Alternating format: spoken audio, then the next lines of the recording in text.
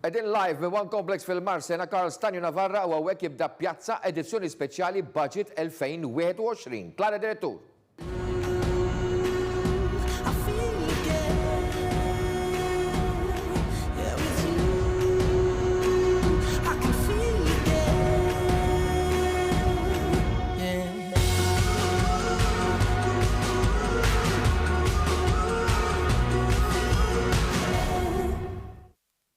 Wara saret tajjeb eżis telespettaturi l-għakom għal din l-edizzjoni speċjali ta' pjazza, programmi maratona fuq One li jibdew minn issa u jibqgħu sejrin għad-diskors tal-Ministru għall-Finanzi Edward Cicluna li għadsa jkun id-disa budget tiegħu u l-ewwel wieħed tal-Prim Ministru Robert Abela. Għaldastant il-Prim Ministru sostna llum permezz ta' tweet illi tema l-budget ta' din is-sena huwa Maltin b'saħħitna il-qudiem. Naraw.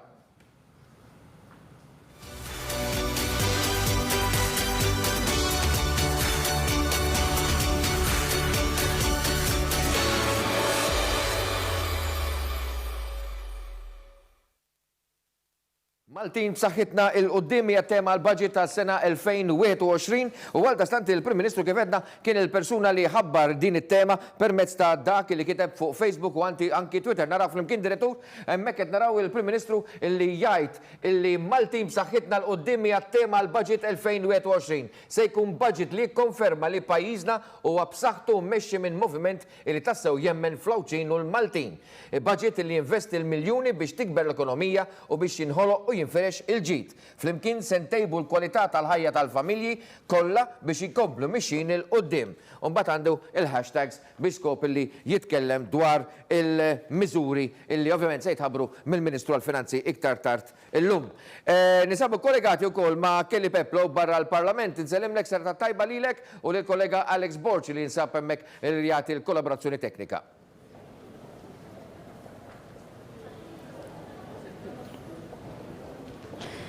Ekku Karl, insellem lil telespettaturi kollha ta' One bħalissa, fi ftit tal-ħin ieħor il-Gvern se jħabbar il-budget għas-sena 2021.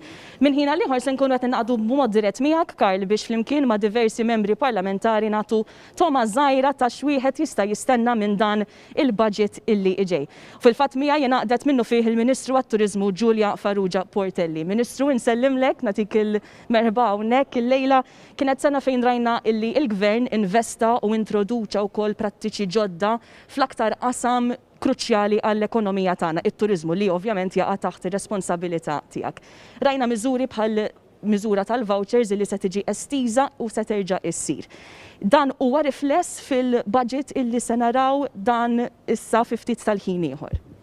Bla dubju għaliex kif qal il-Prim Ministru Robert Abela l-bieraħ meta konna l-imdina dan u budget se jkun budget illi se jkun qrib in-nies. Il-Maltin illi se nkunu f'saħħitna fl-imkien il-qoddim. Huwa budget tal-Maltin, mhux budget ta' gvern. Għaliex kif se jkollna ċans li nisimgħu propju minn hawn ftit tal-ħin ieħor se jkun budget illi dak li se jitħabbar fih se jwieżen u jkompli jżomm saħħithom lill-anzjani tagħna, lill-familji tagħna u b'mod partikolari lil dawk li jaħdmu l-impjiegi min iħaddem u kif semmejt inti dik tal-vouchers hija waħda mill-miżuri li huma riflessi fil-budget tal-lejla. Normalment ma tantx wieħed ikun jista' jitkellem, però xi ħaġa li qala konferma l-Prim Ministru l-bieraħ u allura wieħed issa jistenna d-dettalji ta' kif se titħaddem din il-miżura pożittiva tal-vouchers illi kif nafu kienet idea li lan tagħha kienet illi twieżen mhux biss finanzjarjament lil dawk l-istrutturi, xogħlijiet, restaurants pereżempju, lukandi, eċċetera, tħallew dawn il-vouchers 45 miljun euro fl-ekonomija. 5 miljuni minn dawn kienu fl-ekonomija Awċija. U kemm kien importanti li fil-waqt li il-familji tagħna ma setgħux isifru bħas-soltu jgawdu s-sajf pajjiżi oħra imma il-maġġoranza assoluta għażlu li jiffukaw fuq turiżmu intern. U l-anta dan il-vouchers kien li nwiżnu aħna lil min iħaddem il-ħaddiema tagħna li komplew jingħataw l-għajnuniet permezz tal-COVID supplement u dik hija xi ħaġa li l-Prim Ministru tiġa ta' garanzija illi se nibqgħu inwiżnu x-xogħlijiet biex kontlarjament għal dak li ġara f'pajjiżi Ewropej illi esperjenzaw eluf kbar ta' persuni li tilfu l-impjieg tagħhom f'Malta meta kellna sitwazzjoni fejn il-ħaddiema aħna proteġejnilhom l-impjieg tagħhom u r-rata tal-qata addirittura niżlet u mhux telet kif għamlet fl-Istati Membri tal-Unjoni Ewropea. U allura dawn il-miżuri kollha b'mod pożittiv tajjeb li nfakru li dan se jkun budget illi se jkun 3 darbiet akbar mill-budget ta' qablu. Ġifieri xin tisma' il-figura minna nifissa ifisser serħan il-moħħ. Budget illi se jkollu serħan il-moħħ fil-familji Maltin u Għawċin kollha. Ministru, nirringrazzjak tal-li oġbok tinaqat magħna lejla u nawguralek il-kumplament tal-ħidma tajba lilek u l-kollegi tiegħek. Karl, minn ħina liħor se nerġgħu ninaqdu miegħek b'mod dirett minn quddiem il-Parlament se nitkellmu ma' aktar deputati u aktar membri parlamentari dwar x'nistgħu nistennew mill-budget ta' din is-sena. Karl, għalissa se ngħaddi l-linja lura lilek fl-istudio. Grazie l-Alex u koll, tlobna l-linja mal-li kollok il-gest tijak. Ovvjament huma importanti dawn il-kollegamenti mal-Parlamentu, grazie u koll il-Kamra tal-Aħbarijiet immexxija minn Edward Montebello tal-kollaborazzjoni ma' dan il-programm. Infakkarkom li fi 6:30 nagħmlu kollegament live mal-Palazz anzi mhux mal-Palazz, mal-Parlament fejn hemmhekk se jkun hemm il-Ministru għall-Finanzi Edward Cicluna jasal biex jindirizza l-Kamra u jippreżenta l-budget tas-sena 2021. U mbagħad ovvjament wara d-diskors tal-budget ikun hemm l-aħbarijiet u mbagħad il-programmi speċjali fejn ikun hemm l-analiżi u anki r-reazzjonijiet tal-korpi kostituiti ibqgħu dejjem intonati fuq One Television. Issa, merba l-mistednin li għandna hawnhekk, Clayton Bartolo, segretarju parlamentari u l-membru parlamentari Ewropew Josiane Cutajar. Selimkom u għal-salar tajjeb lilkom. Mela, qabel ma nibdew nitkellmu naraw daqsxejn il-ħidma tal-Gvern immexxija mill-Prim Ministru Robert Abela flimkien mal-Ministru għall-Finanzi Edward Cicluna, segretarju parlamentari Clayton Bartolo jaħdmu flimkien lejlu nar sakemm sal-bieraħ stess u anke dal-għodu stess fit-tfassil tal-budget. Naraw dan il-filmat.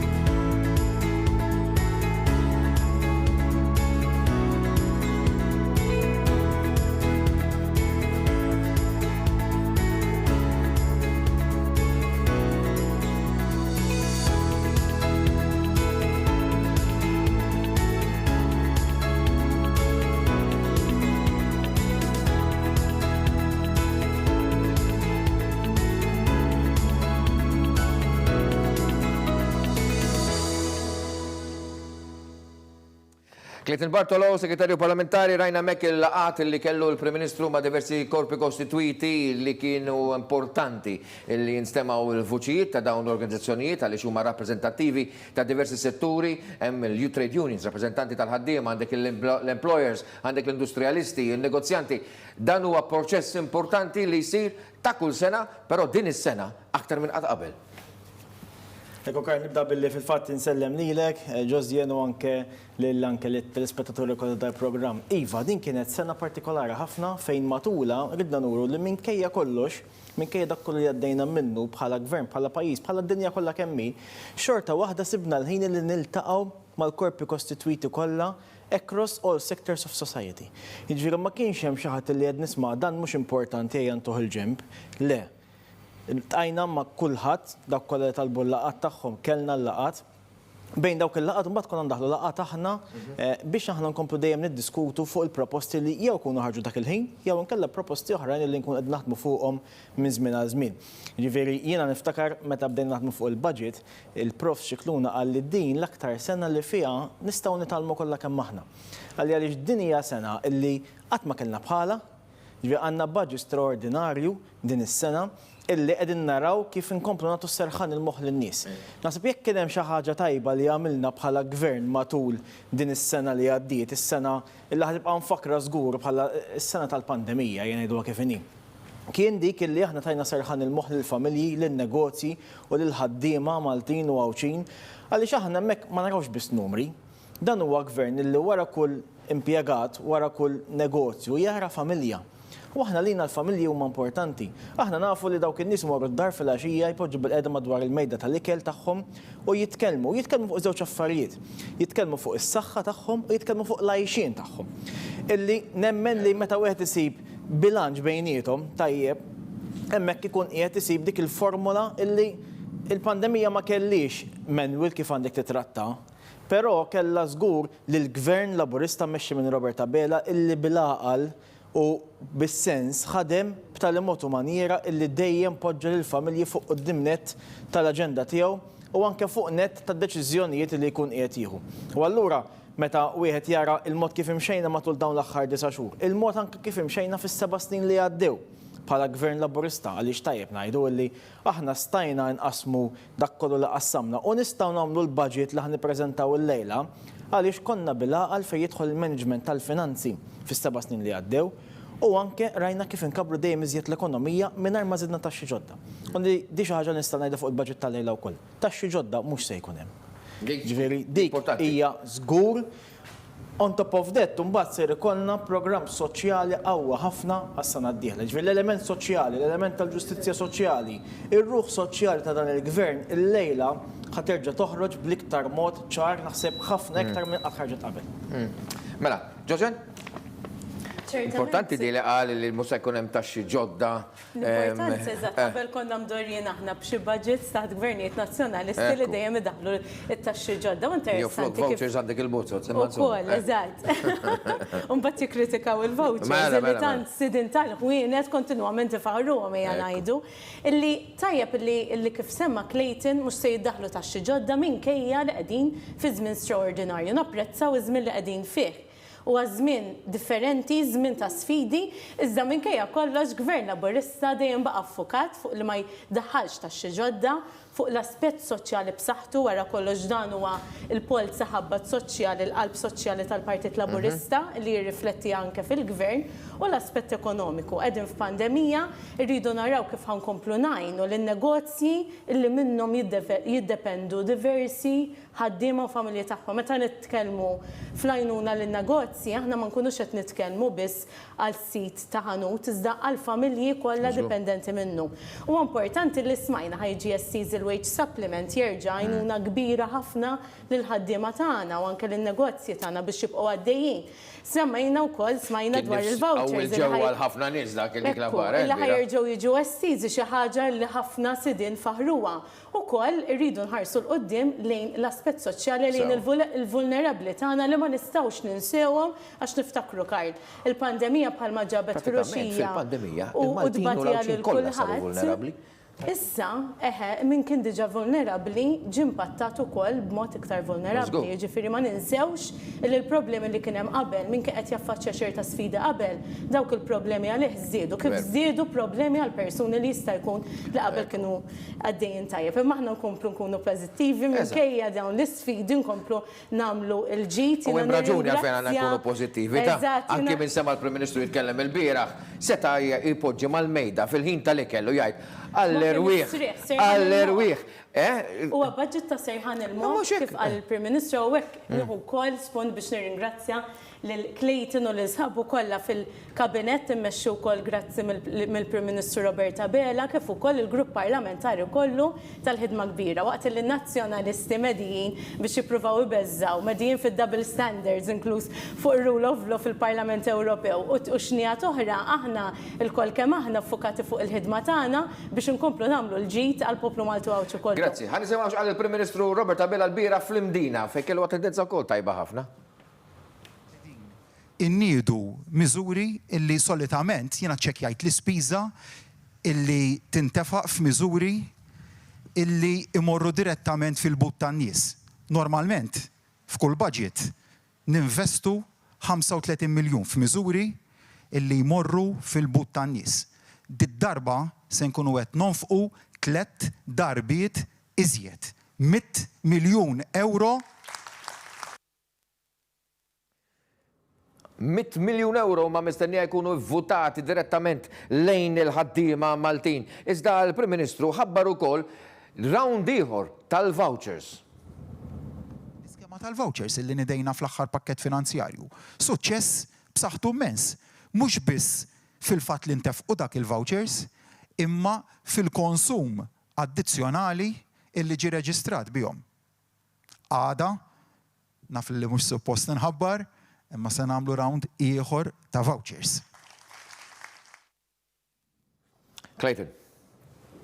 Karl, hawnhekk qegħdin naraw aħna kemm il-Gvern qed jaħdem bil-għaqal u qed jifhem illi il-vouchers l-ewwel nett tajjeb ngħidu li l-vouchers huma ta' sosten għall-ekonomija u għan-negozji, però aktar minn hekk huma ta' sostennu ukoll għal dawk il-familji li forsi kienu iżommu ftit lura milli joħorġu s-sibt jew il-ħadd mal-familja tagħhom. U apparti minn hekk rajna wkoll il-mod tal-vouchers ta' kif huma mqasmin. Aħna konna mdorrijin 4 vouchers ħomor u wieħed blu biex ngħidu hekk. Il-gvern anke hemmhekk ħaseb biex ikun qed jagħmel studju tajjeb biex naraw kif ser jinħarġu daw il-vouchers. Xi ħaġa li lejla ħadd tkun qed tħabbar ukoll. Minix ħanikxef segreti, pero hawnhekk il-gvern x'għamilna proposta minn sezzjoni. Illi jkun hemm parti tar-retail li tikber. Biex ikun hemm parti soċjali biex jitqassam bejn ristoranti u lokandi u l-ħwienet tal-merċa. Hawnhekk rajna għal darba kemm aħna gvern li jisma'. Gvern li jisma' jiddeċiedi u jaġixxi. U meta inti tkun qed tisma' lis-setturi kollha kemm huma tinduna li xi ħaġa li kienet tajba tista' ssir aħjar. Mela allura għalfejn ma nibdluwix u nagħmlu aħjar. U dal-gvern hekk se jkun qed jagħmel, dal-gvern ser jaqbad daw il-miżuri u jagħmluhom dejjem aħjar. Għandna l-istess fejn jidħol wage supplement. Xi ħaġa tkun tiġi estiża għas-sena d-dieħla, però ser tkun qiegħda ssir aħjar biex ngħinu lil min l-iktar għandu bżonn. U dan huwa t-tip ta' approach li l-pajjiż għandu bżonn. Il-pajjiż għandu bżonn approach illi nagħmlu l-aħjar użu mir-riżorsi kollha illi għandna. U b'dak il-mod inti allura tkun tista' anke ittawwal il-longevità tar-riżorsi li għandek u anke tal-miżuri li tkun qed tieħu. Għaliex ħafna drabi il-miżura tkun tajba ħafna u jkollha impatt qawwi meta tiddaħħal. Imma mbagħad jibda jnaqqas lejn l-aħħar tagħha. Issa, is-sigriet huwa illi meta inti tinduna x'hemm bżonn jinbidel, tibdilha mill-ewwel. Allura b'dak il-mod inti erġajt tajt il-ħajja mill-ġdid lil dik il-miżura, tajt il-ħajja mill-ġdid lill-ekonomija Maltija u fl-istess ħin qiegħed kompletati dak is-serħan il-moħħ lill-familji Maltin Wawċin, is-serħan il-moħħ li huwa tant importanti u li meta wieħed jitkellem mal-familji Maltin Wawċin, ġifieri aħna ta' kuljum ikollna laqat, telefonati, messaġġi, illum il-ġurnata aħna rridu nżommu ruħna aċċessibbli lill-poplu barra. U minkejja kollox, illum aktar minn qatt qabel ekku. Tinduna kemm importanti s-serħan il-moħħ għall-familji Maltin Wawċin. Ġifieri jekk inti għandek ommu missier id-dar dawn ser jaħdmu fit-tfal tagħhom. Ma tihomx tort. Għaliex huma dak huwa l-istint tal-familja tiegħek. U allura aħna dak li rridu, aħna qed naraw il-familji u rridu li l-Maltin jimxu b'saħħithom il-qudiem. Jien hemm minister jitwar fil-mertu tad-diskors minn tal-oppożizzjoni rigward il-vouchers għax huwa banali. U anki intom dar meta smajtuhom ġibtu għajnejkom wara widnejkom m'hemmx għalfejn noqgħod nirrepeti dan il-ħafna ħmerijiet li qed jingħadu minn tal-oppożizzjoni rigward il-ħruġ ta' dawn il-vouchers. Però x'inhija l-verità dwar dawn il-vouchers? Ftit tal-jimilu sar studju minn Vince Marmara statistiku illi għamel stħarriġ fost opinjoni pubblika u ħareġ biċ-ċar illi kienu madwar 52 miljun euro li kienu ġenerati fi spazju ta' ftit ġimgħat permezz ta' dawn il-vouchers. U kienu vouchers li għamlu differenza mhux biss għan-negozji, iżda għamlu differenza wkoll għal Maltin u Wawċin, il-familji, l-individwi u manfushom. Għall-inqas dan l-istress kollu tal-pandemija tpoġġiet bis-sima il-Ministru Silvio Xkembri. Dik kienet skema li kif setgħu juru ċifri kienet ta' suċċess u ta' suċċess għaliex nistgħu ngħidu il-qatna ħafna punti bi skema waħda. Kellek l-aspett soċjali li tajna 100 euro voucher lil kull familja lil kull persuna ta' aktar minn 16 sena ġewwa Malta. Ġifieri kellek nies li 100 euro voucher għalihom ifisser ħafna. Imbagħad mill-aspett ieħor mill-aspett ekonomiku kienet suċċess kbir. Ġifieri għal-fatt li kellek tista' tgħid kważi n-negozji kollha li kienu milquta, jekkux hotel, jekkux ristoranti, jekkux ħwienet ta' retail, il-maġġor parti tagħhom żammew l-impjegati hemmhekk, anke grazzi għal miżura bħal di li żammet l-attività għaddejja. Biss jiġifieri din miżura bħala gvern allokajna iktar minn 44 miljun euro. Peress li inti dak li jkun meta joħroġ ma jonfoqx l-20 euro eżatt, iżda jonfoq iktar, dik kellha multiplier effect.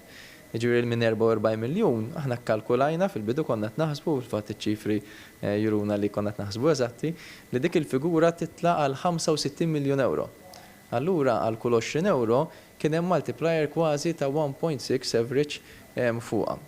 U hemmhekk il-mod kif wieħed qed iħares anke issa fil-budget li ġej li naraw anke miżuri mhux strettament bil-fors kwistjoni ta' voucher jew le, imma anke miżuri oħrajn jekk hux relatati mal-investiment irridu naħsbu bl-istess linja ta' ħsieb li n-negozji tagħna għandhom flus, il-familji tagħna għandhom flus, melejja naraw li nkomplu nassistu ħalli nuru issa li dan huwa żmien li wieħed jinvesti. Dan huwa żmien li issa nibdew nħarsu lil hemm il-COVID, irridu nħarsu l-qudiem, ħalli nerġgħu nibdew il-ħajja tar-rutina normali li konna qabel. Ġużek Tajjer. Kif qal ukoll l-Onorevoli Silvio Xkembri seħibna u kif qal Clayton iktar kmieni huwa realtà li dan huwa wkoll kellna inċentivi ekonomiċi li l-Gvern ressaq il-qudiem. Aħna kellna mini budget qabel ukoll, ġifieri. Inti għawċija. Il-vouchers fissru imbuttatura qawwija ħafna l-ekonomija għawċija li żamm l-impigi ġo Għawdex u l-Maltin setgħu igawdu sajf ġo Għawdex li kien l-akbar esperjenza ta' staycation li qatt kien hawn fl-istorja tagħna. Tant jiena nirringrazzja l-ewwel nett verament il-Maltin li ġew iżuruna wkoll matul iż-żmien ta' pandemija. Kien ta' onur ukoll li Għawdex jospita diversi Maltin. Kemm il-darba jospita l-Maltin iżda iva waqt il-pandemija kien importanti it-turiżmu intern. Meta nitkellmu fuq l-aspett turistiku, aħna ma nistgħux inħarsu biss l-aspett ta' turiżmu li jiġi minn barra l-pajjiż. Għax kif rajna pandemija tista' twaqfu dan jew tillimita b'mod sħiħ. U għalhekk importanti li t-turiżmu intern investu fih.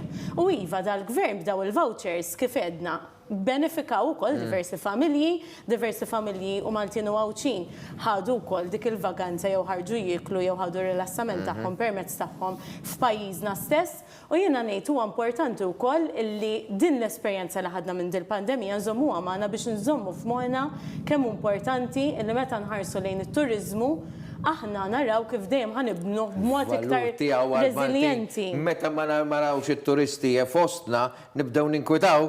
X'differenza tagħmel meta toħroġ barra tara karozzi tal-kiri, la tara l-turisti jippassiġġaw, tara l-lukandi kif huma. Tibda tinkwita, mbagħad meta jkollna taħodha for granted. Għalhekk nistgħux noħduha for granted u din hija eye-opener fettilna jnejna li t-turiżmu rridu ninvestu fih, rridu nagħmluh iktar reżiljenti u din xi ħaġa anke li fuq livell Ewropew fit-Tourism Task Force qed naħdmu fuqha biex naraw li l-aspett turistiku tagħna inħejjuh nagħmluh b'saħħtu biex kien hemm xokkijiet simili għal dil-pandemija fil-futur ikun jiflaħ għalihom iktar. Però jiena ċerta wkoll li fil-budget illejla ħanisimgħu iktar dwar kif il-gvern ħajkompli jibni mal-miżuri li ħa biex isaħħa l-aspett turistiku, l-operaturi u l-ħaddiema li tant jiddependu minnu. Clayton, għal-min jħares, min jara l-aħbarijiet internazzjonali, kull pajjiż kienet jappella għal-turizmu intern, għaliex ħadd ma kienet jiċċaqla minn pajjiż għal ieħor li kienu ftit negliġibbli l-perċentwali ta' nies li vjaġġaw għal-holidays tagħhom. Però ħadd ma rreġistra suċċess ta' turizmu intern daqskemm gawdejna f'Malta. Ovvjament għax kien hemm l-inċentiv li ħadd ieħor ma setax jaffordi għalli jagħti. U Karl, biex inkompli nibni fuq dan li qed tgħid inti, naħseb li dan kien żmien fejn urejna tassew il-qalb tal-Malti u l-Għawċi. Fej hawnhekk inti tinduna kemm verament il-Malti huwa l-aqwa turist li jista' jkollok. Jiena ġej minn familja li għamilna omorna u żmienna fil-qasam tat-turiżmu. Ngħix il-Mellieħa fejn hemm xejn naqas minn 13 il-lukanda u 20 ta' ristoranti. Jiġri l-ewwel nett il-fatt li toħroġ fit-triq kif qed tinteżad. U ma tarax turisti mexjin fit-triq tħossa. Tħossa ġo fik, tara triq vojta, tara dawk ir-ristoranti vojta, tara dak l-investiment, mijiet ta' eluf ta' euro f'investiment f'lukandi illi daw ikun qegħdin jaħsbu għas-sena ta' wara. U meta wieħed ikun qed jippjana s-sena ta' wara, jiġri daw wieħed jifhimhom tal-lukandira. Meta wieħed qed jippjana, l-ewwel ma jippjanax għal numri baxxi, ma jippjana għal ċertu numri. U t-tieni nett mbagħad ikun qed jippjana anke fit-tul. Issa, jiena nemmen illi dawk in-numri forsi bħalissa mhumiex qegħdin jiġu, allura nħarsu lejn turist ta' kwalità ogħla. Turist ta' kwalità ogħla li kapaċi jħalli n-nefqa iżjed ekku, eżatt. U naħseb hemmhekk imbagħad tidħol l-istrateġija tal-gvern, anke fejn jidħol Għawdex, anke fejn tidħol diversifikazzjoni tal-ekonomija. Illi inħarsu biex it-turizmu importanti, il-manifattura importanti, però mbagħad hemmhekk jidħol anke l-aspett diġitali tal-ekonomija tagħna. Fejn aħna rajna illi l-aspett tal-ekonomija diġitali baqa' dejjem għaddej, baqa' dejjem jissaħħaħ. Kien wieħed mill-aspetti li l-inqas li tajna jnuna fil-verità. Għaliex meta tara inti kumpaniji tal-gaming illi minkejja kollox dawn baqgħu jirreġistraw it-tkabbir tagħhom, għadhom qegħdin ifittxu in-nies biex jitlu. Di importanti ħafna. U pereżempju jiena sa ftit tal-ġimgħat kon dejjem ngħid illi hawn 700 post tax-xogħol illi ma jistgħux jimtlew fil-qasam tal-gaming. Żdiedu terġa' abżut minn 100 din il-ġimgħa. Terġa' din il-ġimgħa jiena tkellimt mal-Malta Gaming Authority. 800 post tax-xogħol li għadhom ma ntlewx. Għadhom ma ntlewx le. U waqt il-pandemija kellek kumpaniji li jagħmlu restructuring, Sewa. allura jkollok min forsi spiċċa bla xogħol daħal jaħdem ma' kumpaniji oħra, u dal-postijiet tax-xogħol xorta waħda ma mlejnihomx. Għandhom rata ta' assorbiment qawwi. Ekku, iva. Issa, wieħed irid jara wkoll illi ikollna il-workforce tagħna aħna adattata u trenjata biex tidħol f'dal postijiet tax-xogħol. Għawek għatmis ma dak li qal il-Prim Ministru l-bira fl-Mdina dwar il-ħaddiema u x-xogħol. Li se joħroġ mill-budget tagħna li nsaħħu x-xogħol. Ix-xogħol tant importanti għall-bniedem. Li nħallu l-businesses tagħna bis-serħan il-moħħ illi jistgħu jibqgħu għaddejjin u lil ħaddiema li l-inkam tagħhom se jibqa' dieħel. Ġożjan. Kif qed insemmu x-xogħol qasam tax-xogħol li dan huwa l-partit tal-ħaddiem, anke f'din met-sena nfakru fl-eruq tagħna, importanti li dejjem naraw kif dejjem ħanoħolqu iktar xogħol u ninvestu fil-ħaddiema tagħna. Clayton għadu kemm qal punt importanti. Il-qasam diġitali iva, it-turiżmu importanti, iżda importanti wkoll illi niddiversifikaw biex l-ekonomija tagħna ma tibqax dipendenti biss jew over dependent fuq niċċa waħda. U l-aspett diġitali biex aħna verament nkunu leaders fih. Irridu naraw li jkollna l-ħiliet, ġifier li l-ħaddiema tagħna irridu naraw li ntuhom l-skilling, il-ħiliet neċessarji biex dawn ikunu kapaċi wkoll jikkompetu u jimxu minn ta' qudiem fejn tidħol l-aspettattiva teknoloġika. Fih dan l-Unjoni Ewropea qed nitkellmu ħafna bħalissa fuq l-aspett ta' twin transition li huwa l-iżvilupp ambjentali flimkien ma' l-iżvilupp teknoloġiku. U iva rridu nħarġu lil ħaddiema u l-intrapriżi tagħna f'daw iż-żewġ setturi importanti li huma fuq qudiem tal-aġenda. Id-diversifikazzjoni tal-ekonomija. Silbieraħ għal-nubit tiegħi qatt nisma' l-kap tal-oppożizzjoni jitkellem fuq it-televiżjoni fejn qed jikkritika lill-gvern li din l-ekonomija ma ddiversifikax u ma sabx niċed ġodda. U ġab eżempju ta' mejda illi tneħħilu s-saqaj u ovvjament skontu diġà il-mejda elbet. U jiena qed ngħid imma f'liema pajjiż qed jgħix. Jien naħseb li anka ħammur pass qabel dak. Jekk wieħed jara anka l-pre-budget document li ħareġ il-Partit Nazzjonalista, tara numru ta' żbalji fatwali u bażiċi fejn tidħol l-ekonomija u fejn jidħlu l-finanzi tal-pajjiż. Issa li jiġi l-kap tal-oppożizzjoni, l-ewwel qed jiena għandi dubji kbar dwar il-kredenzjali tiegħu fejn tidħol it-tmexxija tal-ekonomija. Meta qed ngħidu tmexxija tal-ekonomija xi tfisser tfisser il-pensjonijiet tan-nies li lejla ħarġgħu jiżdiedu, ifissru l-istipendji taż-żgħażagħ, ifissru l-postijiet tax-xogħol, ifissru bażikament is-serħan il-moħħ illi qiegħed jagħti dan il-gvern fejn jidħol il-pajjiż kollu kemm hu. Imma li tiġi tgħidli li ma ddiversifikajniex l-ekonomija matul dawn l-aħħar 7 snin, jiena naħseb illi jew għadu qed jgħix qabel l-2013 meta kellna waħda mill-ogħla rati ta' qatt u pajjiżna kien f'excessive deficit procedure. Kellha ma kienx Malta. Jew kellha forsi kienet il-Greċja. Eżatt. Ma nafx jiena ta' Jiena qed naħseb u nżid miegħek Clayton u jikkritika għax qed jgħid ma ddiversifikajniex. Nixtieq instaqsih semmejna l-Għawdex x'għamel il-Partit Nazzjonalista fuq Għawdex. Għax li f'kumpanija li ta' parsi kienet investiment tal-kards li fallit wara ftit u dawr id-demba ma mhix. U ma nsewx kellha tiġi dik il-kumpanija tal-Brażil li baqgħet ma ġiet qatt tal-Liberek. Brażil waqt li gvern laburista nsemmu l-Għawdex biss, mbagħad Malta kien hemm diversi investimenti oħra, ma nsemmu l-Għawdex għamel diversi investimenti importanti, inkluż fejn tidħol il-Barts, inkluż fejn tidħol ukoll l-arstu u l-innovazzjoni l-aspett diġitali tagħna li għandna wkoll id-Digital Innovation Hub ġewwa Għawdex. Ġifier nixtieq ukoll insaqsi ftit il-kap tal-oppożizzjoni biex ħarsa madwaru jista' jikkritika mill-laqas prova iġib investiment f'settur li ġa kien hemm maħseb wara kemm id-diversifika. Ġabba ċentrali jaħseb wara, ma insomma. Il-verità li matul is-7 snin li għaddew, il-gvern kompla jaħdem biex dejjem wessa iżjed l-ispettru ekonomiku ta' pajjiżna.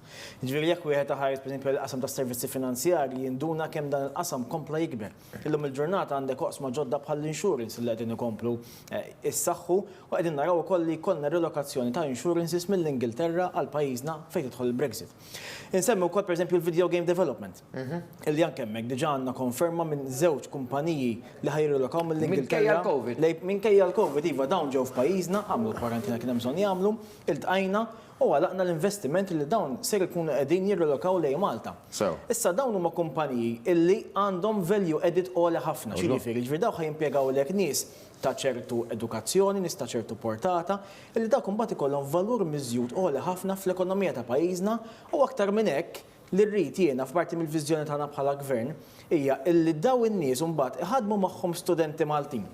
biex hemmhekk aħna qed naħsbu għal 10 snin li ġejjin tal-ekonomija ta' pajjiżna. Dak U hemm investiment. hu sabiħ, dak hu l-investiment, l-edukazzjoni li jiena nanna Karl kienet tgħidli, dak li titgħallem ma joħodulek ħadd. Eżatt. U dak huwa il-mantra tagħna kif aħna rridu naħdmu mal-istudenti tagħna, kif aħna rridu Għalhekk naħdmu anke importanti l-edukazzjoni, mal-ħaddiema. jistudjaw iridu mhux. L-edukazzjoni kollox, l-edukazzjoni hija ċavetta għas-suċċess fil-ħajja. Jiġifieri wieħed irid tajjeb li jitgħallem, tajjeb li jistudja, imbagħad imma għandek l-element edukattiv illi jieħdok hemm barra fuq il-post tax-xogħol li tkun kapaċi li forsi minn post tax-xogħol wieħed taħdem fieħor differenti, dik li hija magħrufa bħala employability, illi llum il-ġurnata anke maħabba l-pandemija hija importanti ħafna. U naħseb illi dawn noqsma ġodda illi qegħdin aħna noħorġu bihom, pereżempju ħankun qed ninvestu anke fejn jidħol il-cloud, fejn jidħol cyber security, dawn huma kollha elementi importanti illi kapaċi joħolqu ħafna iżjed opportunitajiet ta' xogħol għażmien li ġejjin. Li kieku aħna meta konna żgħażagħ kellna dawn l-opportunitajiet dawn inkredibbli, id-dinja hija miftuħa berak. U dal-pajjiż kejken għandu l-opportunitajiet kollha żgħażagħ. Meta konna żgħar aħna ħafna mill-boys jgħidu l irid insir pilot la nikber u l-girls ma nafx kien jgħidu meta kienu żgħar. Illum teacher forsi. Illum il-ġurnata tfal tal-lum anke jħarsu lej karriera li forsi ma nħarsux lejhom aħna. Pereżempju jgħidlek jiena t-tifel tiegħi għandu 6 jgħidli jiena rrid insir YouTuber meta nikber. Jew rrid insir gamer. U dawn huma oqsma illi aħna bħala pajjiż anke minħabba ċ-ċokon tagħna kapaċi illi nisfruttawhom u nieħdu l-aħjar opportunitajiet tagħhom. Ġi f'dal każ is-sajż żgħar ta' pajjiżna huwa ta' vantaġġ għalina għaliex jekk ikollna ftit ma rridux. Mela, sinjuri, aħna qeddejna minn żmien 7 snin sħaħ ta' ekonomija tikber u tikber u tikber. U min ikejjel l-ekonomija ta' pajjiżna jara illi f'7 snin ġie rdoppjat dak li nħoloq f'pajjiżna mill-indipendenza sal-2013. Nis li ovvjament kulħadd jgħix f'dinja u jaf ir-realtà ta' madwarna fejn qisu donnu kollox waqaf ħesrem f'Jannar meta faqqat il-pandemija. Mad-dinja kollha donnu kienaw friża. Però xorta waħda dal-pajjiż jirnexxielu jkun miraklu fejn permezz ta' ideat minn gvern li jmexxi jirnexxielu jpoġġi lil Malta fuq il-quċċata tas-suċċess ekonomiku. Għax Karl, immorru għal punt li nallaċċama li għal Clayton. Illi ċokon ta' pajjiżna aħna nistgħu naraw bħala żvantaġġ. Iżdejja ndawru dawk l-isfidu u l-vantaġġi f'opportunitajiet, iċ-ċokon mhuwiex biżvantaġġ, iżda jista' jkienna biex inkunu minn ta' quddiem ukoll. U ċ-ċokon ma jagħmlekx inqas kapaċi minn ħadd ieħor, anzi aħna iktar reżiljenti bħala poplu żgħir u insulari biex aħna naffaċċjaw dawn l-isfidi. U iva 7 snin ta' ħidma ta' gvern laburista, il-ħidma biex l-ekonomija tagħna marret qudiem iċ-ċertifikati ekonomiċi. Il-ħidma li saret qed insarfu anke issa u qed inkomplu nibnu fuqha. Li kieku gvern laburista ma kienx bilaqal u għamel bħal ta' qabilna bħal Partit Nazzjonalista li ħlief iberba' ma kienx jagħmel, allura kien ikollna diffikultà. Kompli nitkellmu, hawnhekk naraw il-Ministru għall-Finanzi qed jasal il-Palazz ta' San Anton fejn se jmur jiltaqa' mal-President fejn hemmhekk se jippreżentalu il-diskors tal-budget fejn hemmhekk se jiġi iffirmat. Il-Ministru għall-Finanzi Edward Cicluna, illi jasal hemmhekk mal-segretarju privat tiegħu kif ukoll mas-segretarju permanenti tiegħu li jiġu skortati ġol palazz ta' San Anton fejn hemmhekk se jiltaqgħu ukoll mal-President ta' Malta, l-Eċċellenza tiegħu George Vella.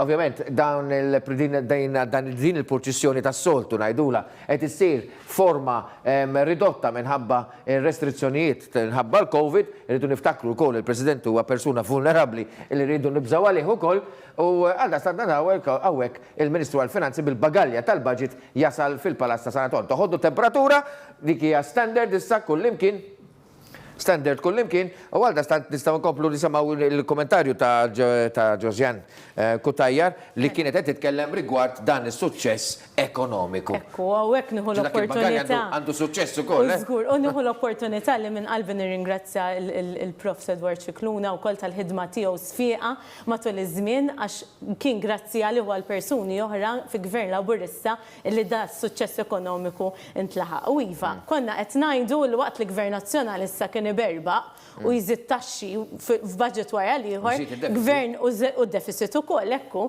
Gvern Laburista kien bilaqal U rajna r-riżultati ekonomiċi ċertifikati internazzjonali wieħed wara li ieħor biex illum il-ġurnata nistgħu nkomplu nissaħħu, nistgħu nkomplu wkoll illi dak il-ġid illi sar il-track record pożittiv l-ekonomija nkomplu nibnu fuqu u hawnhekk ukoll nirringrazzja għal darb'oħra l-Prim Ministru Roberta Bella flimkien mat-tim kollu illi ġodin il-pandemija u l-isfidi mhux tajna qalbna, iżda iktar saħħaħna biex inkomplu mexxi l qudiem. U kif jgħid l-slogan irridu nkomplu nżommu f'moħħna li aħna Maltin, għax aħna gburin li aħna Maltin, mhux bħal min jiddejaq jgħid li hu Malti, u dejjem inħarsu bil-viżjoni iffukata l qudiem. U aħna Maltin b'saħħitna il-qudiem. Clayton, kont se tgħid xi ħaġa. L-darba tinsemmu d-deficit, għax inti għamil taċċenna d-deficit.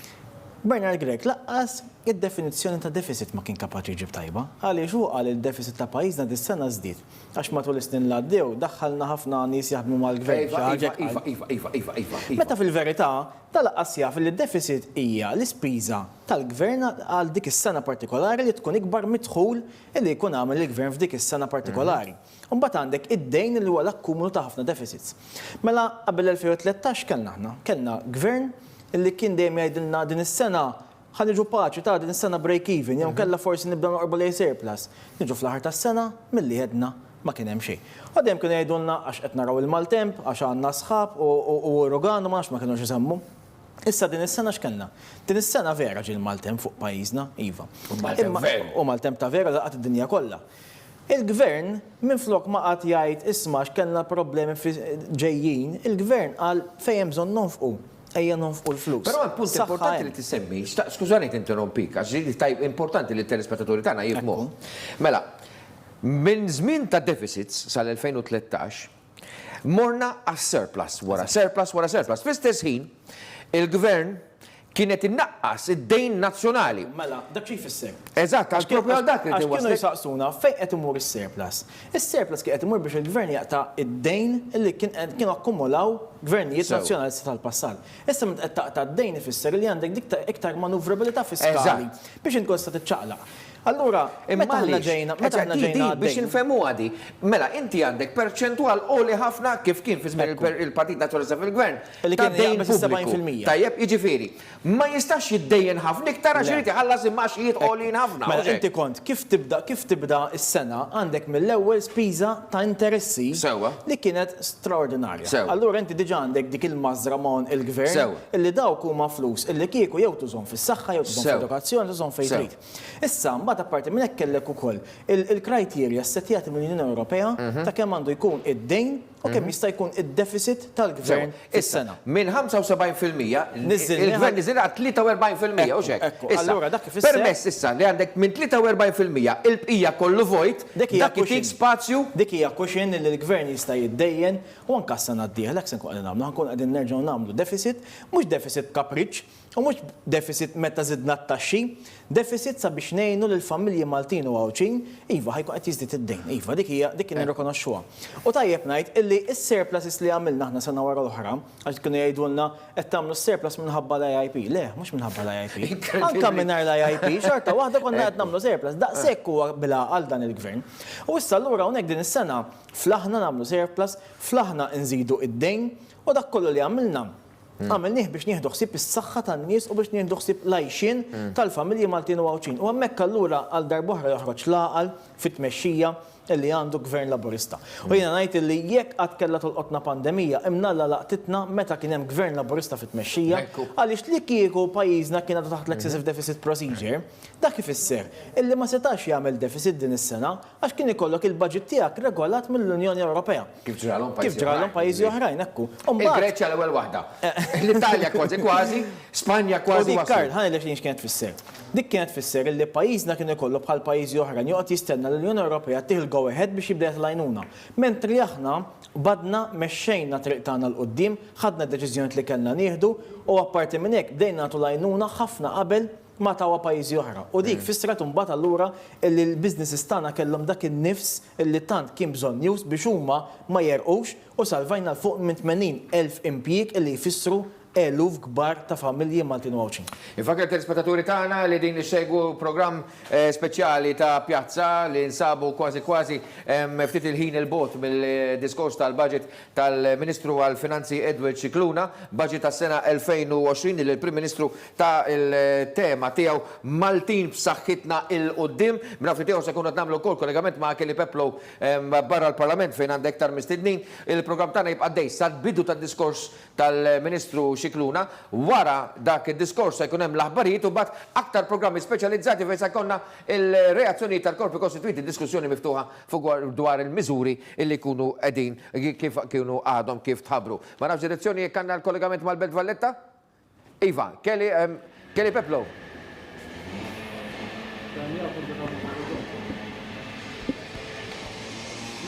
Insellim lek mill-ġdid, Karl, għadna barra l-Parlament kif qed tajjeb inti se nkomplu niltaqgħu maktar membri parlamentari u se nitkellmu ftit issa dwar ir-riformi li huma magħrufa lihom dan il-Gvern. Biex nitkellmu dwar dan għandi l-Segretarju Parlamentari responsabbli mir-riformi Rozjen Kutajjar. Rozjen, insellim lek. Salim lek, Kelly.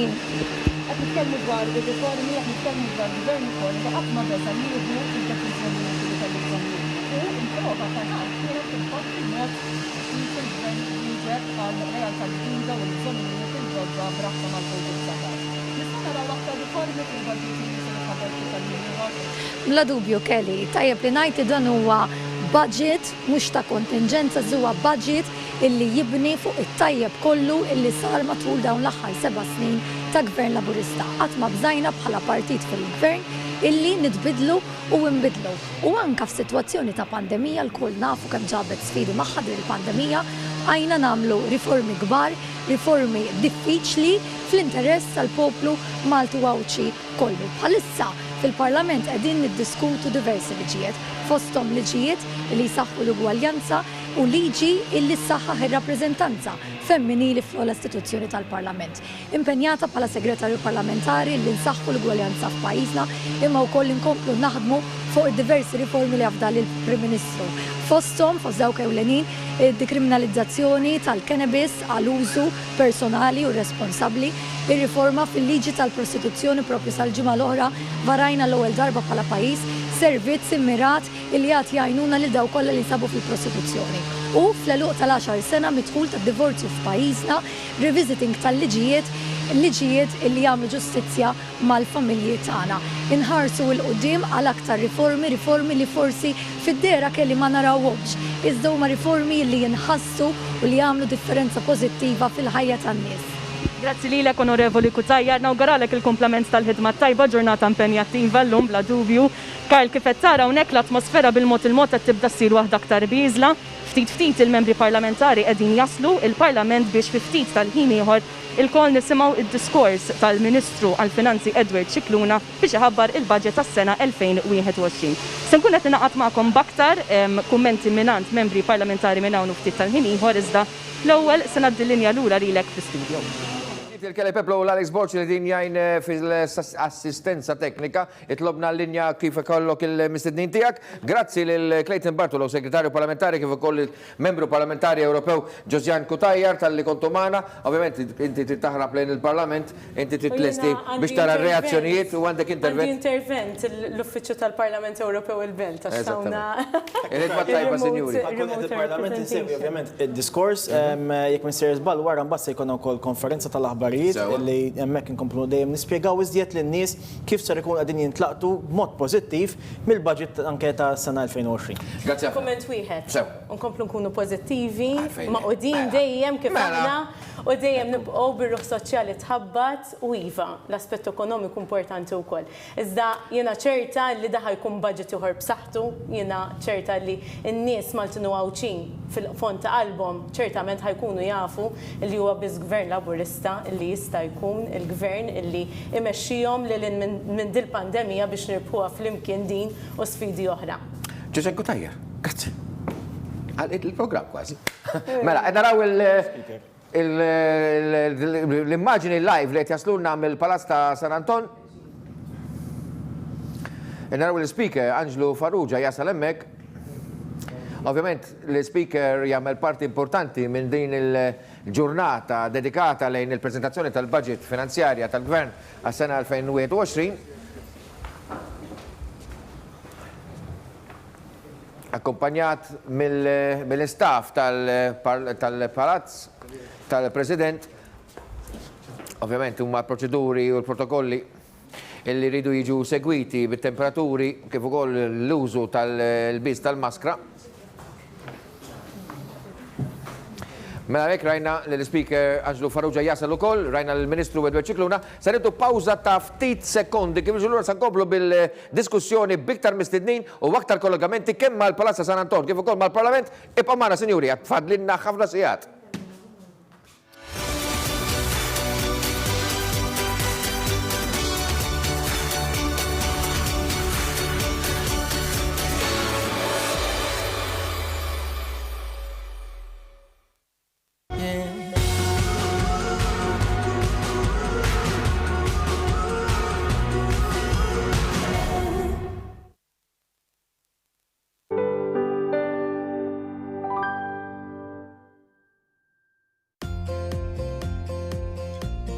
Sufanijiet tal-aqwa kwalità, stili u isin varjati li jinħadmu f'materjal differenti bħal ġilda, microfiber u f'kuluri varjati.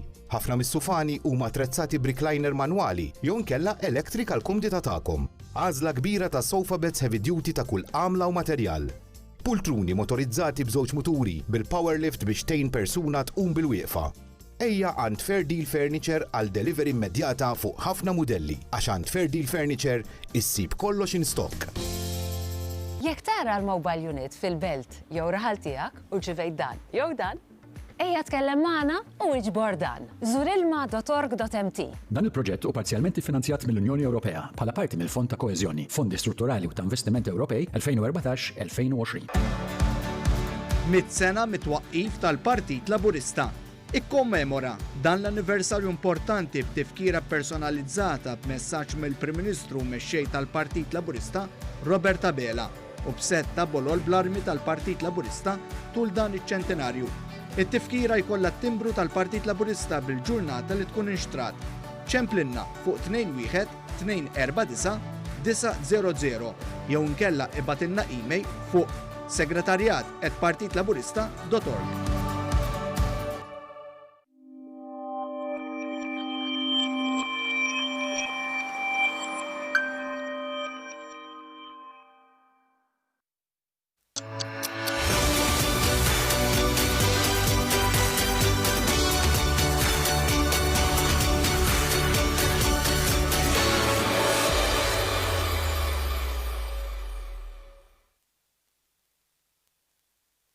Merba lura, għaziz telespettaturi, din isegwu l-programm dirett, programm maratona, illi ovvjament marka l-ġurnata tal-prezentazzjoni tal-budget mill-Ministru għal-Finanzi Edward Cicluna. Inaqdu maħna żewġ mistednin oħrajn, għandi l-Segretarju Parlamentari Stefan Zinzo Zoppardi u l-James Grek, illi ovvjament kien kandidatu kol tal-Partit Laburista, u tajb li nitkellmu rigward dak li qal il-biraħ il-Prim Ministru pal għal-bilda għal-budget tal-lum. Apparti t-tema illi qed jgħid Maltin b'saħħitna il-qoddim, qed jagħti imbuttatura isu injezzjoni ta' fiduċja fil-poplu Malti, mhux biss għal feel good factor, iżda anki tgħin għall-ispirtu ta' saħħa tagħna stess psikoloġikament u anke l-ekonomija, riflessa wkoll fil-konsum. Nismaw. Miżuri li se jinċentivaw il-konsum min-nies li fuq kollox fejn jista' jkun hemm il-qtieħ il-qalb se jdaħlu tama u serħan il-moħħ. Dak it-tema prinċipali tal-budget tagħna.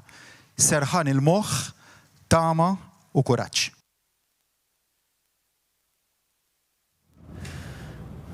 Stefan, tama, kuraġġ, dawk kliem importanti ħafna f'dan iż-żmien ta' pandemija. Naħseb Karl, waħda mill-affarijiet illi mexxiet il-Gvern tul dan iż-żmien ta' sfida li kellna qudiemna kien propju illi nagħtu dak kollu meħtieġ biex lill-poplu ntuħ isserħan il-moħħ. Isserħan il-moħħ lil dak il-ħaddiem illi ra il-wage supplement jingħata u bekk salvajna l-postijiet tax-xogħol. Isserħan il-moħħ illi bl-ippjanar u d-deċiżjonijiet it-tajba li saru fil-qasam tas-saħħa nafu li għandna qasam tas-saħħa li lest biex jagħti kull tweġiba għal dak kollu li tista' ġib il-pandemija. Isserħan il-moħħ. Għaliex inti taf fejn qiegħed ma' dan il-gvern li dak iwassal għat-tama. It-tama li għada se nkomplu nkunu aħjar, se nimxu iktar il-qoddim, il-fiduċja. Il-fiduċja li dan il-poplu għandu f'dan il-gvern u tibqa' sostnuta anka rajna meta mistoqsi l-poplu Malti f'min għandu l-aktar fiduċja f'dan il-pajjiż, fiduċja illi titkompli tissarraf f'aktar xogħol. Deċiżjonijiet għaqlin illi mhux biss inwieġbu għall-isfidi li għandna mqudiemna, imma dan il-budget kif anka qal il-Prim Ministru l-bieraħ irid iservi bħala dik iċ-ċavetta illi nerġgħu nimxu l-qudiem ekonomikament. Dan il-pajjiż dara fi żmien fejn konna qegħdin niġru l-qudiem, fejn konna qegħdin naraw tkabbir ekonomiku mingħajr ebda preċedent. Jekk din is-sena l-affarijiet marru ma tieħor, mhux għax kien hemm deċiżjonijiet ħżiena, imma għaliex iċ-ċirkostanzi ġew kif ġew. Imma aħna ma blebda mod ma rridu nibatu xi sinjal taqtoħ il-qalb. Mela, hawnhekk qed naraw il-wasla tal-Ministru għall-Finanzi Edwin Cicluna fis-sala għand il-President George Vella fejn hemmhekk qed jippreżentalu il-diskors tal-budget. Ħan nisimgħu il-diskors li qed isir minn naħa tal-President u anke mill-Ministru għall-Finanzi.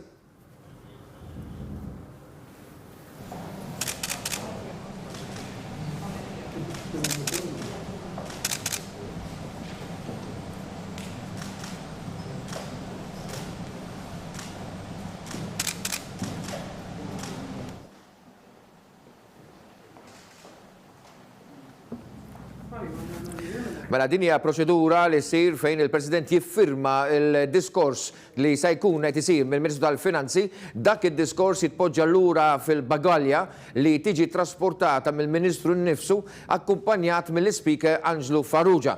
Għal raġunijiet ta' restrizzjonijiet tal-Covid, il-President qed jażel li jibqa' fir-residenza uffiċjali tiegħu li huwa l-Palazz ta' San Anton qabel konna nidrajna li naraw din il-proċedura ssir fil-Palazz tal-Belt Valletta. Issa naraw il-President illi iffirmaw l-autorizzazzjoni tiegħu biex dak il-diskors ikun jista' jsir fil-Parlament. Nisimgħu iktar mill-Palazz ta' San Anton.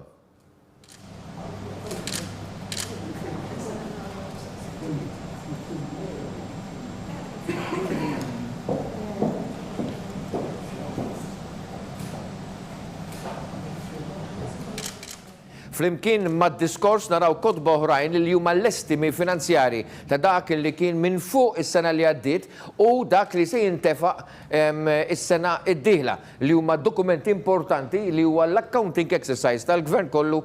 Forsi James tista' tispjega wkoll xi jkunu dawk id-dokumenti li huma importanti ħafna, l-estimi finanzjari. Grazzi Karl. Dak hemmhekk għandek inti il-budget li naraw di, il-budget in-nies jaħsbu il-budget huwa biss il-budget ta' 2021. So il-budget jinkludi għandek inti il-figuri ta' snin li għaddew. Barra minn hekk il-budget ukoll qed jara wkoll il-forecast il qudiem. Ma ninsewx li aħna li dal-budget se jkun interessanti ħafna għalfejn. Dal-budget se jkun test tal-Gvern Laburista, test li diġà għadda minnu. Nfakkarkom. F'2013 Gvern Laburista sab budget kważi miżuri ta' budget deficit eċċessiv. Il-Gvern Laburista seta' jagħżel fit-2013 li jagħmel miżuri ta' austerità li jżid it-taxxi. Illum bil-Covid, peress ġew affettwati ħafna setturi, il-Gvern jista' jagħmel affarijiet kif qed jippruvaw jagħmlu pajjiżi oħrajn imma diġà ġiet għal wiċċhom. Il-bira Roberta Bella spjega tajjeb ħafna. Roberta Bella spjega mhux biss il-vouchers se jerġa' jkomplu hemmhekk, mhux anke wkoll il-wage supplement, imma semma fattur importanti ħafna. Il-35 million direct measures, għandu normali budget ikollok inti miżuri li jaffettwaw il-poplu direttament. L-għala jkollha jaffettwawhom da, imma 35 million jaffettwawhom direttament. Dak minn 35 million se jkunu 100 million. Tripla. Hawnhekk qed jorik inti l-Gvern Laburista. Il-Gvern Laburista dejjem moħħu biex jikkrea xogħol u biex jinġektja fl-ekonomija dak li hemm bżonn. Fatt Roberta Bella semma il-konsum. L-ekonomija l-konsum. Jekk il-konsum jieqaf, l-ekonomija tikrolla. Issa nafu li għandna setturi li huma milqutin ħafna bħal turizmu, il-bieraħ llum ħarġu wkoll li hemm English language schools, hemm ħafna. Il-vouchers u l-inċentivi qed jagħtu dak in-nifs il daw il-kumpaniji biex ikomplu jistosnu ruhom. U dan il-budget ukoll se jkompli jgħinhom. Jiġifieri dan huwa test ieħor għall-Gvern Laburista, però diġà jgħaddi minnu, diġà qed jagħti forecast qed jgħid se jsir li inti l-ekonomija tinġektja fiha, għax inti l-ekonomija ma tistax tistaġna, jekk tistaġna l-ekonomija xiġri jikrolla kollox. Mela, qed naraw il-filmati għadhom jaslunna live mill-Palazz ta' San Anton fejn il-President għadu kif iffirma il-diskors tal-budget kif ukoll l-estimi finanzjari għas-sena id-dieħla. Naraw ukoll l-Avukat tal-Istat li qiegħda tassisti wkoll fil-preżenza tal-Speaker tal-Kamra dajk għal-bagalja tal-budget id-diskors jidħol f'dik il-bagalja li se jġor il-Ministru Edward Cicluna lejn il-Parlament fil-Belt Valletta. Ovvjament dawn huma protokolli li huma importanti u interessanti ħafna li huma simili għal dak li huwa li naraw f'Westminster l-Ingilterra li bajna nirtu tul is-snin. Il-kaxxa biss hija differenti minn aħmar hija sewda f'Malta wkoll. U l-boll huwa differenti l-Ingilterra non ta' reġina hawnhekk għandna ir-Repubblika ta' Malta. Stefan. Ekku fil-fatt meta inti tara dan ir-ritwal da ċeremoni, inti tara sistema li aħna ilna li adottajna l-ħafna snin, aħna bħala il-ħajja parlamentari tagħna hija bbażata fuq il-mudell ta' Westminster fejn inti żammejna u aġġornajna u għalkemm aħna f'pajjiżna fl-74 sirna Repubblika xorta ċertu sistemi u modalitajiet dejjem żammejnihom ibbażati fuq kif kienet it-tradizzjoni.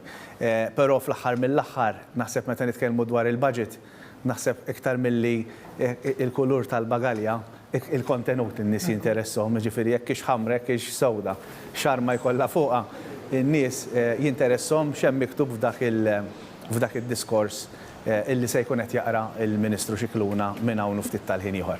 Mela, naraw hawnhekk il-luq tal-ritwal nisimgħu le. Mhux se jsir dak huwa r-ritt illi se jwassal l-speaker. Għax huwa l-kunsens, jgħidu l-kunsens, jgħidu il-kunsens tal-President, right? Ekku. U għandek kap tal-Istat u parti wkoll mill-Parlament. Speaker jitlaq l-ewwel għax jasal l-ewwel il-Parlament biex jilqa' issa lill-Ministru għall-Finanzi illi jasal il-Parlament. Qabel Karl naħseb tajjeb li nfaħru li qabel kienet kurutur il-bot. Illum manka l-fatt li l-President qed jopera minn San Anton imħabba raġunijiet loġistiċi peress li fil-Palazz għaddej ukoll proġett kbir ta' restawr. Illum il-President qed jopera esklusivament minn ġewwa San Anton. U allura hemm dak id-daqsxejn ta' skariċ illi wieħed irid jitraġitta bejn San Anton u l-Parlament fil-Belt, però kif qed ngħidu din hija parti importanti li ssir imma n-nies konvint li l-aktar ħaġa li għandhom stennija huma dak il-miżuri, dak id-deċiżjonijiet, dak li se jkun qed iħabbar il-Gvern għas-sena d-dieħla u anke kif kienet jgħid sieħbi hawnhekk li mhux biss li naraw an accounting exercise imma li wkoll naraw dak il-forecast kif aħna Gvern Laburista jerġa' jgħaddim mill-eżamijiet illi aħna maħniex Gvern tal-awsterità. Pożittivi. Jiġifieri mill-Aġenzija ta' Credit Rating, l-IMF, kollha minkejja kien hemm slowdown, ovvjament slowdown ekonomiku mkawżat bil-pandemija. Il-forecast huma pożittivi wkoll għal rebound li għandu jasal lejn l-ewwel 3 xhur tas-sena, sena d-dieħla. M'għandux ninsew illi meta gvern ikun qed ifassal budget ma jkunx qiegħed sempliċiment jara n-numri fejn se jkun qed ipoġġi l-affarijiet. Ovvjament tajjeb li nifhmu illi l-gvern għandu ammont ta' spiża illi ta' kull sena jrid jagħmilha. Irid jaħseb fil-pensjonijiet, fil-qasam tas-saħħa, fil-children's allowance, il-pagi tal-gvern, jiġifieri għandek somom illi inti l-gvern bil-forsi li tjara kif se jiġġenera biex ikun jista' jaħdem bħala gvern u jżomm il-commitments li jkun għamel minn snin ta' qabel, imma parti minn hekk il-gvern ukoll irid jaħseb għal proġetti kapitali, għal proġetti u inizjattivi oħra li se jkun qed jagħmel u din hija l-biċċa xogħol ewlenija illi għandu. Nisimgħu il-Ministru jitkellem?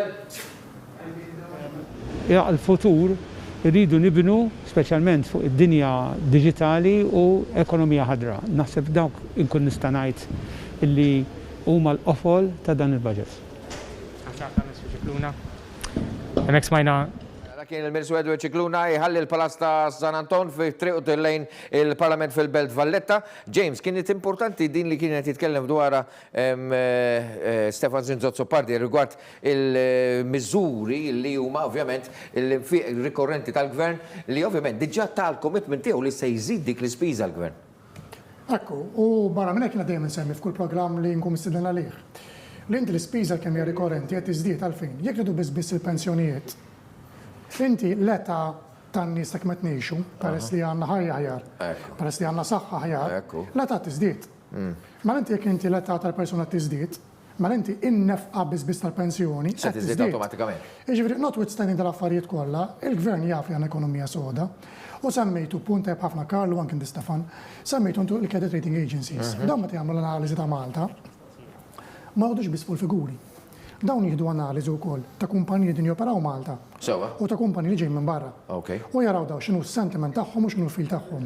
Jien assigurakom jien intaqma' kumpaniji kemm lokali, mix-xogħol tiegħi u anke minn affarijiet oħra li nifrut fihom.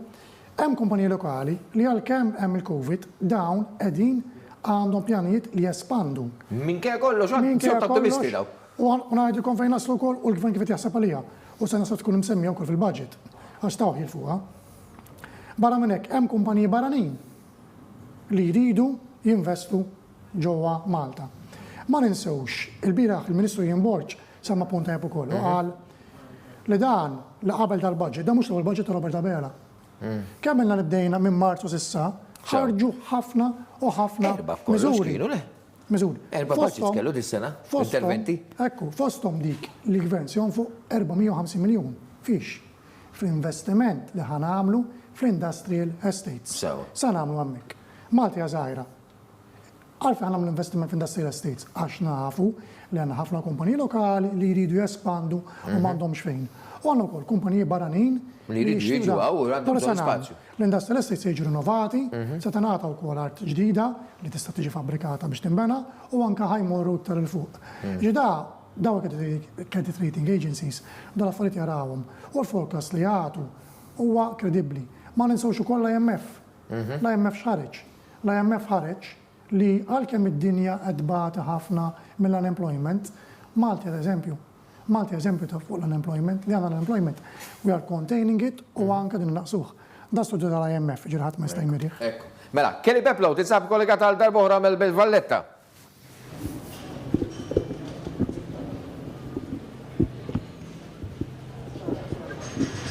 Insellim lek Karl mill-ġdid, insellem ukoll it-telespettaturi kollha ta' One li bħalissa qed isegwuna barra l-Parlament aktar deputati u membri parlamentari qed jingħaqdu fil-Kamra biex ovvjament minn hawn ftit tal-ħin ieħor nisimgħu id-diskors tal-budget għas-sena d-dieħla.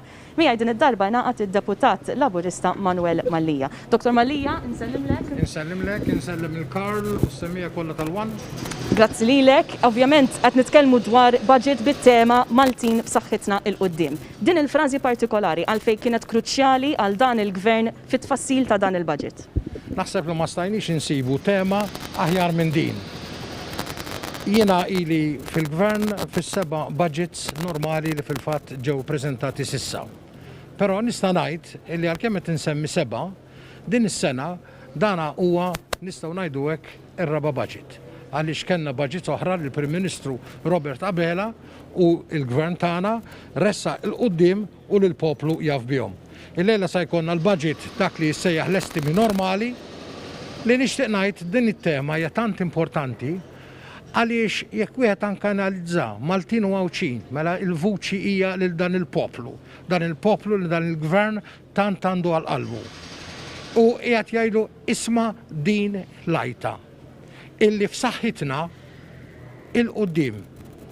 Għaliex hawn se jkollna budget ta' tama, budget b'saħħtu, budget illi jagħti il-kuraġġ, budget pożittiv dak li għandu bżonn il-poplu, budget illi jista' jagħti s-saħħa, kemm is-saħħa fiżika għax dik hija ferm għal qalb dan il-Gvern u kemm is-saħħa li nimxu l-qudiem. Niftakru il-qagħda ekonomika ta' dan il-pajjiż qabel ma feċ fuqna dan il-virus illi fil-fatt aħna m'għandna l-ebda kontroll fuqu. Imma sabna b'saħħitna u anki hawn il-kelma saħħitna. Għaliex kieku dan il-gvern ma kienx bil-aqal, kieku dan il-gvern ma mexiex b'mod li seta kellu l-finanzi, kieku dawn it-tlet budgets li sissa kellna f'din is-sena ma setawx ikunu possibbli. U għalhekk il-lejla nħarsu u natu dan il-messaġġ lill-poplu. Aħna rridu nkunu gvern pożittiv. Aħna rridu nkunu gvern li mal-poplu li nemmnu fih, irridu nħarsu l-qudiem. Irridu li dan il-pajjiż joħroġ minn dan iż-żmien li aħna nisperaw temporanju illi jisibna wara li nistgħu nerġgħu nkomplu fejn konna. U nil-frattemp nistgħu nibnu, nistgħu ngħinu l-familji tagħna, nistgħu nkunu l-gvern illi verament il-messaġġ minn dejjem kien il-ġustizzja soċjali, li ngħinu l-batut, li ngħinu l-fqir, illi ngħinu l-familji u fuq kollox nissalvagwardjaw ix-xogħol. Ix-xogħol li tantu importanti, l-impjiegi, il-ħaddiema, il-missirijiet li qed imorru lura id-djar tagħhom u għandhom ovvjament lejxin tagħhom. Ikonna wkoll kwistjonijiet ta' support ta' vouchers li ġew diskritti minn min verament ma jifhimx fl-ekonomija bħala ir-Russian ħadna lura qabel wara l-gwerra, mentri dawn ma jafux, imma l-poplu jaf u l-poplu jifhem u l-popju se jerġa' jagħti riżultat ta' fiduċja fil-gvern ta' Robert Abela. Grazzi. Grazzi ħafna lilek, Dr. Mallija. Karl, hemmhekk temmejna kollegamenti ieħor b'mod dirett. Infakkar biss però li dan il-programm mhux biss jistgħu jsegwuh il-telespettaturi tagħna fuq l-istazzjon One iżda is-sit one.com.mt ukoll se jkun qed jaġġorna minn ħin għal ieħor bl-aħħar żviluppi u anke bil-miżuri tal-budget illi se jitħabbru minn hawn u ftit tal-ħin ieħor. Jiena ma faddilli xejn iktar xi nżid tal-issa sal-kollegament illi miss Karl nerġa' nsellimlek mill-ġdid. Grazie Alex. Mela, nfakkarkom ukoll kif qalet Kelly Peplow fuq il-xandira diretta fuq il-sit one.com.mt, qegħdin il-Facebook Live ukoll fuq il-paġna ta' Pjazza, fuq il-paġna ta' One, kif ukoll il-paġna ta' One Radio. Dan il-programm qed ikun ukoll imxandar live fuq One Radio minn hawn ftit tal-ħin ieħor. Mela, direttur, ħanaraw dan id-dokumentarju li tħejja mill-Ministeru tal-Finanzi dak li nxaqsam mal-ħidma tal-Ministeru fit-tħejja tal-budget għas-sena 2021.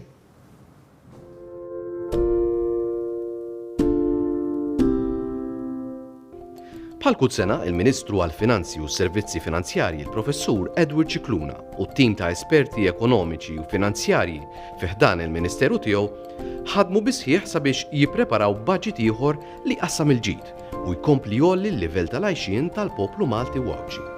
Din is-sena kienet waħda mimlija sfidi, sena li kienet iddominata minn pandemija globali li ġabet sfidi ekonomiċi bla preċedent madwar id-dinja kollha.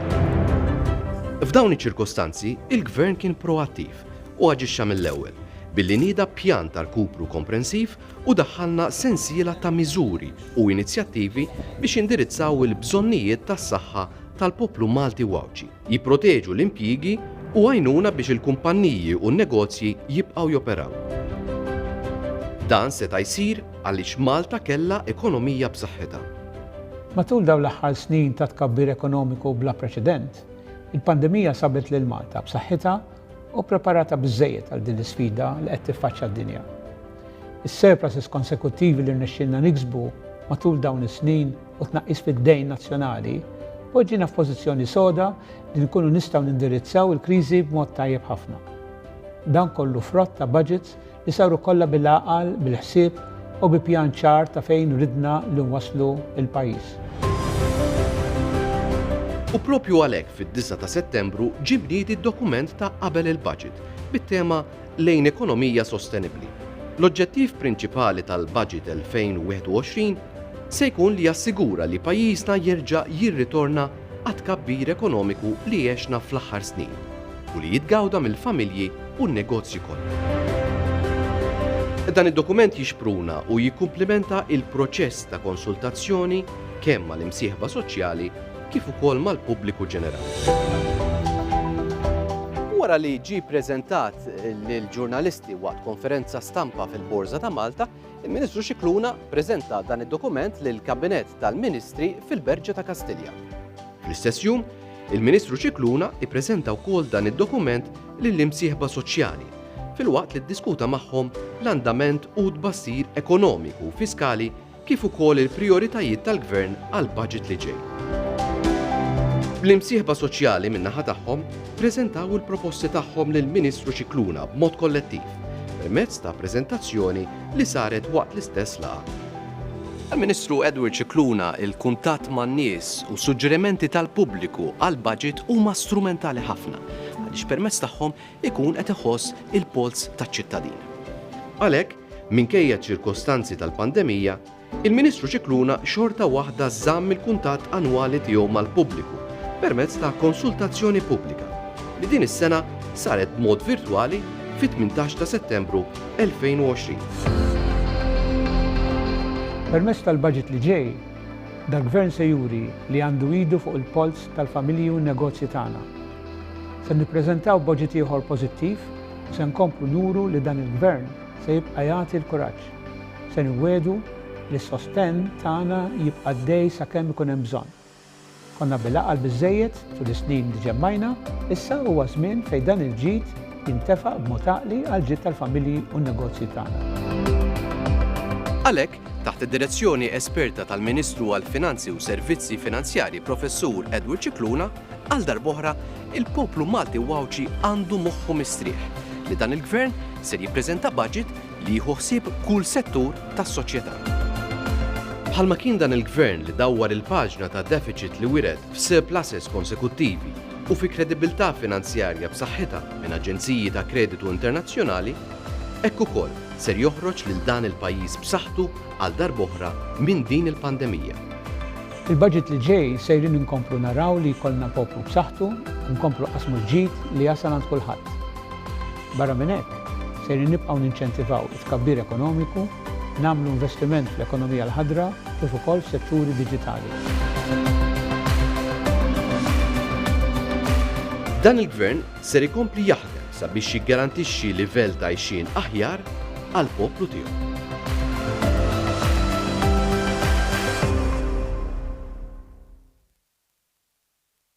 Fil-Belt Valletta fejn il-Ministru għall-Finanzi Edward Cicluna u l-staff tiegħu u għadhom kif waslu fil-Parlament, ftit qablu waslu wkoll l-Speaker Anġlu Farrugia u skont il-proċedura issa l-Speaker jintlaqa l-Speaker jilqa lill-Ministru Edward Cicluna u jeskortaħ sal-Kamra tar-Rappreżentanti fejn hemmhekk imbagħad jingħata il-ħin bl-iskop li jindirizza l-Kamra u jagħmel id-diskors tiegħu għall-budget. Mela, James, ħanurik dan li ġej bl-iskop li għaliex ħafna nies jinsew li waħda mill-miżuri immedjati li jagħmel il-Gvern u li jeżenta l-xerrejja mit-taxxa għal dak li għandu x'jaqsam mal-proprjetà, ma' xer tal-proprjetà u kienet suċċess enormi. Nisimgħu. Jisibni Chanel, naħdem bħala Customer Support Agent u f'dawn l-aħħar xhur qed naħdem mid-dar. F'dan il-mument irrealizzajt li rid nixtri l-proprjetà tiegħi, però waħdi nsiba diffiċli. Kif smajt din l-iskema tal-housing ta' 10%, ikkoraġġitni li nixxi l-proprjetà tiegħi. Bażikament din l-iskema għenitni biex toħroġ li 10% tal-bank u għandi l-vantaġġ li nħallaszhom ftul ta' żmien. Minn meta kont żgħira xtaqt li jkolli d-dar tiegħi, però bl-għajnuna ta' din l-iskema l-ħolma tiegħi saret realtà.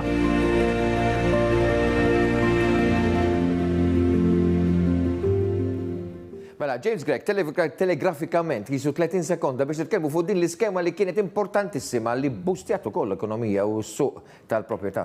Dik hija skema li hija effettiva, skema effettiva li inti n-nies se jitlu għalija se timpatta mal-ewwel u ħatamlek l-effett fl-ekonomija mal-ewwel.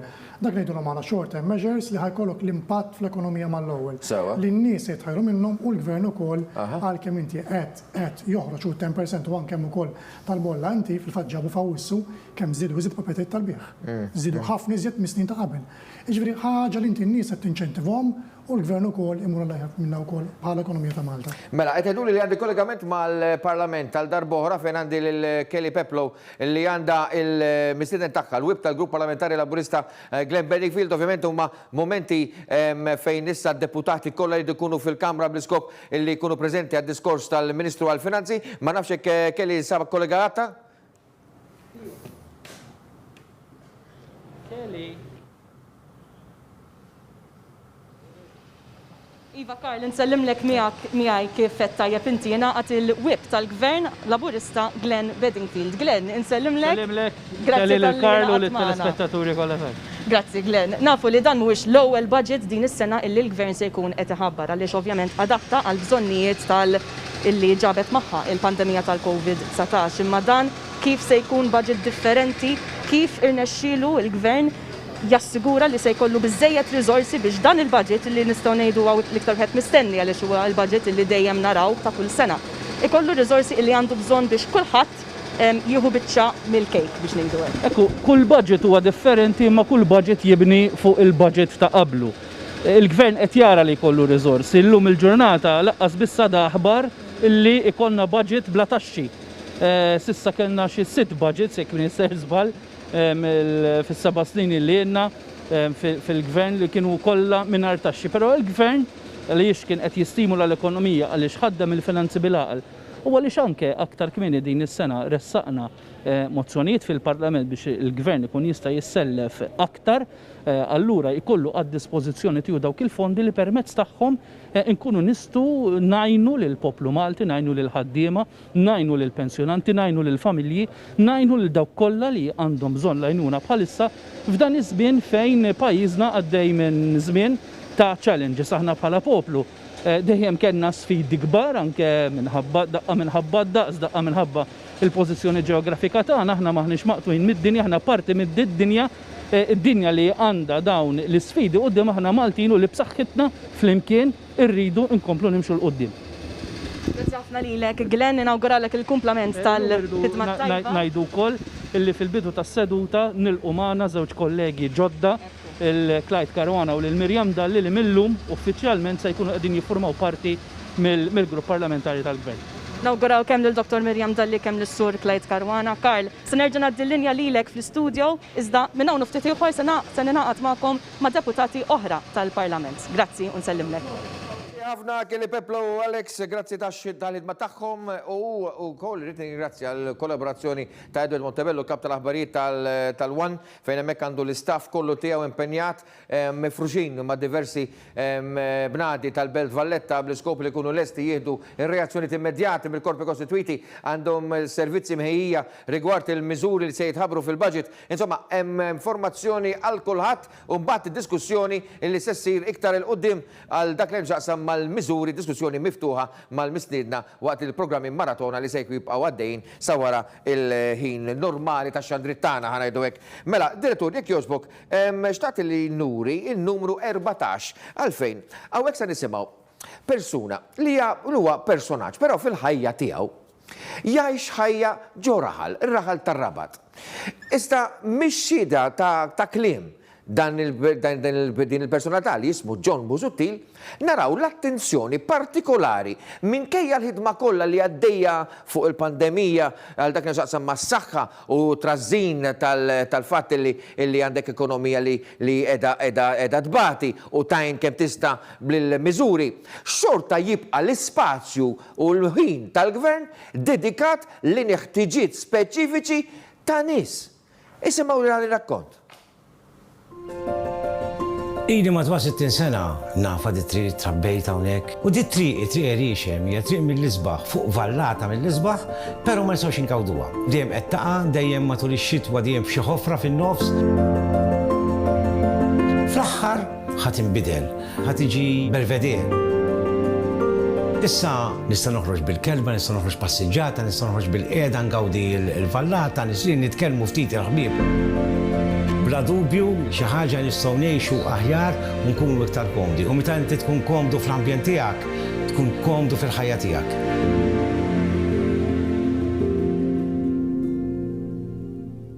Dak kienu toroq residenzjali, dan huwa proġett nazzjonali, araw sinjuri kif wasal.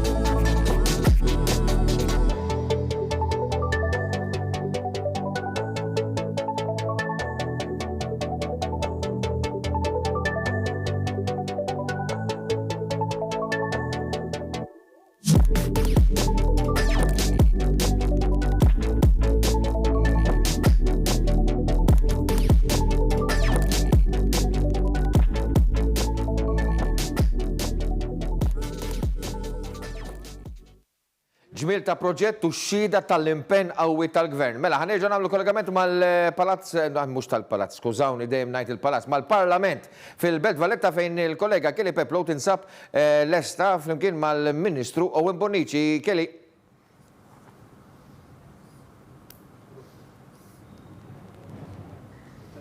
Nsellimlek mill-ġdid Karl, mija jissa naqat il-Ministru għall-Edukazzjoni u x-xogħol Dr. Owen Bonnici. Ministru, nsellimlek, grazzi tal-li naqat magħna l-ewwel net. Frażi illi smajna kemm il-darba, mhux biss brabta ma' dan il-budget, imma anke brabta mal-ħidma tal-Gvern in ġenerali, soċjali. Smajna wkoll li dan se jkun budget soċjali ieħor. U se jolqot il-kull faxxa tas-soċjetà, studenti, pensjonanti, żgħażagħ, negozji wkoll.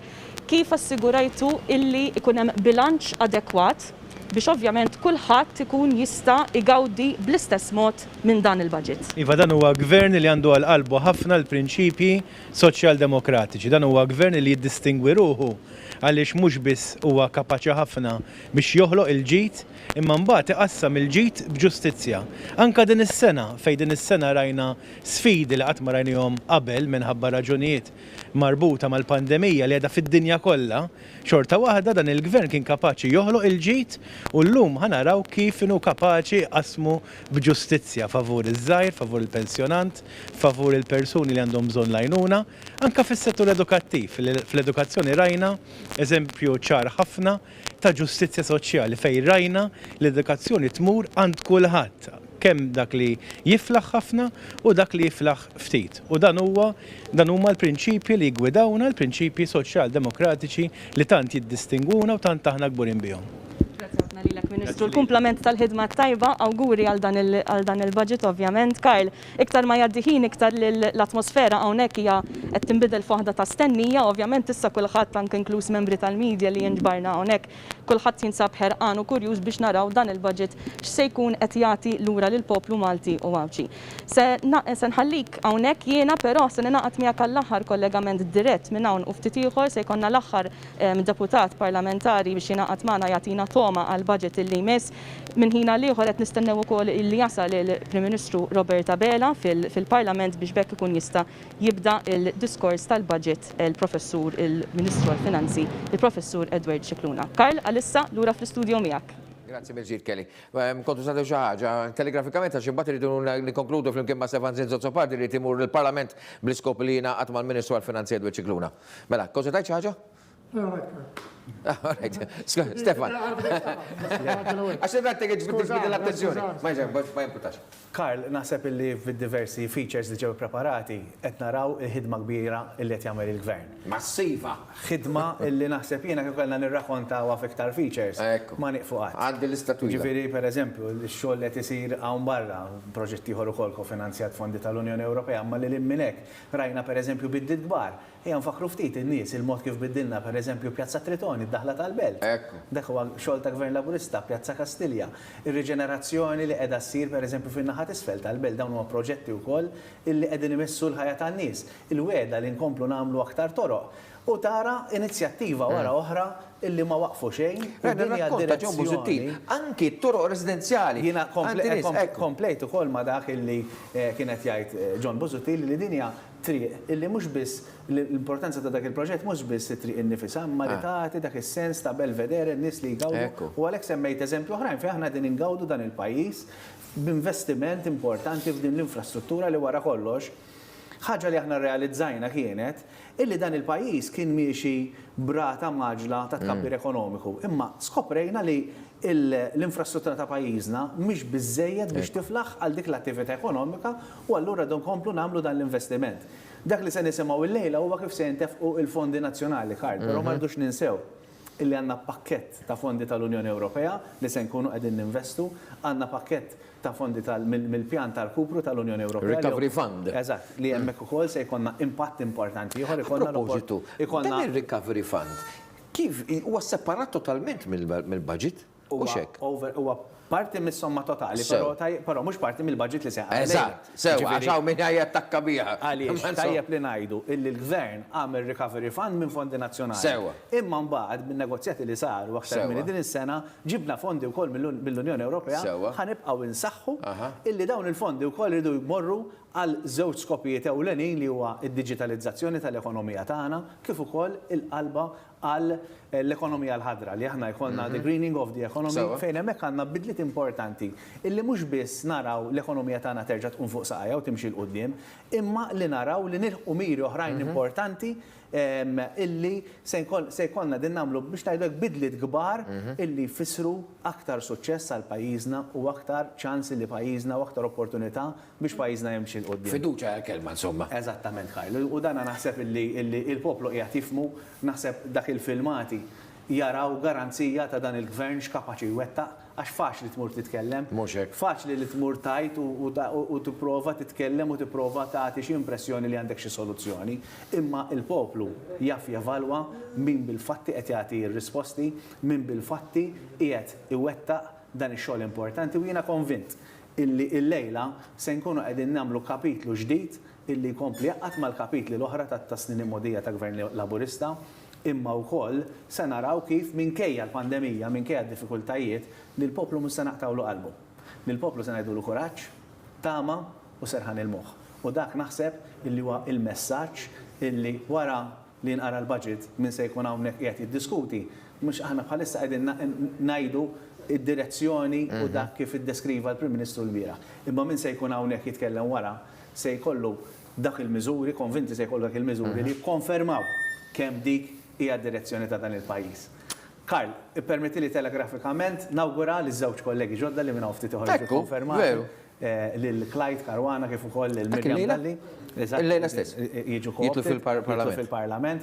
It-tnej f'esperjenzi differenti ħadim magħhom u ħares il-qudiem illi jkunu parti minn dan it-tim, illi dan it-tim tajjeb li nfakru dan il-grupp parlamentari, dan il-kabinet taħt it-tmexxija ta' Roberta Bela se jibqa' jagħmel is-suċċess għaliex huwa tim maqut, huwa tim illi jifhem kemm importanti li naħdmu flimkien għax fl-aħħar mill-aħħar għal-qalbna għandna li l-poplu Malti u għawċi kollu għal-qalbna li aħna Maltin, gburin li aħna Maltin, u għax gburin li aħna Maltin, gburin li nagħtu l-aħjar servizz possibbli lil dan il-poplu illi tant qed jurina fiduċja. Grazzi Stefan. Permettili li nwaslu l-istizzilijiet tagħna ta' pjazza permezz tiegħek li żewġ deputati l-ġodda Clyde Caruana u lil Mirjam Dalli. Semmur lejn il-Parlament u nassigurak Nirringrazzjak. li nwaslu dak. Ovvjament, il-telespettaturi huma kollha maqodin f'dej di. Mela, James, semmejna, inti skużat biex tmur il-Parlament, però jiena kont titkellem fuq John Busuttil rigward il-fatt illi kienet jitkellem dwar l-attenzjoni speċifika li l-gvern jagħti lejn in-nies. U mhix biss kwistjoni tan-nies u l-ambjent tagħhom, iżda anki il-kwistjoni dwar l-għajxien tagħhom. Jekk jogħġbok direttur l-10.1 għaliex dan huwa eżempju ta' gvern illi jagħti każ anki lill-individwu wieħed. Kert, illum għandu 25 sena, huwa persuna b'diżabilità. Kien jattendi l-MCAS. Illum il-ġurnata qiegħed jaħdem l-Aġenzija Support. Grazzi għat-teknoloġija u l-għajnuna li dejjem ssib biex nixxi l-apparat tal-Kert, illum Kert qiegħed jikkomunika fuq il-post tax-xogħol mal-kollegi u l-ħbieb tiegħu. Minkejja li għad fuq il-post tax-xogħol, Kert jieħu l-paga bħal ħaddieħor. Apparti minn hekk, il-pensjoni tad-diżabilità xorta baqa' joħodha. Kert dejjem kien determinat li jmur fuq il-post tax-xogħol. Minkejja d-diffikultajiet li għandu Kert, lilna jimlina bil-kuraġġ li għadna bħala familja. James, timmeraviglia ruħek meta tara il-gvern kif jifrex il-ħidma tiegħu minn proġett nazzjonali għal proġett lokali għal proġett individwali. Ekku, il-budget taħt il-Prim Ministru Joseph Muscat u saħt il-Prim Ministru Roberta Bela, il-budget qed hemmhekk inti biex tagħti lill-poplu, mhux biex tieħu l-poplu. Lum il-poplu m'għadux jara budget u jibża għax qed jisma' sew. F'Malta biss ma dik isir, fi żmien Gvern Laburista. Mhux hekk. Dik parentesi importanti. Eżatt, jiena qed nagħmel parentesi qed nirreferi għal meta qabel 2013. Meta inti l-gvern kien jibżgħu mill-budget, se joħod l-gvern. Illum in-nies sejtin l-gvern. U kulħadd sejtin l-gvern u kulħadd ma' television u jara budget sejtin l-gvern u hekk. Dan huwa inti il-budget huwa importanti, inti li l-budget inti twassal mhux biss il-messaġġ li tinċentiva lill-poplu. U l-poplu huwa kulħadd. Ħapeċ ħafna kif spjega Stefan, u skużana qabel kont se nidħol fuq ma lek ħalejtu jitkellem. Stefan spjega ħaġa ċavetta ta' dan il-gvern, iċ-ċavetta hi din. Li inti tista' tagħmel budgets kemm tista' jkun, tista' tagħmel budgets effettivi u budgets li jkunu tajbin. Però fl-aħħar mill-aħħar inti it-tim. It-tim li tkun maqut. Hemm il-kap Roberta Bela li għandu tim maqut miegħu u għandu membri parlamentari kollha jaħdmu qattih. Dik hija kruċjali ħafna għalfejn. Għax inti ikollok budget tajjeb, però inti ma tikollok il-membri parlamentari mhux maqgħodin flimkien, ma tasal flimkien. Għandna membri parlamentari tim tajjeb ħafna, jagħmel ħafna xogħol u nawguralhom il-ħidma anke s-sewa jitħabbar il-budget għax ix-xogħol ovvjament ħajkun qiegħed hemmhekk. Grazie ħafna James Gregg, grazie tal-ħin tiegħek magħna. Se nieħdu pawża ta' ftit sekondi, niġu lura jkollna wkoll mistednin differenti. Qabel id-diskors tal-Ministru Edward Cicluna.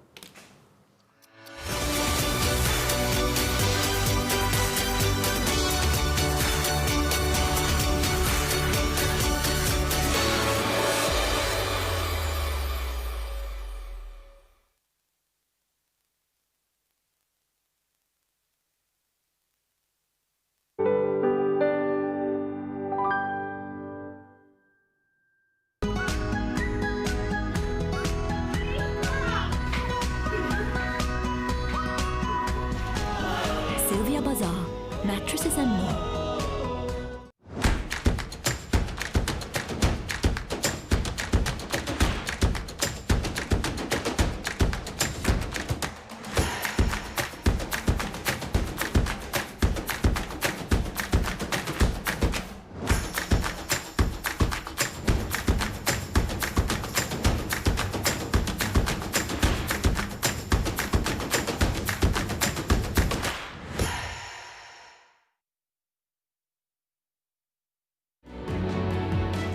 Dak li jott dejjem jitkellem fuq it-tqala, twelid, trobbija ta' tfal tagħna, il-programm fejn ħantaqgħu ma' professjonisti, niltaqgħu ma' ġenituri u nies li jrabu tfal biex naqsmu l-esperjenzi tagħna flimkien. Dak li jott għada fil-5:30 ta' filgħaxija fuq One.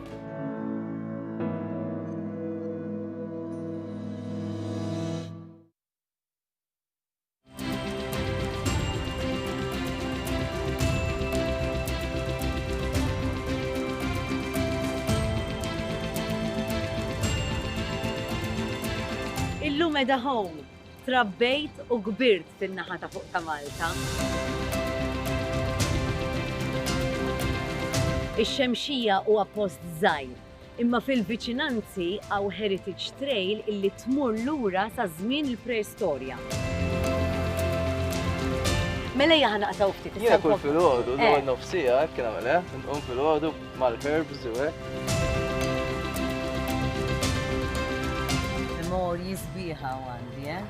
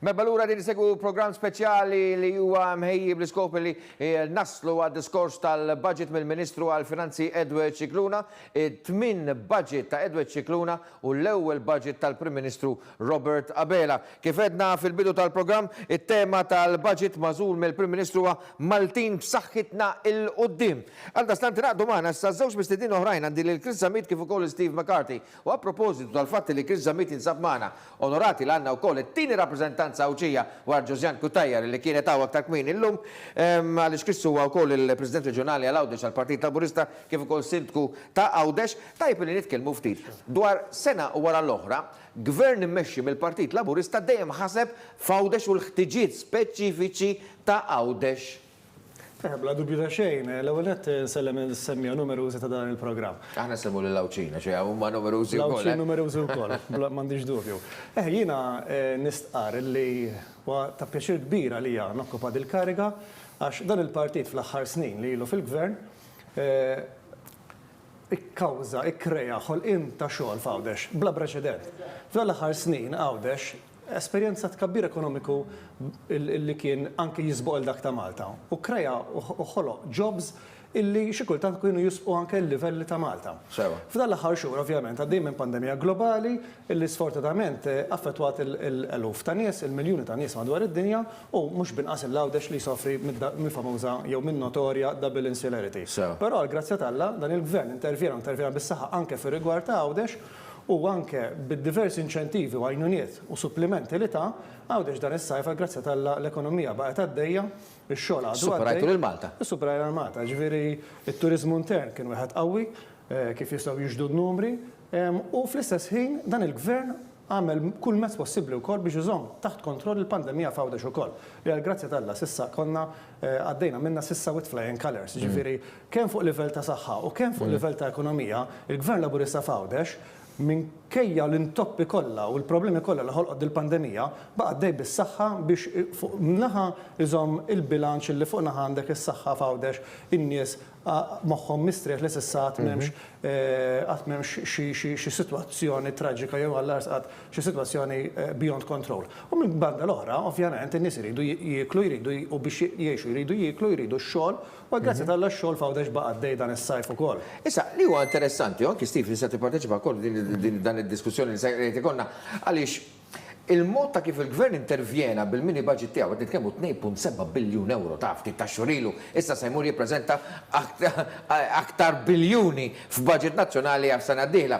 Però l-iktar ħaġa interessanti għal di, mela, kellna kickstart għall-ekonomija li żammet l-ekonomija il-vouchers kienu inkredibbli, l-effett tagħhom, jiġifieri multiplier effect tagħhom, eċetera. U gawda ħafna Għawdex u mbagħad is-settur bejn Malta u Għawdex għal dak li għandu x'aqsam ma' ristoranti, eċetera. Però issa dawn huma shoulder months, qed titkellmu dwar Novembru, Deċembru sa qabel il-miliet. Sakemm jingrana ftit l-ispirtu tal-miliet, għax għandna mdorin issa dawn l-aħħar 7 snin ta' suċċess ekonomiku fejn il-kull miliet wieħed war l-ewwel ikun rekord, dan din l-injezzjoni tista' tfisser għal darb'oħra għal Għawdex pożittiv u għas-settur turistiku u tar-retail pożittiv ukoll. Kontrarju għal pajjiżi oħrajn. Da ġej mill-ambjent li tittara fuq l-ekonomija. Xi ġifieri? Ġifieri da kollu jista' jsir kieku llum aħna mhux qegħdin nitkellmu kif qegħdin nitkellmu, kieku xiex. Kieku f'dal aħħar 4 snin aħna ma kenniex dak il-boom fl-ekonomija u ma kenniex dak is-surpluses fil-budget sa' kieku mhux qed nitkellmu hekk. Qed ifhimni dawk is-surpluses ġara niżilna d-dejn meta mqabbel mal-output tagħna niżilnieh taħt il-50% meta inti l-Unjoni Ewropea qed titlob biex tkun madwar is-60% u dik ġara. Dik tat il-gvern flessibilità li jista' jonfoq tajjeb biex jikkumbatti l-COVID-19 mingħajr, u di importanti, mingħajr ma jolli t-taxxa. Kieku aħna ma konniex f'dis-sitwazzjoni, kieku le, ma nistgħux nagħmlu għadi, kieku l-infiq li jrid jagħmel biex jikkombatti l-COVID-19 dawk iridu jiġu minn ximkien u jridu jiġu mit-taxxa. Imma aħna konna fortunati u konna bil-għaqal ukoll li f'dawn l-aħħar 4 snin kellna surplus wara l-ieħor b'tali mod u maniera illi niżilna kif qedlek id-dejn taħt il-50% u dik tagħti il-flessibilità li għandna llum. Issa dik il-flessibilità plus xi għajnuna mill-Unjoni Ewropea kif semmejna qabel li ġej, poġġiet il-gvern ħaġa tal-iskantament pożizzjoni b'saħħitha biex jiġġieled dil-pandemija u fl-istess ħin nibqa' għaddejjin. Jien ngħidlek, Karl, li Malta hija l-unika pajjiż li ħajkun f'pożizzjoni li jista' jonfoq dan il-influq biex jiġġieled il-COVID-19 u ħajkun wieħed mill-ftit pajjiżi li ħajirkupra malajr minħabba dil-flessibilità li għandu post-COVID-19. Ħadd kien jgħid fejnu surplus, il-lejla jkollu lezzjoni ta' fejnu is-surplus. Direttur, ħan nisimgħu x'qal il-Prim Ministru il-bieraħ fl-imdina għal dak li għandu x'aqsam mal-miżuri diretti fil-bwiet tan-nies mistennija il-lejla. Inniedu miżuri illi solitament jiena ċekkjajt l-ispiża illi tintefaq f'miżuri illi imorru direttament fil-but tan-nies. Normalment, f'kull budget, ninvestu 35 miljun f'miżuri illi jmorru fil-but tan-nies. Did-darba se nkunu qed nonfqu 3 darbiet iżjed. 100 miljun euro. Issa, ovvjament, apparti milli jagħti il-flus fil-bwiet tan-nies minn flok jintaxxa jew jieħu mingħand in-nies, il-Gvern ukoll jaħdem biex jiggarantixxi il-postijiet tax-xogħol il-Prim Ministru. It-tieni prinċipju li se joħroġ mill-baġit tagħna li nsaħħu x-xogħol. Ix-xogħol tant importanti għall-bniedem. Li nħallu l-businesses tagħna bis-serħan il-moħħ illi jistgħu jibqgħu għaddejjin u lil ħaddiema li l-inkam tagħhom se jibqa' dieħel. Sa ngħidu pawża ta' ftit sekondi kif irġu lura se nitkellmu ma' daw iż-żewġ mistiednin li għandna.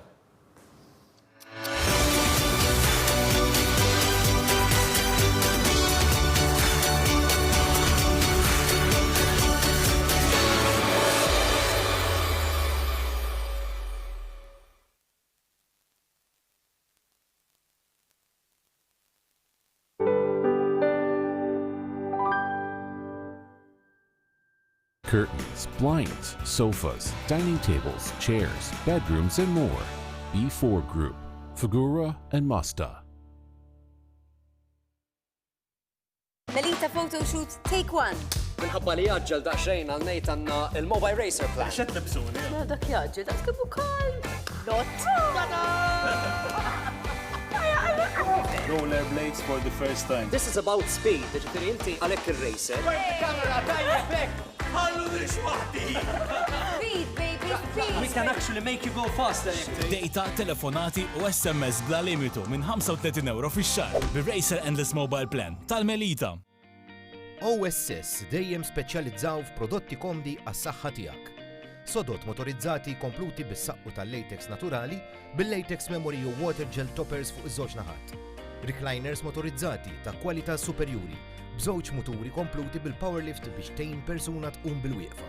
ċempel issa fuq 21347 jew 3 għal Malta, 21561 għal Għawdex.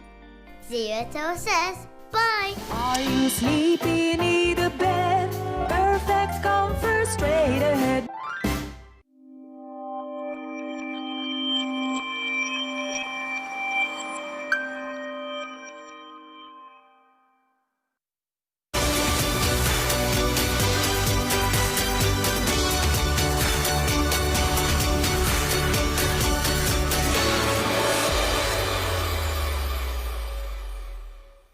Maltin b'saħħitna l-qoddim hija tema l-budget tal-sena 2021, kollegament issa mal-Parlament tal-Darbohra ma' Kelly Peckplow u Alex Borch li għandhom lill-Ministru għall-Intern u Sigurtà Nazzjonali Byron Camilleri mistieden. Kelly.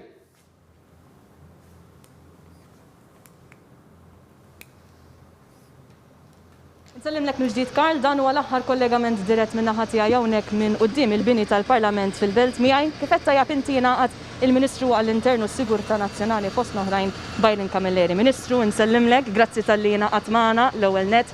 Qed nitkellmu dwar gvern li adatta il-budgets mhux dan biss imma anke budgets oħrajn li ħabbartu din is-sena għas-sitwazzjoni u għall-bżonnijiet tas-soċjetà hemm barra bħalissa. X'inhuma dawk is-setturi illi kien kruċjali ħafna illi f'dan il-budget partikolari il-gvern jara illi jinvesti fihom b'mod xieraq? Dan huwa budget illi ħajkompli jibni fuq dawk illi għamilna fl-aħħar 7 snin illi għaddew. Li però ħajkompli juri il-twemmin soċjalista tagħna anka permezz tal-miżuri li ser inħabbru llum. It-tema ta' dan il-budget hija Maltin b'saħħitna l-qoddim. B'saħħitna għaliex fi żmien ta' pandemija konna b'saħħitna biżejjed sabiex niġġieldu din il-pandemija b'riżultati tajbin ħafna. B'saħħitna għaliex fi żmien ta' pandemija, fi żmien li d-dinja dit sejra ħażin, Malta kellna ekonomija biżejjed b'saħħitha, bis-saħħa ta' dak illi għamilna u bir-riżultati li ġibna fl-aħħar snin sabiex il-Maltin u l-Awċin jibqgħu jaħsbu l-qoddim u anke f'ekonomija li tkun b'saħħitha illi stajna nassiguraw il-post tax-xogħol tagħhom. Però bis-saħħa tek għaliex flimkien u b'saħħitna l-qoddim bħala Maltin il-kburin li aħna Maltin. Illi stajna nkomplu nistgħu ninvestu fl-edukazzjoni, nistgħu nkomplu ninvestu fis-sigurtà tagħna, nistgħu nkomplu ninvestu fl-infrastruttura tagħna, f'toroq aħjar. Ngħaddi kuljum il-proġett tal-Marsa biex immur lura d-dar. Proġetti li għalija u għal ħafna oħra huwa u kien essenzjali. U allura ma setax ikonna tema aħjar fi żmien diffikultuża d-dinja, iżda aħna bħala Maltin nistgħu nħarsu lejn għada u nibqgħu nemmnu li għada ser ikun jum aħjar. Grazzi ħafna lilek, Ministru. Karl, dak kien l-aħħar kollegament dirett tagħna minn quddiem il-Parlament. Fi ftit tal-minuti il-Ministru għall-Finanzi se jibda id-diskors tiegħu tal-budget tas-sena 2021. Il-sit one.com.mt se jkun qed jaġġorna il-ħin kollu bil-miżuri li se jkunu qegħdin jitħabbru. Infakru wkoll fil-programm speċjali ta' wara l-aħbarijiet li wkoll se jieħu id-diversi reazzjonijiet tal-imsieħba soċjali brabta mal-budget 2021. Karl, grazzi ħafna tal-li kont magħna inti llum, grazzi lilkom telespettaturi tal-li ġobkom issegwu dawn il-kollegamenti diretti. Se nerġa' ngħaddi l-linja lura lill-kollega fl-istudio. Insellmilkom. Bravissima Kelly, grazie koll l-Alex Borch, irtin nifakkar ukoll li ma Kelly u anki Alex li huwa cameraman li kien xogħol propju biex jisforni dawn il-kollegamenti diretti magħna, hemm ukoll crews oħrajn ta' One News li nsabu kemm il-Parlament kif ukoll fid-diversi ministeri u anki ġo l-uffiċċji tal-korpi kostituiti fejn hemmhekk qegħdin jistennew biex jieħdu reazzjonijiet tal-rappreżentanti dawn il-korpi kostituiti, trade unions, eċetera, bl-iskop li jkunu jistgħu waslu dawn ir-reazzjonijiet u anki jżommu diskussjoni ħajja anki jitkellmu man-nies barra fit-toroq. Grazzi wkoll għall-kollaborazzjoni tal-Kamra tal-Aħbarijiet immexxija minn Edward Montebello. U hekk kollha tim aħna, tim qawwi, tim tajjeb, nies validi ħafna. Mela, Chris, qabel ma morna reklami smajna l-Prim Ministru jitkellem rigward il-fatt li il-Gvern kellu s-sena li għaddiet madwar 35 miljun euro illi kienu investiti direttament fil-bwiet tan-nies din id-darba se jittriplika dak. U mbagħad ovvjament kellem rigward ix-xogħol illi l-impenn tal-Gvern huwa li garantixxi x-xogħol lil kulħadd. Dik, it proves beyond any doubt il-kompetenza u l-għal ta' dal-gvern. Għax issinna snin kif għedna ftit minuti ilu nirreġistraw surplus. U propju għaliex konna bila għal daw l-aħħar snin, u propju minħabba li kellek kabbir ekonomiku bla preċedent, sija f'Malta u sija f'Għawdex, għax nerġa' nirrepeti. Għawdex kellu rata li kienet fuq livell saħansitra li tisboq il-livell ta' Malta f'diversi snin. Din is-sitwazzjoni ekonomika pożittiva immens ta' dal-aħħar snin ippermettiet biex aħna nersqu għal din l-isfida mondjali. Għax din hija sfida li kull pajjiż qed iħabbat wiċċu magħha, għandek miljuni kbar li qed jitilfu l-impjieg madwar id-dinja, nsemmi minn kumpaniji minn Lufthansa sa Disney illi qaċtu eluf ta' impjegati minn magħhom bla kliem u bla sliem. Eluf kbar, bla kliem u bla sliem. Mentri aħna għall-grazzi tagħna f'dan l-aħħar xhur addirittura esperjenzajna anke ċertu tkabbir f'xi setturi u anke bħala żieda ta' numri ta' jobs f'xi setturi minkejja li għandek sfida bla preċedent, sfida li prattikament taħbat mad-dinja kull 100 sena, sfida li niżlet arkub tejja diversi ekonomiji li kienu diġà qegħdin taħt l-ilma, però peress li aħna kellna gvern laburista dal-aħħar snin li ħaseb fil-poplu, ħaseb fl-intrapriżi tiegħu u ppuxja biex dawn ikomplu jikbru u jkompli jola lejxin il-livell tal-għajxin tal-Maltin u tal-Awċin, wasalna għal din l-sfida kbira preparati. U dan ħafna nies xi kultant jissottovalutawh. Ħafna nies forsi ħadwa for granted li kull sena nirreġistraw is-surplus u li jkollna tkabbir ekonomiku u din ma ssirx sempliċement bakketta maġika. Il-Prim Ministru jaqbad jgħid ħanara kif ħanagħmel tkabbir, jagħmel żewġ somom u tkabbir isir. Tkabbir isir b'ħafna għal xogħol, ħidma, innovazzjoni, għax insemmuha, u nixtieq nenfasizza x'issa naħseb issa u siebi naħseb illi ħajjelabora ferm aktar, għax huwa espert f'dal-qasam. Naħseb issa it-trick huwa kif aħna se nagħmlu innovazzjoni b'mod u maniera li noħorġu aktar b'saħħitna niġru minn din il-kriżi, b'mod u maniera li bħalissa we're keeping afloat kontra dan dil-mewġa kbira. Imbagħad eventwalment kif tgħaddi din il-mewġa tal-COVID. Tad-dolfin, imbagħad. Noħorġu mill-ilma rankati peress li aħna dejjem konna flessibbli u konna aħna l-Maltin u l-Awċin bil-aqal illi okkażjoni nisfruttawha, anzi minna noħorġu aktar b'saħħitna. U hemmhekk l-aqal ta' dal-gvern li kien preparat għal din l-isfida mondjali.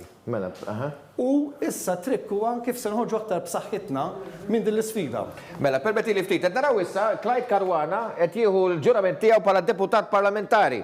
Mill-speaker, suppost għandna l-audio, le m'għandniex audio, però qed naraw Clyde Caruana jieħu l-ġurament tiegħu bħala deputat parlamentari wara li kien co-opted u Clyde Caruana niftakru li kien il-Chief of Staff tal-Prim Ministru Robert Abela kif appena inħatar bħala Prim Ministru f'Jannar illi għadda.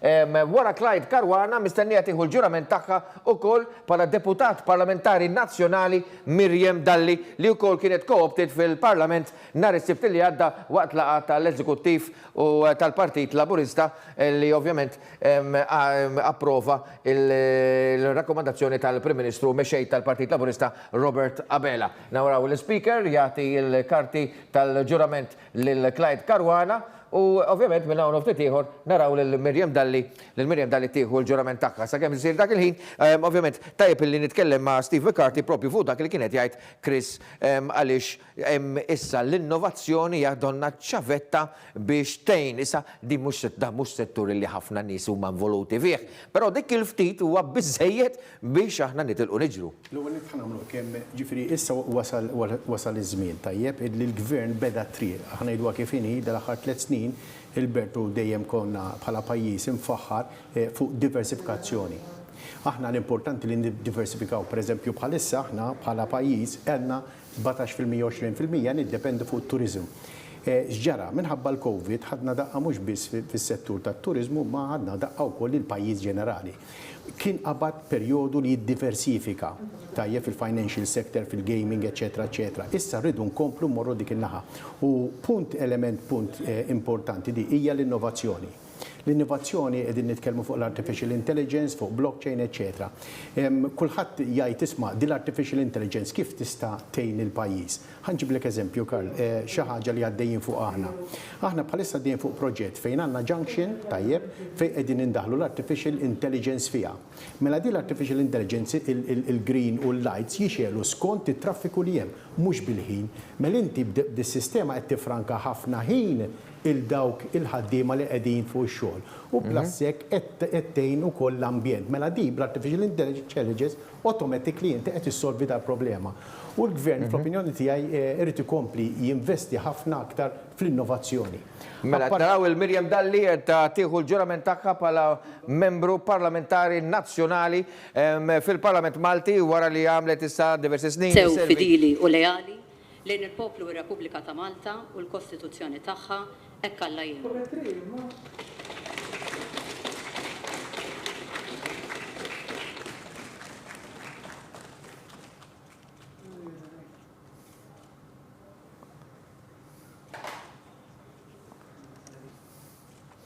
Miriam Dalli għadha kif għadet il-ġurament tal-ħata tagħha bħala deputat parlamentari fil-Parlament Nazzjonali Malti, kif kont qed ngħid wara snin li servit fil-Parlament Ewropew u anki viċi President ta' Soċjalisti Ewropej. U għaldastant minn hawn ftit ieħor ovvjament tieħu l-post tagħha issa fun-naħa tal-bankijiet tal-Gvern fejn issa madwar madwar 20 minuta oħra u anki inqas il-Ministru għall-Finanzi Edward Cicluna mistenni jindirizza it-tmien budget tiegħu fisem il-Gvern immexxi mill-Partit Laburista. Skużani interrompejtek, kont titkellem fuq l-innovazzjoni. Fuq l-innovazzjoni imma mhux fuq biss irridu ninvestu wkoll fis-saħħa. Il-Gvern importanti li ninvestu bis-saħħa biex aħna nagħtu l-messaġġ li da bħala pajjiż il-pajjiżi preparati u jekk jinqalalek xi ħaġa għandna s-servizzi tas-saħħa li huma tajbin. Ġifieri bħala strateġija anke mill-aspett turistiku, mill-aspett turistiku rridu impenġu li hawn Malta għandna l-investiment fis-saħħa u inti sejf li tiġi għaw Malta. U fl-aħħar li semma l-Prim Ministru tajjeb mill-aspett soċjali. Jiena bħalma taf inti Karl kont għal 5 snin CEO tal-Housing Authority, kont nagħmel żmien mal-ex Prim Ministru Joseph Muscat u nitkellmu fuq is-soċjal u jidher li din is-sena mill-krim tal-Prim Ministru is-soċjal ħajjingħata aktar importanza. U tajjeb ngħidu illi hemm areas, Karl, pereżempju bħal pensjonijiet li semmit ħafna, hemm areas li l-pensjonijiet kienu mitluqajn għal 20 sena sħaħ, żdiedu daw l-aħħar sentej. Sena wara l-oħra. Żdiedu eżatti dal-aħħar sentej sena wara l-oħra u xorta jidher li l-gvern irid li din l-erja fejn il-pensjonijiet ikompli jżidu. U it's only fair għax kienu mitluqajn għal 20 sena sħaħ. U it's only fair illi jkun hemm equality fid-distribution tal-income anka mal-pensjonanti. Semmejt il-housing. Il-housing importanti ħafna u dan il-gvern investa miljuni fuq miljuni fuq miljuni. Proġetti għaddejjin kważi waslu biex jintemmu. Investa ħafna proġetti issa llum il-ġurnata qegħdin biex jispiċċaw u probabbilment ħajtlu aktar in-nies, imma kien hemm xi ħaġa oħra għaddejja parallel importanti u li qed noħdu l-frott tiegħu illum u tajjeb li nsemmih l-iskema kiri. L-iskema kiri daqs 3 snin 4 snin ilu meta inti l-pajjiż ikun għaddej minn boom għandek is-side effects negattiv tiegħu. Is-side effect negattiv tiegħu illi dak iż-żmien bil-business u bix-xogħol li kien hawn anka sempliċement kamra kienet tinkera. Allura Housing Authority dak iż-żmien kien ikollna diffikultà biex insibu. Illum li s-settur tal-proprjetà minħabba ħafna foreigners anka telqu l-hemmhekk issa din irrilaxxat ftit, postijiet anka ħajjiġu iktar available fidejn il-gvern u l-gvern ħajkun aktar f'pożizzjoni komdu li jgħin aktar nies f'dan iż-żmien da tinsix da immeċċat ukoll ma' 100 miljun li intnefqu biex jinbnew dawk il-postijiet u bħalma qed tara fil-news, fit-tħabbir tal-news, qed ikun hemm blokka titlesta fil-postijiet fil-lokalitajiet kollha ta' Malta. Ġifieri mill-aspett soċjali jien naħseb li bħala gvern mexa vera tajjeb, ġifieri jirrifletti wkoll l-aspett soċjali anka tal-gvern u mill-kliem li għal il-Prim Ministru qed nistenna llejla illi ikompli jaħdem fuq li kien beda daw l-aħħar 3 snin mill-aspett soċjali wkoll. Mela, smajtuh kemm il-darba jitkellem fuq televiżjoni, numru 9 jekk jogħġbok direttur, huwa restoratur, huwa sit ta' ristorant li ovvjament jimpjega lin-nies u li ovvjament permezz tal-vouchers li nida l-gvern matul ix-xhur tas-sajf salvaw l-impjiegi, salvaw il-negozji. Nisimgħu. Għandi 55 employee li 20 minnhom huma full-timers. L-wage supplement kienet waħda mill-aħjar affarijiet li jena l-gvern ġifieri fis-sens li bis-saħħa tal-wage supplement irnexxieli nżomm l-employees kollha. Il-vouchers ta' tnejnuna ħafna. Fit-33 ġurnata sarrafna fuq 5,000 voucher. Bis-saħħa hekk l-impjegati tagħna komplew għaddejjin bix-xogħol u għaddej b'ritmu tajjeb.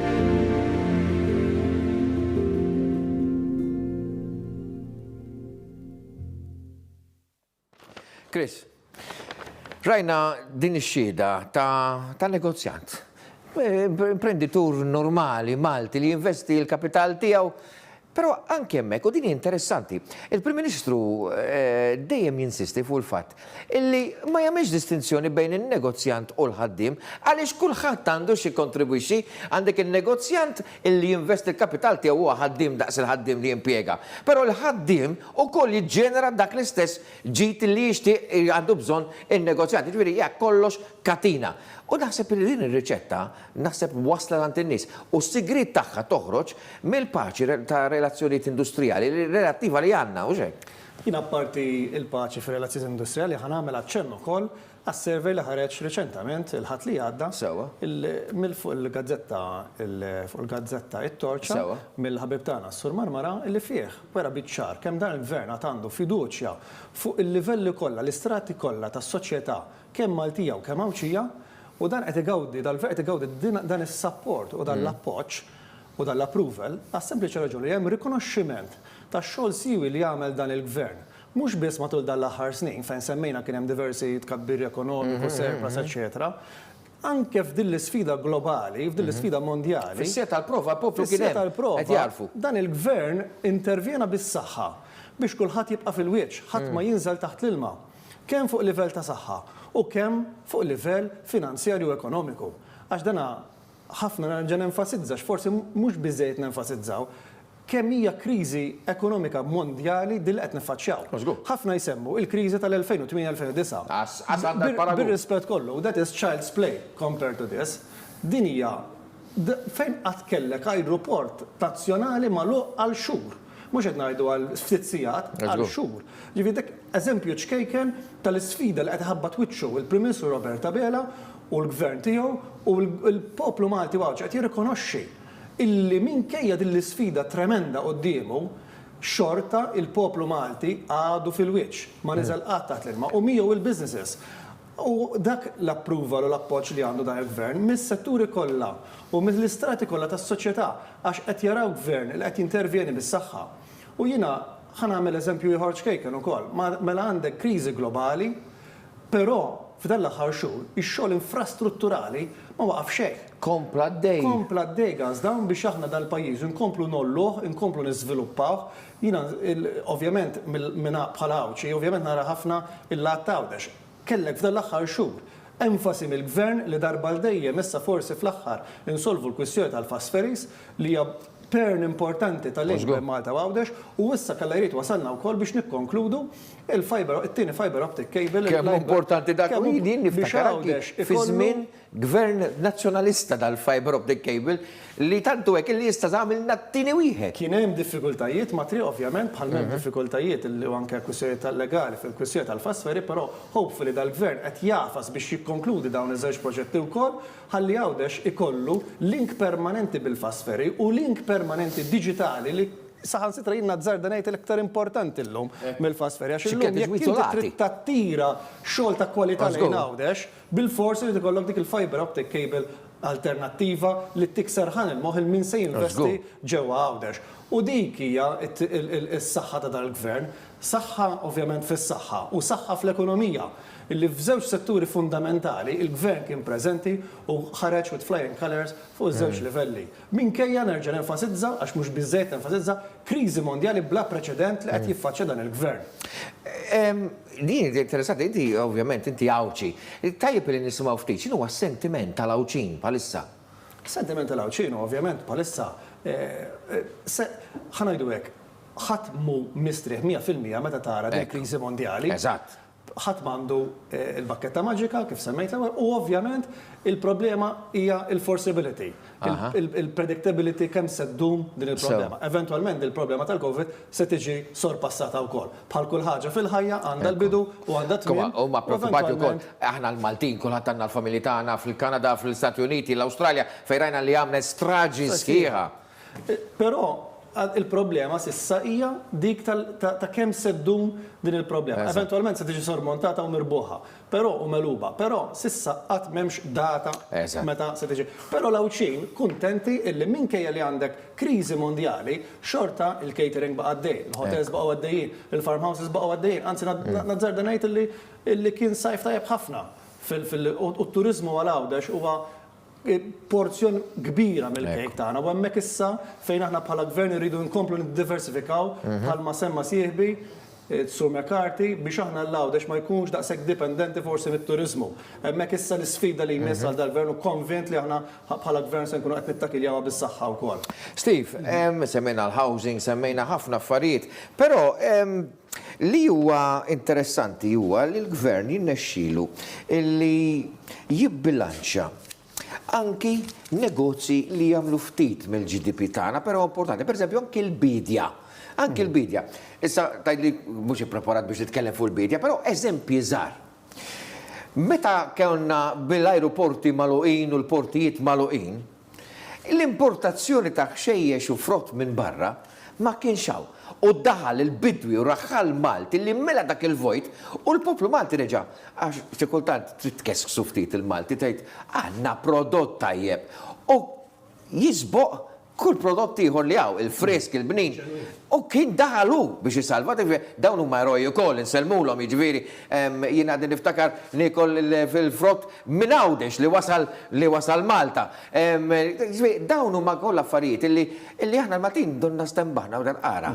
Fil-kaos kollu li kollok fl-ekonomija tibbumi, eċetera, terġa' tirriskopli it-tajjeb tal-Malti. Ekku, le, ifim, da kollox jiddependi, dejjem mill-flus fil-but.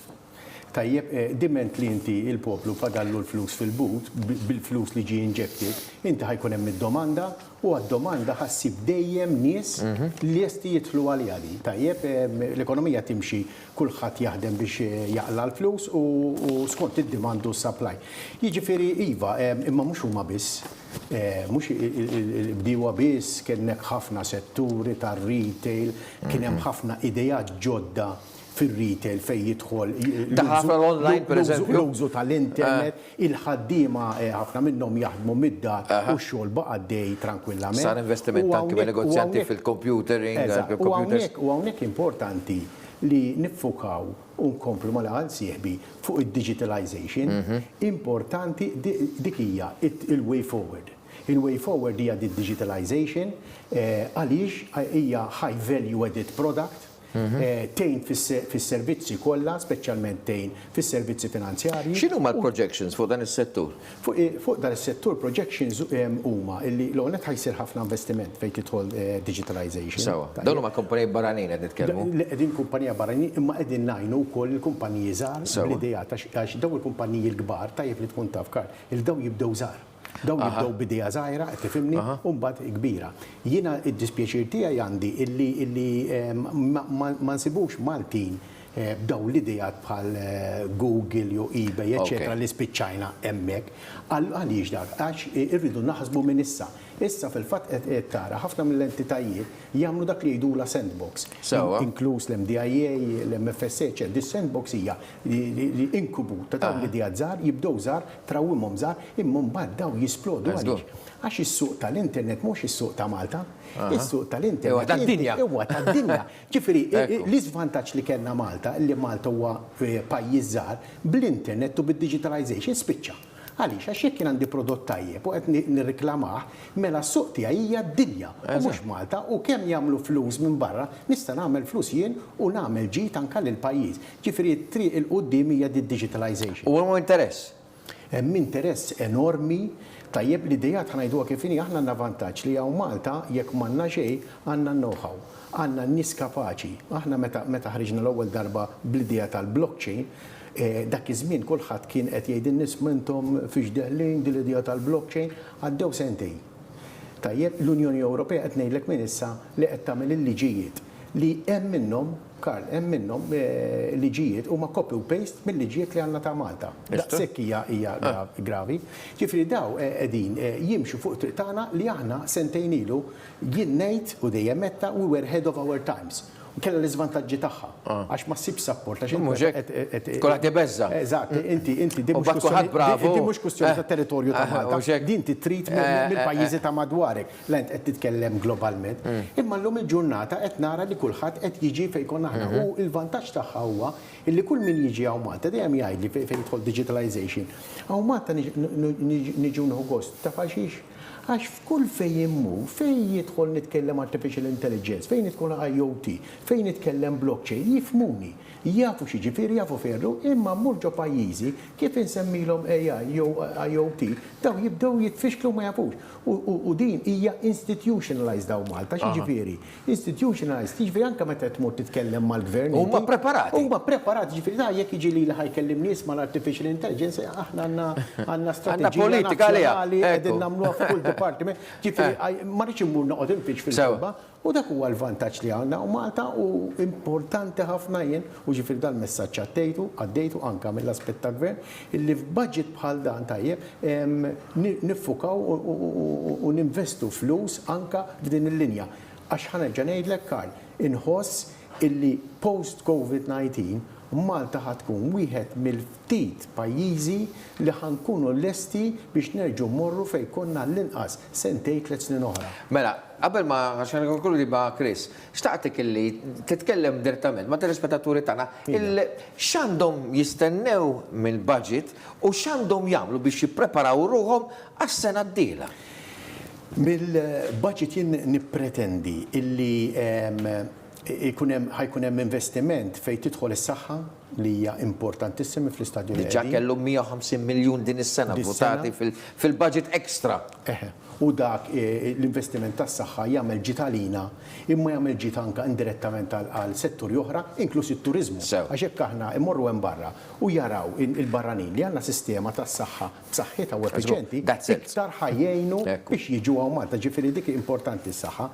Mill-aspett soċjali nixtieq illi f'daw iż-żmien ta' diffikultà nixtieq mill-aspett soċjali kif qal il-Prim Ministru li jkun hemm għajnuna u qed nerġa' ngħidlek anke speċifikament fejn jidħol il-pensjonijiet u mill-aspett ta' digitalization jiena nixtieq u ġifieri anke aħna badna programm Karl biex ħanibdew induru jekk il-bambinerit dil-pandemija tħallina illi konna ħanduru l-iskejjel kollha fejn jala 11 u 12-year-olds biex ngħidulhom x'inhi il-blockchain, x'inhi l-artificial intelligence, għax hemmhekk nistillaw fin-nies għarfien tagħha għax meta titkellem blockchain hemm kunċetti differenti. Hemm kunċett pereżempju ta' decentralization, ġifieri mhux kollox ċentralizzat f'idej il-gvern jew ċentru wieħed, imma kulħadd għandu aċċess għall-informazzjoni. Dawk huma kunċetti ġodda li min għandu 11 u 12 years old, importanti li ndaħluhom issa ħalli il-qudiem anke speċjalment kif ta' il-post-COVID. Kemm jiena kif ukoll ħafna telespettaturi barra jgħid mamma mia dawn il-bidliet kollha.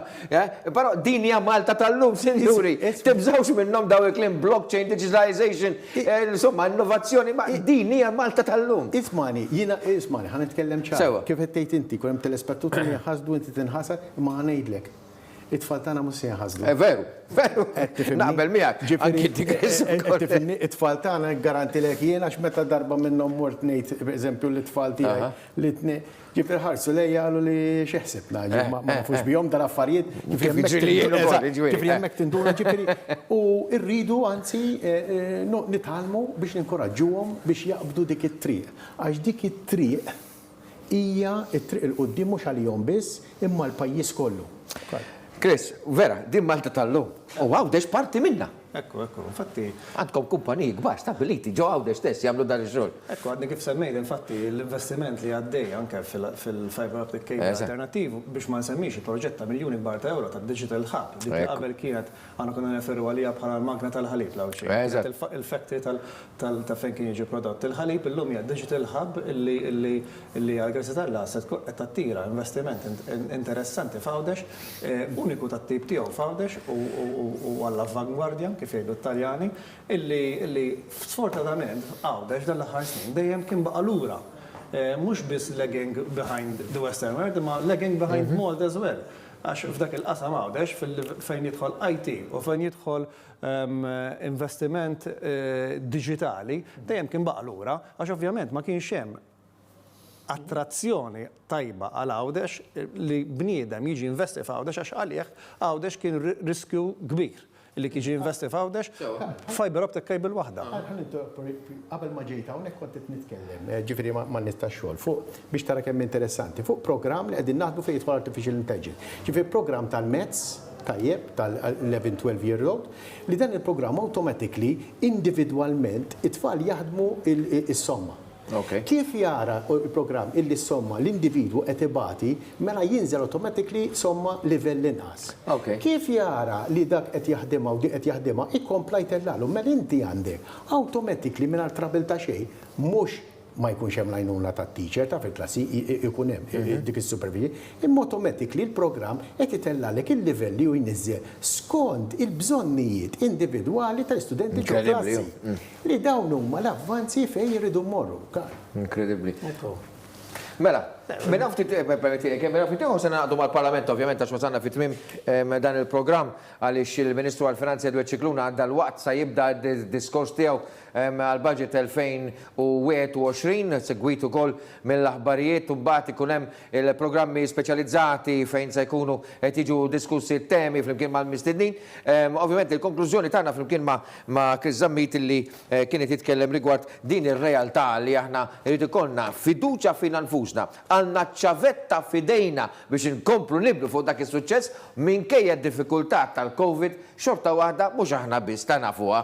Anki l-barranin jafuha, l-credit rating agencies, l-IMF, il-World Bank, kollha jgħidu li aħna bil-bżulija tagħna jekk inkunu moħħna hemm, inkunu fost l-ewwel li noħorġu minn din il-kriżi. Jiena nagħlaq messaġġ pożittiv għax fl-aħħar mill-aħħar dan il-gvern ta' pożittività kbira lil pajjiż minkejja d-diffikultajiet kbar li għaddejjin minnu għas sempliċi raġuni illi minkejja li aħna għaddejjin minn maltemp globali fuq livell internazzjonali, xorta, we are managing to survive, anzi, we are faring well as well. Ġifieri jiena il-konklużjoni tiegħi, Karl, hija illi nagħmlu kuraġġ, din il-problema eventwalment nissorpassawha wkoll, din il-problema eventwalment se jsibu soluzzjoni għaliha wkoll, però aħna rridu nkunu preparati biex kif din il-problema tgħaddi noħorġu aktar b'saħħitna. Il-poplu Malti Wawċi huwa poplu reżiljenti ħafna. It's a hard nut to crack. Aħna bħala poplu għaddejna minn ħafna problemi matul is-sekli tal-istorja tagħna u dejjem we managed to survive and fare well. U jiena konvint li anke wara l-Covid bis-saħħa ta' gvern għaqli u kompetenti illi qiegħed jagħti fiduċja lil poplu, ikompli jagħtih is-saħħa kemm fuq livell sanitarju u kemm fuq livell ekonomiku, aħna wkoll we will manage to surpass and even li dil-battalja nirpuha with flying colors. U jiena konvint illi il-poplu Malti, il-maġġoranza assoluta tiegħu iħossu l-istess, għax dan qed jiġi konfermat anke f'surveys kontinui li jsiru fuq livell ta' gvern u ta' Prim Ministru illi il-gvern għandu rating approvals qawwijin mal-poplu Malti Wawċi għax il-poplu Malti Wawċi konvint li dan hu gvern kompetenti u b'saħħtu li se jħorġu minn dil-battalja wkoll. Grazzi Chris Zamit, grazzi Steve McCarthy. Palissa il-Speaker tal-Kamra qed jirriżolvi fi stadju kavutat biex il-Ministru għall-Finanzi, il-Professur Edward Cicluna, se jkun qed jibda jindirizza il-Kamra u jippreżenta il-budget għas-sena 2021. Minn hawn ftit ieħor ukoll l-Speaker tal-Kamra, Anġlu Farrugia, se jkun qed jagħti l-permess lil Xandir kemm il-One kif ukoll it-Television Malta biex ixandru dirett id-diskors tal-Ministru għall-Finanzi, diskors li huwa mistenni li hu madwar satejn u satejn u nofs bl-iskop mbagħad immorru għall-aħbarijiet. Mela, direttur jgħidli jekk hawnhekk għatanna lill-Speaker, jekk jogħġbok nista' nagħmlu split screen biex insegwu daqsxejn x'qed jiġri. Sabiex ikunu nistgħu nikkollegaw mal-Parlament hemm għandna il-Speaker tal-Kamra nisimgħu x'inhu jgħid.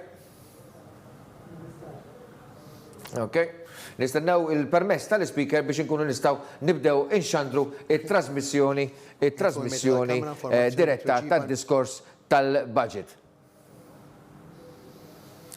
Mela, nisimgħu daqsxejn il-preparamenti għall-budget biex imbagħad immorru dirett għall-diskors tal-Ministru għall-Finanzi Edward Cicluna. Sinjuri, is-serata tajba lilkom.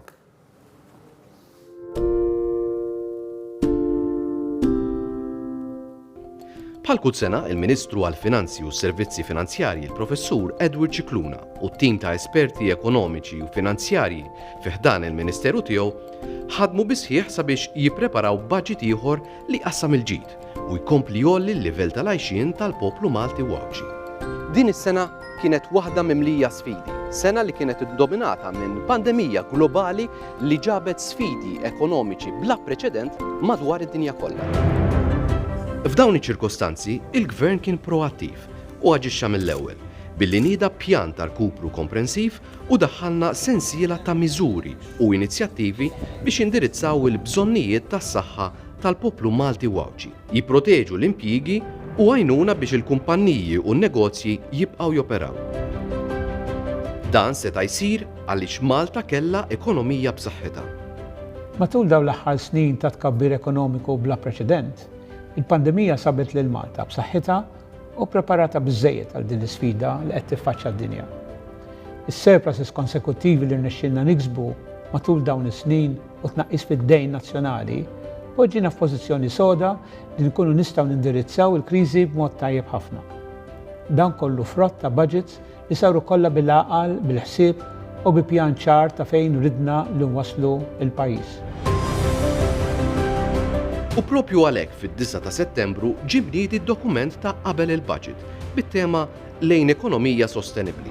L-oġġettiv prinċipali tal-budget 2021 se jkun li jassigura li pajjiżna jerġa' jirritorna għat kabbir ekonomiku li għexna fl-aħħar snin u li jitgawda mill-familji u n-negozji kollha. Dan id-dokument jixpruna u jikkumplimenta il-proċess ta' konsultazzjoni kemm mal-imsieħba soċjali kif ukoll mal-pubbliku ġenerali. Wara li ġie ppreżentat lill-ġurnalisti waqt konferenza stampa fil-Borża ta' Malta, il-Ministru Scicluna ppreżenta dan id-dokument lill-Kabinett tal-Ministri fil-Berġa ta' Kastilja. Fl-istess jum, il-Ministru Scicluna ippreżenta wkoll dan id-dokument lill-imsieħba soċjali fil-waqt li ddiskuta magħhom l-andament u tbassir ekonomiku u fiskali kif ukoll il-prijoritajiet tal-Gvern għall-budget li ġej. L-imsieħba soċjali min-naħa tagħhom ppreżentaw il-proposti tagħhom lill-Ministru Scicluna b'mod kollettiv permezz ta' preżentazzjoni li saret waqt l-istess laqgħa. Għal-Ministru Edward Scicluna il-kuntatt man-nies u suġġerimenti tal-pubbliku għall-budget huma strumentali ħafna għaliex permezz tagħhom ikun qed iħoss il-pols taċ-ċittadin.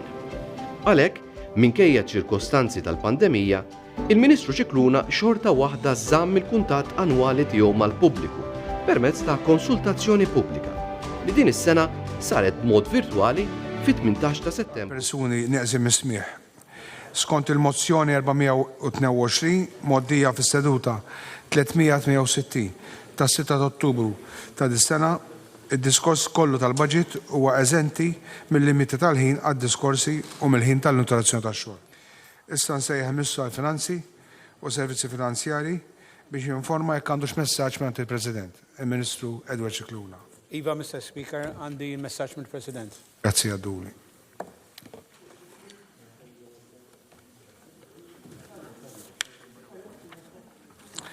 Mela sa naqra messaġġ minn il-President George Vella, il-President jirrakkomanda lill Kamra tad-Deputati n-nefqa mill-Fond Konsolidat tas somma ta' mhux aktar minn 4 biljuni 527 miljun 932,030 euro kif dettaljati fl-abbozz tal-Isem Ġenerali għas-sena 2020. Il-President ukoll jirrakkomanda wkoll l-att ta' appropriazzjoni meħtieġ illum 17 ta' Ottubru 2020. Grazzi. Mela, Ministru, jogħġbok Edward Scicluna, resta issa l-mozzjoni 425 kif tidher fuq l-aġenda. Il-Ministru. Resta l-mozzjoni.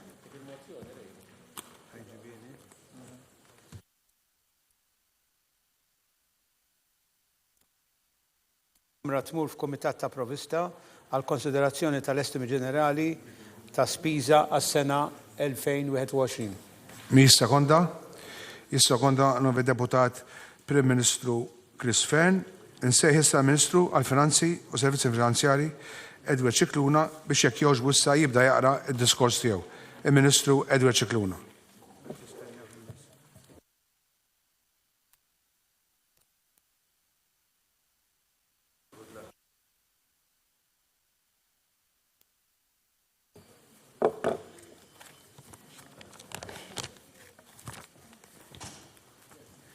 Sur President, illum qed irressa f'isem il-Gvern id-disa budget tiegħi tul dawn is-snin baqa' l-kbir Gvern Laburista irnexxielu iddawwar ir-rota, irnexxielu jara l-ekonomija tirrendi b'riżultati li pajjiżna kien qatt ma esperjenza. Irnexxielu jniżżel id-djun li għamel ħaddieħor fil-passat. Fuq kollox irnexxielu jipprattika dak li jgħid il-qawl Malti erfa' u sor għal meta tiġi bżonn.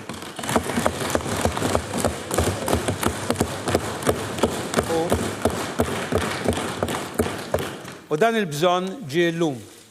Għal min kien jistaqsi b'sarkażmu fejn hu s-surplus, f'dawn l-aħħar xhur inħoss li urejna bil-provi fejn hu s-surplus.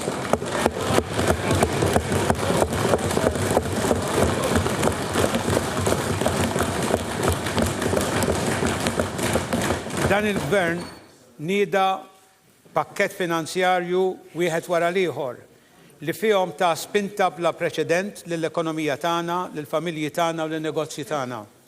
Sur President, wieħed jista' jgħid li t-tixbiħat jistgħu jkunu odjużi. Imma f'dan il-mument il-poplu għandu jieqaf u jxebbaħ dak li ngħata fil-kriżi tal-2009 u l-kriżi fejn akbar tal-lum.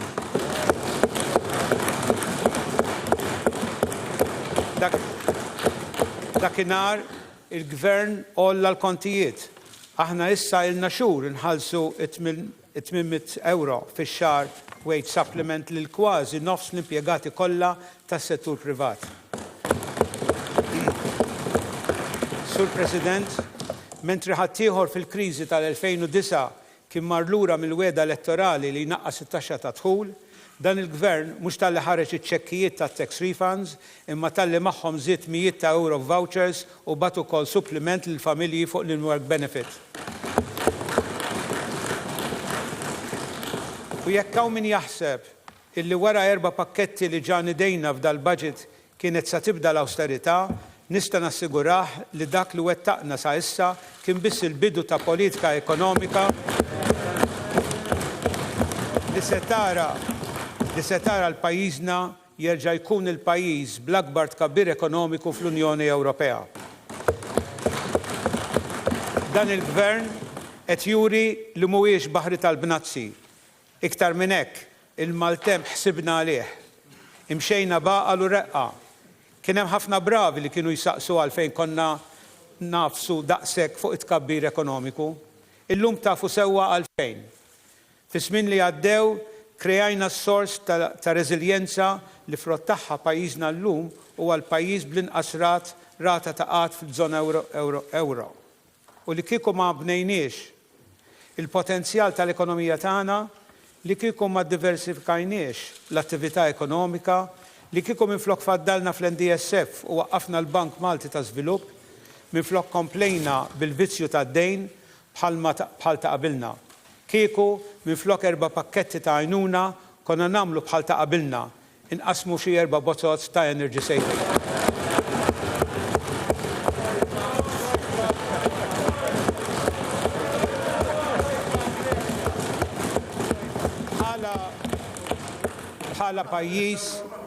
Bħala pajjiż din il-kriżi. Bozza. Kompli Ministru bil-diskors tiegħek. Jekk irġob, kompli. Bozza tal-Greċja. Bħala pajjiż. Okay. All right. Jekk irġob, kompli Ministru bil-diskors tiegħek.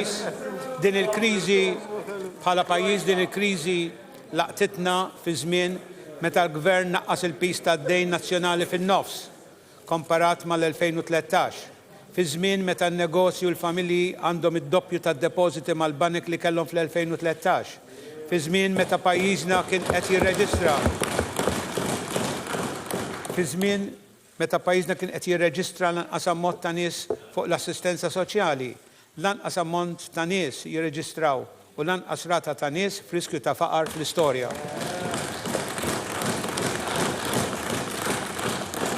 Sur President, kemm jingburi li bħala Ministru għall-Finanzi ħdimt ma' sħabi fl-aħħar snin biex ġejna f'din is-sitwazzjoni.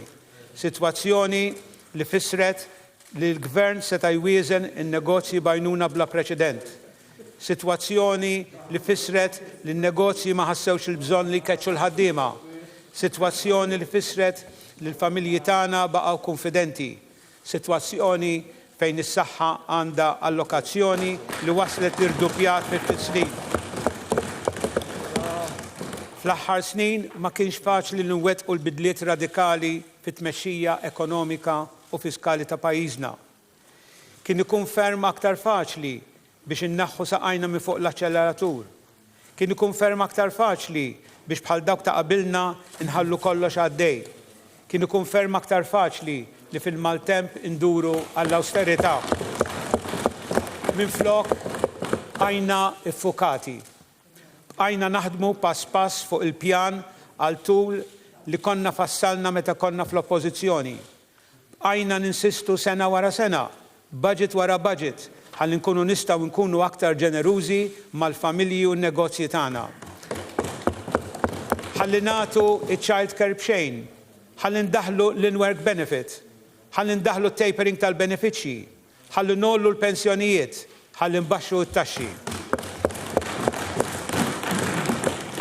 L-eluf ta' ħaddiema u sidien tan-negozji li qed jisimgħuna llum nirringrazzjahom tal-isforzi tagħhom fl-aħħar xhur.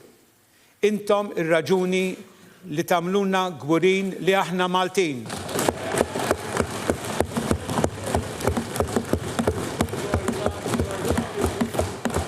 Flimkien ilqajna l-akbar sfida ekonomika li qatt taffaċċja pajjiżna u rejna li l-mudell soċjali Malti jaħdem li fl-eqqel tal-pandemija għall-ewwel darba fl-istorja sirna il-pajjiż fiż-żona euro bl-anqas rata ta' qatt. Li fl-eqqel tal-pandemija konna l-uniku pajjiż fejn l-impjiegi żdiedu u mhux waqgħu. Li fl-eqqel ta' pandemija minflok żieda fil-persuni dipendenti fuq l-assistenza soċjali kellna l-akbar żieda fid-depożiti tal-banek fl-istorja. Għalhekk jixraq li nkomplu fid-direzzjoni ta' 4 pakketti li ġa nidejna. Għalhekk jixraq li nkomplu nwettqu il-manifest elettorali. Il-qagħda ekonomika u finanzjarja. Sur President, hekk kif wieħed seta' jobsor l-eluq tal-ajruport, ir-ristoranti u dawk il-ħwienet u servizzi mhux neċessarji jirriżulta fit-tnaqqis tal-produzzjoni tal-pajjiż. Minkejja dan, il-waqqa fil-prodott domestiku gross fl-ewwel nofs tas-sena kien inqas minn dak taż-żona euro. Fil-waqt li f'Malta dan waqqa 7.7%, iż-żona euro dan it-tnaqqis kien ta' 9%. It-tnaqqis tal-PDG irrifletta ruħu fit-tnaqqis fil-konsum, fl-investiment u l-esportazzjoni netta meta mqabbel mal-ewwel nofs tas-sena l-oħra. Min-naħa l-oħra, il-konsum pubbliku żdied, dan l-aktar minħabba żieda fl-infiq fis-settur tas-saħħa minħabba il-pandemija.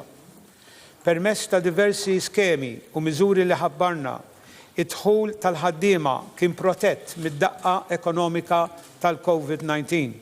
Hekk kif fl-ewwel nofs ta' din is-sena, il-pagi u s-salarji żdiedu b'5.8% li sarfu b'żieda ta' madwar 164 miljun. Miżuri bħal COVID-19, wage supplement, id-differiment tal-ħlas tat-taxxi, ir-rifużjoni tal-kontijiet tal-elettriku u l-grant għall-ispejjeż tal-kera fost l-oħrajn kienu strumentali sabiex jissalvagwardjaw l-impjiegi u jipproteġu id-dħul minnhom. Il-qatt f'pajjiżna irreġistra rata ta' qatt fost l-aktar baxxa taż-żona f'Awwissu. Ir-rata ta' qatt f'Malta kienet ta' 4.1%, fil-waqt li l-medja taż-żona euro kienet ta' 8.1%. Il-qatt fost iż-żgħażagħ ukoll naqas fl-istess perjodu minn 10.9 f'Mejju għal 9.5 f'Awwissu. Dan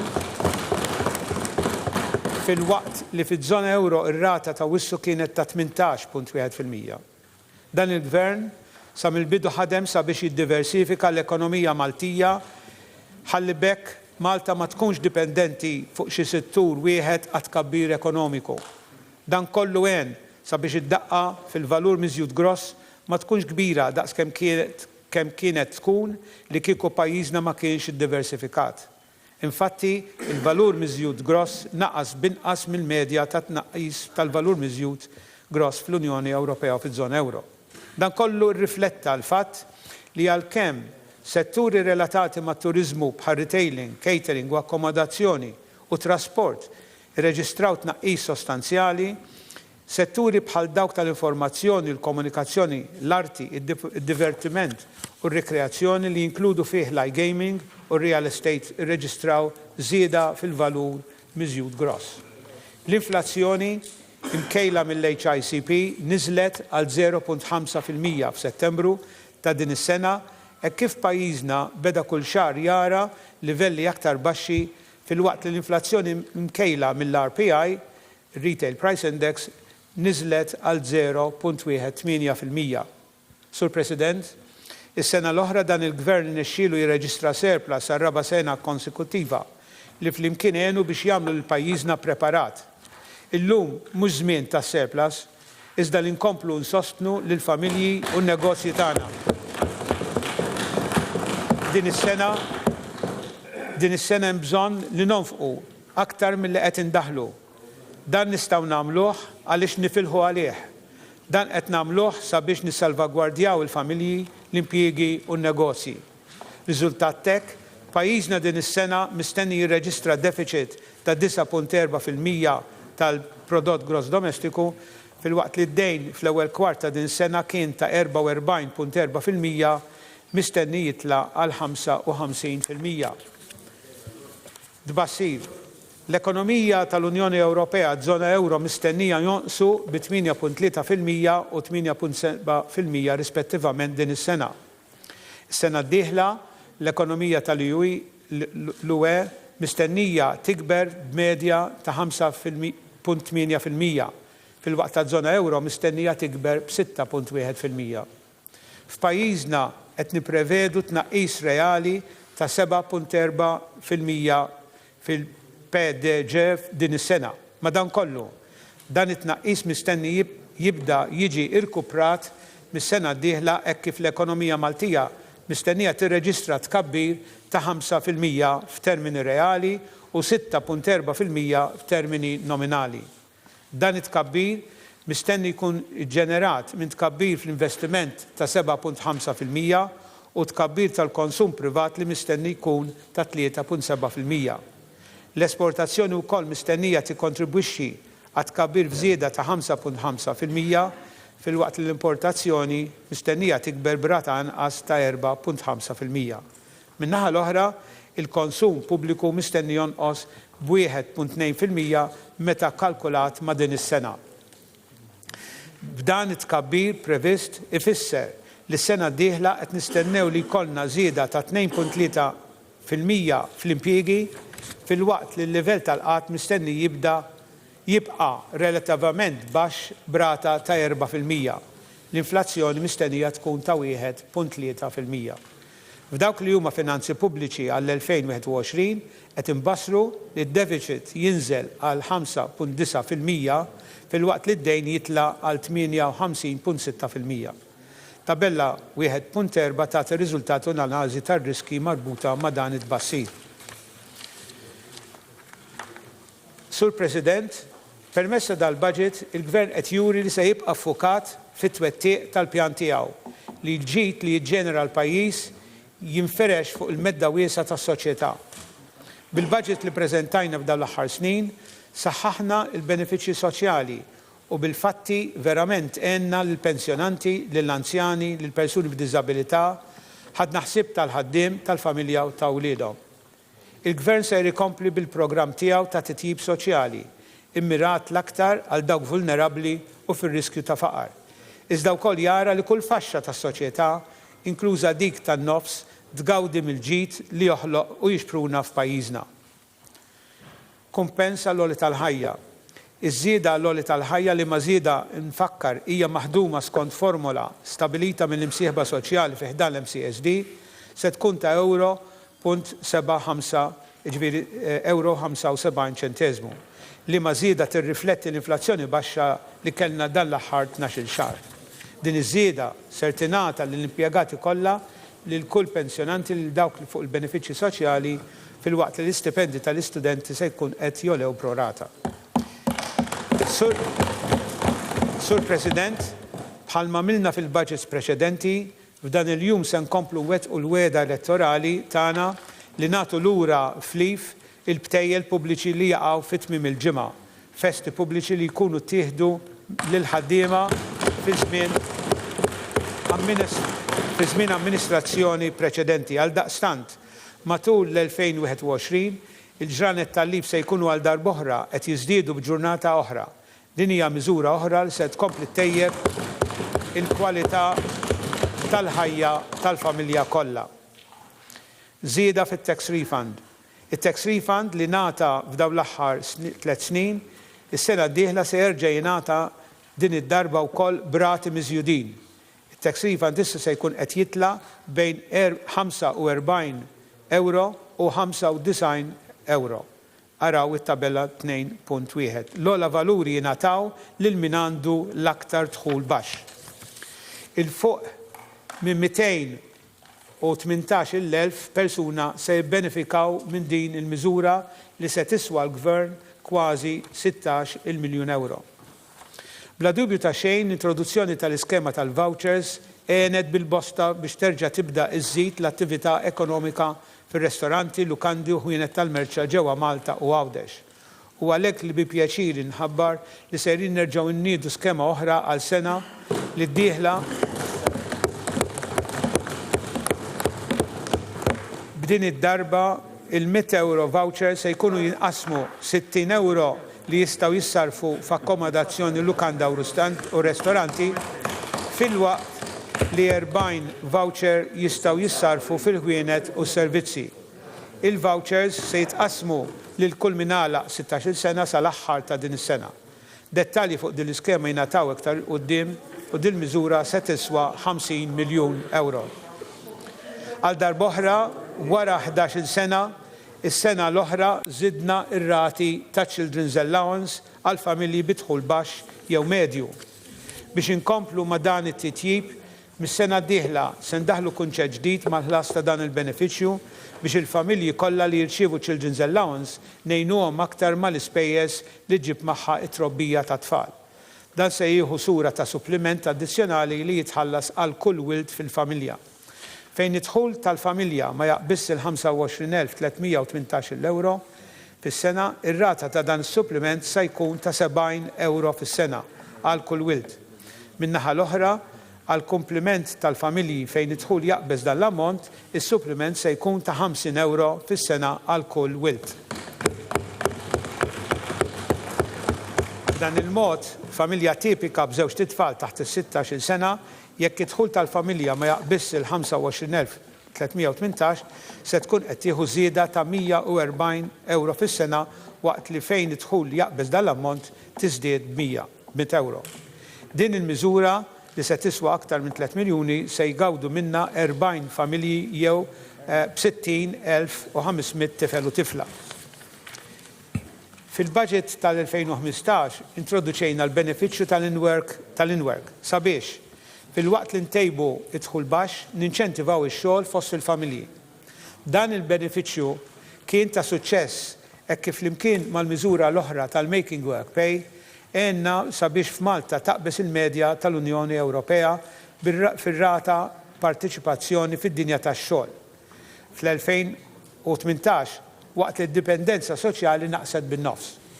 Sena wara sena komplejna ntejbu dan il-benefiċċju.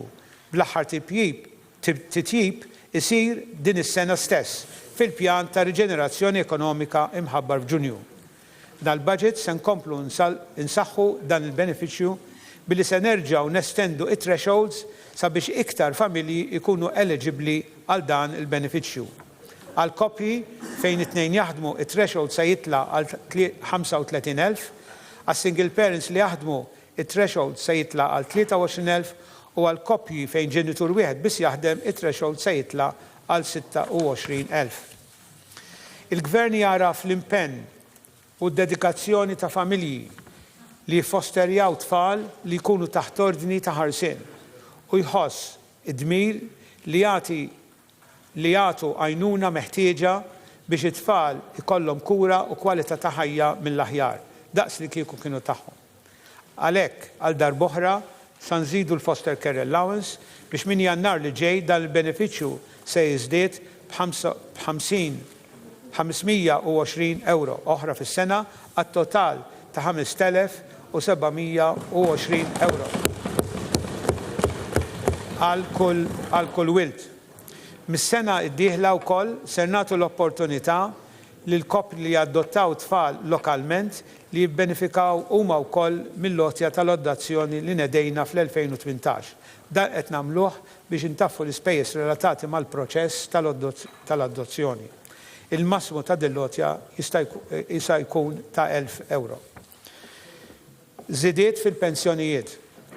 Dan, Sur President, dan huwa gvern li jirrispetta lil pensjonanti bil-fatti. Bi pjaċir inħabbar li għal darb'oħra l-pensjonanti barra miż-żieda tal-kola se terġa' tingħatalhom żieda oħra ta' 3,25 euro fil-ġimgħa. Li maduda ma' żieda tal-għoli tal-ħajja twassal għal 5 euro fil-ġimgħa. Dan ifisser żieda ta' 260 euro fis-sena. lil pensjonanti kollha tas-Sigurtà Soċjali kemm ta' dawk pensjonanti tal-irtirar, tar-romol, tal-invalidità, kif ukoll dawk li jirċievu pensjoni mhix kontributorja tal-età. B'hekk jibbenefikaw 93,000 pensjonant. Irridu ngħidu li meta neskludu l-kola, iż-żidiet kollha li nataw lil pensjonanti tul din il-leġislatura issa jammontaw għal €11.25. U bekk qabżu sew €8 fil-ġimgħa li kienet imwiegħda fil-manifest elettorali. Biex iż-żidiet li qed nagħtu fil-pensjonijiet, inklużi żieda tal-kola, ma jkunux intaxxati għas-sena d-dieħla, mill-ġdid sa nollu il-massimu ta' dħul mill-pensjonijiet li mhux se jkunu intaxxati għal €14,058. Barra minn hekk, dawk il-koppji pensjoni li għandhom komputazzjoni ta' miż-żewġin ser jiżdidilhom għal €3,600 id-dħul ieħor li jkun eżentat mill-ħlas tat-taxxa biex bekk dawn il-pensjonanti mis-sena d-dieħla b'kollox se jiffrankaw ħlas ta' taxxa għal massimu ta' €744. Araw tabella 2.1. Fl-2017 għamilna riforma importanti fl-għajnuna supplementari li titħallas lill-koppja u persuni li jgħixu waħedhom bidħul baxx. B'din ir-riforma konna ollejna sew thresholds ta' dħul biex koppji u persuni jikkwalifikaw ukoll żidna r-rati li jitħallsu lill-koppji. Fis-sena l-ġdida se nissoktaw bir-riforma li se tkun tolqot madwar 29,000 persuna. Is-sena d-dieħla se naġġornaw il-mekkaniżmu ta' kif jinħadmu r-rati ta' għajnuna supplementari li ma' rati massimi maħduma skont id-dħul u l-istat konjugali tal-persuna ser jiżdiedu bejn €70 u €108. Barra minn hekk, is-suppliment addizzjonali ta' €150 li bdejna nagħtu din is-sena lil persuni ta' 65 sena jew akbar li jkunu f'riskju ta' faqar ser jibda jitħallas bla distinzjoni lil kull persuna ta' 65 jew akbar li tikkwalifika għall għajnuna supplementari. B'kollox, dil-miżura se tiswa madwar €2 miljun fis-sena. Persuni fl-età ta' 65 sena jew akbar, speċjalment nisa li fl-imoddi għattaw ħafna snin barra mill-impjieg u li għalkemm ħallsu xi kontribuzzjonijiet ta' sigurtà m'għandhomx pensjoni, għat-tielet darba ser jingħataw żieda oħra ta' €50 fil-bonus annwali tagħhom. B'hekk issa persuni li ħallsu anqas minn 5 snin bolol se jibdew jieħdu bonus ta' 250 u dawk li ħallsu aktar minn 5 snin bolol ser jitla għal €350. Minn din il-miżura jibbenefikaw madwar 11,000 persuna l-aktar nisa li għal xi raġuni jew oħra rtiraw mis-suq tax-xogħol. Infakkar li l-anzjani li jgħixu fi djarhom jew fi djar residenzjali privati ser komplu jingħataw lotja ta' €300 jekk għandhom 75 sena jew aktar u 350 jekk għandhom 80 sena jew aktar. Bis-sena d-dieħla, persuna li tkun twildet qabel l-2062 u ma tikkwalifikax għal pensjoni bil-kontribuzzjonijiet li kollha wara l-età ta' 19 sena, ser jibdew joddula dawk il-bolol li tkun ħalset qabel għalqet l-età ta' 19 u jekk tilħaq il-minimu meħtieġ tibda tikkwalifika għal pensjoni minima naqsa.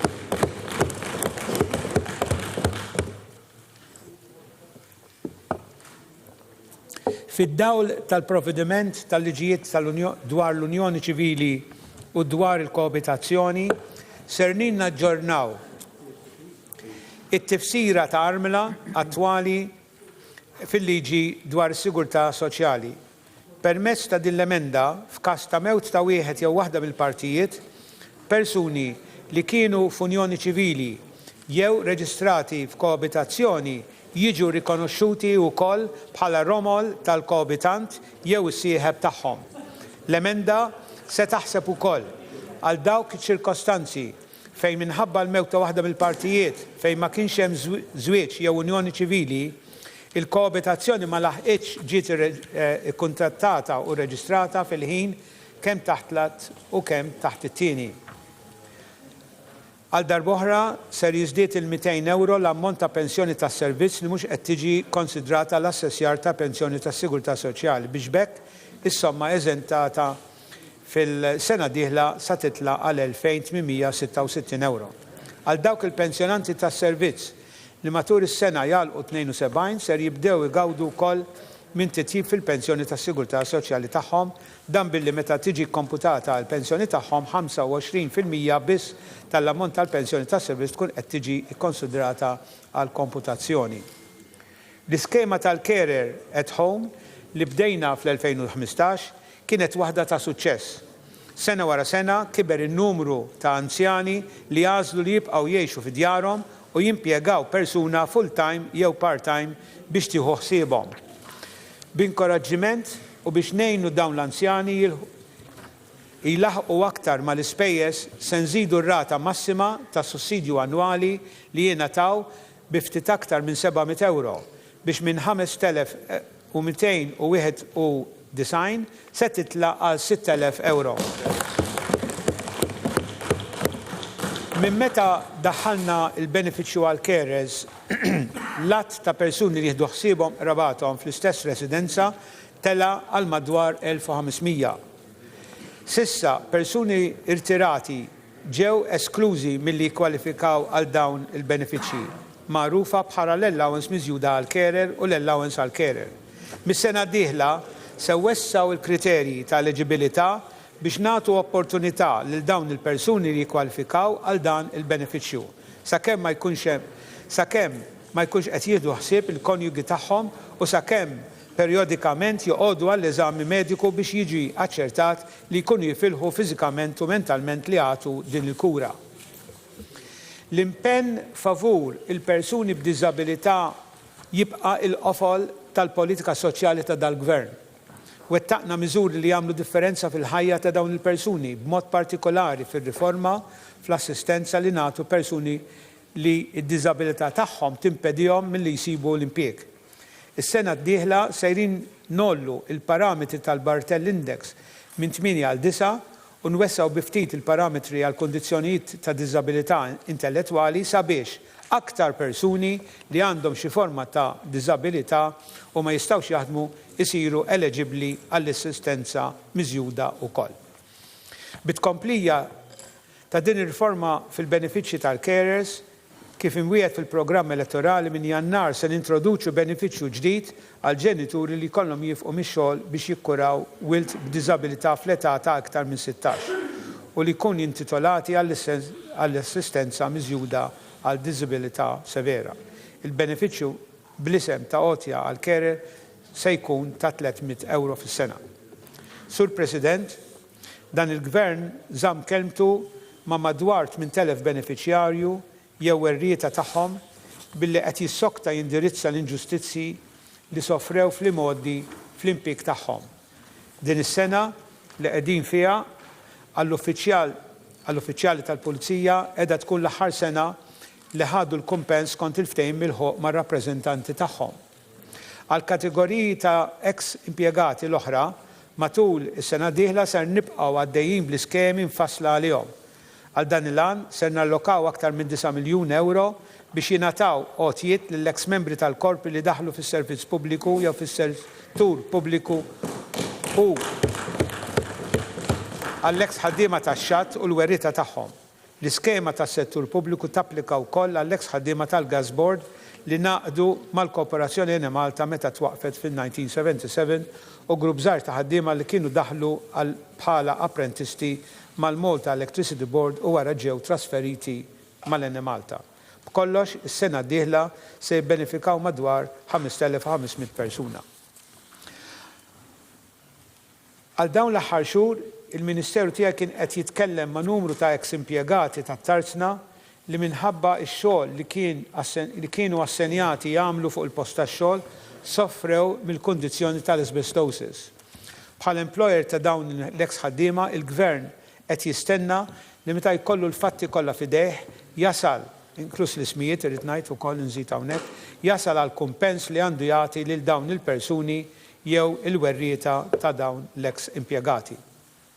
tal-linja kart b'xejn.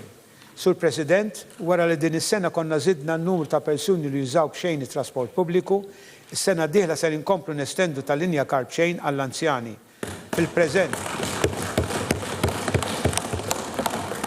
Fil-preżent anzjan rid ikollu il-fuq minn 75 biex jibbenefika mit-trasport b'xejn, issa din se tinżel għal 70 sena u l-fuq. Ma 19,000 anzjan se jgawdu minn din il-mużura. Government Savings Bond. F'erba' snin li jinna noħorġu Savings Bond 62 Plus, fejn ir-rata tal-imax li qed titħallas hija ferm aktar għoli mir-rata tal-imax li tingħata mill-banek kummerċjali, il-fuq minn 27,500 pensjonant investew ftit anqas minn 400 miljun fi ħruġ ta' dawn il-bonds. Għalhekk, permess li r-rata tal-imax fuq il-kontijiet bankarji fissi se jibqgħu baxxi, għal sena oħra se noħorġu dawn il-bonds u mistenni li 6,000 anzjan ġdid se jkunu eligibbli għal din il-ħruġ ta' bond. L-inċentivi fiskali daħħalna 6 snin ilu li ma' inċentivi jkopru minn dawk li individwi investu f'pensjonijiet privati magħrufa bħala Third Pillar Pension kif ukoll fil-Voluntary Occupational Pension Scheme qed jagħtu l-frott. Fil-fatt, diġà hemm 11,000 beneficjarju li investa fit-Third Pillar u 2,000 impjegat li investew fil-Voluntary Occupational Pension Scheme. Għas-sena d-dieħla se nwessaw l-ammont ta' investiment finanzjarju annwali li fuq u hemm eżenzjoni ta' taxxa b'1,000 € fis-sena biex bekk naslu għal 3,000 € fis-sena. Estensjoni ta' skemi eżistenti fuq xiri u beħ ta' proprjetà. Sur President, bi pjaċir inħabbar li l-iskemi eżistenti li daħħalna tul dawn is-snin ser jerġgħu jiġu estiżi għal sena oħra. Qed nirreferi għall-iskemi ta' tnaqqis fit-taxxa tal-boll għal first time buyers, għal second time buyers, għal xiri ta' proprjetà vakanti fl-urban conservation areas, xiri ta' proprjetà f'għawdex, kif ukoll l-iskemi ta' rifużjoni ta' spejjeż fuq xogħol ta' ristawr. Barra minn hekk, fil-każ tal-first time buyer minn għada se jkun eżenti mit-taxxa tal-boll l-ewwel 200,000 € minflok 175,000 kif qiegħda bħalissa. Qed inħabbar ukoll li r-rata mnaqsa ta' 3.5% fejn jidħol xiri ta' dar fejn wieħed joqgħod. Anke jekk mhux first time buyer u għal dawk li diġà jgħixu ġo dar li titħalla lilhom bwirt se tkun applikabbli wkoll l-ewwel 200,000 €. Barra minn hekk, dawk il-miżuri li daħħalna fil-pjan ta' reġenerazzjoni ekonomika fejn ir-rata tal-boll fuq xiri ta' proprjetà naqset minn 5% għal 1.5% fuq l-ewwel 400,000 tal-valur u tnaqqis ta' rata ta' taxxa minn 8% għal 5% fuq dawk li qegħdin ibijaw il-proprjetà ser jibqgħu fis-seħħ. Dan jgħod għal dawk il-konvenji reġistrati sal-31 ta' Marzu tas-sena d-dieħla u li mbagħad li tali konvenju jissarraf f'kuntratt li jsir mhux aktar tard mill-31 ta' Diċembru tas-sena d-dieħla.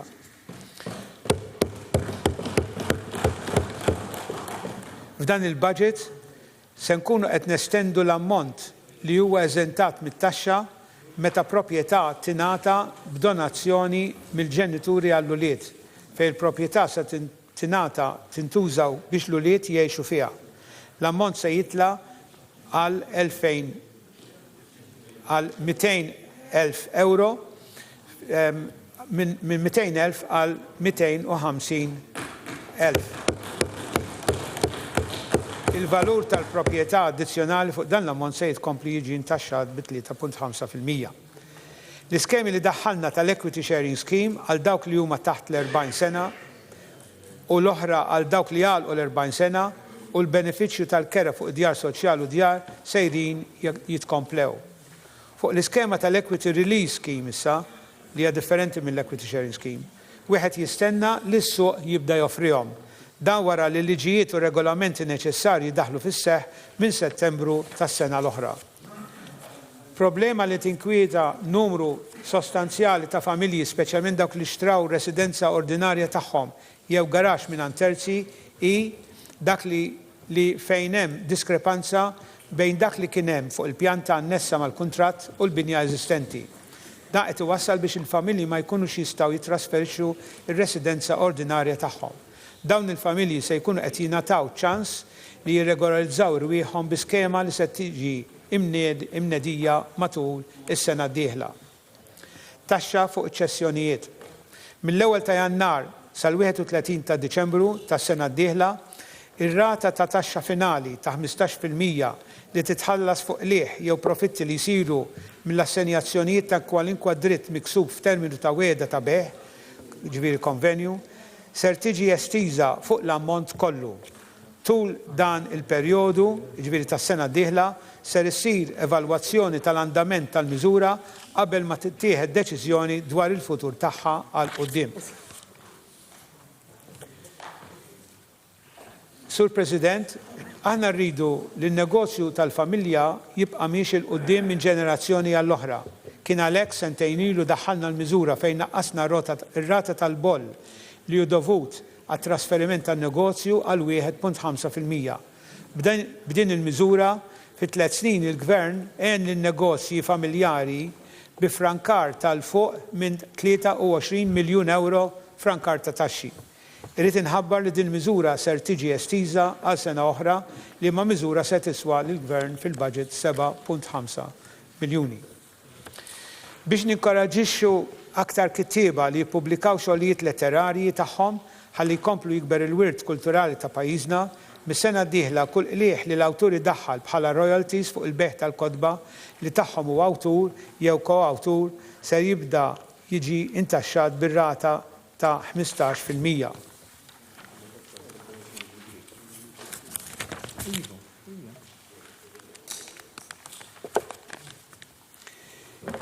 Ninċentivaw it-tkabbir ekonomiku. Sur President, dan il-budget ser jkomplu jinċentiva it-tkabbir ekonomiku. It-tkabbir ekonomiku kien u se jibqa' lajn ta' kull ġid li bih il-Gvern jibqa' jsaħħaħ il-pensjonijiet, innaqqas il-faqar, jonfoq iżjed fuq is-saħħa, inkluż aktar mediċini b'xejn, u jkompli jolli l-livell tal-edukazzjoni u fuq kollox jipprepara ruħu għal kwalinkwa kriżi li pajjiżna jista' kif il-fatt qiegħed jiffaċċja. Riżultat tal-esperjenza tal-pandemija għal futur se jkun hemm attenzjoni akbar biex naraw li dan it-tkabbir iwassal għal kwalità ta' ħajja aħjar għal familji tagħna. Dan ifisser li l-ewwel nett l-attività ekonomika sew privata u sew pubblika għandha titmexxa fuq governanza tajba. It-tieni nett ser naraw li dan it-tkabbir jinbena fuq prinċipji ta' ekonomija ħadra, binqas impatt negattiv fuq l-ambjent, fuq l-arja, l-ilma u l-baħar u l-użu tal-art, kif ukoll binqas ġenerazzjoni ta' skart ras għal ras. Fuq kollox, tul 30 sena naqsu gradwalment id-dipendenza fuq l-enerġija minn sorsi tal-passat li qed iwasslu għat-tibdil fil-klima. Il-mira tagħna hi li mal-2050 pajjiżna ikun ħieles mill-karbonju. It-tielet nett ser naraw li nisqu fuq l-innovazzjoni u nisfruttaw it-teknoloġija diġitali f'kull settur tal-ekonomija ta' pajjiżna. Din hija l-unika triq biex pajjiżna li unieqes mir-riżorsi naturali jibqa' kompetittiv u fuq quddiem fit-tkabbir ekonomiku. Biex nagħmlu hekk irridu nsaħħu bil-kbir l-investiment fl-infrastruttura fis-sens wiesa' tagħha. Dan il-budget se nuru kif beħsiebna nibdew it-triq twila biex naslu u nilħqu dawn l-anijiet, primarjament għall-ekonomija sostenibbli mibnija fuq ekonomija ħadra u ekonomija diġitali. Sur President, qabel xejn iżda rridu naraw li l-ekonomija tagħna, in-negozji tagħna, il-ħaddiema tagħna jibqgħu ekonomikament b'saħħithom tul dawn iż-żminijiet diffiċli. Ħalli meta l-pandemija tgħaddi, mhux biss inkunu nistgħu nkomplu fejn ħallejna f'dak li hu tkabbir u tqassim tal-ġid nazzjonali, imma ippreparati sew għall-isfidi tal-futur. Sallum, permezz tal-COVID Wage Supplement, issalvagwardjajna mal-100,000 impjieg u tajna għajnuna lill-aktar minn 20,000 kumpanija. Il-Gvern qed janalizza kontinwament l-andament ekonomiku u jaddatta il-miżura skont il-bżonnijiet. Għalhekk, wara li tkellimna ma' diversi msieħba soċjali se nkunu qed nestendu din l-għajnuna sal-aħħar ta' Marzu tas-sena d-dieħla.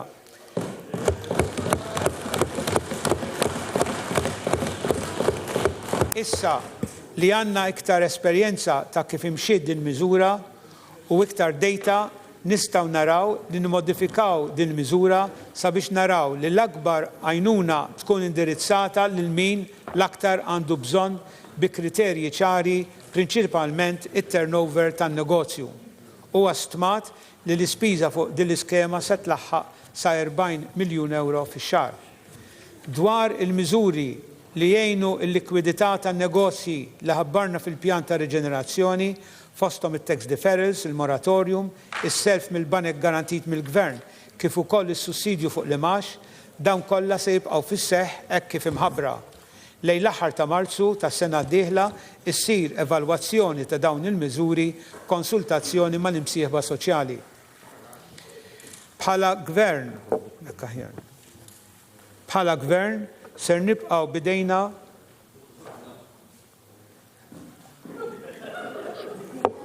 fuq il-pols tal-industrija u n-negozji żgħar u se nkomplu naħdmu biex innidħlu foqsma ġodda ekonomiċi u naġġornaw l-infrastruttura tal-industrija ta' pajjiżna b'mod li tirrifletti l-ħtiġijiet u l-isfidi mhux biss tal-lum imma anke dawn tal-futur.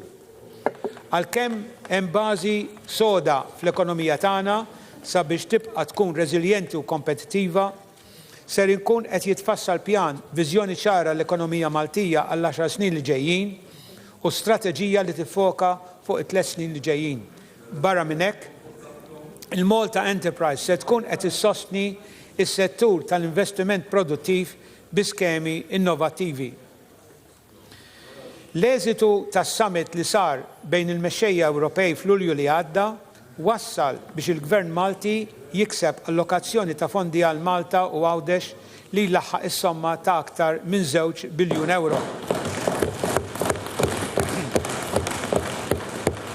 Dawn il-fondi huma mifruxa fuq programmi finanzjati mill-budget tradizzjonali l-MFF tal-Unjoni Ewropea u minn fondi mill-istrumenti ġodda ta' irkuprar u ta' tranzizzjoni RFF li nediet il-Kummissjoni fl-isfond ta' sfidi kbar ambjentali u tal-kriżi tal-COVID-19.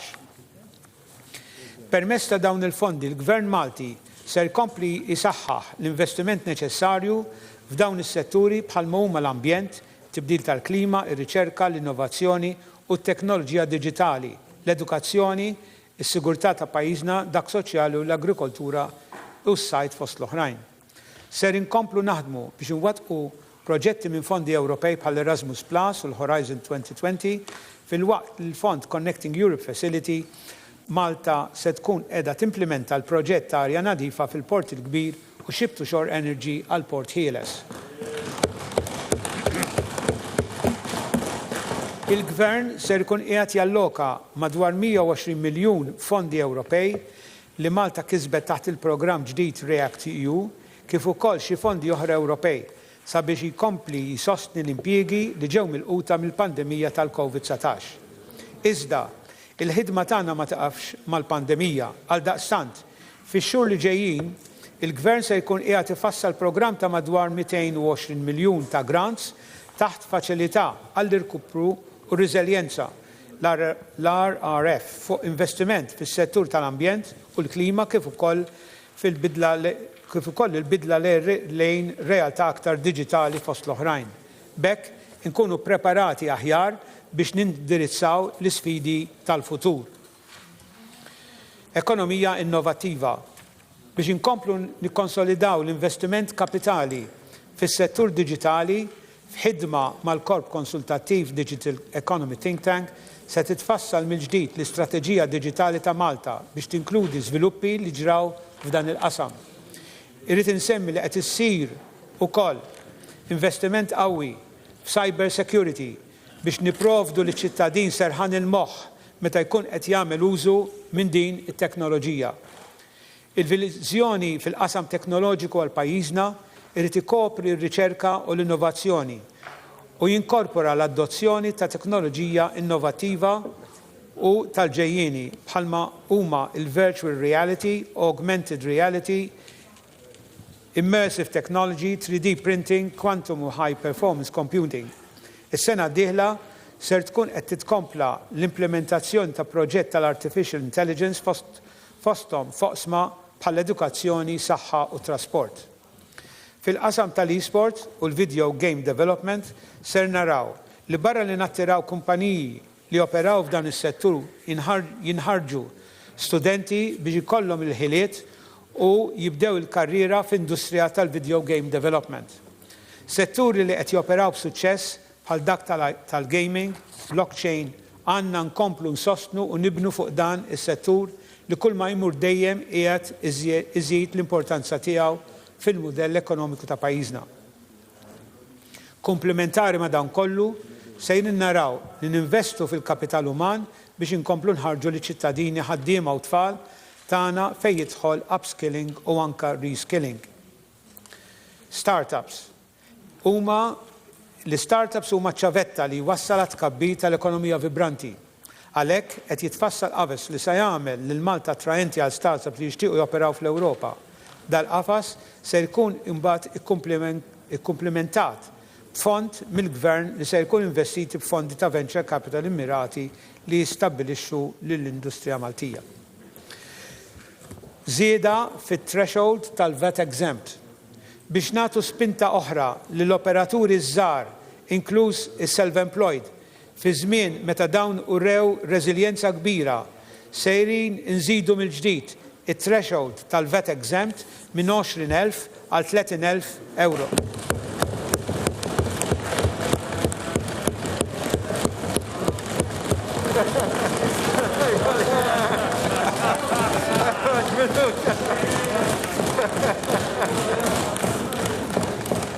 B'dan il-miżura dawn l-operaturi se titnaqsilhom ukoll il-burokrazija.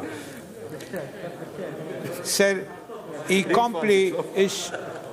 jkompli si xogħol biex in-negozji ngħinuhom ibijaw online. Irridu ninkoraġixxu aktar negozji jkunu organizzati u attrezzati biex ibijaw online u kif ukoll jamalgamaw is-sistemi tagħhom ma' sistemi oħra ta' distribuzzjoni. Se titnieda skema tal-Malta Enterprise sabiex kumpaniji li jħadmu inqas minn 50 ruħ jidħlu għal proġetti ta' innovazzjoni.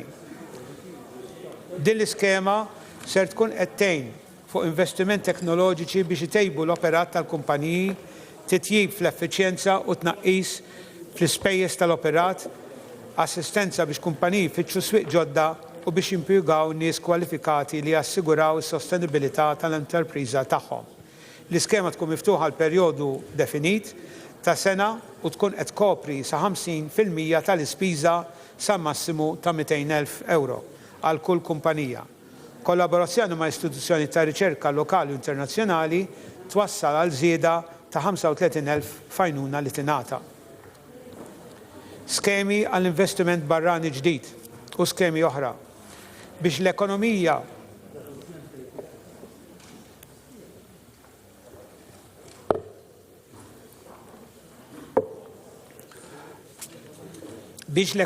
tibqa' tissaħħaħ, il-Malta Enterprise sejra tkompli testendi is-saħħaħ u tniedi skemi biex tgħin dawk is-setturi ekonomiċi li diġà qed joperaw ġewwa pajjiżna kif ukoll tattira investiment ġdid.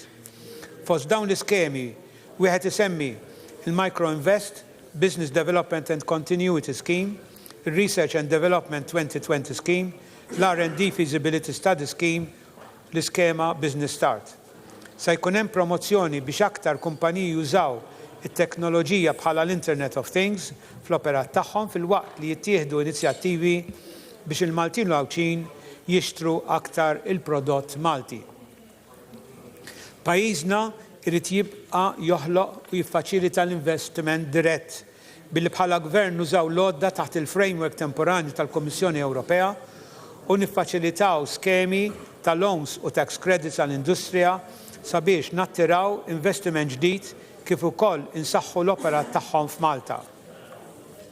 Se ninvestu wkoll sabiex inkomplu nassiguraw il-ħarsien tal-konsumatur u dan billi ntejbu il-faċilità tal-laboratorji nazzjonali fosthom dawk għal skopijiet ta' sorveljanza u t-testjar tal-kwalità tal-mediċina.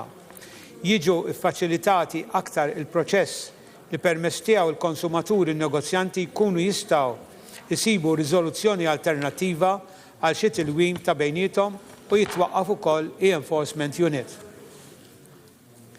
Il-Gvern huwa determinat li s-suċċess li nkiseb fil-qasam marittimu jiġi replikat fil-qasam tal-avjazzjoni.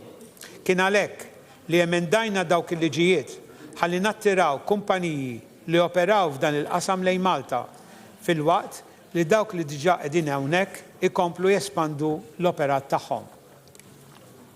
Bit-twaqqif ta' Stakeholders Forum li jkun jinkludi rappreżentanti ta' min involut fil-qasam tal-avjazzjoni sejra tiġi mnedija il-politika tal-avjazzjoni. Fejn jidħol il-Marittimu se tkompli l-ħidma biex jisaħħaħ ir-Reġistru Marittimu kif ukoll isir ħidma biex ikun hemm aktar promozzjoni fil-qasam ta' super yachts ħalli din l-industrija tattira aktar yachts ta' dan it-tip lejn xtutna. Konxi mir-riski ambjentali li jiġu ikkawżati minn xi inċident marittimu se jkun qed naraw li jingħataw l-appoġġ meħtieġ sabiex jibdew jittieħdu l-miżuri neċessarji għall-implementazzjoni tan-National Marine Pollution Contingency Plan. L-Air Malta kienet għada u tibqa' waħda mill-pilastri l-iktar importanti għall-ekonomija Maltija.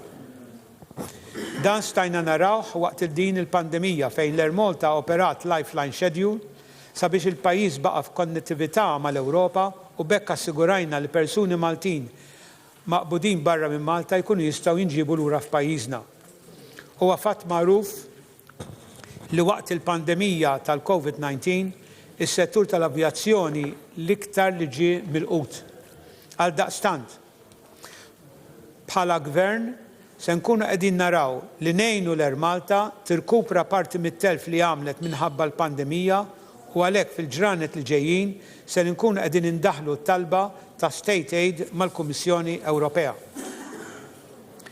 It-turiżmu huwa pilastru ewlieni fil-kuntest soċjo-ekonomiku Malti li jikkontribwixxi sostanzjalment fil-ħolqien tal-ġid u l-impjiegi. L-effett tal-pandemija kien devastanti għal dan is-settur u magħha is-setturi kollha li din l-industrija b'mod dirett jew indirett tirrelata magħhom jew issostni. Mill-lejl għan-nar dawn is-setturi raw id-dħul tagħhom kważi jieqaf għal kollox. Kif diġà semmejna, dal-Gvern se jkompli jgħin lil dawk is-setturi bħas-settur turistiku f'dawn il-mument ta' diffikultà. Għas-sena d-dieħla l-iskop prinċipali tagħna huwa li naħdmu bla għeda sabiex nirkupraw kemm nistgħu dak li tlifna. L-isfidi huma kbar. Ser inkunu qed nikkompetu għal numru ferm iżgħar ta' vjaġġaturi globali. Iżda aħna ser nkunu lesti sabiex nerġgħu nibdew it-triq li konna drajna nesperjenzaw ma sas-sena l-oħra. Fejn konna niksbu riżultati aħjar mill-medja internazzjonali. Fid-dawl ta' dan, il-ġimgħat li ġejjin se nkunu qegħdin invaraw strateġija aġġornata għall iżvilupp tat-turiżmu tagħna ibbażata fuq il-prinċipju ta' bidu ġdid tal-industrija tat-turiżmu tagħna imsejsa fuq sisien aktar sostenibbli u kompetittivi u li jimmiraw għal aktar kwalità. Din l-istrateġija għandha twassalna sas-sena 2030. Kull ma jmur, is-soċjetà saret iktar konxja tal-impatt u li l-azzjonijiet tagħna għandhom fuq l-ambjent li ngħixu fih. U għalhekk li bdejna naħdmu fuq pjan ta' implementazzjoni fit-tul sabiex l-industrija tat-turiżmu wkoll taqleb l-operat tagħha għal net zero carbon neutral. Il-viżjoni tagħna hi li kull stabbiliment turistiku żgħir jew kbir f'pajjiżna jibda jiġġenera biżżejjed enerġija minn sorsi notfa filwaqt li jnaqqas il-konsum permezz ta' investiment teknoloġiji innovattivi. Anka fil-qasam ta' turiżmu se naraw li tidħol id-diġitalizzazzjoni li għandha tirrappreżenta opportunitajiet għan negozji biex ikomplu jespandu l-firxa tas-swieq tagħhom. Iżda it-tkabbir itejbu l-effiċjenza fl-operat u jkabru l-vantaġġ kompetittiv tagħhom.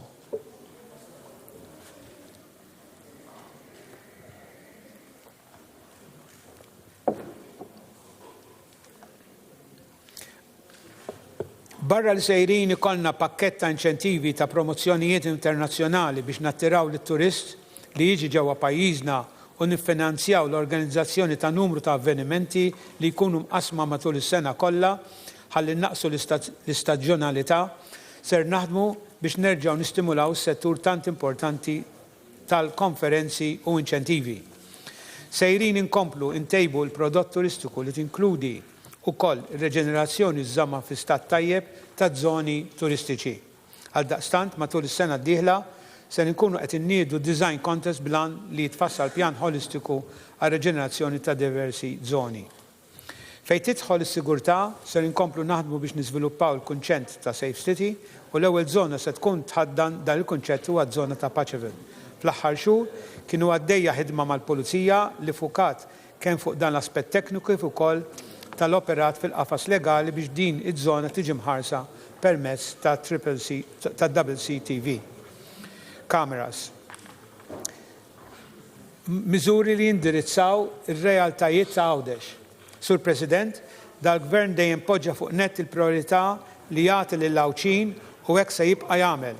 Aħna sejrin inkomplu nagħtu dal-istimulu neċessarju biex ir-rendiment ekonomiku li rajna ġewwa Għawdex, rendiment li wassal biex jiġi reġistrat tkabbir ekonomiku akbar minn ta' Malta u tnaqqis fil-qatt jitkompla fis-snin li ġejjin.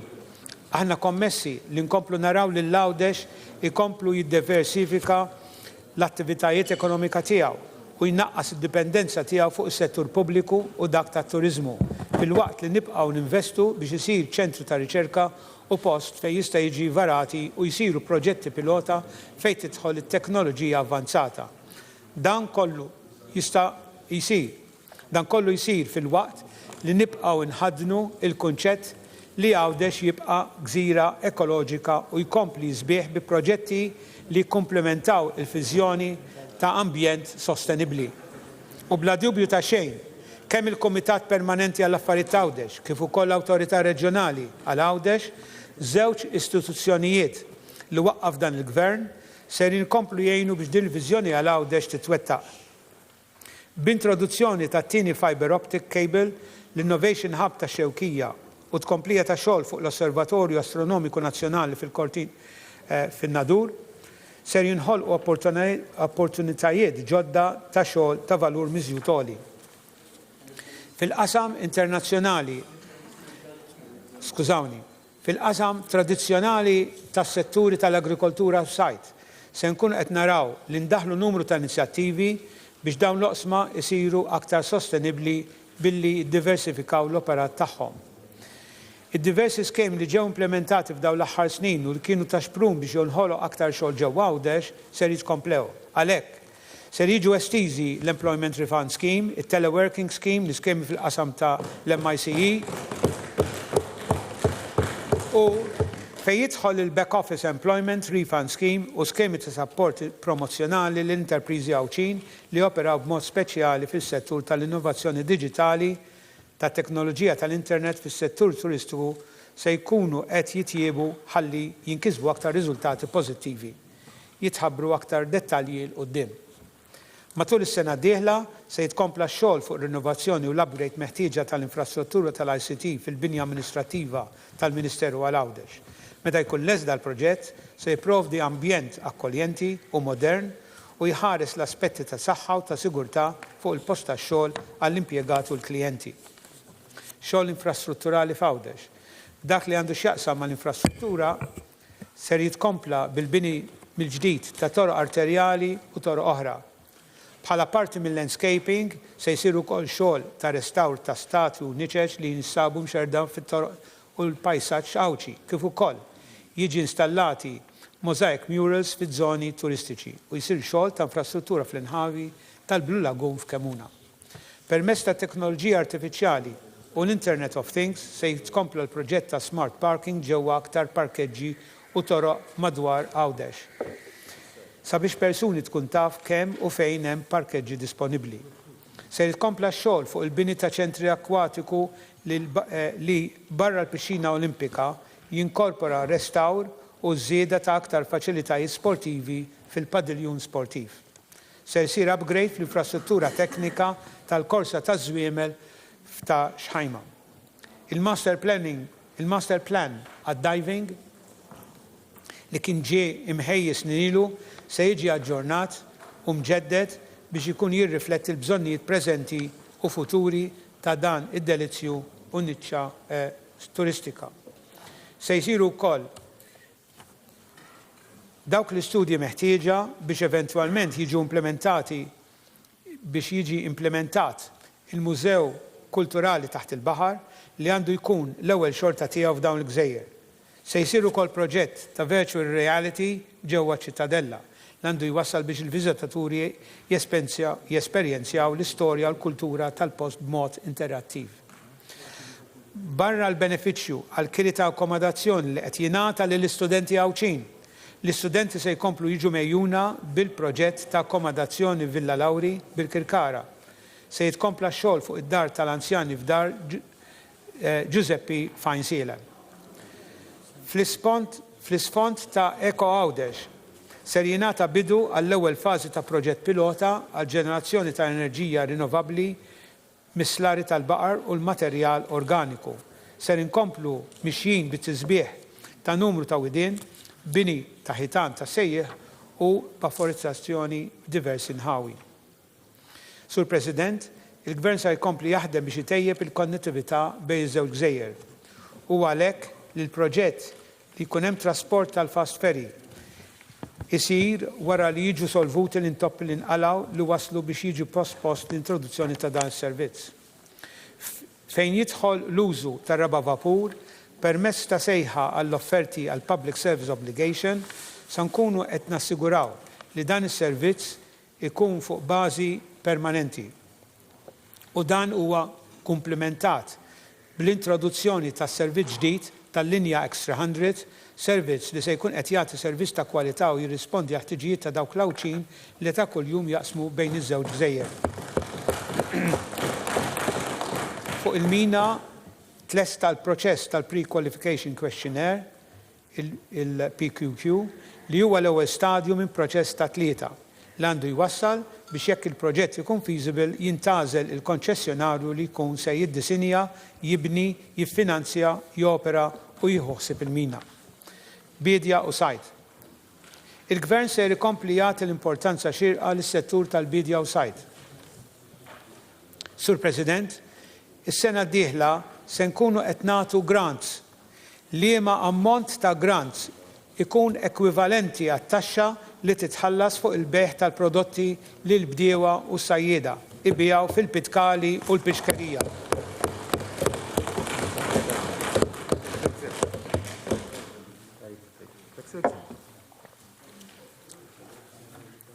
Dawn il-grant se jkunu wkoll marbuta ma' investimenti fil-proġetti li jnaqsu l-ħela tal-prodott agrikolu u tal-ħut fil-waqt li jiddaħlu sistemi fej jikkontrollaw l-ammont ta' prodott li jitpoġġa fis-suq skont id-domanda tal-konsumatur. Aktar dettalji nataw il-qudiem. Wara li din is-sena provdejna għajnuna sabiex indaħlu kultura ta' taħriġ u innovazzjoni biex naraw da' settur jikber bħal setturi oħrajn, is-sena d-dieħla se nkun qed nofru l-iskemi ġodda blan li nħajru aktar bdiewa żgħażagħ jidħlu f'dan is-settur. Fil-waqt li nkomplu bid-diversi kumpaniji favur il-konsum ta' prodotti lokali ta' kwalità. Ser tiġi implementata l-istrateġija dwar il-resistenza antimikrobika bilan li titjieb il-biosigurtà fl-irċieset u l-użu prudenti tal-antimikrobiċi. Ser inkomplu fuq xogħlijiet ta' ċentri għar-riċerka fl-agrikoltura kif ukoll fl-akwakoltura u fil-qasam tal-imbit u l-vitikultura se jitkompla t-titjib tal-faċilitajiet ta' riċerka fiċ-Ċentru Nazzjonali tal-Imbit u d-Dwieli. Is-sena d-dieħla nibdew nwettqu ir-riforma li nintroduċu sistema ta' traċċabilità u li modernizzar fl-istrutturi tal-Pitkali.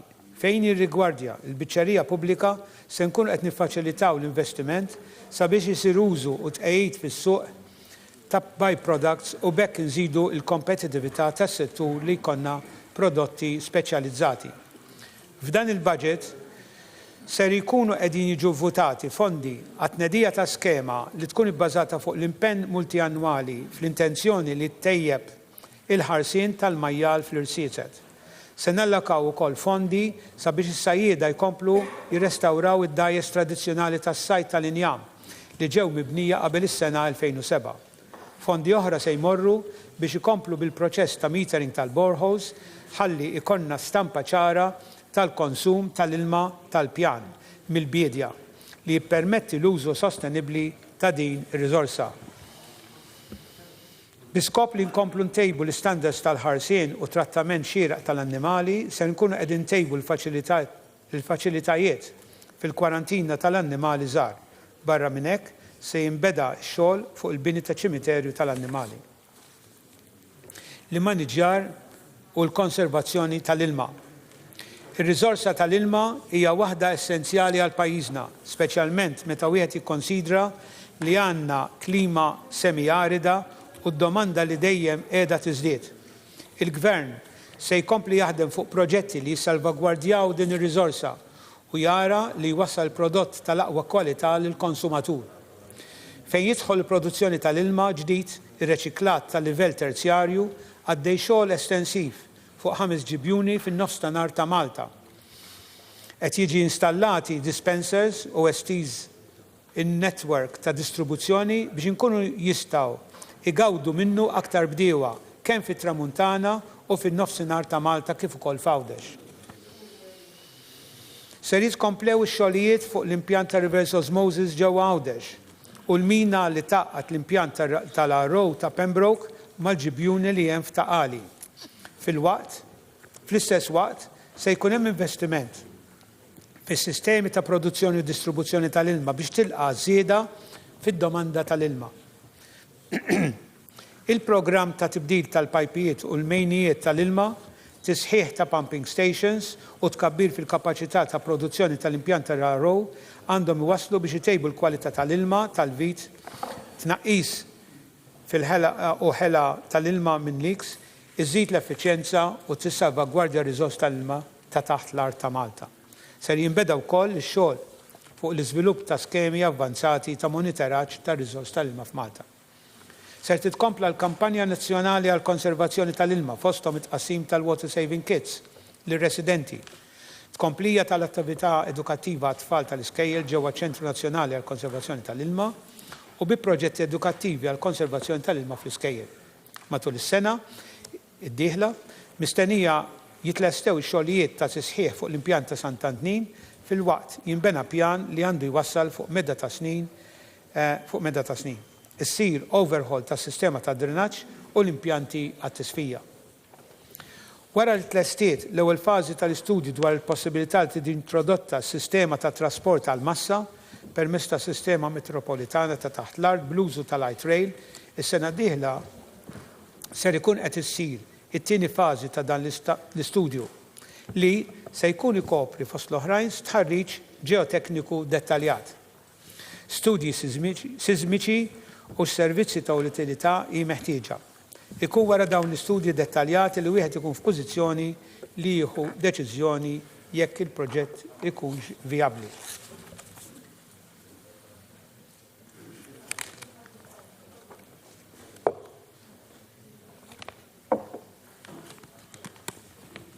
Lejn ekonomija ħadra.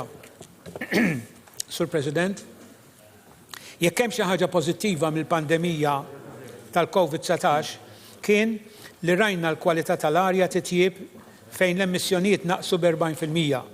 Fuq kollox in-nies bdew japprezzaw iktar l-ambjent ta' madwarhom u n-nuqqas ta' spazji miftuħa fil-lokalitajiet tagħna. Il-koll irridu ambjent u kwalità ta' ħajja aħjar. L-ambjent li jgawduh it-tfal tagħna, l-anzjani, il-familji, il-ġenerazzjonijiet li ġejjin. Qed nimmiraw li jkollna pajjiż newtrali mill-karbonju passi deċiżivi biex waqt li l-ħajja tkompli tmur għall-aħjar dak il-ġid jissarraf fit-tnaqqis ta' emissjonijiet li allura jwassal għal kwalità ta' ħajja aħjar. Ta' bilħaq, il-Gvern qed jisaħħaħ il-ħidma tiegħu biex jilħaq viżjoni li tintegra t-tkabbir ekonomiku ma' prinċipji ambjentali u li timmira biex nilħu l-mira ta' pajjiż neutrali mill-karbonju sal-2050. Fix-xhur li ġejjin se inkomplu bir-reviżjoni ta' pjan strateġiku għall-ambjent u pjanar SPED kif ukoll tkompli l-ħidma dwar l-Istrateġija Nazzjonali Ambjentali NSC 2050, aġġornata u msejsa fuq il-kunċett ta' well-being, fejn id-dimensjoni ambjentali tifforma parti integrali mid-deċiżjonijiet li jieħu l-pajjiż. Irridu nassiguraw li tkattir tal-ġid u l-well-being taċ-ċittadin jimxu id fit. Fil-budget għas-sena d-dieħla l-Gvern qed jivvota fondi għal dan il-għan ukoll. Huwa mistenni li l-ewwel inizjattiva konkreti f'dan ir-rigward jitħabbru fix-xhur li ġejjin. It-tibdil fil-klima hija sfida tagħna lkoll. Bħal pajjiż firmatorju tal-ftehim ta' Pariġi għandna miri ambizzjużi ħafna. It-tnaqqis tal-emissjonijiet huma responsabilità ta' kulħadd. U għalhekk li sa tmiem din is-sena se tiġi iffinalizzata it-tfassil tal-istrateġija li se twassalna għal zero carbonju, jew nkella l-low carbon development strategy. Li fost l-oħrajn l-istrateġija se tkun qiegħda tesplora enerġija aktar nadifa li se tirrakkomandazzjonijiet għal mezzi ta' trasport aktar notfa, il-bini li jkollu standards ta' enerġija għolja u effiċjenti kif ukoll l-maniġjar tal-iskart b'mod aktar holistiku u ambjentali fost setturi oħra.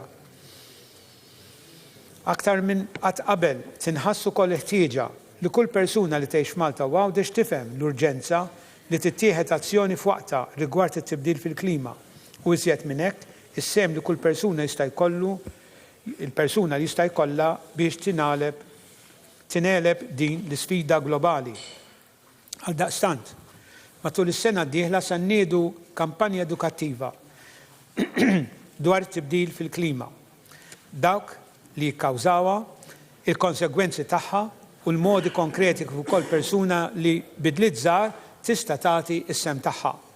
Matul is-sena d-dieħla fuq l-istess suġġett, il-Borża ta' Malta se tkun qed toffri pakkett attraenti lill-investituri sabiex joħorġu green bond li ma bonds ikunu jistgħu jiffinanzjaw proġetti u jippromuovu enerġija rinnovabbli u proġetti li jnaqsu t-tniġġis tal-arja. Sur President, fix-xhur li għaddew ħabbarna l-akbar investiment li qatt sar fis-settur tal-immaniġġjar tal-iskart f'pajjiżna, dak li ser nibnu Material Recovery Facility biex inkunu f'pożizzjoni aħjar li nipproċessaw l-iskart riċikabbli f'mod li dan isib suq għall-irkupru tiegħu. Ser nibnu impjant li jitratta l-iskart organiku biex minnu mhux biss nirkupraw enerġija rinnovabbli imma nipproduċu wkoll il-kompost li l-bdiewa tagħna jkunu jistgħu jużaw fir-raba tagħhom sabiex itejbu il-kwalità tal-ħamrija. Ser ikollna impjant ġdid li jieħu post l-antik li jinsab fil-Marsa li jitratta skart kliniku u fdalijiet tal-annimali. Fuq kollox, ser nissuktaw bil-ħidma biex jitwettaq il-proġett Waste to Energy Facility, impjant li ser jirkupra l-enerġija elettrika mill-iskart li ma jistax jiġi riċiklat u bekk jitnaqqas drastikament il-bżonn li jittieħdu meded kbar ta' art sabiex isiru il-miżbliet. Sal-aħħar ta' din is-sena għandu jiġi pubblikat il-pjan ġdid għall-immaniġġjar tal-iskart. Il-produtturi għandhom rwol kruċjali fl-immaniġġjar tal-iskart f'pajjiżna. Fi żmien li ġej se jitwessaw skemi eżistenti fosthom dawk li jkopru l-iskart mill-impakkjar u t-tagħmir elettroniku. Se nkunu qegħdin naħdmu biex għall-ewwel darba nindirizzaw is-separazzjoni tal-iskart mis-settur kummerċjali. Wara li f'Settembru li għadda ġie iffirmat kuntratt bejn il-Gvern u s-settur privat biex tiġi introdotta sistema ta' rifużjoni fuq il-kontenituri tax-xorb, issa imiss li matul is-sena d-dieħla titpoġġa f'posta l-infrastruttura neċessarja, inkluż il-magni li fihom il-pubbliku ġenerali se jkun jista' jirritorna il-kontenituri vojta. Single-use plastics. Fis-sena li ġejja se tintensifika wkoll il-ħidma tagħna sabiex jitnaqsu l-użu ta' dawn is-single-use. Pass importanti f'dan id-direzzjoni se jkun it-twaqqif tal-importazzjoni ta' prodotti single-use plastics mill-ewwel ta' Jannar tas-sena d-dieħla. Is-sena ta' wara 2022 se jkun qiegħed jieqaf il-bejħ ta' dawn l-istess prodotti. Fil-frattemp, jeħtieġ ukoll li l-pubbliku ġenerali jsir aktar konxju dwar is-ħsara li jikkawżaw dawn is-single-use plastics fl-ambjent naturali. Il-kwalità tal-arja fl-ibliet u l-irħula tagħna għandha tkun imħarsa kif jixraq. Għal dan il-għan, is-sena d-dieħla għandu jibda jopera stazzjon ġdid għal monitoraġġ tal-arja fix-Xemxija sabiex ikompli jifrex il-medda ta' monitoraġġ madwar Malta.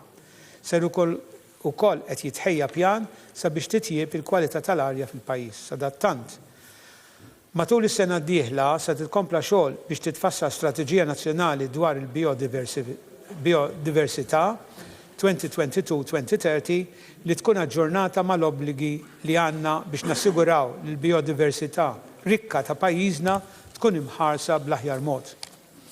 Ser jitkompla l-proġett tal-bini tal-Park Nazzjonali f'Taqali li huwa l-akbar proġett ambjentali li qatt sar fil-pajjiż u li se jagħti l-familji Maltin spazju kbir ta' rekreazzjoni li jkun jista' jitgawda matul is-sena kollha.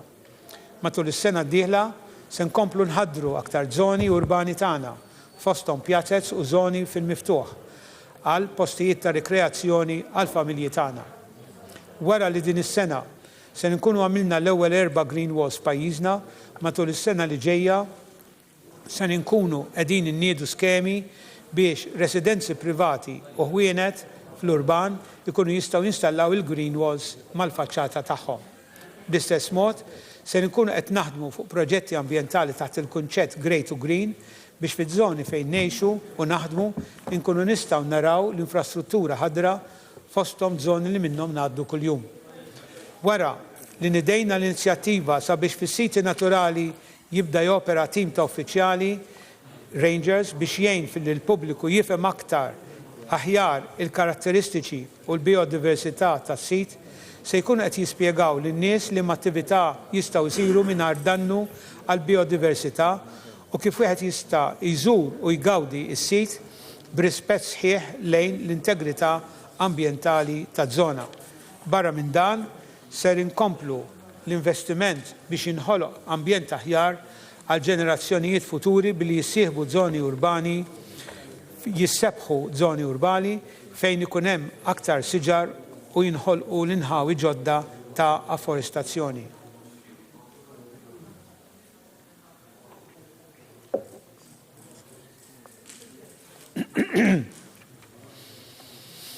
Wara dak li nqala, Mr. Speaker, wara dak li nqala fit-testjar tal-emissjonijiet minn vetturi ta' gassijiet tossiċi fl-Unjoni Ewropea, l-Unjoni Ewropea ħejjiet test ġdid. Dan huwa l-Worldwide Harmonized Light Vehicle Test Procedure.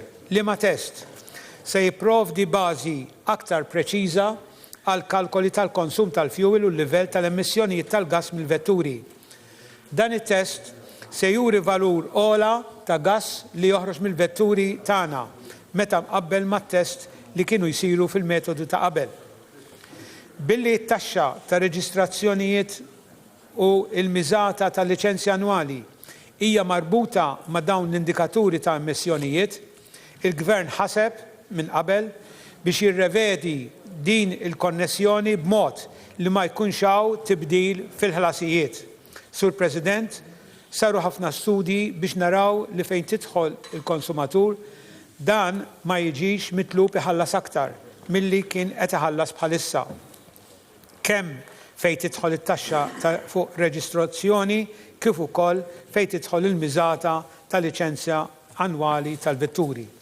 Bi pjaċir inħabbar li għalkemm din ir-reviżjoni sas-sistema tal-ittestjar għal reġistrazzjonijiet ġodda se tidħol fis-seħħ mill-ewwel ta' Jannar li ġej, il-maġġoranza kbira ta' konsumaturi sejrin jaraw tnaqqis fil-ħlasijiet tat-taxxa ta' reġistrazzjoni u liċenzja. Fil-waqt li l-oħrajn sejrin iħallsu ir-rata li qed iħallsu llum. Ħadd mhu se jħallas aktar milli qed iħallas illum. Tantu hekk li għas-sena d-dieħla il-Gvern qed jistma' li jdaħħal 3 miljun euro inqas minn dawn il-ħlasijiet. Matul is-sena d-dieħla l-Eni Malta se tkompli s-saħħa d-distribuzzjoni tal-elettriku servizz moti lill-konsumatur. Fl-istess waqt, il-Gvern se jibqa' jisħaq fuq l-importanza tal-enerġija diversifikata, effiċjenti u nadifa ġejja minn sorsi rinnovabbli. Għalhekk ser jibqgħu fis-seħħ numru ta' skemi li qed jinċentivaw l-investiment f'sorsi ta' enerġija rinnovabbli. Dawn jinkludi skemi għall-installazzjoni ta' pannelli fotovoltaiċi solari, heat pumps water heaters, solar water heaters u batterija għal-ħażna tal-enerġija rinnovabbli. Barra minn hekk ser tkompli tiġi stabbilita feed-in tariff għall-elettriku iġġenerat mill-istazzjonijiet fotovoltaiċi solari.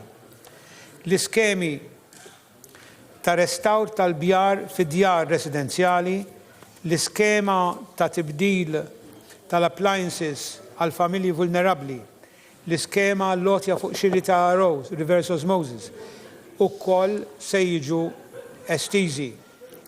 Peress li jeħtieġ aktar promozzjoni tal-vantaġġi li joffru batteriji mqabbda mas sistema fotovoltaiċi, ser tniedi proġett pilota f'binja pubblika sabiex jiġi murija b'mod prattiku il-benefiċċji ta' din it-teknoloġija fejn batterija tintuża l-ħażna tal-enerġija rinnovabbli.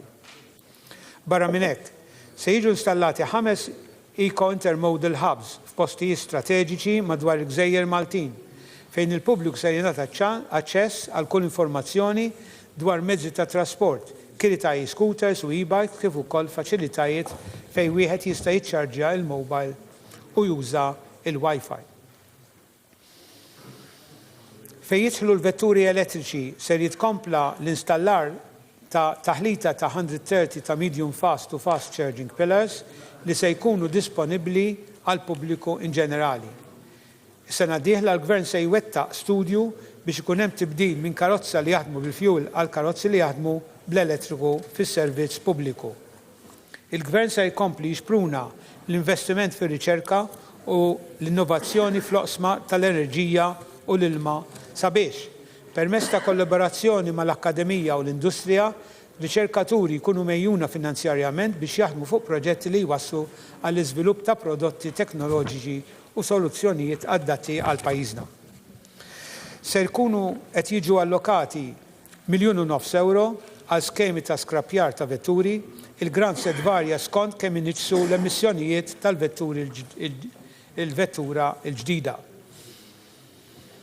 L-iskemi li kien hemm fuq l-iskrappjar ta' vetturi li ilhom fi ċirkolazzjoni l fuq minn 10 snin u li minflokhom jinxtraw vetturi li jniġsu anqas, ser kun qiegħda jingħata għotja li tvarja skont il-livell u kategorija ta' vettura. L-ogħla għotja tlaħħaq is-7,000 euro.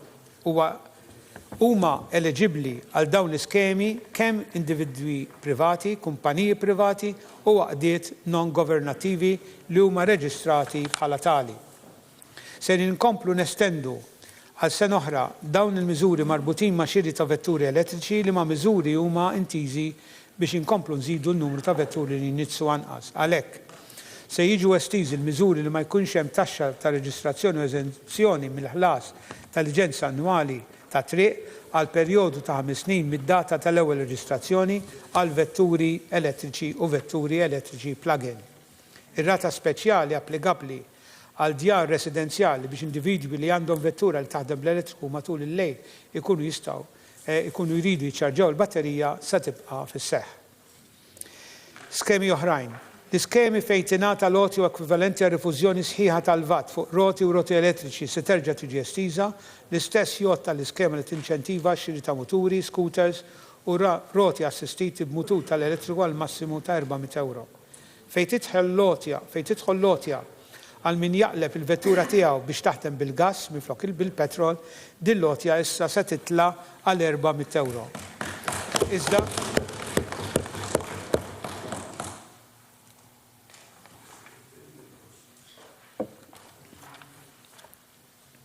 biex tkun eligibbli it-tnaqqis tal-emissjoni CO2 tal-vettura msemmija trid tonqos b'25%. Din l-iskema se tiġi estiża għal vetturi kollha tat-trasport tal-passiġġieri u l-merkanzija fejn f'dal każ lotja titla' sa massimu ta' €800. Fejn tidħol il-liċenzja ta' ċirkolazzjoni annwali għal muturi b'kapaċità kubika ta' bejn 125 u 250 ċeċe, meta tkun waslet biex tiġi rinnovata għal sena oħra matul is-sena dieħla se tonqos minn €65 għal €25.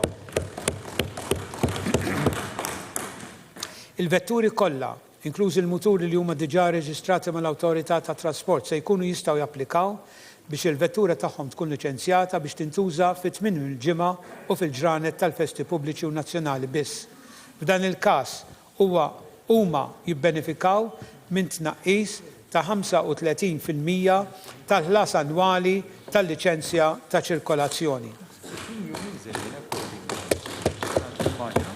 Il-Gvern irid ikompli jara li persuni b'diżabilità jkollhom l-istess opportunitajiet biex ikomplu jintegraw fis-soċjetà. Għalhekk ser ikun hemm budget allokat biex min numru ta' taxis ġodda jingħataw għotja ta' €10,000 ma' reġistrazzjoni ta' vettura ta' taxi ġdida li tkun aċċessibbli għas-siġġu tar-roti WAT. Din l-għotja tapplika biss meta l-vettura oħra b'magna ta' kombustjoni interna jkollhom mill-inqas 10 snin mis-sena tal-manifattura tagħha u li kellha liċenzja valida għall-aħħar 5 snin u tkun qed tiġi reġistrata u skrapjata f'faċilità awtorizzata.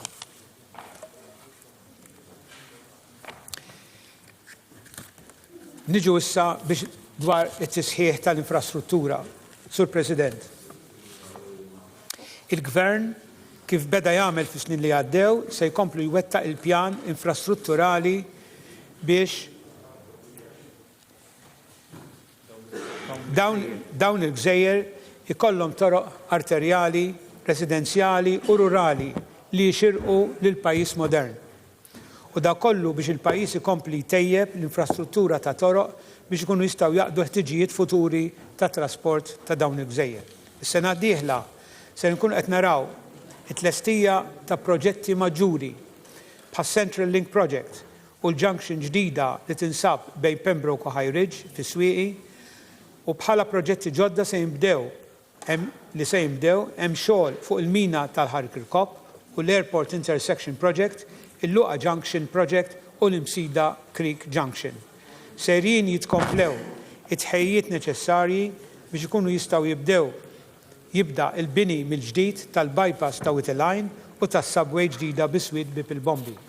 Se jsir xogħol ta' manutenzjoni u titjib fuq diversi toroq residenzjali u rurali u rinnovazzjoni fuq 4 mini ewlenin tal-pajjiż, dawk ta' Santa Venera, Ħarkirkop, tal-Roq u ta' Ġorni. Bħala parti mill-pjan li jkollna infrastruttura sostenibbli fil-proġetti tat-toroq ser jibqgħu jiġu inkorporati il-bini tal-bankin u esajn, pontijiet u korsijiet dedikati għall-użu tar-roti. Sejjer jitniedi proġett pilota Safe Cycle Routes Project fejn ikunu qed jiġi indikat rotot aktar siguri u jsir it-titjib ta' dawn it-toroq urbani biex jiffaċilitaw l-użu tar-rota u l-mixi. Sur President, se nkunu qed inlestu xogħlijiet fuq 5 proġetti marittimi li huma il-breakwater il-ġdid ġewwa Marsa Xlokk, 4 mollijiet fil-Bajja ta' San Tumas u Whittle Line, il-bini mill-ġdid tal-moll ġewwa Ċirkewwa u faċilitajiet għas-sajjieda fil-port tal-Imġar ġewwa Għawdex.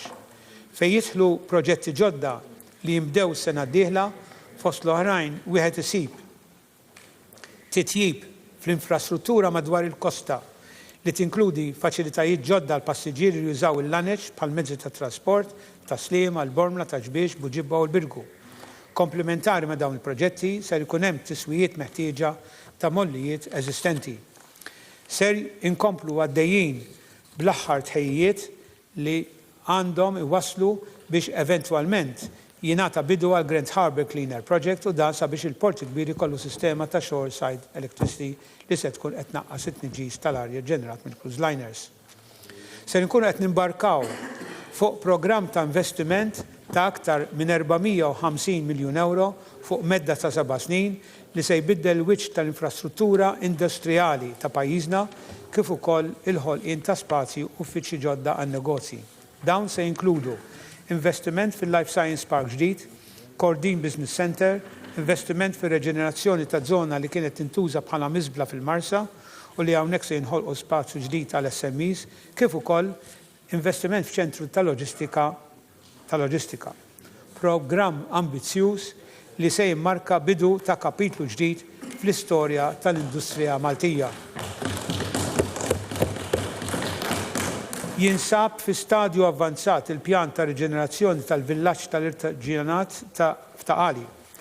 Il-Gvern huwa kommess li dan il-proġett jitlesta sas-sena d-dieħla u għalhekk tfassal pjan biex nagħtu s-sapport kollu l dawk in-negozji li waqa' lura fil-bini tal-proġett tagħhom. Bekk l-upgrading tal-villaġġ jitlesta kollu f'daqqa.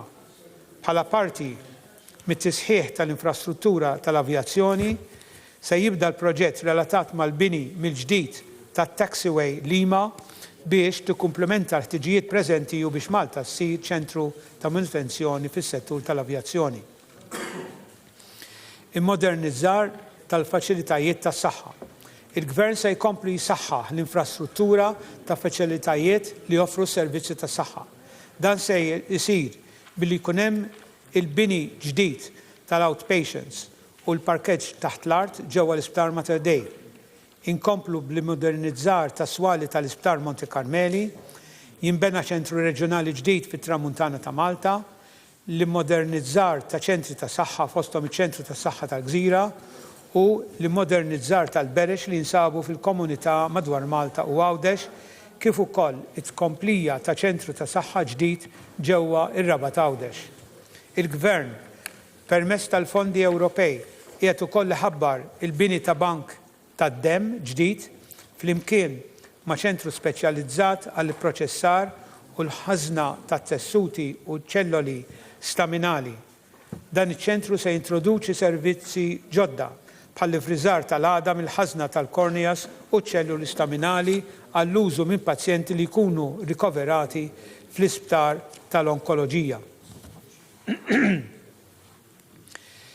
Nissuktaw bl-investiment infrastrutturali fl-istituzzjonijiet edukattivi terzjarju fl-iskejjel. Sur President, matul is-sena d-dieħla se ninvestu f'kumpless sportiv ġdid fl-Università ta' Malta, li ma' kumpless se jinkludi fost l-oħrajn faċilitajiet għall-arti performativa, indoor track għat-taħriġ tal-atleti, ground tal-futbol full size, track olimpiku u l-binja ġdida għall-Istitut tal-Edukazzjoni Fiżika u għall-Iskola tal-Arti Performativa. Serin ukoll inkomplu bit-titjib u bini ta' aktar faċilitajiet fl-MCAST li waslu biex l-istudenti, l-impjegati u l-komunità tal-madwar ikollhom aċċess għal faċilitajiet sportivi, rekreattivi u edukattivi. Wara din is-sena rajna tlestija tal-Iskola ġdida primarja tal-Qawra u t-tlestija ta' fażi oħra tal-Iskola Sekondarja taż-Żejtun u se naraw it-tlestija tar-restawr tal-Iskola tal-Arti. Se nissuktaw b'aktar xogħlijiet fuq il-bini tal-żewġ skejjel ġodda dik tal-Iskola Primarja fir-Raba ta' Għawdex u dik tal-Imsida waqt li nissuktaw bil-ħidma ta' estensjoni u jsir xogħol maġġuri ta' immodernizzar tal-Iskola Sekondarja ta' Santa Luċija u l-Iskola Primarja ta' San Ġorġ ta' Ħal-Qormi. Dan l-investiment fl-infrastruttura edukattiva huwa meħtieġ biex ikun hemm futur edukattiv aħjar għal uliedna.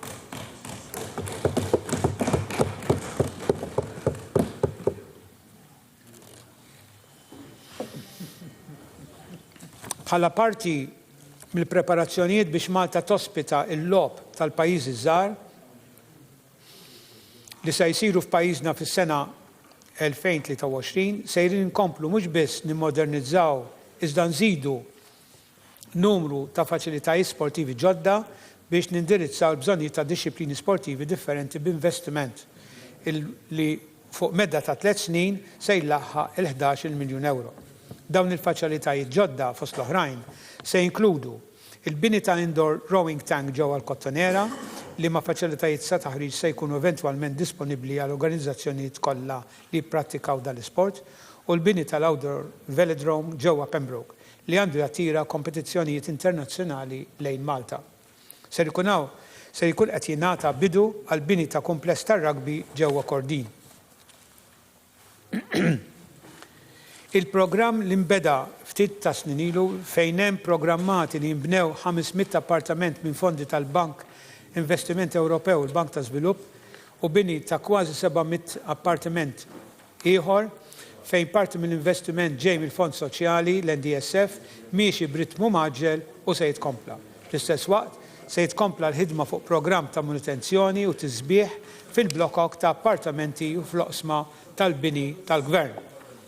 Il-Gvern se jkun qed jagħmel dawn il-bidliet meħtieġa fil-qasam tal-bini u kostruzzjoni dan billi s-sena d-dieħla ser jitwaqqaf l-awtorità għall-bini u l-kostruzzjoni. Dan għandu jwassal biex din l-industrija topera b'aktar professjonaliżmu, jitnaqqas ir-riskju tal-inċidenti fejn ikun qed isir ix-xogħol ta' kostruzzjoni u jiġi mħares l-ambjent tal-madwar. Din l-awtorità se tkun responsabbli li toħroġ policies, regolamenti u standards fil-bini u l-kostruzzjoni.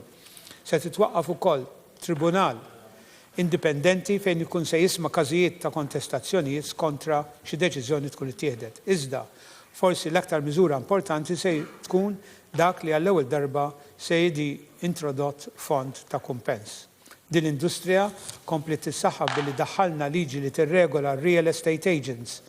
Matul dal-aħħar xhur bdew isiru korsijiet li qed jħarġu numru sostanzjali ta' individwi li operaw bħala aġenti u konsulenti ta' beħ ta' proprjetà. Da se jwassal biex għall-ewwel darba f'Malta se tinħareġ liċenzja biex aġenti ta' proprjetà immobbli, sensara tal-proprjetà u konsulenti ta' proprjetà ikunu jistgħu jaħdmu bħala tali. Wara li nħoloq il-proċess rigorus approvat mill-Uffiċjal Nazzjonali tal-Verifika ser jiġi evalwati diversi siti u proprjetajiet pubbliċi li fi sħab mas-settur privat, dawn is-siti abbandonati u żdingati jkunu jistgħu jiġu riabilitati biex inkomplu jikkontribwixxu b'mod attiv fl-iżvilupp ekonomiku tal-pajjiż.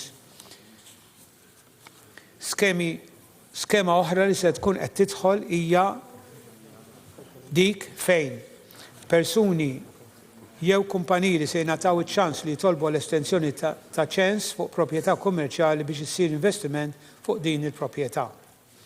Ir-reġenerazzjoni li bdejna f'diversi nħawi ġewwa Marsa Mxett fil-Belt sejjer jitkompla u jitlestew il-proġetti f'Marsa Xlokk u tal-Ġnien tal-Mal fil-Furjana. Fl-istess waqt li se jibda x-xogħol simili ta' riġenerazzjoni fil-Kottonera li ma' proġetti ser jinkludu xogħol ġewwa l-Isla, fil-Kalkara, il-Birgu u l-bini ta' promenade ġdid f'dawn l-inħawi u jinbena x-xogħol fuq il-promenades tal-Imsida u tal-Pjetà. Ser jitkompla x-xogħol fuq l-estensjoni ta' xtajta ramlija tal-Bajja tal-Adira kif ukoll it-tkomplija tal-parkeġġ fl-Adira u Birżebbuġa.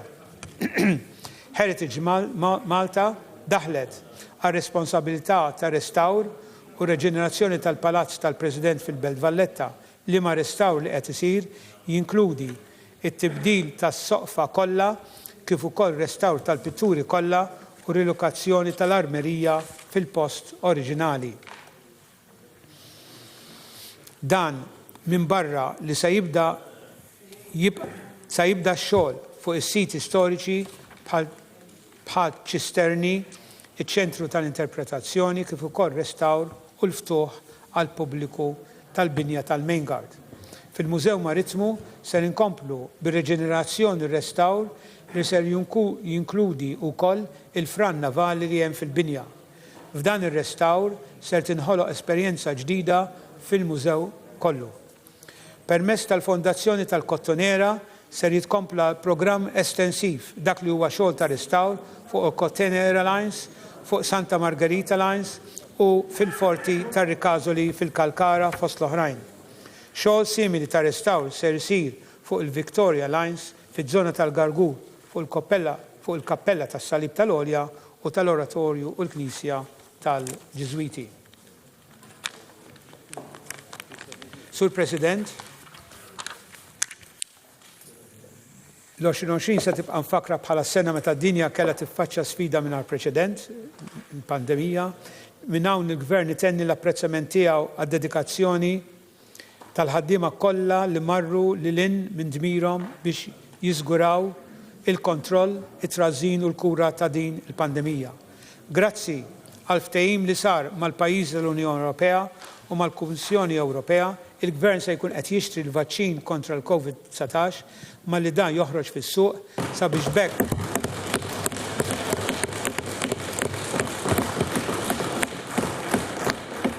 bekk jissalvagwardja s-saħħa pubblika tal-poplu Malti u għawċu kollu. Il-pandemija ma tatx lok biss għal ħolqien tan-normalità ġdida, iżda aktar minn hekk ħallit impatt fuq id-domanda għas-servizzi tas-saħħa.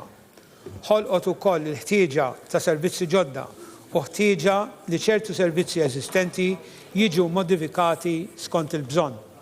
Għal dan il-għan, il-Gvern ħoloq dik li qed tissejjaħ ir-riserva għall pandemija li se tipprovdi iktar riżorsi biex il-pajjiż ikompli jeleb b'mod effettiv it-tixrid tal-virus tal-COVID-19.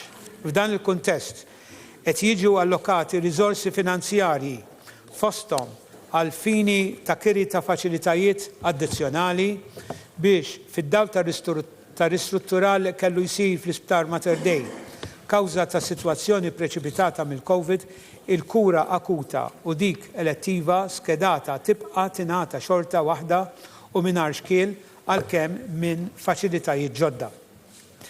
Minn barra li jindirizza l-bżonnijiet immedjati li nħolqu b'konsegwenza tal-pandemija, il-Gvern antiċipa l-impatt li l-pandemija kien se jkollha fuq l-maniġjar ta' mart kroniku ieħor. Huwa għalhekk li għal darb'oħra l-impenn tagħna se jkompli jissarraf floti ta' mediċini b'xejn kif ukoll l-introduzzjoni ta' prodotti mediċinali ġodda immirati b'mod speċjali lejn il-bżonnijiet ta' dawk il-persuni li batu minn mart kroniku. Ma l-investiment li għamilna fis-snin li għaddew, issa se nżidu wkoll it-trattament tal-osteoporosi. Permezz ta' dan it-trattament se nkunu qed nindirizzaw il-bżonnijiet ta' pazjenti, speċjalment dawk l-anzjani vulnerabbli li tipikament isofru minn kwalità ta' ħajja baxxa nħabba din il-kondizzjoni. Sur President, koerenza mal-impenn tagħna lejn it-twettiq tal-Istrateġija Saħħa Mentali 2020-2030 se nkunu qed nintroduċu mediċini psikjatriċi ġodda fuq il-formularju tal-Gvern li se tikkumplimenta il-firxa ta' servizzi ta' kura mentali fil-komunità u b'investiment li beħsibna nagħmlu sptar ġdid ta' kura psikjatrika akuta viċin l-Isptar Mater Dei. Konxi mill-fatt n-numru ta' pazjenti bil-kanċer jirrikjedu mediċini tal-onkoloġija speċifiċi u trattamenti barra l-pajjiż, il-Gvern beħsibu jżid l-investiment f'kura aktar holistika għalhekk se jkun qed jinfetaħ iċ-ċentru San Michele faċilità li tipprovdi għajnuna paljattiva professjonali. Tal-proġett se jkun possibbli permezz ta' sħubija bejn il-Gvern u l-Hospice Malta u b'koerenza mal-Istrateġija Nazzjonali dwar il-kura paljattiva. Impenjati wkoll li nwessaw is-servizz tal-programm ta' sopravivenza li jagħti l-appoġġ lill-familjari u lill-pazjenti li jelbu l-marda errieda tal-kanċer. Matul is-sena li ġejja se naġġornaw l-infrastruttura tan-netwerk tal-Isptar Mater Dei, nestendu l-programm tar-Remote Patient Monitoring sabiex jilħaq numru ta' pazjenti b'mart kroniku u nintroduċu sistema ġodda ta' Clinic Management Systems u Telemedicine Client Support Center li se jiffaċilita l-komunikazzjoni bejn it-tabib u l-pazjenti mill-kumdità ta' djarhom.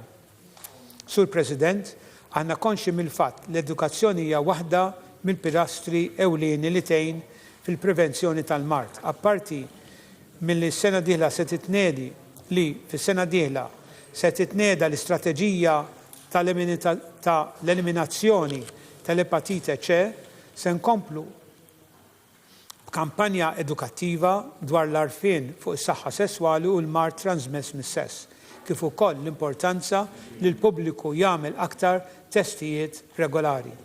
Se inkomplu nipprovdu wkoll programm edukattiv ambizzjuż li jiffoka prinċipalment fuq it-titjib tas-saħħa tal-impjegati fuq il-post tax-xogħol, kif ukoll kampanja dwar l-eating disorders u l-obeżità fit-tfal u żgħażagħ f'Malta u Għawdex.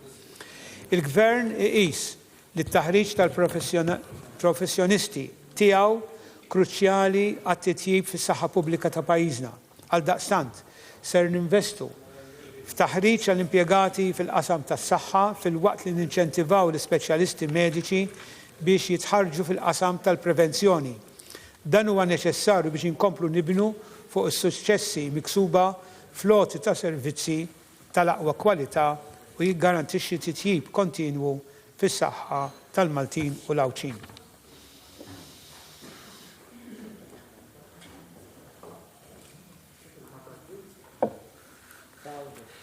Konxi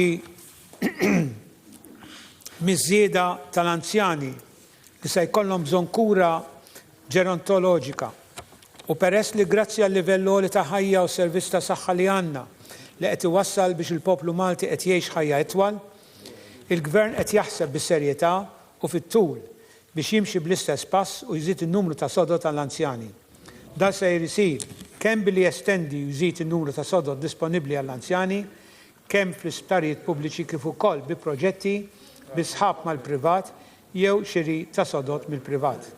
Iżda l-ewlieni tal-Gvern hu li l-anzjani jibqgħu jgħixu fil-komunità u jibqgħu attivi. Għalhekk qegħdin inżidu ċ-ċentri għall-anzjanità attiva ta' matul il-ġurnata u għal ċentri għal matul il-lejl li uħud minnhom qed ikunu qed jiffukaw fuq kondizzjonijiet speċjali għal dawk li jbatu mid-dimensja u għal persuni b'diżabilità. Qegħdin ukoll intejbu s-servizz tal-home help u tat-telecare, qed nestendu s-servizzi li jingħataw fil-lokalità għas-servizzi tas-Silver Tea u s-servizz tal-flebotomija fil-waqt li sejrin naraw li nagħtu ħajja mill-ġdid tal-kart anzjan. Fejn jidħlu l-standards mhux biss qegħdin jitniedu l-standards soċjali regolatorji għas-servizz ta' kura għall-anzjani iżda qed insaħħu it-tagħlim speċjalizzat fuq il-kura għall-anzjani għal persuni li jkunu jridu jaħdmu f'dan il-qasam. Il-Gvern huwa kommess li jkompli jipprovdi opportunitajiet ta' tagħlim lit-tfal, iż-żgħażagħ u l-adulti kollha biex dawn jiksbu il-ħiliet neċessarji biex jirnexxu fuq il-post tax-xogħol u fis-soċjetà. Dan kollu qed isir f'qafas ta' strateġija għas-sistema edukattiva tagħna li għandha twassal biex tkompli tnaqqas b'mod gradwali ir-rata tal-early school leavers, iż-żieda tal-adulti ta' bejn 30 u 34 li jkollhom kwalifiċi ta' livell terzjarju u aktar partiċipazzjoni fit-tagħlim għall-adulti. Barra minn hekk, l-għeluq tal-iskejjel u l-istituzzjonijiet ta' tagħlim minħabba l-pandemija u rietna kemm hu importanti l-internet u l-aċċess online għal kull student. Għalhekk serrin nagħtu aċċess għall-internet b'xejn għal sena sħiħa lil dawk l-istudenti li jażlu li jkomplu jistudjaw wara li jtemmu l-istudju tagħhom fis-sekondarju.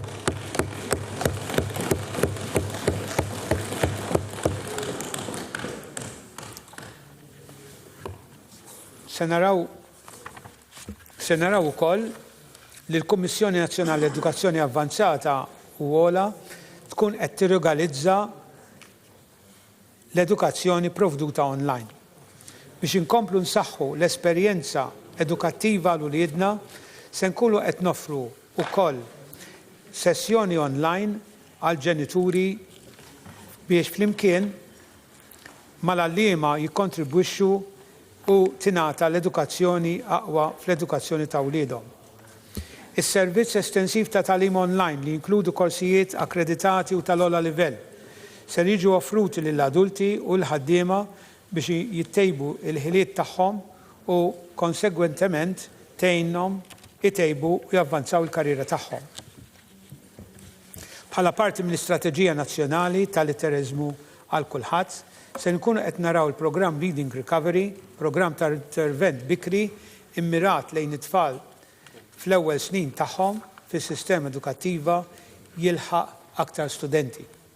Il-Gvern se jkompli jara li kull student jingħata l-attenzjoni neċessarja li tindirizza l-bżonnijiet tiegħu. Għalhekk ser ikun hemm investiment fl-autism units fl-iskejjel sekondarji medji tagħna fejn ikun hemm klassi mamra b'attrezzatura apposta li jindirizzaw il-ħtiġijiet ta' studenti bl-awtiżmu.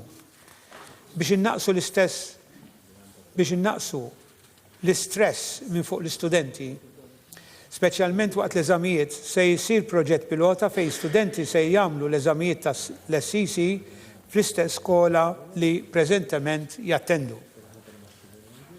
Fejn jidħlu żgħażagħ irridu nsemmu il-konsultazzjoni pubblika li għaddejja bħalissa dwar il-politika nazzjonali dwar iż-żgħażagħ 2021-2030 bl-isem Towards 2030 Reaching Out to, Working with and Supporting Young People li se tiffoka fuq iż-żgħażagħ kollha ta' bejn 13 u 30 sena. Towards 2030 se tikkumplementa l-politika nazzjonali b'oqsma relatati mal-edukazzjoni, l-impjieg, il-ġustizzja u s-saħħa, oqsma li l-koll għandhom impatt fuq iż-żgħażagħ. Se nkunu qed naraw li dawk in-nies, gruppi u organizzazzjonijiet kollha li jaħdmu għal jew maż-żgħażagħ ikollhom l-opportunità li jipparteċipaw b'mod attiv u jikkontribwixxu għall-iżvilupp u l-implementazzjoni ta' din politika għaż-żgħażagħ. Il-Gvern huwa konxju tal-kontribut kbir li l-organizzazzjonijiet volontarji jagħtu lis-soċjetà. U għalhekk li mis-sena d-dieħla dawk l-organizzazzjonijiet volontarji li huma reġistrati bħala tali u qed jimxu skont dak li hu stipulat fil-liġi li tirregola l-istess organizzazzjonijiet ser jiġu eżentati milli jħallsu taxxi fuq il-profitti li jagħmlu matul is-sena jekk l-introjtu annwali ma jaqbis il-50,000 euro.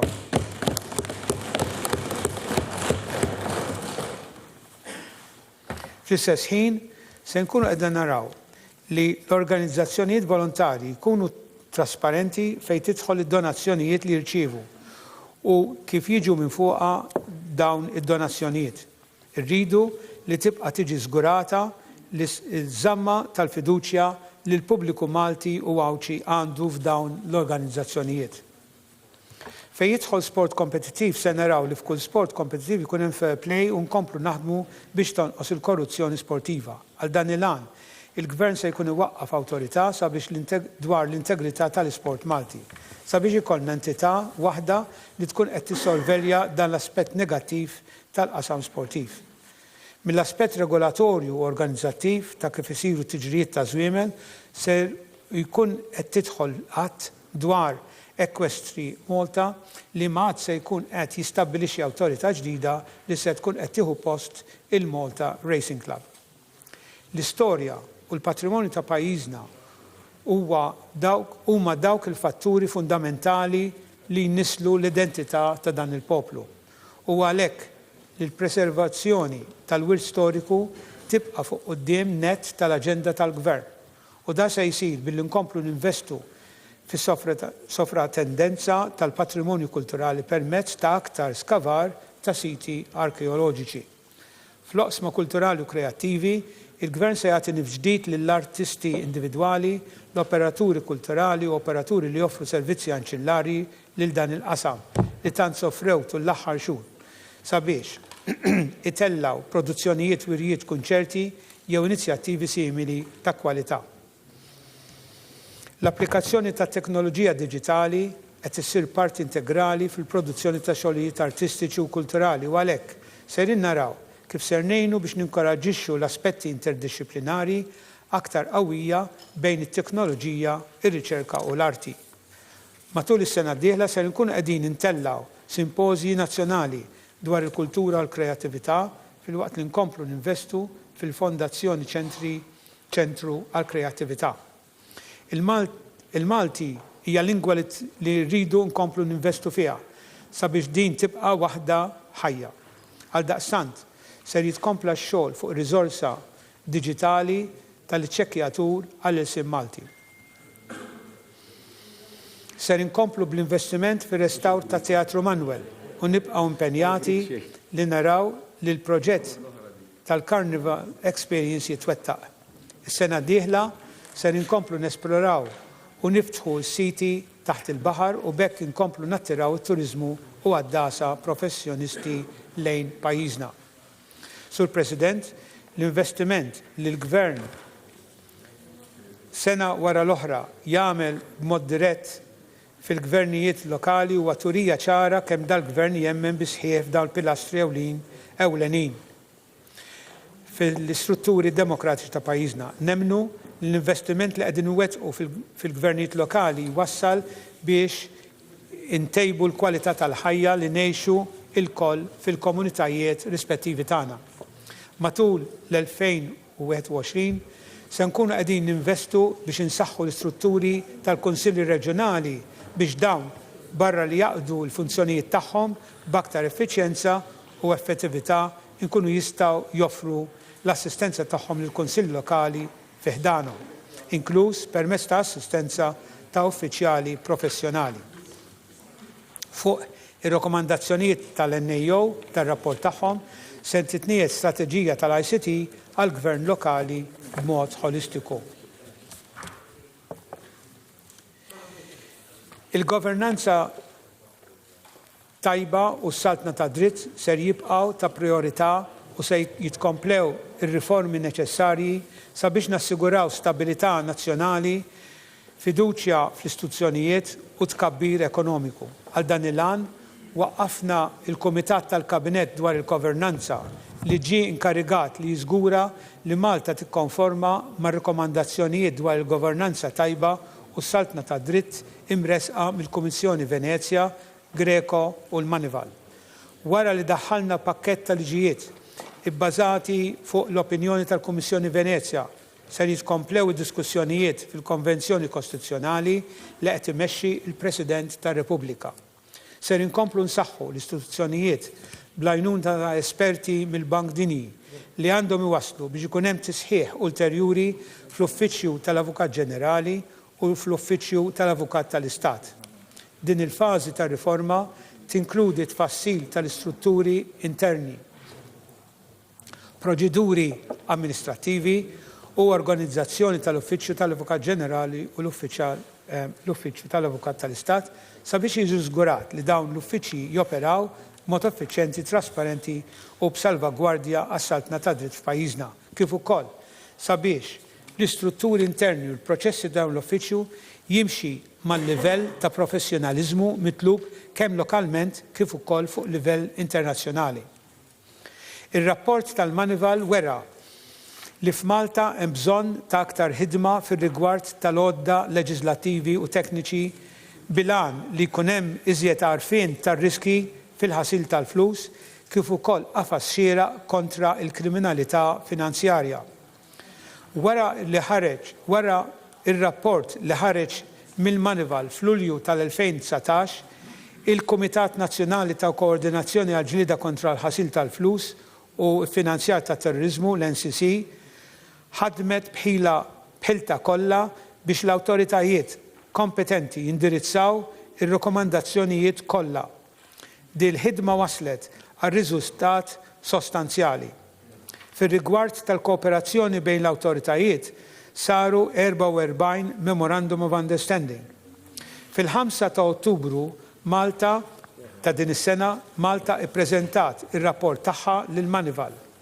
Ir-rapport juri kif Malta indirizzat 58 rakkomandazzjonijiet kollha li ħarġu mir-rapport oriġinali tal-Manival f'dak li għandu x'jaqsam mal-qasam legali u dak tekniku.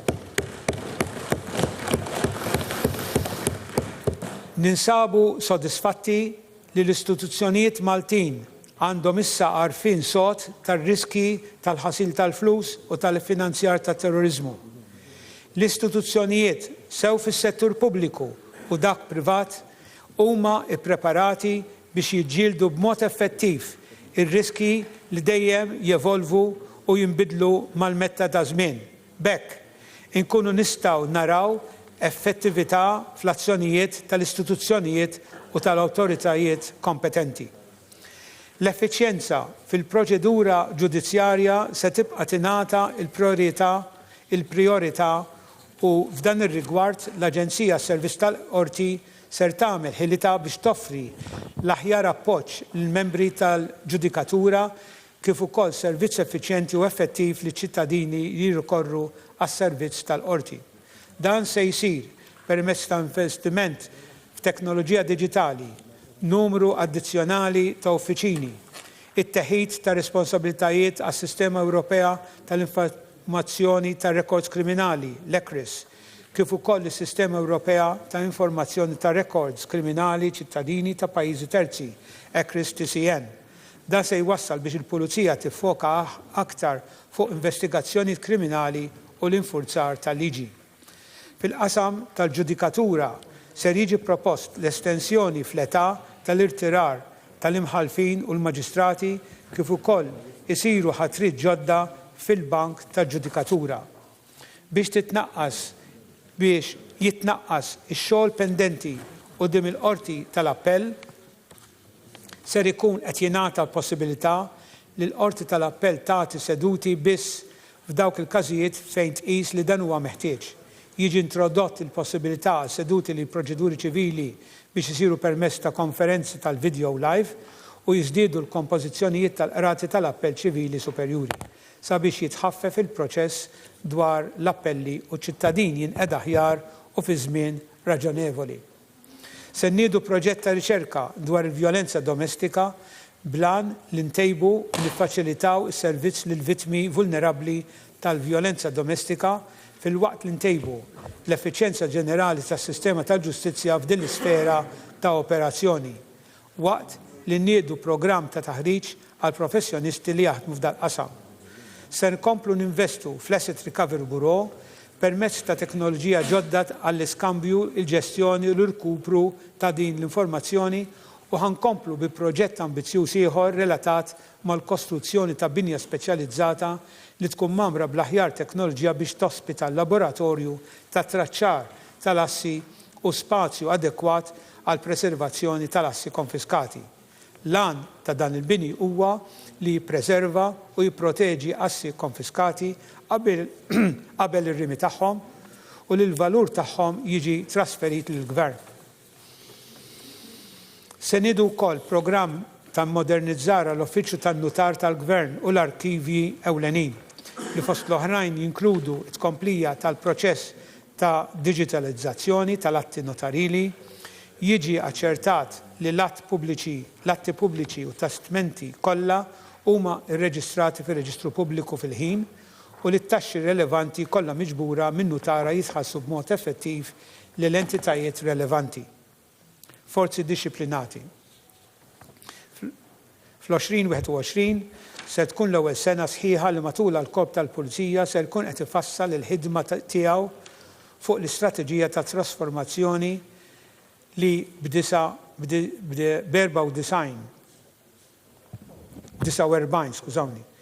b'49 azzjoni konkreta għandha lan li tibdel il-Korp tal-Pulizija minn forza tal-Pulizija għal servizz tal-Pulizija. Il-Gvern qiegħed jappoġġja din l-istrateġija anka bir-risorsi meħtieġa. Għaliex il-komunità hija ċ-ċentru tal-Korp tal-Pulizija effiċjenti u effettiv u huwa għal dan il-għan li s-sena d-dieħla se inkomplu nifirxu l-proġett tal-Pulizija tal-Komunità. Fil-fażi li jmiss dal-proġett issa jrid jibda jindirizza wkoll il-lokalitajiet bi sfidi akbar fosthom il-Marsa, il-Ħamrun, San Pawl il-Baħar u San Ġiljan sabiex liġijiet diversi ikunu infurzati. Fil-waqt il-viżjoni tal-Gvern tal-Pulizija aktar preżenti fit-toroq dan ma jnaqqas meħtieġa ta' investiment fasis meqjusa bħala prinċipali kif saħan sitra rajna jsir din is-sena. Huwa ppjanat dawn l-investimenti jkomplu bit-tlestija tal-assa ġdida fuq il-għajn u l-bidu tax-xogħol fuq l-assi oħra partikolarment dawk tal-Imsida u l-Ħamrun. Huwa ippjanat li jitlestew ukoll il-Command and Control Room fil-Kwartier Ġenerali tal-Pulizija u li modernizzar fit-taqsima forensika. Fid-dawl ta' żieda fil-popolazzjoni tal-ħabs se jsir aktar investiment fl-infrastruttura biex jintuża b'aħjar u b'mod iktar effettiv l-ispazju tal-faċilitajiet korrettivi. Se jinxtraw vetturi ġodda bilan li l-iskorti tal-priġunieri lejn qorti jkunu aktar siguri, inkluż għall-uffiċċju korrettivi infushom. Fl-istess ħin tkompli tissaħħaħ is-sistema ta' CCTV fil-ħabs.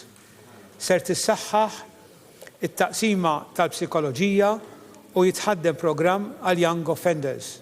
Fl-istess ħin ser tkun qed tibda taħdem l-Aġenzija għal vittmi tal-kriminalità li għandha lan li tiġbor taħt saqaf wieħed diversi servizzi għal vittmi tal-kriminalità fil-waqt li tintroduċi oħrajn ġodda.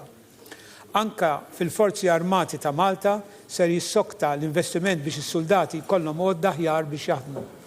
Ser tkompli tissaħħaħ l-Special Operations Unit fil-waqt li jibqgħu jittejbu s-sistemi ta' komunikazzjoni jkomplu xogħlijiet fil-bażijiet diversi tal-Forzi Armati fosthom biċ-ċentru operattiv ġdid f'Ħalluqa li huwa wkoll antisesmiku. Il-membri tal-forzi disciplinari kollha tul is-sena d-dieħla ser komplu jingħataw it-taħriġ kemm ġewwa Malta kif ukoll barra mixtudna. L-Akkademija għall korpi Disciplinari se tkompli il-proċess ta' akkreditazzjoni tal-Kummissjoni Nazzjonali għall-Edukazzjoni Avvanzata u Ogħla u l-ewwel kors akkreditat se jkun it-taħriġ bażiku tar-rekluti tal-Korp tal-Pulizija. Fejn jidħol il-ħarsien tal-infrastruttura kritika ta' pajjiżna, is-sena d-dieħla se jkun qed jitnieda ċentru ta' monitoraġġ tas-sigurtà bl-iktar teknoloġija avvanzata. Da ċentru li ser jaħdem 24 siegħa kuljum ser jkun qed jopera netwerk ta' monitoraġġ għall-infrastrutturi kritiċi tal-pajjiż, operaturi ta' servizz essenzjali u infrastruttura sensittiva.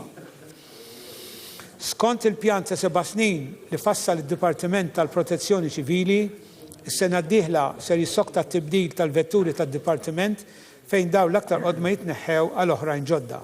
Sejrin ġu mixtrija vetturi speċjalizzati li jintbagħtu skont in-natura tal-inċident biex hekk ir-rispons jingħata f'qasir żmien u jkun hemm titjib ġenerali fl-effiċjenza. Ser jkompli investiment fit-taqsima marittima li tasal Malta l-ewwel fireboat għad-Dipartiment bil-kapaċità li titfi n-nirien u twettaq is-salvataġġ fuq il-baħar anke f'kundizzjonijiet ta' temp li jkunu ħżiena ħafna. Isir żvilupp fl-infrastruttura tal-istazzjonijiet ta' tifi tan-nar eżistenti u jitkompla x-xogħol fuq l-istazzjoni ta' tifi tan-nar f'Santa Venera. Ir-realtà tal-immigrazzjoni irregolari tibqa' teħtieġ ir-reazzjoni b'saħħitha u realistika tal-awtoritajiet Maltin. Dan bilan li jittaffa kemm jista' jkun il-peace li ġor Malta bħala pajjiż li jinsab fuq il-frontiera tal-Unjoni Ewropea. Il-priorità ewlenija tibqa' il-prevenzjoni tal-wasliet u l-ġlieda kontra l-kriminalità li jpoġġu daqstant ħajjiet fil-periklu. Hawn se tkun qed tissokta l-ħidma diplomatika u l-kollaborazzjoni mal-Libja bilan li kemm jista' jkun ikomplu jonqsu il-wasliet. It-tieni priorità hi ir-ritorn ta' dawk l-immigranti li ma jkunux ħaqhom l-ażil f'pajjiżna. Ir-ritorn tal-failed asylum seekers huwa sfida għal kull pajjiż fl-Unjoni Ewropea u għalhekk se nkunu qed nieħdu inizjattivi mingħajr preċedent fejn sejrin insaħħu l-Aġenzija tal-Protezzjoni Internazzjonali li twaqfet fl-aħħar xhur. Tissaħħaħ it-taqsima tal-immigrazzjoni tal-Pulizija fil-waqt li jinħoloq unit li jaħdem speċifikament fuq ir-ritorn ta' dawn il-persuni. Fl-aħħar u mhux lanqas Malta se tibqa' tirsisti fuq livell internazzjonali sabiex il-peace tal-immigrazzjoni jkompli jinqasam. Dan ser jibqa' jsir permezz ta' aktar inizjattivi ta' rilokalazzjoni tal-immigranti lejn pajjiżi oħra tal-Unjoni Ewropea u programmi ta' resettlement. Il-kisba tal-bilanċ aħjar bejn ix-xogħol u l-ħajja privata qed tiġi rikonoxxuta bħala importanza strateġika u sinifikanti kemm għal min ħaddem kif ukoll għall-impjegati. Għalhekk se nkunu qed naħdmu u ninċentivaw lil min ħaddem biex joffri miżuri li għandhom iwasslu għal bilanċ aħjar bejn ix-xogħol u l-ħajja privata. Tinċentiva l-irġieli jipparteċipaw aktar fil-ħajja familjari u bekk nkunu qed insaħħu l-ugwaljanza bejn is-sessi. Se nkunu qed inkomplu l-ġlieda kontra traffikar uman bit-twaqqif tal-Kummissjoni għad-Dritti Umani u l-ugwaljanza. Nibdew nimplementaw l-istrateġija l-ugwaljanza bejn sessi, naħdmu sabiex nintroduċu l-ewwel pjan ta' azzjoni nazzjonali kontra r-razziżmu u xenofobija u nkomplu l-ħidma fuq riformi oħra fosthom dik tal-cannabis. Dan barra li sejrin introduċu dawk ir-riformi meħtieġa biex niżguraw rappreżentanza ugwali fil-Parlament. Ser jitwaqqaf ċentru għal komunità LGBTIQ li għandu lan li jġib taħt saqaf wieħed numru ta' servizzi u faċilitajiet provduti mill-Gvern u mis-soċjetà ċivili lil komunità LGBTIQ. Fil-waqt li se tkun qed jipprovdi appoġġ finanzjarju lil din il-komunità biex iġġib Malta l-Europride fl-2023. Il-Gvern se jara li jkun hemm il-protezzjoni kollha għal ħarsien tal-identità tal-individwu u għal dan il-għan li l-karti tal-identità l-ġodda se jkollhom l-aħħar teknoloġija biex tagħmilna ferm aktar diffiċli li jkun hemm falsifikar u serq ta' dawn id-dokumenti personali. Kooperazzjoni mal-pajjiżi Ewropej oħra qegħdin nikkooperaw sabiex il-fruntieri tagħna ikunu aktar siguri fl-isfidi tal-kriminalità organizzata u t-teddida ta' attakki terroristiċi. Miżura li qed tissaħħaħ bl-Smart Borders. F'dan ir-rigward qed tiġi żviluppata sistema informatika biex inżommu r-rekord ta' kull persuna li tidħol jew toħroġ minn pajjiżna. Ser jkompli jsir l-investiment biex ikun hemm offruti aktar servizzi online fil-waqt li ser jiġi evalwat kif jissaħħaħ l-użu tal-identità diġitali li twassal biex tiġi iffaċilitat it-trasferiment ta' informazzjoni li ċittadin ikun jeħtieġlu li jġib mis-settur pubbliku. Il-Gvern minn dejjem ħaddam il-prinċipju li għandu ikunu imħarsa l-interessi tal-ħaddiema u li dawn ma jiġu sfruttati fuq il-post tax-xogħol ta' fejn jaħdmu. Għal dan il-għan se jiżdiedu l-ispezzjonijiet fuq il-postijiet tax-xogħol biex innaqsu l-abbużi u l-isfruttament ta' persuni fuq il-post tax-xogħol u naraw li jkun hemm li ma jkunx hemm traffikar tal-bnedmin u forced labor fejn jidħlu il-programmi ta' residenza b'investiment u dak ta' ċittadinanza ser naħdmu biex nirrevedu, naġġornaw u ndaħlu kriterji aktar rigorużi biex inkomplu niżguraw li l-individwi li jiġu aċċettati ta' dawn l-iskemi ikunu individwi deni li jkollhom ċittadinanza jew residenza ġewwa dawn il-gżejjer. Aktar dettalji dwar il-kriterji jingħataw meta jkunu varati il-programmi l-ġodda. Fil-qasam tal-affarijiet barranin, il-Gvern qiegħed jaħdem bla qiegħda sabiex fir-reġjun tal-Mediterran ikonna l-paċi u s-sigurtà li neħtieġu sabiex kull poplu ikun jista' jgħix ħieles mit-tbatijiet li jġibu magħhom il-konflitti. Dan nagħmluh f'kull fora li nipparteċipaw fiha b'mod konsistenti. Dwar il-kwistjoni fil-Libja qed nagħmlu minn kollox biex naraw li l-Libja tkun immexxija mill-Libjani u qed naraw li nkunu ta' kontribut sħiħ fl-iżvilupp tal-awtoritajiet ċivili u fl-irkupru ekonomiku ta' dan il-pajjiż ġar tagħna sabiex tinstab soluzzjoni politika għal dan il-konflitt. Matul is-sena komplejna niżguraw li jkollna dialogu miftuħ mal-pajjiżi kollha b'attenzjoni partikolari lejn il-Mediterran u l-Afrika. Wara li ġiet imnedija l-istrateġija tagħna l-Afrika qed naraw li nkomplu nsaħħu il-preżenza tagħna f'dan il-kontinent mimli b'opportunitajiet. Fil-qasam Ewropew qed naraw li nsibu metodi komuni kif naħdmu flimkien mal-istati membri oħra favur soluzzjonijiet ġodda għal problemi li ilhom magħna għal bosta snin. Fejn għandu x'jaqsam l-ambasċati u l-konsulati li għandna mferxa madwar id-dinja ser inkomplu bi programm ta' titjib u tiġdid tagħhom billi barra rinnovament tal-post ser indaħlu numru ta' miżuri ta' sigurtà tal-postijiet adekwati fil-waqt li jitjieb l-ambjent tax-xogħol. Ser inkunu qed infittxu postijiet ġewwa l-Etjopja u fl-Amerika Latina u jkunu jistgħu jservu bħala ambaxxati ġodda ta' Malta. Kif kien imħabbar, Malta ippreżentat il-kandidatura tagħha għal siġġu mhux permanenti riservat għal pajjiżi membri tal-grupp tal-pajjiżi tal-Ewropa tal-Punent u oħrajn fil-Kunsill tas-Sigurtà għal terminu ta' sentejn bejn l-2023 u l-2024. Malta jeħtieġilha tikseb il-voti ta' 2/3 tal-membri tan-Nazzjonijiet Uniti fl-elezzjoni li mistejna ssir f'Ġunju tal-2022 fl-Assembleja Ġenerali fi New York. Għaldaqstant, matul is-sena d-dieħla Malta se tkompli bil-laqat mal-membri tan-Nazzjonijiet Uniti sabiex juri il-kredenzjali ferm relevanti li Malta għandha x'toffri bħala membru tal-Kunsill tas-Sigurtà tan-Nazzjonijiet Uniti. Mr. Speaker, wasalt fil-konklużjoni. Jiena id-dejja jisimha.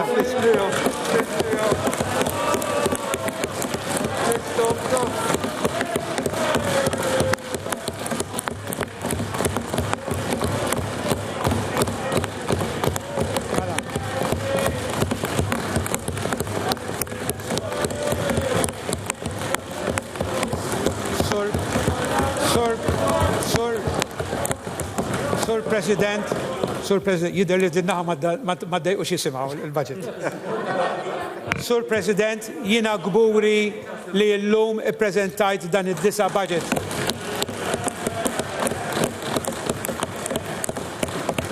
Budget li huwa l-aqwa u l-akbar li qatt se nkun ippreżentajt. Budget li se jikkonferma li dan il-moviment verament jemmen fil-poplu Malti Wawċi. Budget li se juri kemm aħna lesti ninvestu il-mijiet ta' miljuni biex il-magna ekonomika li bnejna mhux tal-li tirpilja imma tilħaq il-livell qatt qabel ma laħqet. Fl-aħħar net budget li bih bħala Maltin flimkien b'saħħitna kollha nimxu qudiem. Grazzi Ministru. Edward Cicluna, diskors tiegħek. Issa nitlob il-kru tal-PBS biex jirtira mill-Kamra.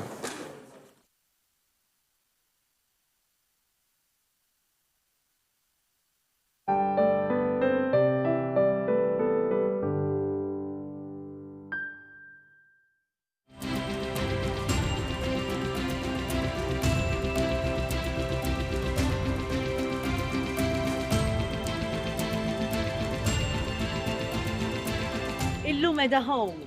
Trabbejt u kbirt fin-naħa ta' fuq ta' Malta. Ix-Xemxija huwa post żgħir, imma fil-viċinanzi hawn Heritage Trail illi tmur lura sa żmien il-preistorja. Mela hija ħanaqtaw ftit. Jiena kull filgħodu, noqgħod nofsija hekk kien nagħmel, nqum filgħodu mal-herbs u hekk. Memorji sbieħa għandi,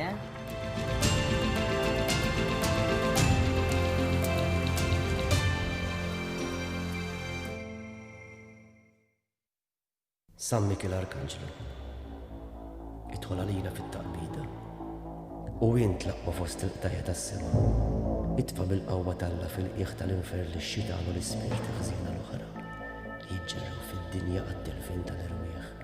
Amen. Għaliex tiltom it-tlieta tal-jum meta taf li tnejn minnhom ma kinux armati? Għaxin issa vera sirt inħobbok. Possibbli għandna ġurdini ieħor fit-tim? Isma' minnuħu minn dak tajjeb. Tinsir nobot li l-nifsi. Krija taħħod pallax aktar fil-vojt. Ara liħor kif raqat. Hekk qed jagħmel dan l-aħħar. Ħanajtlek għall-aħħar darba. Fejn il-flus ta' ċuwi u ta' Feliċ? Inti taħseb li għamiltlek xi ħaġa fl-imbit biex noqtolkom? Xiex daqqa b'duk li pulizija li konna santu għamrejd? Trid ftit il-mont tabtablek fuq darek għajdli. Sejn fejt id-dni kun naf serja, sejn kull ma naf li kif moħdejhom sebta qegħdin jistennewni. Ejja, prima ħruġa. Għandi bżonn nkellmek. Għandek ċans nintaqgħu ftit. Dik il-ferita sparalek xi ħadd minnhom u kif irnexxilek teħlisha? Stennejta minn għandek. Trojeti hu aktar minn kemm supposti u doża. Jien minix it-tifla tiegħek.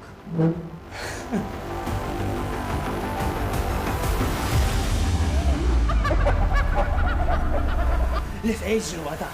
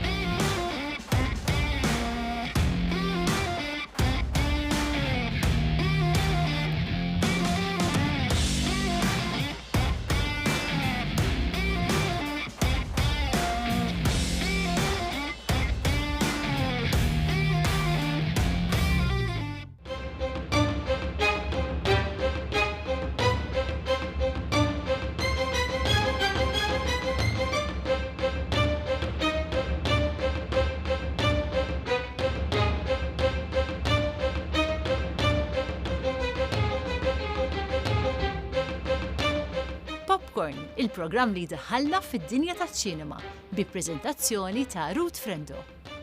Kull nhar ta' ħamis fil-5 ta' wara nofsinhar fuq One.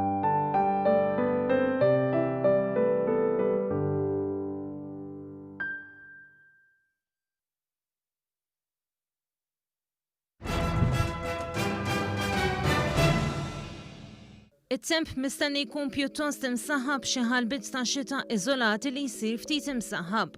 Viżibilità tajba minn barra fix-xita. Riħ ħafif mill-girgal li jsir mill-vant. L-ogħla temperatura 22 grad Celsius, l-inqas temperatura 16 grad Celsius, indiċi UV 5. Baħar ħafif imbagħad ftit li xejn. Temperatura tal-baħar 25 grad Celsius. Dan huwa t-temp għal 5 ijiem li ġejjin. It-tlieta bil-ħalbit tax-xita, l-erba' il-biċċa l-kbira xemxi, il-ħamis, il-ġimgħa u s-sibt mistenni li jkun xemxi.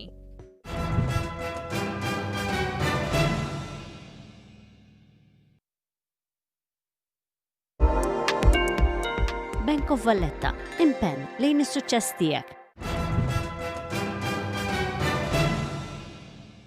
Tul is-sessjoni tal-lum fuq il-Borza ta' Malta, in-negozju kien mifrux fuq 7 isma'. B'żewġ isma' jirreġistraw gwadann u żewġ isma' jirreġistraw telf. Kien hemm 3 isma' oħra li ma raw l-ebda tibdil fil-prezz tal-eluq. L-isma ta' Bank of Valletta tilfu ċenteżmu biex għalquljum f'livell ta' 85 ċenteżmu.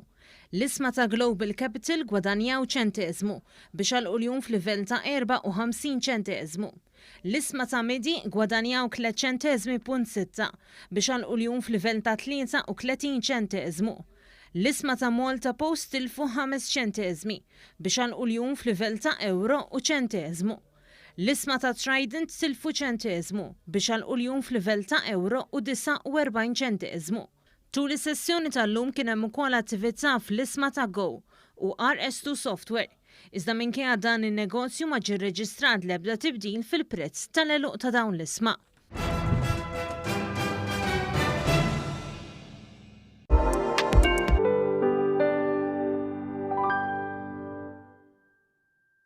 Marcon Group. Get a free voucher with every €50 purchase in all Marcon Group outlets. Internet minn 250 sa 1000 megabit fis-sekonda. Kullimkien mal-Melita Flexi Biss.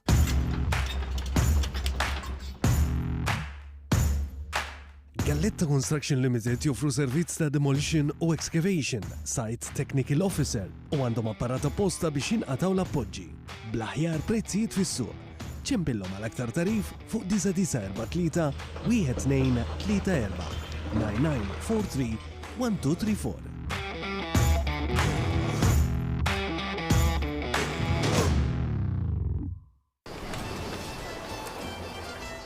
Look!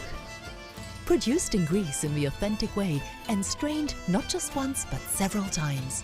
This is Delta Greek yogurt. Thick and creamy, plain or with a delicious fruit layer at the bottom. Authentico Yaourti Delta. the genuine taste of Greek tradition. Try Delta's authentic Greek feta cheese, available in block and cubes. X'jonqosna nżidu nan? Jiena s-soltu nħolti u tat-ġieġa. Dak x'inhu ġwan. Stok modern tagħna żgħażagħ nan. Marfa minnu, issarraf daqs kjub. U faċli ħafna. Tuża biss kemm għandek bżonn. Pinto's pride celebrates your taste.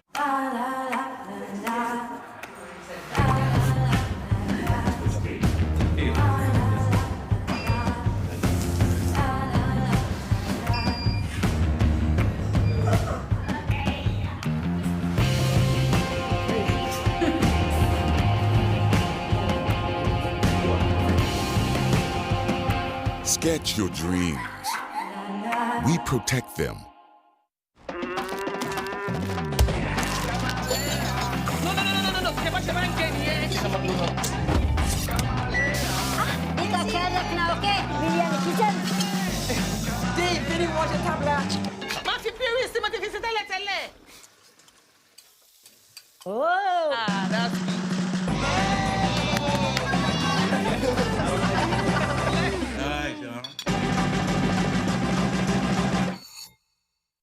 Rio Mare tuna in olive oil, so tender that you can use a breadstick or pinch it with chopsticks. Taste it with pasta, your homemade pasta. Pasta tuna, pista and mozzarella. Eating well, Italian style, is easy with Rio Mare tuna.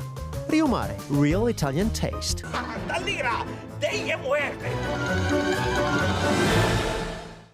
5 online meetings later, the four-legged PAs want a break. So, it will be lunch for 3 at 2 p.m. Luckily, to help lower cholesterol with plant stanols, you need just 1 Benecol yogurt drink a day. You're 1 a day, as simple as that. Benecol. Tal-Meja għandhom sugu ta' tadam imħallat bil-krema friska fil-fliexken. Tassew konvenjenti u jmur ma' bosta riċetti Maltin. U issa għandna wkoll it-tadam azzlazzi.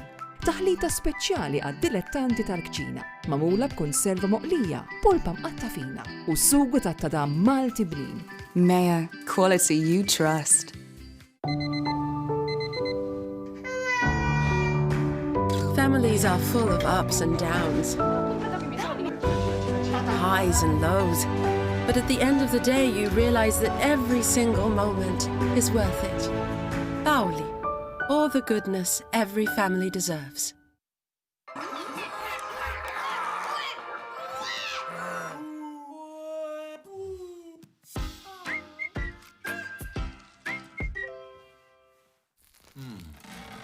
No preservatives, no artificial flavors, no coloring. The Laughing Cow, a pure melting moment.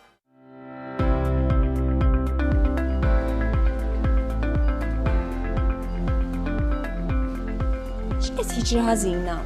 Il-maskra mhix tintlibes tajjeb?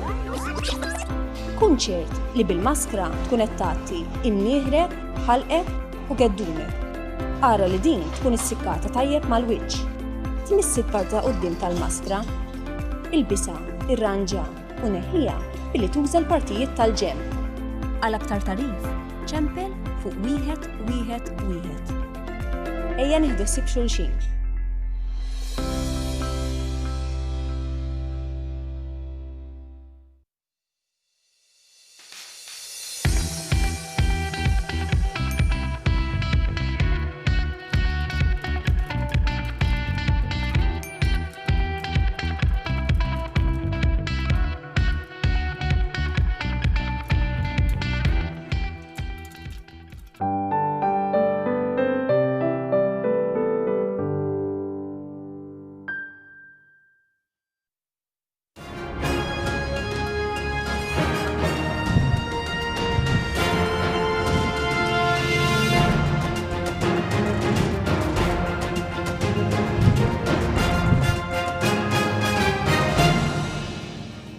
Live minn One News dawn huma l-ġret ewlenin.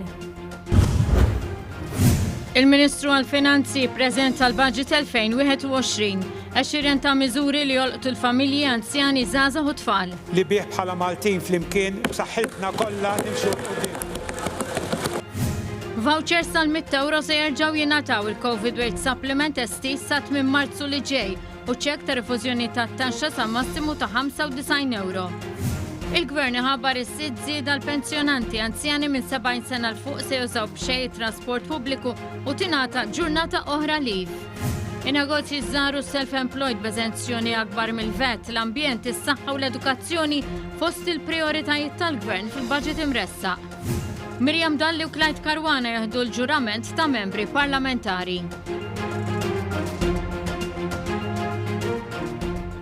Lejla tajba żis telespettaturi u nilqakom magħna. Lejla fil-Parlament il-Ministru għall-Finanzi Edward Scicluna ara il-baġit li qed iressaq il-Gvern għas-sena d-dieħla. Tul id-diskors tal-baġit il-Ministru Scicluna ħabbar sensiela ta' miżuri ewlenin fosthom soċjali li se joqtu lil kull ċittadin f'dan il-pajjiż, minn familja għal tfal għal ħaddiem anzjani żgħażagħ u anke persuni b'diżabilità. Fi sfond ta' sfidi globali bla preċedent, il-Gvern ippreżenta baġit li se jkompli jagħti spinta biex il-Maltin b'saħħithom jimxu l-qudiem. Il-Gvern immexxi mill-Prim Ministru Robert Abela ressa il-baġġit tas-sena d-dieħla bit-tema Maltin b'saħħitna l-qudiem. Wara li l-Ministru għall-Finanzi Edward Scicluna mar fil-Palazz ta' Sant'Anton akkumpanjat mill-Speaker biex jippreżenta kopja tad-dokument tal-budget lil President tar-Repubblika George Vella, fil-Parlament il-Ministru Scicluna ara d-diskors tal-budget mimli miżuri ewlenin fosthom soċjali li se jolqtu tant familji bit-tfal, anzjani u ħaddiema. Il-kumpens għall-għoli tal-ħajja magħruf bħala il-kola se jkun ta' €75. Din iż-żieda se tkun qed tingħata lill-impjegati kollha lill-pensjonanti lil dawk li jieħdu l-benefiċċji soċjali u lill-istudenti fl-istipendji tagħhom. Ir-rifużjoni tat-taxxa li ngħatat f'dawn l-aħħar 3 snin ukoll se tkun qed terġa' tingħata brati miżjudin lil ħaddiema kollha. Dan hekk kif ir-rivużjoni tat-taxxa se tkun qed titla' għal bejn €45 u €95. Aktar minn 218,000 persuna se jkunu qed igawdu minn din il-miżura illi se tkun qed tiswa lill-Gvern kważi €16 miljun. Il-Ministru għall-Finanzi tkellem dwar il-qagħda ekonomika u finanzjarja ta' pajjiżna. Saħaq kif Malta għandha ekonomija reżiljenti u li felħet għall-isfidi globali kawża tal-imxija. Fakkar kif il-Gvern ipprattika dak li jgħid il-qawr Malti, erfgħu sor għal meta tiġi bżonn. Għal min kien jistaqsi b'sarkażmu fejn hu surplus, f'dawn l-aħħar xhur inħoss li urejna bil-provi fejn hu surplus.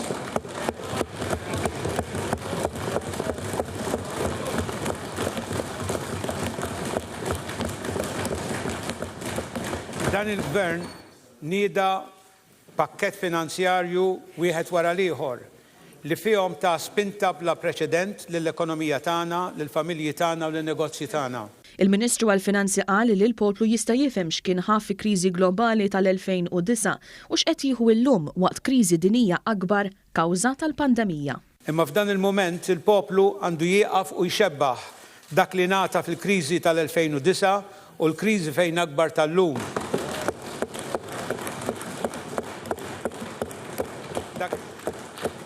Dakinhar il-Gvern olla l-kontijiet. Aħna issa ilna xhur inħallsu €800 fix-xahar wage supplement lil kważi nofs l-impjegati kollha tas-settur privat. Il-Professur Scicluna qal li s-sena d-dieħla mistennija naraw żieda ta' 2.3% fl-impjiegi. Il-qatt jibqa' relattivament baxx u saħansitra anki jinżel id-deficit tal-5.9% tal-prodott domestiku gross. Fil-waqt li qal li din is-sena l-ekonomija ta' pajjiżna ħatonqos f'termini reali b'7.4% tal-prodott domestiku gross, is-sena d-dieħla din se tikber b'5%. Fatturi ewlenin il-riżultat tagħhom Malta hija waħda mill-pajjiżi fl-Unjoni Ewropea illi s-sena d-dieħla prevista tesperjenza tkabbir u ma tkabbir fl-investiment u tkabbir fil-konsum privat. Il-Ministru għall-Finanzi saħaq illi dan kien l-aqwa u l-akbar budget illi qatt tippreżenta għal familji Maltin u Għawċin. Sur President, jiena gburi li llum ippreżentajt dan id-9 budget.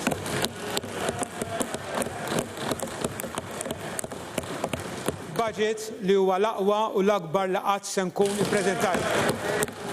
Budget li se jikkonferma li dan il-moviment verament jemmen fil-poplu Malti u Għawċin. Budget li se juri kemm aħna lesti ninvestu il-mijiet ta' miljuni biex il-magna ekonomika li bnejna mhux talli tirpilja imma tilħaq il-livell qatt qabel mal-aħħar.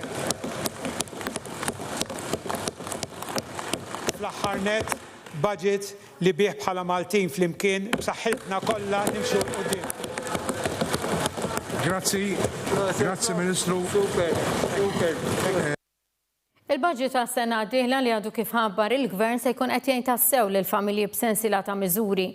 Il-vouchers tal-€100 se jerġgħu jingħataw lil kull persuna li tkun għalqet 16-il sena filwaqt li l-gvern se jerġa' jagħti żieda fiċ-Children's Allowance u se jkun hemm titjib fl-in-work benefit. Fil-budget imressa għas-sena d-dieħla l-gvern se jkun qed jerġa' jagħti il-vouchers tal-€100 għal kull min ikun għalaq 16 sena filwaqt li dawk eżistenti se jiġu estiżi sal-aħħar tas-sena. Din id-darba l-vouchers se jkunu qed jinqasmu f'€60 li jinsarfu f'lukandi u ristoranti fost oħrajn u f'€40 li jinsarfu fi ħwienet u servizzi. In-nefqa ta' din il-miżura tlaħħaq il-€50 miljun. Bħal budgets preċedenti il-gvern se jagħti lura flif il-btajjel pubbliċi li jaqgħu fit-tmiem il-ġimgħa u festi pubbliċi li kienu ttieħdu l-ħaddiema fi żmien gvern nazzjonalista. Għas-sena d-dieħla l-gvern se jkun qed jagħti ġurnata lif oħra biex il-ħaddiema jqattaw ħin ta' kwalità mal-iżiż tagħhom. Għal-budget imressa għas-sena d-dieħla, il-gvern se jkompli fuq dak li ħabbar għal din is-sena jiġifieri se jżid il-Children's Allowance għal familji bidħul baxx jew medju, fejn id-dħul tal-familja ma jaqbiss il-€25,318. L-għotja ta' Children's Allowance se tkun ta' €70 aktar fis-sena għal kull wild. Għal kumplament tal-familji s-suppliment se jkun ta' €50 aktar fis-sena għal kull wild. Dan ifisser li familja tipika ta' żewġ titfal taħt is-16 sena se tgawdi sa massimu ta' €140 aktar fis-sena. Miżura li se tkun qed tiswa kważi €3,5 miljun minna se jgawdu aktar minn 40,000 familja b'aktar minn 60,000 tifel u tifla. Il-familji se jingħataw ukoll imbuttatura anke b'aktar titjib fl-in-work benefit sabiex il-gvern jibqa' jippremja l-bżolija u jinċentiva x-xogħol fost il-familji. Fil-budget li ressaq il-gvern għas-sena d-dieħla se jiġu estiżi threshold sabiex aktar familji jkunu eliġibbli għal dan il-benefiċċju. Koppji fejn it-tnejn jaħdmu threshold se jitla' għal €35,000, filwaqt li għas-single parents it-threshold se jitla' għal €23,000. Fejn hemm ġenitur wieħed biss jaħdem it-threshold titla' għal €26,000. Bekk il-gvern se jtejjeb id-dħul ta' 4,500 familji oħra. Il-gvern ħajkomplu wkoll ikun ta' appoġġ għal kull min irid jibni familja, anke għal dawk li jagħmlu fostering jew jixtiequ jaddottaw billi se jżidulhom l-għajnuna. Min Jannar il-Foster Care Allowance se tiżdied b'520 oħra fis-sena u għalhekk se tkun qed tlaħħaq il-€5,720. Il-pensjonanti se jgawdu ma' 6 żieda konsekuttiva li se jkun qed jagħti gvern Laburista. Bil-budget ta' sena d-dieħla fl-2021, il-pensjonanti se jieħdu €260 aktar u l-użu ta' trasport pubbliku b'xejn se jitwessa għal dawk minn 70 sena l-fuq. Ir-ruħ soċjali tal-gvern toħroġ tassew f'dan il-budget għall-2021 b'għajnuna kbira li se tkun qed tingħata lill-anzjani. Il-pensjonanti se jgawdu mis-6 żieda konsekuttiva li se jkun qed jagħti gvern Laburista. Il-pensjonanti se jgawdu minn €5 fil-ġimgħa, inkluż il-kumpens għall-għoli tal-ħajja.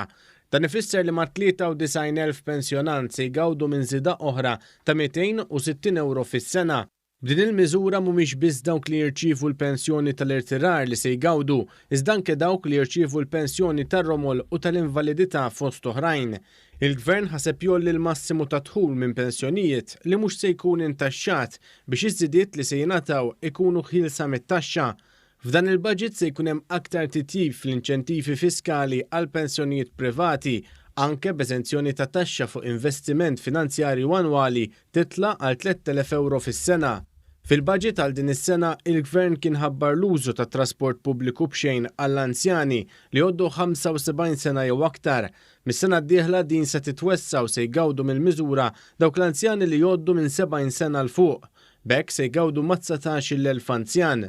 Lotja ta' €300 għall-anzjani minn 75 sena li jibqgħu jgħixu fil-komunità se tibqa'. B'din lotja titla' €350 għall-anzjani li jgħoddu 80 sena jew aktar. Il-gvern se jżid ukoll ir-rata tal-carer fid-dar biex jieħu ħsieb anzjan. Is-sussidju annwali għal dawk li jimpjegaw persuna full-time jew part-time biex tieħu ħsiebhom f'darhom se titla' bi ftit aktar minn €700. Il-gvern se jwessa wkoll il-kriterji ta' eligibilità għal benefiċċji tal-carer biex aktar persuni jieħdu ħsieb qrabathom. Dan f'kuntest li mindu l-gvern kien daħħal din l-iskema, in-numru ta' persuni li jieħdu ħsieb lil qrabathom fl-istess residenza tela l madwar 1,500 persuna. Id-dħul tal-anzjani se jkompli jitjieb ukoll billi għal sena oħra il-Gvern se jerġa' joħroġ il-bonds tas-62 plus b'6,000 anzjana se jkunu eligibbli. Il-persuni b'diżabilità mhux se jkunu minsija lanqas f'dan il-budget. Wara li l-Gvern kien wassal għajnuna miżjuda għal dawk b'diżabilità severa fil-livell tal-paga minima nazzjonali, issa se jitwessaw il-parametri għal kundizzjonijiet ta' diżabilità intellettwali sabiex aktar persuni jkunu jistgħu jgawdu minn din l-għajnuna. Kif kien mistenni l-Gvern se jkun qed jestendi l-Covid Wage Supplement li salva eluf ta' impjiegi u eluf ta' negozji. In-negozji fosthom dawk żgħar u ta' dawk li jaħdmu għal rashom tassew se jkunu qed isibu spalla bil-budget imressaq. In-negozji se jibqgħu jkunu mwiżna bħalma ġew mwiżna fil-pakketti finanzjarji li kien ħabbar il-Gvern fosthom fil-pjan ta' riġenerazzjoni ekonomika.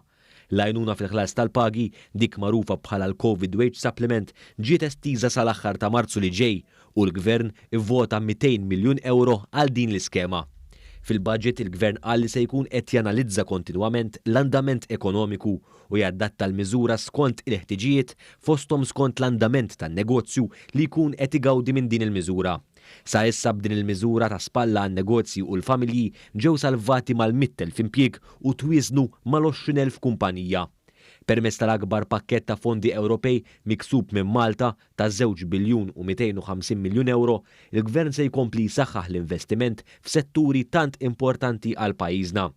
In-negozji żgħar, inkluż dawk li jaħdmu għal rashom, se jgawdu minn twessieħ fl-estensjoni tal-VAT. Minn 20,000 euro threshold se titlaq għal 30,000 euro. Il-Gvern se alloka wkoll 10 miljun euro fl-iskema tal-Malta Enterprise sabiex kumpaniji li jħadmu inqas minn 50 persuna jieħdlu għal proġetti ta' innovazzjoni. Il-budget se jħares ukoll li Malta tibqa' tattira startups fejn il-Gvern se jkun qed jgħin biex jagħti kapital lil negozji jitwildu u jistabbilixxu ruhom fl-industrija Maltija. Għas-settur tal-avjazzjoni hemm immirat li s-suċċess fil-qasam marittimu jiġi esperjenzat anki fil-qasam tal-avjazzjoni. B'tibdil fil-liġijiet se jiġu attirati aktar kumpaniji li operaw f'dan il-qasam. Għall-Air Malta, il-Gvern se jressaq talba għand il-Kummissjoni Ewropea biex ikun jista' joffri għajnuna statali lill-linja nazzjonali tal-ajru li għadha waħda mill-pilastri importanti għall-ekonomija u li kellha sem qawwi biex inżammet il-konnettività waqt l-imxija. Għas-settur turistiku, konxu mill-isfidi kbar kawża tal-pandemija, il-Gvern xorta huwa lest li pajjiżna jikkompeti għal numri ferm iżgħar ta' vjaġġaturi globali. Huwa għalhekk li l-Gvern se jniedi strateġija għall-iżvilupp tat-turiżmu fil-waqt li hemm mira biex l-operat tal-qasam ikun ħieles ukoll mill-karbonju fi żmien li ġej.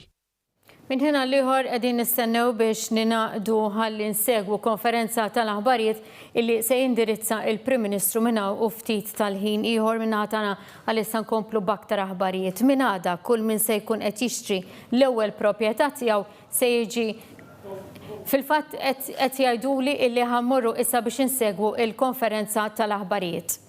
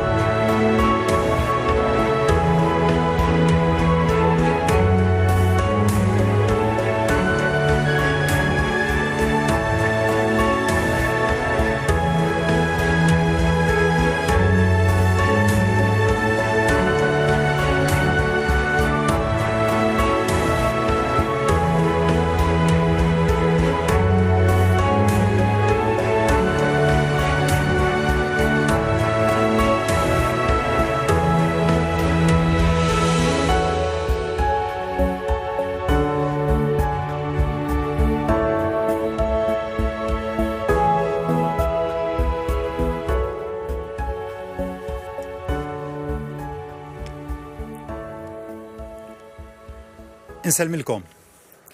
Illum din l-amministrazzjoni irnexxilha tagħmel dak li qabel ebda amministrazzjoni oħra ma rnexxilha tagħmel.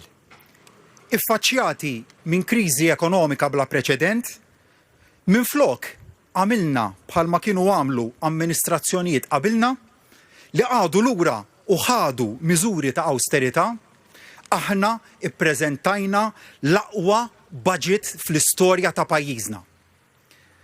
B'miżuri li jħallu il-flus fil-but tagħkom. 3 darbit aktar minn dawk tal-budgets tas-surplus. U 3 darbit iżjed mingħajr ma qed ninkludu il-weight supplement. L-akbar spiża fuq is-saħħa, l-akbar spiża fuq is-servizzi soċjali, l-akbar spiża fuq investiment pubbliku. Mhux biss ma morniex lura minn kelmitna, talli dak li konna wedna saħansitra tajna iżjed minnu. Gvern nazzjonalista iffaċċjat minn kriżi internazzjonali ferm iżgħar minn dik li qed naffrontaw b'suċċess aħna, kien mar lura mill-weda li jnaqqas it-taxxa ta' dħul.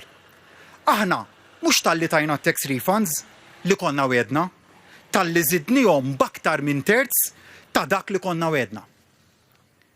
Gvern nazzjonalista affaċċjat minn kriżi internazzjonali ferm iżgħar kien ftaħar li se jagħti lill-pensjonanti iż-żieda tal-għoli tal-ħajja. Aħna quddiem din il-pandemija se nagħtu lill-pensjonanti żieda 3 darbiet dik tal-għoli tal-ħajja. Budget bla ebda taxxa, lanqas ċenteżmu wieħed f'taxxi. Magħna taf fejn qiegħed. Hemm min isaqsi. Imma dak li qed iwiegħed dan il-gvern veru jista' jitwettaq. Imma l-finanzi tal-gvern jifilħu għal din l-ispiża kollha b'onestà kbira u b'responsabilità nistqar li iva dan kollu jista' jsir. Għax għandna pajjiż li huwa b'saħħtu, ekonomija reżiljenti, li fl-eqqel ta' pandemija issa ilha 4 xhur sħaħ toħloq l-impjiegi. Tant li l-qatt naqas b'aktar minn 1000 persuna. Finanzi tal-gvern li għadhom rated A+ mill-aġenziji ta' kreditu. Policies ekonomiċi li huma mfaħra mill-istituzzjonijiet internazzjonali. Dan huwa l-gvern li nnegozja l-akbar budget Ewropew kontra kull aspettattiva, kontra kull tbassir, aktar mid-doppju ta' dak li rnexxielhom iġibu lejn pajjiżna ta' qabilna. 2 biljuni u 250 miljun euro. U jekk tant ħsibna fil-poplu, fis-7 snin ta' ġid li għaddejna minnhom. Kien hemm xi dubju li sejrin nagħmlu anqas fi żmien ta' sfida għall-familji tagħna. Fil-budgets li għaddew tajna u tajna. Imma għadna attenti. U dan il-galbu jfisser li fis-sitwazzjoni preżenti stajna nagħtu anke aktar milli qattajna qabel. Ħanuri dan b'eżempji prattiċi. Fi kriżijiet oħra, dawk fuq il-paga minima kienu dawk li laqtu għal-aktar. X'aktarx kienu jitkeċċew minn tal-ewwel, minn min iħaddimhom. Kienu jaqgħu fuq benefiċċji soċjali baxxi. Il-futur tagħhom kien ikun f'periklu kbir. Din id-darba iżda il-gvern ta' garanzija lil min iħaddem li jħallas sa 800 euro għal kull ħaddiem li jinżamm ta' kull xahar. Bekk min kien iħaddem xi ħadd bil-paga minima ma kellu l-ebda inċentiv li jitterminalu l-impjieg għax il-gvern kienet jiggarantilu l-paga. Anzi, ftit iżjed mill-paga minima. Lil-koppja li taqla l-paga minima. Ġenituri ta' żewġ titfal. Mhux talli salvajnilhom l-impjieg, talli bżieda fl-in-work benefit, fiċ-children's allowance, fiċ-check tat-tax refund u l-vouchers, b'kollox se jirċievu 880 euro aktar. Dan ifisser li s-sena d-dieħla din il-koppja ser tirċievi l-ekwivalenti ta' aktar minn xahar ieħor dħul. Ma ħsibniex biss fil-ħaddiema iżda. Qalbna mal-pensjonanti. Ħadd ieħor kien ħallihom ġenerazzjoni sħiħa jistennew iż-żieda. Forsi kien hemm minn fosthom li ħaseb li f'din il-kriżi, fostkom f'din il-kriżi, il-gvern kien ser ikollu jerġa' lura mill-weda elettorali li nżidu l-pensjoni b'8 euro fil-ġimgħa. Għamilna eżatt bil-kontra. Konna wedna 8 euro sa tmiem il-leġislatura.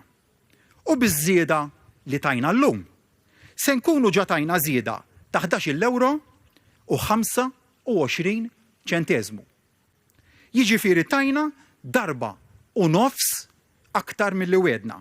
U nfakkarkom li l-leġislatura fadlilha biex tintemm. Ħanatikom eżempju ta' xi jfissru l-miżuri li ħabbarna llum għal koppja pensjonanti. Ejja niffukaw fuq l-aktar fil-bżonn. Koppja li jiddependu mill-pensjoni minima. Mela, lil din il-koppja illum tajnija żieda fil-pensjoni, żieda fis-supplementari. Flimkien ma' round ieħor ta' vouchers. B'kollox żieda ta' 770 euro. Daqs xahar addizzjonali ta' dħul. Din hija r-ruħ soċjali ta' dan il-gvern. Gvern li fi żmien l-isfida jażel li b'saħħa jaqbes għal dawk l-aktar fil-bżonn. Gvern gburi b'dak li jagħmel u gburi aktar b'dak li qed irid jagħmel. Fil-waqt li qed naħsbu għal dawk fuq dħul baxx, ma nsejniex lil middle class, il-mutur ekonomiku tal-miraklu ekonomiku ta' pajjiżna. Koppja middle class tipika ser tirċievi dan li ġej. Żieda fiċ-Children's Allowance u fiċ-check tat-tax refund, il-vouchers, żieda fit-tax credits jekk tfaddal f'pensjoni privata, b'kollox 930 euro aktar. Daqs xahar addizzjonali ta' dħul medju disponibbli. U madut ma' dan sena internet għaż-żgħażagħ kollha tagħna li jażlu li jkomplu wara t-tagħlim sekondarju tagħhom. Aħna gvern pro-market ukoll. Bl-istess mod li għandna lill-familji qed ngħinu lin-negozji tagħna. Tajna garanzija li se nkomplu l-COVID Weight Supplement wieħed mill-programmi li l-aktar sewa flus fl-istorja ta' pajjiżna. Ma kienu flus investiti tajjeb ħafna. Erġajna ħabbarna skemi ġodda ta' għajnuniet lill-industrija, speċjalment tal-manifattura li hija s-sinsla tal-ekonomija tagħna. Fosthom sabiex din tirrinova ruħha. Dawn l-iskemi huma addizzjonali għal ħafna skemi li konna nidejna f'Ġunju ta' din is-sena. Lil minn dawn l-għajnuniet, erġajna ħabbarna l-akbar investiment fl-istorja ta' pajjiżna, fl-infrastruttura industrijali. Programm li se jkun il-bażi tal-ekonomija tagħna. Il-Malt Enterprise se tibqa' ssaħħaħ l-iskemi tagħha intiżi lejn il-manifattura fost oħrajn. Iżda mhux limitatament, blons brati ta' interessi preferenzjali fuq l-investiment kif ukoll flessibilità fl-użu ta' krediti ta' taxxa biex insaħħu l-investimenti. U b'konfidenza, ngħid li jekk ikun hemm bżonn aktar għajnuniet u aktar skemi, dan il-gvern għandu l-mezzi biex ikompli jkun ta' spalla għan-negozji ta' pajjiżna. Dan huwa budget fejn ma ħarisniex biss biex naffrontaw l-isfida preżenti, ħarisna b'saħħitna l-qudiem. Lejn viżjoni ta' Malta ġdida. Il-Maltin u l-Awċin kburin bil-kisbiet tan-nazzjon tagħna. L-Awċin u l-Maltin kburin bis-suċċess tar-Repubblika tagħna quddiem din il-pandemija. Il-Maltin u l-Awċin ħarsithom hija l-qudiem lejn aktar suċċessi u lejn il-kisba ta' aspirazzjonijiet ġodda. Se nsemmi 10 miżuri li nemmen jirriflettu x-xewqat tal-Maltin u l-Awċin.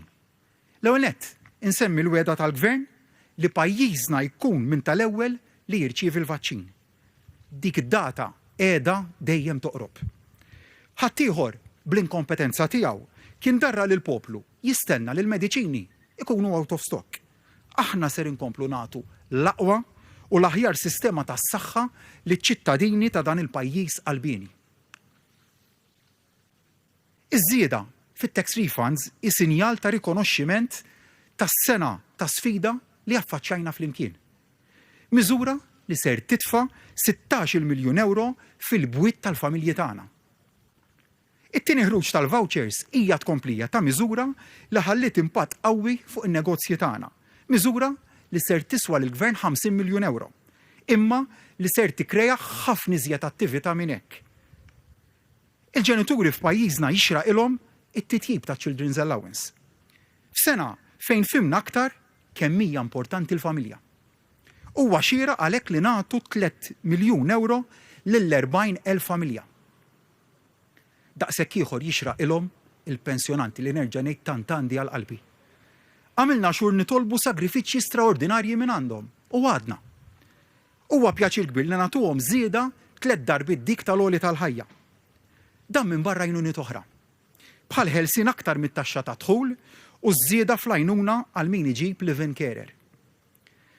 Biex dawn il-benefiċċji jkunu sostenibbli, irridu nissalvagwardjaw il-kapaċità produttiva ta' pajjiżna.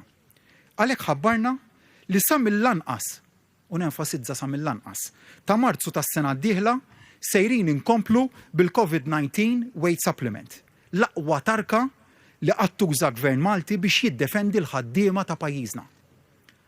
U mhux biss irridu nipproteġu dak li għandna, irridu nkabru iżjed. Għalhekk, il-miżura li fl-eqqel tal-pandemija nimbarkaw fuq l-akbar proġett ta' infrastruttura industrijali fl-istorja ta' pajjiżna. 450 miljun fi proġetti li sejrin waslu għall-ekonomija ta' għada. Imma fil-fażi li jmiss tal-iżvilupp ta' pajjiżna irridu nsibu bilanċ aħjar mal-ambjent. L-akbar evidenza ta' dan il-weda li sal-2050 se nagħmlu lil pajjiżna carbon neutral. Imira ambizzjuża. Imma fl-istess ħin bżonn inevitabbli jekk għandna l-qalbna lilna nfusna u lil ġenerazzjonijiet futuri. U jekk hemm min qed jaħseb li din il-mira hija finta u li dan il-gvern mhuwiex verament kommess li jbiddel lil pajjiżna, ħansemmi eżempju wieħed il-waqfien tal-importazzjoni ta' single-use plastics u l-eventwali waqfien mill-bejħ tagħhom. Dawk li sallum jidru li huma parti integrali tal-ħajja ta' kuljum f'pajjiżna, dan il-gvern se jrelegom għal ħaġa tal-passat. Finalment, ippermettu li nsemmi riforma li tant għandi għal qalbi. Li aktar nisa fis-soċjetà tagħna ikunu rappreżentati iżjed fl-ogħla istituzzjoni tad-demokrazija tagħna. Il-Maltin u l-Awċin huma poplu ta' suċċess. Qatt daqs din il-pandemija ma kellna għalfejn inkunu daqstant kburin bil-kapaċitajiet tagħna. Kif tista' tistħi li jint Malti? Jien gburi li jien Malti, gburi pajjiżi, gburi bil-poplu Malti u Awċi. Is-settur tas-saħħa tagħna għamel il-mirakli meta tqablu ma' dak ta' pajjiżi akbar u suppost aktar avvanzati minna. In-negozji tagħna għamlu il-mirakli u minflok keċċew il-ħaddiema spiċċajna l-pajjiż bl-inqas rata ta' qatt fiż-żona euro. L-2020 hija sena li tibqa' naqxa fl-istorja meta l-poplu Malti u Awċi wera xi sarraf. Meta naqadna kontra saram mhux mistenni. Meta flimkien wettaqna ħafna aktar minn dak li kien mistenni minna. Meta biqlubija biżna l-xulxin, sabbarna lil xulxin u ħlomna flimkien li jisbħu jiem aħjar. Jiem fejn Malta u Għawdex jerġgħu jsiru destinazzjoni ta' turisti maġba biżbuħija ta' pajjiżna.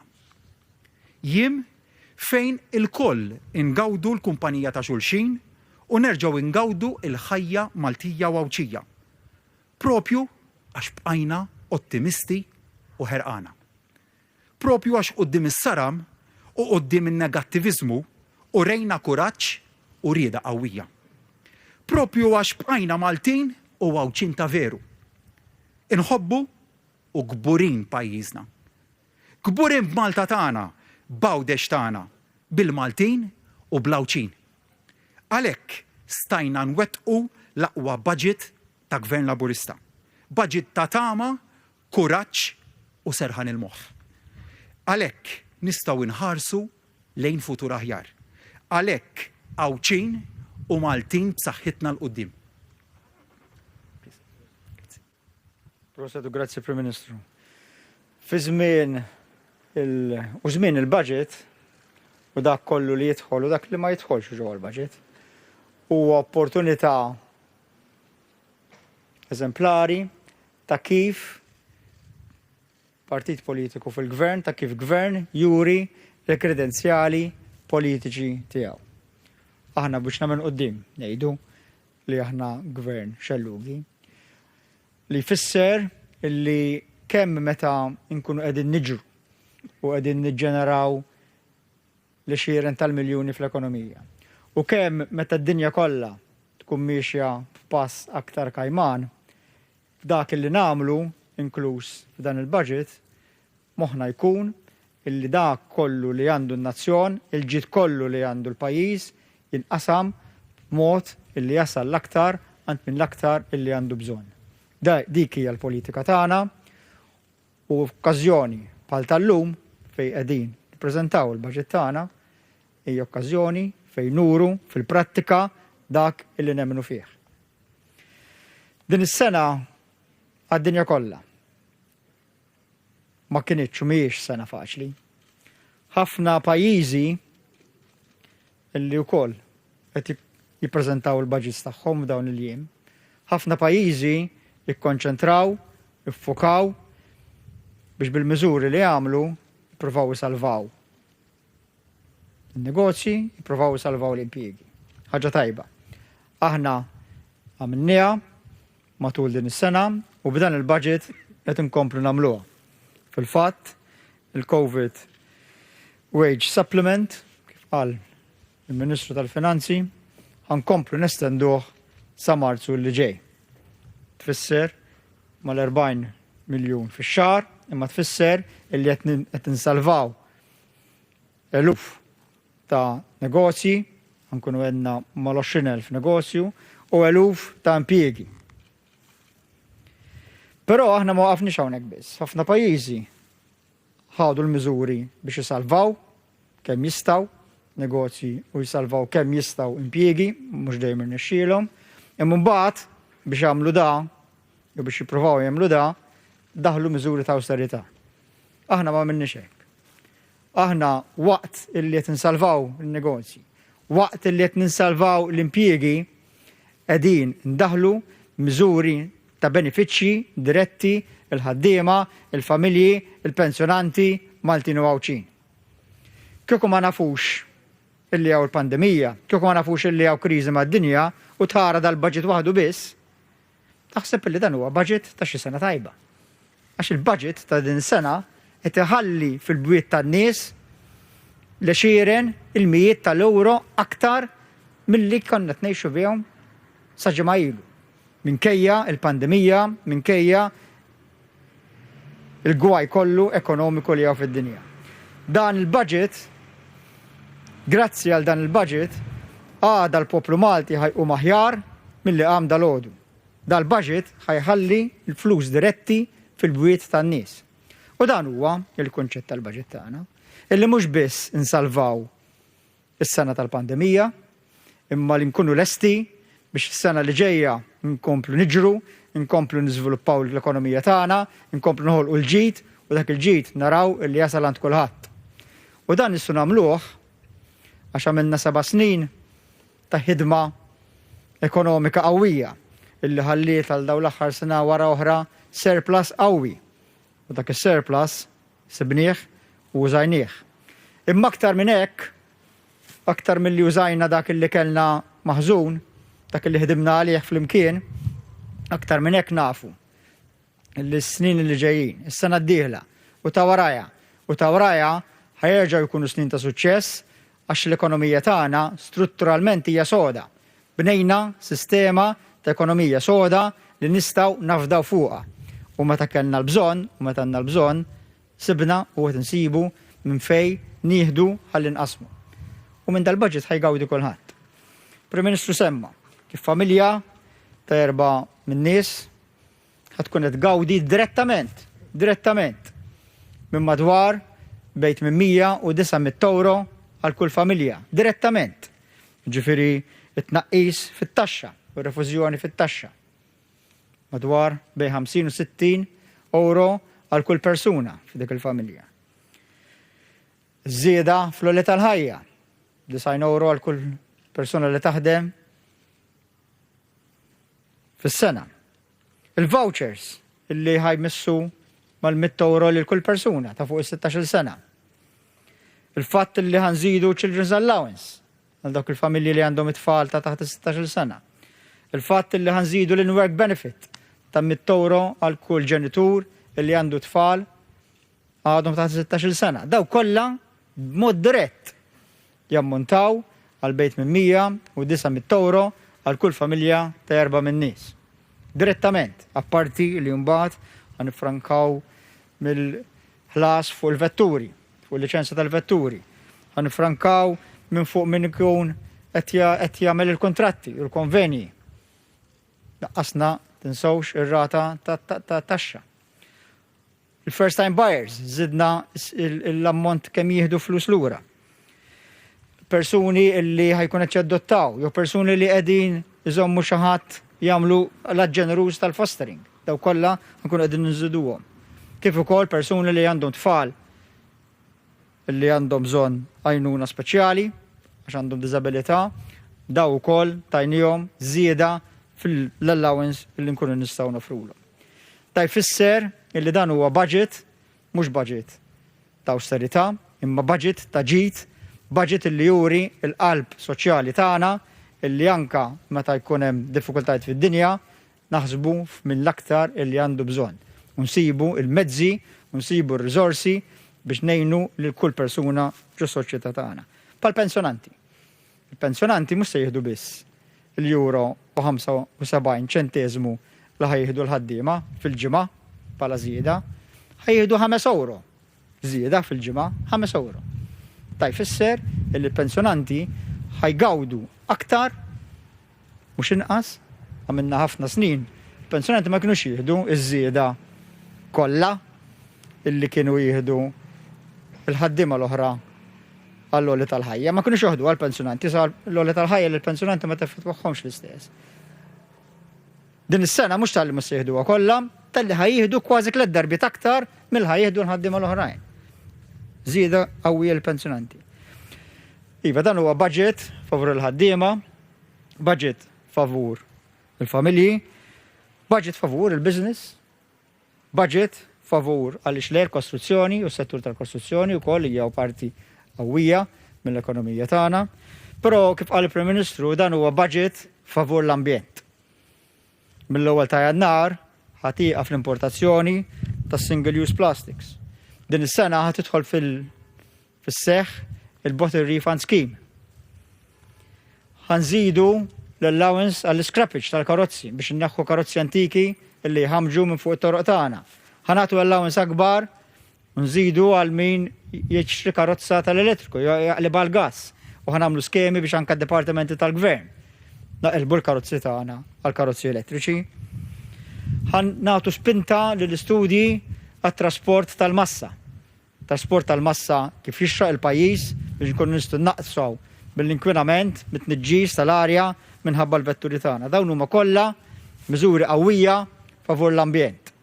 Miżuri li nistgħu nagħmlu għax aħna nemmnu illi biex ngħixu aħjar rridu ngħixu ġew ambjent aħjar.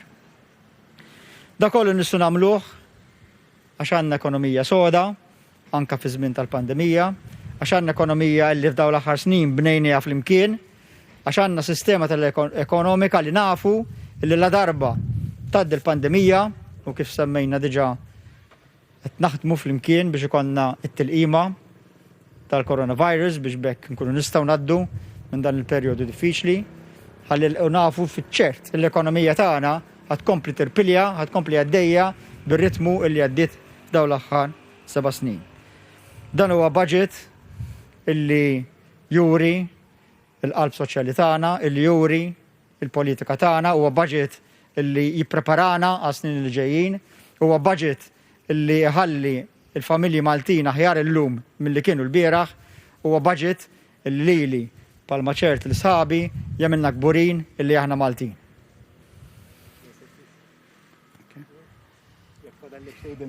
Prim Ministru, Deputat Prim Ministru, jiena se nitkellem mill-inqas għaliex tkellimt biżejjed, però nixtieq nagħti il-ħsibijiet tiegħi issa li ppreżentajtu dal-budget u x'inhu s-sodisfazzjon tiegħi dwaru. Mhuwiex bħala mill-lat ekonomiku kuntent li kemm infaqna flus huwa minnu għaliex dawn il-flus kollha se jintefqu fuq il-Maltin u l-Awċin u għalhekk se jkun ta' soljef il-familji, il-negozji. Imma il-pjaċir tiegħi illi bħal id-9 budget u bħal 8 ta' qablu kienu mamulin b'mod ekonomiku, fis-sens li mhux biss finanzjarju li jagħti, imma wara kull miżura hemm il-ħsieb li jilħaq l-oġġettiv tiegħu. Jew illi ikollu ritorn f'dak li huwa tkabbir ekonomiku, jew tqassim tal-ġid lejn is-saffi l-iktar fil-baxx dak li huwa tħul.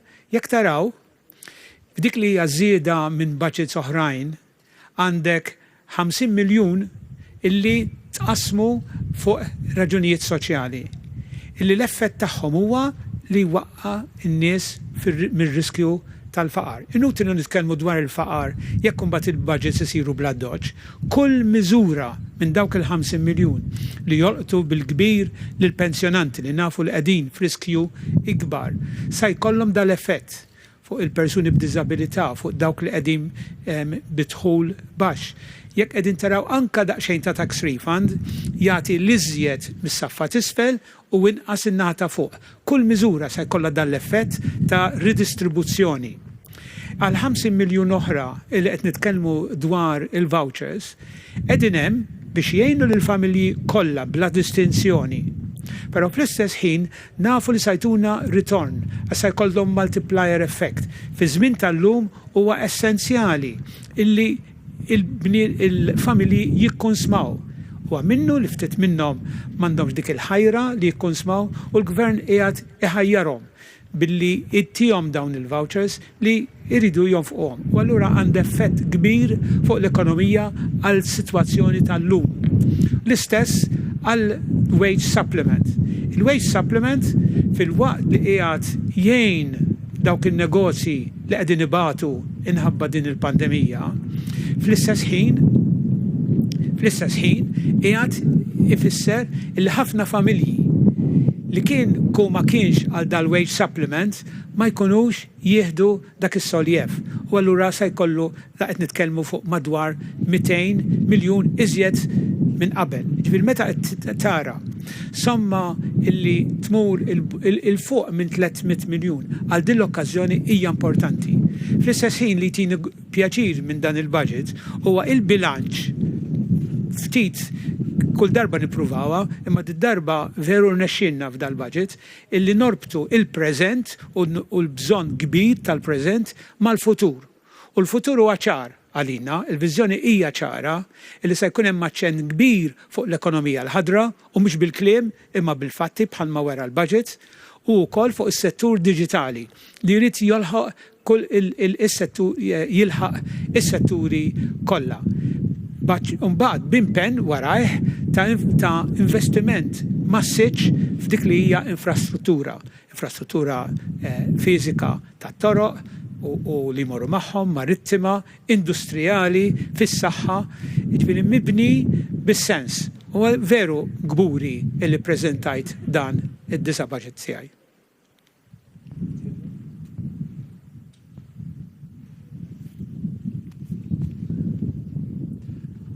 Sallimlek, Prim Ministru, Dewat Prim Ministru, Professur Scicluna. Għandi żewġ mistoqsijiet għalik, Prim Ministru, jekk jogħġbok. Jekk Minister żball, ftit li xejn smajna fil-budget dwar inċentivi għat-teleworking. Il-Gvern xi pjanijiet għandu dan ir-rigward? U t-tieni mistoqsija fuq l-ekonomija diġitali. B'mod prattiku għan-nies di, xi tfisser u kemm importanti biex l-ekonomija il-qudiem tkompli tirpilja anke f'każ nerġgħu niggidmu għal ħares qatt minn xi pandemija oħra. Glenn, bħala inċentivi għal telework, ħanibdew il-prinċipju. Għaddejjem diskussjonijiet anka ma' min ħaddem f'dan is-sens. Il-telework ma jistax jiġi impost fuq min ħaddem. Għalhekk nemmen illi irridu nibqgħu għaddejjem bid-dialogu sabiex kwalunkwe riforma fis-sistema ta' xogħol permezz tat-telework fejn kellna każijiet illi l-effiċjenza baqgħet kif kienet, kellna każijiet fejn saħansitra żdiedet l-effiċjenza fuq il-post tax-xogħol u kien hekk dawk il-każijiet fejn l-effiċjenza naqset. Għaldaqstant, din hija bidla fis-sistemi tax-xogħol fil-prattiċi tax-xogħol kif aħna mdorrijin bihom f'pajjiżna u ma nemminx li għandha tkun a knee-jerk reaction għal sitwazzjoni ta' emerġenza, imma għandna narawha bħala xi ħaġa holistika u fit-tul, kemm hija sostenibbli fit-tul. U għaldaqstant, inċentivi għamilna u se jibqa' jkun hemm. Infakkar ukoll li biex nagħtu eżempju llum fejn tidħol l-industrija, tajna il-framework, ma tħallniex fid-dettall, imma fejn jidħlu inċentivi speċifiċi għall-industrija. Sa dalodu tkellimna mal-Kamra tal-Kummerċ u ħadna s-suġġerimenti tagħha għandek il-Malt Enterprise li kontinwament tiddialoga mal-Kamra tal-Kummerċ ma' min huwa fl-industrija u wieħed iżid u jaġġusta l-iskemi minn żmien għal żmien sabiex jirrispondi wkoll għal dan il-mument partikolari illi ninsabu fih. Jiġifieri definittivament anke l-messaġġ f'dan il-mument huwa li fejn huwa possibbli xogħol isir b'telework anke biex wieħed inaqqas il-kuntatt fuq il-post tax-xogħol. Isir, però naturalment wieħed ma jistax jimponija fuq min ħaddem. It-tieni punt, l-ekonomija diġitali. Nagħmel referenza għal dak li rnexxielna nġibu bħala pajjiż mill-RRF fil-Ġunju li għadda fil-negozjati li għamilna mal-Kummissjoni Ewropea u mal-Kunsill Ewropew partikolarment, hemmhekk għandna allokati 220 miljun, somma sabiħa, illi naturalment iridu jintefqu fi proġetti li huma relatati fost oħrajn digital economy, il-climate change partikolarment u setturi simili. Dan huwa l-futur ta' pajjiżna, u għalhekk li dan mhuwiex il-budget tal-pandemija, dan huwa l-budget tal-10 snin illi ġejjin. U l-futur għal pajjiżna u l-futur għal sħabna l-Ewropej kollha huwa wieħed ċar, u għalhekk din il-viżjoni fit-tul tagħna fejn qegħdin illum fejn rridu immorru għada. U l-ekonomija diġitali tirrappreżenta settur kruċjali. Il-ring fencing ukoll għad-diġitali li kellna fil-fondi Ewropej. Kruċjali rridu nagħmlu dal-bidliet li jista' jkun għal ħafna ma jifhmuhomx u hemmhekk fejn jibda l-eżerċizzju li wieħed irid jibda ifhem xi tfisser għal pajjiż b'mod tanġibbli il-benefiċċji li se jkollna li nimxu f'din id-direzzjoni. Jien nemmen mhux biss li u dan huwa l-futur ta' pajjiżna, ma bħala pajjiż irridu nkunu fuq qudiemnet illi nuru the way forward u kollu nkunu leaders ukoll anke fost sħabna stati membri Ewropej. Karla Zoppardi, Malta Today, nsellimlek Prim Ministru, Deputat Prim Ministru, Ministru. Fil-budget hemm żieda fid-dejn, però parti sostanzjali minnu jiddependi minn tkabbir ekonomiku. X'konvenzjoni hemm li l-ekonomija s-sena d-dieħla ħad tikber?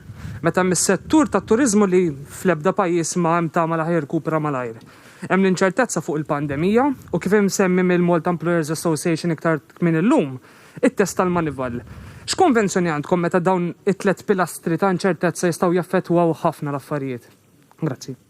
Karl, ma naqbilx miegħek li s-settur tat-turiżmu ma jirkuprax.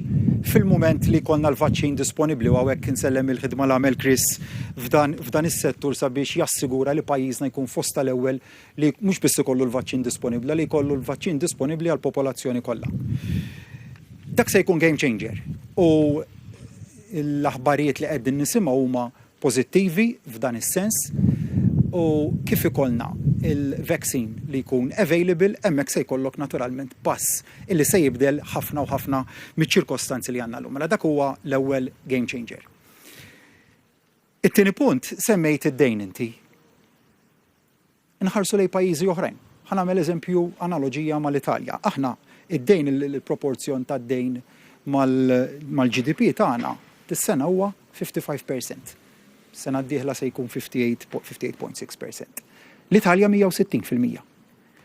Jiġifieri id-dejn baxx illi għandna f'pajjiżna se jkun ta' vantaġġ għal żewġ affarijiet. L-ewwel nett li se jagħtina vantaġġ kompetittiv fuq pajjiżi oħrajn. Għaliex? Għaliex filwaqt li pajjiżi oħrajn biex tnaqqas 160% persentaġġ tad-dejn mal-GDP bil-forsi tiddaħħal taxxi ġodda.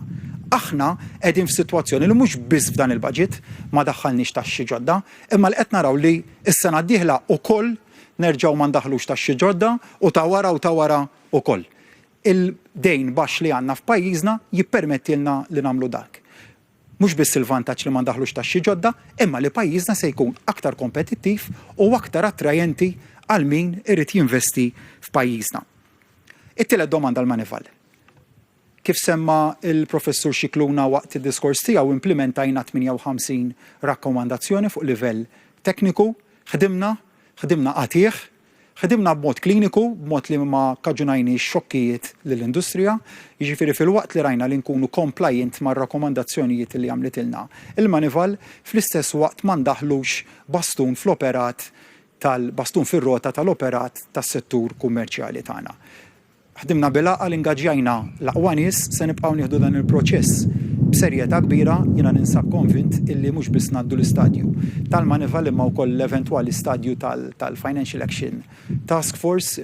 Naturalment irridu nibqgħu iffokati kif qegħdin bħalissa, nibqgħu naħdmu, jiena perswas illi jkollna riżultat sodisfaċenti illi għamilna kburin ukoll li dan l-eżerċizzju tħannilu bis-saħħa u kellna eżitu pożittiv għalih. Lejla tajjeb, Karla Tzapardi minn The Malta Independent. Għandi 3 mistoqsijiet jekk ġobkom. Hemm sezzjoni fil-budget dwar il-konstruzzjoni. Fil-diskors tagħkom għedtu li l-ewwel darba se jiġi introdott fond ta' kumpens. Forsi tistgħu tispjegaw għal xi qed tirreferu u min ħaj jibbenifika. Tieni mistoqsija fuq il-weight supplements. Ovvjament apparti l-estensjoni sa' Marzu qed ukoll li ħajkun hemm xi modifikazzjonijiet. Forsi tistgħu tispjegaw eżatt x'inhuma dal-modifikazzjonijiet u min ħaj jibbenifika wkoll. U bħala reazzjoni kważi l-korpi kostituiti kollha faħru dan il-budget, però l-imjuti qalet li ma kienx hemm biżejjed riżorsi, investiment f'riżorsi edukattivi u l-MEA qalet li qed tifukaw wis fil-preżent milli fil-futur. X'tikkummentaw dwar da? Grazzi. Grazzi Karl. Ħanibda bil-kwistjoni tal-fond ta' kumpens li huwa marbut mal-awtorità tal-kostruzzjoni ġdida.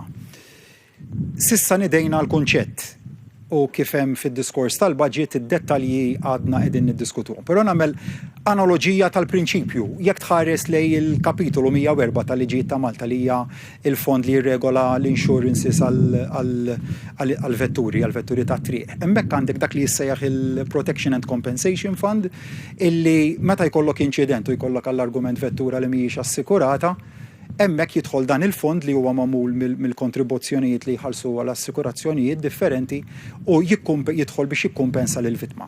U mbagħad dak il-fond ikollu dritt li jdur fuq min ikun hekk kaġuna ħsara u jirkupra flus minn għandu. Id-dettalji ta' kif se jkun qiegħed jopera dan il-fond għadna din niddiskutuhom għax naturalment hemm diversi stakeholders illi huma involuti u wieħed irid jimxi għall-specifics ta' kif se jkun qiegħed jaħdem. Jilli nara żewġ insemmi idea li nixtieq niddiskuti ma' min huwa involut fis-settur, fosthom naturalment l-Malta Developers Association, Kamra tal-Kummerċ li t-tnejn li huma nsellmilhom tal-għajnuna li tawna fil-preparazzjoni għal dan il-budget. U nammirhom għaliex ma jħarsux biss lej is-settur tagħhom, imma jħarsu l-istess messaġġ ngħaddih liċ-Chamber tal-SMEs u entitajiet oħrajn ukoll, jħarsu lej il-pajjiż b'mod holistiku, jaraw l-interessi tas-settur tagħhom. Imma mbagħad jaraw ukoll kif il-pajjiż irid jimxi l-qudiem. Dik hija xi ħaġa li verament tolqotni u nirringrazzjahom tagħha. Kellna inċident li kulħadd jaf dwaru ta' Santa Venera. Hemmhekk il-gvern daħal biex jassigura, il-gvern daħal ħadd ieħor biex jassigura illi min intlaqat fl-inċident, jiġifieri min ir-residenza tiegħu iġġarfet jew strutturalment ma kienx tajba, ikollu fejn jgħix. Dal-fond jista' jaħseb għal ċirkostanzi simili, nittama li ma jiġru qatt u r-regolamenti qegħdin jaħsbu li iktar milli wieħed jaqal fond ta' kumpens li ma jkollniex inċidenti ta' kostruzzjoni li jerġgħu jiġru. U nemmen li r-responsabbiltà żdiedet u żdiedet sew. Ma dawn huma l-idejat li nixtiequ niddiskutu aħna sabiex imbagħad noħol il-prinċipju nidejn iħillu. Id-dettalji wieħed ikun qed iħabbarhom mar li d-diskussjoni tiżvolġi iktar il-qudiem. Dwar il-weight supplement, sa Marzu tas-sena d-dieħla fi żgur illi se jibqa' dej. Maħniex qed neskludu illi jitkompla lil minn hekk jitkompla sa dakinhar li ikollna serħan il-moħħ sħiħ bħala gvern illi n-negozji tagħna reġgħu ħarbu jiġru il-qudiem li l-impjieg ta' kulħadd huwa salvagwardjat u mbagħad naturalment meta jasal dak il-waqt wieħed jibda jikkunsidra li jibda jagħmel tapering off ta' dan il-benefiċċju. Żgur mhux se nwaqfu l-benefiċċju qabel ikollna dak is-serħan il-moħħ li businesses b'saħħithom, impjiegi fis-sod u kulħadd reġa' lura għan-normalità.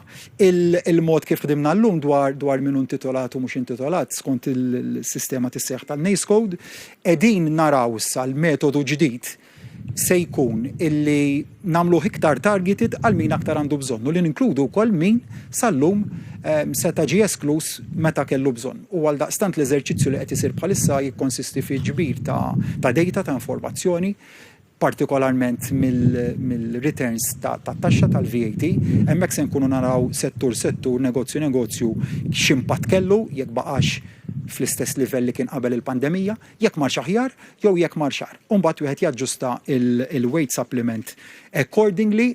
Domanda loġika se tiġi sakemm jitlesta dal-eżerċizzju jaf ikollok setturi illi baqgħu barra meta l-aktar li kienu bżonn. Maħniex qed neskludu lanqas anke fid-diskussjonijiet li kellna saħansitra sa dalgħodu illi sakemm illestu dal-eżerċizzju mbagħad wieħed jagħmel pagament lil min ikun jixraqlu li jidħol għal weight supplement u ma jkunx daħal li wieħed jagħti lamsam biex tpatti għal b'mod retroattiv għal dak li jkun tilef. Rigward Nħu pjaċir li l-imsieħba soċjali laqgħu dan il-budget b'sodisfazzjon.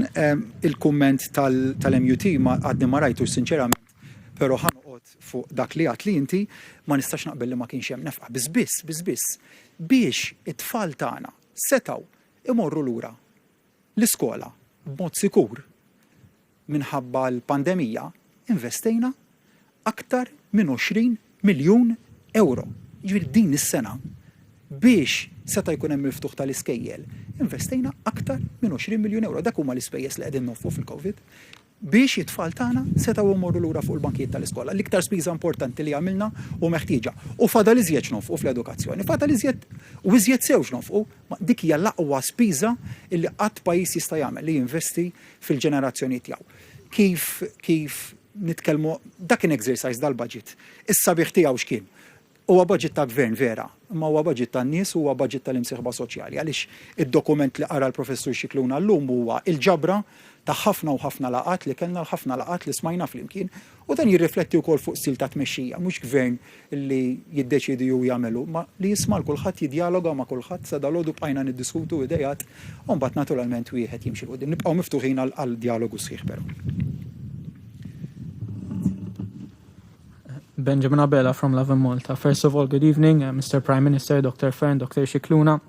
I have 3 questions for you today, Mr. Prime Minister. First of all, wage supplements. So wage supplements are all well and good, but they're still, as you said, very close to the minimum wage. Do people just have to get used to these lower salaries? Secondly, ever since taking over in January, the Labour Party group has had some major additions, with Miriam Dalli and Clyde Caruana getting co-opted to Parliament. Were these your personal selections, or should we credit bringing them on board to someone else? And can we expect more resignations? Will key figures like Finance Minister Edward Xikluna make way? And lastly, what is the current status of the steward negotiations? There is an entire hospital system available that is practically empty, while Malta Day is struggling. Thank you. Grazie Benjamin. Rigward il-weight supplement infakkar fil-ftehim li konna fil-ftehim storiku li l-ħaqna fih dan l-MCESD, jidher li kien f'Ġunju, qabel Ġunju li għadda fil-verità l-ħaqni dan il-ftehim thereabouts. Il-ftehim kien dakinhar li l-gvern joħroġ il-800 euro fix-xahar u mbagħad min iħaddem jissupplementa 400 euro oħra fix-xahar jew iżjed skont id-diskrezzjoni tal-employer. Nifhem li dak kien il-ftehim m'hemmx dubju. Kien hemm min iħaddem li seta' kien f'diffikultà biex jissupplementa din is-somma addizzjonali, kellek prinċipala min iħaddem jiġifieri li saħansitra marru lil minn dak li kien miftiehem at MCESD level u ħallsu jew salarju kollu jew parti żgħira li ġiet ridotta. Le, din mhijiex sitwazzjoni li għandha ddum għal dejjem. Hawnhekk qed nitkellmu dwar xenarju straordinarju, pandemija, illi il-priorità hija li nissalvagwardjaw l-impjiegi. Dik hija il-priorità. Inżommu l-businesses b'saħħithom, inżommu n-nies fl-impjieg, u qegħdin naraw anke f'setturi l-aktar mill-qudin fosthom it-turiżmu fejn għandek setturi oħrajn tal-ekonomija tagħna illi qegħdin jassorbu joħolqu opportunitajiet ġodda għal persuni li jista' jkun tilfu l-impjieg tagħhom mit-turiżmu marru f'setturi oħor li kien iħallashom saħansitra iktar milli kienu jaqalgħu fl-impjieg oriġinali tagħhom. Għal daqstant, definittivament il-weight supplement hija l-aqwa miżura li għamilna flimkien mad diskussjonijiet li għamilna mal-imsieħba soċjali biex salvajna tant għexieren ta' eluf ta' impjiegi. Infakkar, tbassir kien li kien se jkollna tbassir fi frar Marzu li għadda. 50,000 persuna qiegħda. 50,000 persuna. Dak id-tbassir ma ċċettajnieh qatt. U minflok mhux talli ma morniex għal dik ir-rata ta' qatt, talli rnexxielna ir-rata żona euro jiżdied il-qatt, f'pajjiżna il-qatt jonqos. Dwar id-domanda tiegħek, definitivament, jiena nemmen tafu kemm jiena miftuħ mal-medja, tafu ir-rispett kbir li għandi lejkom għaliex nemmen li intom pilastru kruċjali fid-demokrazija tal-pajjiż. Nistenna wkoll però ftit ta' rispett li domanda simili li saret dwar il-professur Scicluna ma naħsibx li kienet indikata li ssir illum. Jiena lil professur Scicluna għandi rispett enormi lejh, nirringrazzjah ta' 7 snin u iżjed ta' ħidma b'saħħithom, 7 snin fil-gvern, lejh dan il-pajjiż għandu għaliex juri gratitudni kbira illi minn sitwazzjoni li kellna fl-2013 li ma kienx waħda sabiħa ħafna f'Marzu 2013. Bis-saħħa tal-ħidma tiegħu irnexxilna naqilbu il-finanzi ta' dan il-pajjiż ta' taħt fuq.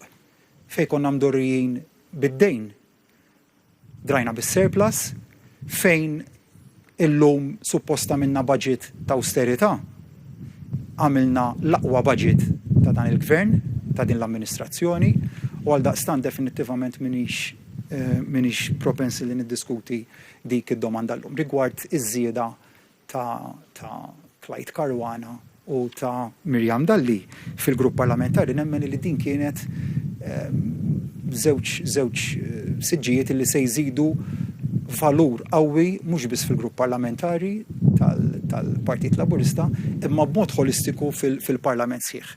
Nafhom it-tnejn li nafhom żmien ma' Clyde ħdimt fil-viċin f'daw l-aħħar minn Jannar sa issa, Miriam li nafha minn snin twal, gbura ħafna u mhix kwistjoni, gbura ħafna bihom mhix kwistjoni jekk hijiex l-idea tiegħi, aħna jiena nemmen fi stil ta' tmexxija li huwa kollettiv, deċiżjonijiet kollha mill-iżgħar sal-ikbar waħda niddiskutihom kemm fih dan ta' grupp parlamentari, fih dan ta' kabinett, kif ukoll individwalment mal-bqija tal-membri tal-kabinett tal-grupp parlamentari, dak huwa l-istil ta' tmexxija li nemmen fih. Rigward kwistjoni ta' Stewart, qed nieħu pjaċir flimkien ma' Chris qegħdin għaddejjin fin-negozjati mixin.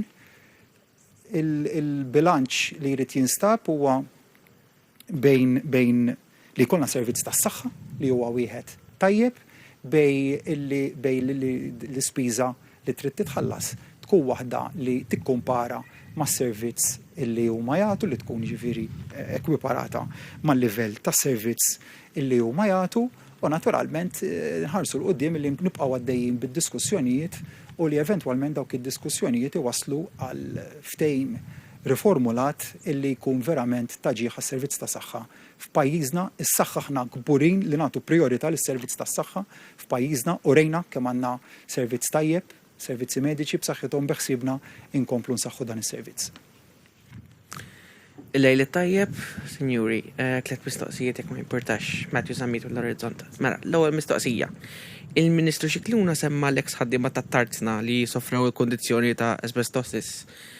Mistoqsija kont diġà saqsejtek preċedentament Ministru, ħanġen saqsija lilek Prim Ministru, jekk il-Gvern għandux stima ta' kemm huma total ta' nies li ġew affettwati, l-ammont li mistennija jingħataw kif ukoll il-mod kif dan il-kumpens attwalment se jingħataw jasal f'dejn dawn in-nies.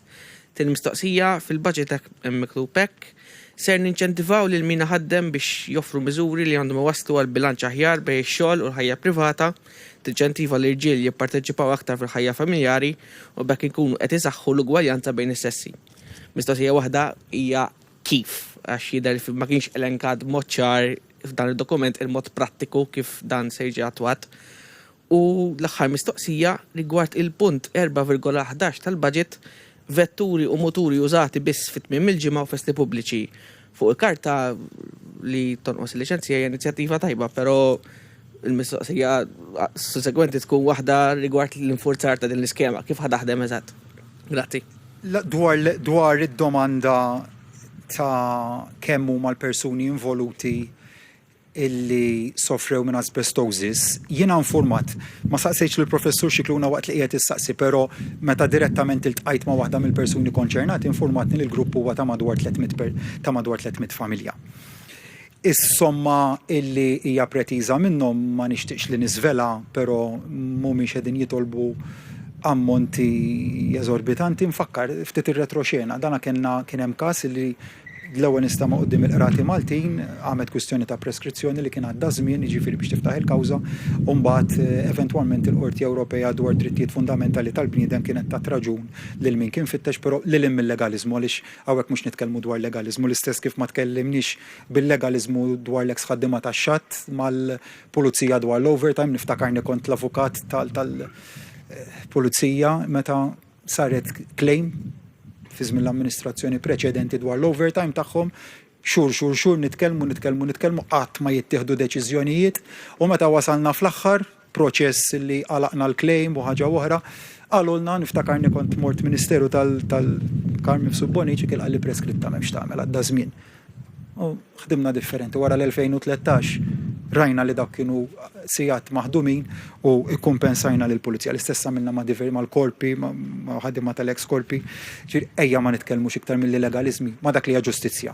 U dawn il-persuni sofrew inġustizzja fiktar ħaġa żgħiża fis-saħħa mingħajr ma kellhom liċken farka ta' tort. U għal daqstant dan huwa proċess li beda, Professur Scicluna fil-Ministeru tiegħu qed jistennew aktar dokumentazzjoni, hemm union ukoll involuta li qed tikkoordina u definittivament se jkunu fost dawk il-9 miljuni li se jitqasmu allokati għal skemi biex kunu jistgħu jibbenefikaw minnhom ukoll. Dwar it-tieni domanda tiegħek il-bilanċ kwistjoni ta' ugwaljanza. Fil-budget speech wieħed iniedi il-prinċipju ġenerali. Bl-istess mod li weġibt id-domanda dwar il-fond ta' kumpens fejn tidħol il-kostruzzjoni, wieħed iniedi l-prinċipju ġenerali u mbagħad naturalment id-dettall wieħed ikun irid iħabbru iktar il qudiem għax inkella kieku wieħed iħabbar id-dettall jidħol fid-dettall ta' kull inizjattiva li għamilna llum, nimmaġina kien ikollna aktar minn ġurnata biex jinqara l-baġit kollu, però definitivament hija key area li qegħdin naħdmu fiha u se nkunu qed inħabbru aktar dettalji. Rigward domanda dwar tnaqqis fil-liċenzja ta' ċirkolazzjoni fil-road license fees għal vetturi li jintużaw biss festi pubbliċi u fil-weekend. Hemm metodu sempliċi ħafna ta' kif wieħed se jinforza għaliex il-pjanċa tkun kulur differenti, ġifieri dak għandek hemm metodu kif wieħed jista' jassigura li ma jkunx hemm abbuż f'dan is-sens.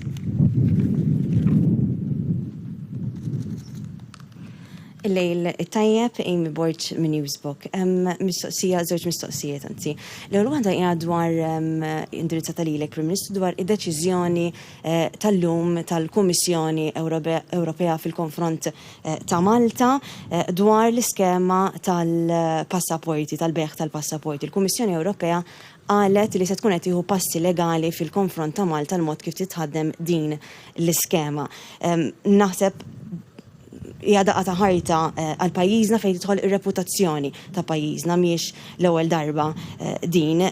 Tajli forsi daqqa ta' ħarta llum ħabbarna dan il-budget b'daw il-miżuri kollha rakemm se jgawdu nies minn daw il-miżuri, però jibqa' fatt il-reputazzjoni ta' pajjiżna fuq livell internazzjonali b'din id-deċiżjoni tal-Kummissjoni Ewropea se tkun qed tieħu daqqa ta' ħarta oħra. X'inhuma il-kummenti tiegħek dwar dan? Forsi impressjonanti ħajna taw pereżempju żieda fil-ġimgħa ta' 5 euro, però fl-aħħar mill-aħħar l-effetti ta' deċiżjoni bħal din tal-Kummissjoni Ewropea nistgħu nħossuhom fil-futur li jibgħatu minn mbagħad ġenerazzjonijiet futuri. Dik l-ewwel mistoqsija, u tin mistoqsija forsi jista' jirrispondi għall-Ministru tal-Finanzi, il-Ministru Scicluna dwar is-social housing. L-estimi jindikaw illi l-ispiża f'dan is-settur ġejja mill-fondi tal-Unjoni Ewropea. X'taħseb li jista' jagħmel il-Gvern biex f'din l-ispiża jkun qed joħroġ iktar flussu f'din fejn jidħol social housing? Grazzi. L-ewwel nett rigward id-domanda tiegħek dwar il-programm ta' ċittadinanza b'investiment, nirringrazzja minn qalbi liż-żewġ Ewroparlamentari tal-Partit Nazzjonalista tal-ħsara kontinwa li għamlu lill-isem pajjiżna barra mixtuta. Nirringrazzjahom ħafna. U fl-istess waqt ma nistax ma nirrimarkax fuq l-istess suġġett illi għażlu li jiddefendu lil Bulgarija u tradew lil pajjiżhom. L-infringement illi ħarġet il-Kummissjoni se nkunu qed niddefenduh bl-aqwa mod u bis-saħħa. Kieku ma kienx il-programm ta' ċittadinanza b'investiment jew il-kontribuzzji li ta' dak il-programm kieku llum il-probabilità kbira hija li ma stajniex inkunu f'pożizzjoni illi inħabbru parti mill-biżuri illi ħabbarna. din hija l-responsabilità ta' min jemmen li l-politika ssir billi tmur is-sens li sem pajjiżek barra minn xtutna. Din hija l-ħsara li nattama li l-poplu japprezza, din hija l-ħsara issa. Mod tanġibli li saret lil pajjiżna b'attakk wara attakk wara attakk fuq dan il-programm minkejja li nafu li dak il-programm kellu fost l-aqwa livell ta' fost oħrajn due diligence. Minkejja dan, dak il-programm huwa l-passat. U bħala gvern aħna l-idea hija li dak il-programm spiċċa u se nkunu qegħdin inniedu għasin sejħila skema ma' regolamenti kompletament riformulati, biex l-ewwel programm kien ħażin, l-ewwel programm kien wieħed robust, imma issa jekk kellek il-kwistjoni tal-fost oħrajn, l-ilment ewlieni tal-Kummissjoni, il-kwistjoni tal-jekk hemmx link jew le mal-pajjiż, il-mod ta' kif wieħed jista' jikkwalifika issa biex jkollu ċittadinanza. Se jkollok proċess li huwa ħafna iktar rigorus u iktar trasparenti, mhux għax l-oħor nerġa' ngħid ma kienx, imma għandek issa l-elementi kollha tal-Kummissjoni jew l-concerns tal-Kummissjoni illi wieħed isib f'dak l-infringement definittivament huma indirizzati fir-regolamenti l-ġodda li se jkollna u naturalment mal-Kummissjoni jiena kburi li ngħid illi għandna proċess ta' dialogu illi huwa għaddej kontinwament. Sal-ġimgħa li għaddiet stess, waqt li kont fi Brussell, il-Viċi President anzjan tal-Kummissjoni faħħarna bħala pajjiż għal bidliet li għamilna, semmihom bħala bidliet li kienu painful u għalilna użana anzi bħala eżempju lil pajjiżi oħrajn biex jaħarsu lejna u jagħmlu l-bidliet li rnexxilna nagħmlu aħna fis-saltna ta' dritt. L-aħħar kumment tiegħu li kien "You're doing a fantastic job, keep it up." U dan l-infringement se niddefenduh b'mod diligenti mingħajr supervja, għandna rispett sħiħ lejn il-Kummissjoni, lejn Mr. Sefcovic, Mr. Reinders ukoll illi magħhom għandna proċess ta' dialogu kontinwu illi huwa għaddej. Naturalment il-każ tagħna huwa kompletament distint mis-sitwazzjoni ta' Ċipru għaliex il-Kummissjoni mexxiet kontra Ċipru. Kontra Malta l-każijiet huma kompletament differenti minn xulxin u wieħed ma jridx iħallat każ ma ieħor. It-tieni domanda li kienet indirizzata għal Professur Scicluna. Il-social housing l-ewwel wieħed kien mal-Malta li hija entità fiha nnifisha u li selfet il-flus mingħand il-European Investment Bank. It-tieni proġett il-finanzjament tiegħu ġie mill-NDSF. Ma nafx kienx hemm xi mistoqsija dwar dan jew nuqqas ta' understanding, jiġifieri it-tnejn is-sorsi fuq kollox il-gvern se jispiċċa jagħmlu jrid taħallas għalih. Imma is-sors ta' minn fejn jisselfu il-flus huma differenti. Wieħed huwa lokali u fil-każ tal-ewwel wieħed huwa mill-European Investment Bank, bank Ewropew kbir, l-ikbar wieħed fid-dinja, Development Bank, illi ta' dawn il-finanzi biex jitlesta dal-proġett. Lejl tajjeb, Jessica Arena mit-Times of Malta. Prim Ministru, il-familji dis-sena tal-aħħar xhur żgurraw diffikultajiet kbar. Imma speċjalment fejn jitlu l-kontijiet tad-dawlu l-ilma, ma taħsibx li forsi kien wasal iż-żmien li jiġu mejjuna xi ftit minn dan ir-rigward, speċjalment peress li huma kienu qed joqogħdu iżjed id-dar u iżjed il-konsum tagħhom. Grazzi. Jessica, kif taf dan huwa budget ambizzjuż. Xtaqni x'nagħmlu iżjed, ngħidlek iva, xtaqt nagħmel iżjed. Imma huwa budget tajb u b'saħħtu ħafna. U naturalment wieħed irid jipprioritizza wkoll priorities, hija kwistjoni ta' priorities f'dan il-mument. L-ewwel priorità li jiġi salvagwardjata il-ħobża ta' kuljum. L-għajxin tan-nies u s-saħħa wkoll. The livelihoods li jiġu wkoll salvagwardjati n-negozji tagħna. Nfakkar ukoll għan-negozji nidejna skema għal xhur tas-sajf għal xarejn mis-sajf fejn kellek ammont ta' mill-kont tad-dawl li ġi refunded lin-negozji tagħna l-istess għal dik li hija kirja. Interessanti ma kienx hemm uptake daqstant kbir ta' dan iż-żewġ inizjattivi, però iva xtaqt wieħed ikun jixtieq li jagħmel iżjed imma ejja nkunu oġġettivi, ejja nħarsu lejn dan il-budget fl-assjem tiegħu. Qegħdin nitkellmu l-budget li fit-total tiegħu għas-sena dieħla qed nitkellmu spiża ta' 5.7 billion euros li hija spiża qawwija biss fil-parti din hija rilevanti ħafna. Fil-parti ta' fejn għamilna miżuri li jixħtu l-flus direttament fil-but tan-nies. Fil-budgets ta' qabel meta kellna surplus konna ninvestu madwar 35 miljun f'miżuri. Darba biżna l-100 miljun, 3 darbiet iżjed. Biex wieħed jara kemm investejna fid-nies u kemm tfajna flus fil-but tan-nies. Aktar minn 3 darbiet il-budgets ta' surplus, il-budgets ta' snin preċedenti biex wieħed japprezza il-kobor tiegħu dan il-budget bħala daqs. Grazzi.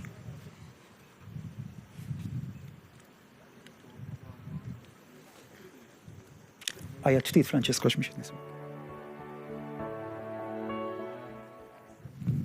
Dan mhuwiex il-budget tal-pandemija, però ninsabu fl-isfond ta' pandemija. Għalfejn dan il-budget ma għenx mod konkret ekonomikament li diversi setturi fost oħrajn tat-turizmu għal meta fl-aħħar mill-aħħar jkalla jrid noħorġu minn din il-pandemija.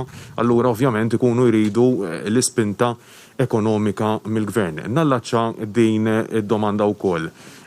Wara diversi sagrifiċċji mill-ġenituri, nanniet, ħaddiema anke fix-xhur ta' qabel, issa qed nispiċċaw b'100 każ kważi anke iktar minn 100 każ kuljum. Jiddispjaċik, ħanerġa' nistaqsijelek, jiddispjaċik illi kontet dak id-diskors illi il-mowġ jinsab warajna u il-mowġ qiegħed fil-baħar u il-COVID jinsab warajna? Grazzi ħafna. Grazzi Francesco, jiena maċ mhux il-budget tal-pandemija, mhux il-budget tal-pandemija biss. Huwa l-budget tal-preżent u l-budget tal-futur. Huwa l-budget li jilqa' ċirkostanza attwali li nittamaw li f'numru ta' ġimgħat oħra nibdew fit-triq li noħorġu minnha, imma huwa l-budget li ħares għal 10 snin li ġejjin fosthom fl-infrastruttura ta' pajjiżna, infrastruttura mhijiex biss it-toroq, hija l-infrastruttura diġitali, hija l-infrastruttura tal-edukazzjoni ta' pajjiżna, tas-servizzi tal-pajjiż, l-infrastruttura li bil-fors irridu noħolqu sabiex nilqgħu għal 10 snin li ġejjin u lil minnhom ukoll.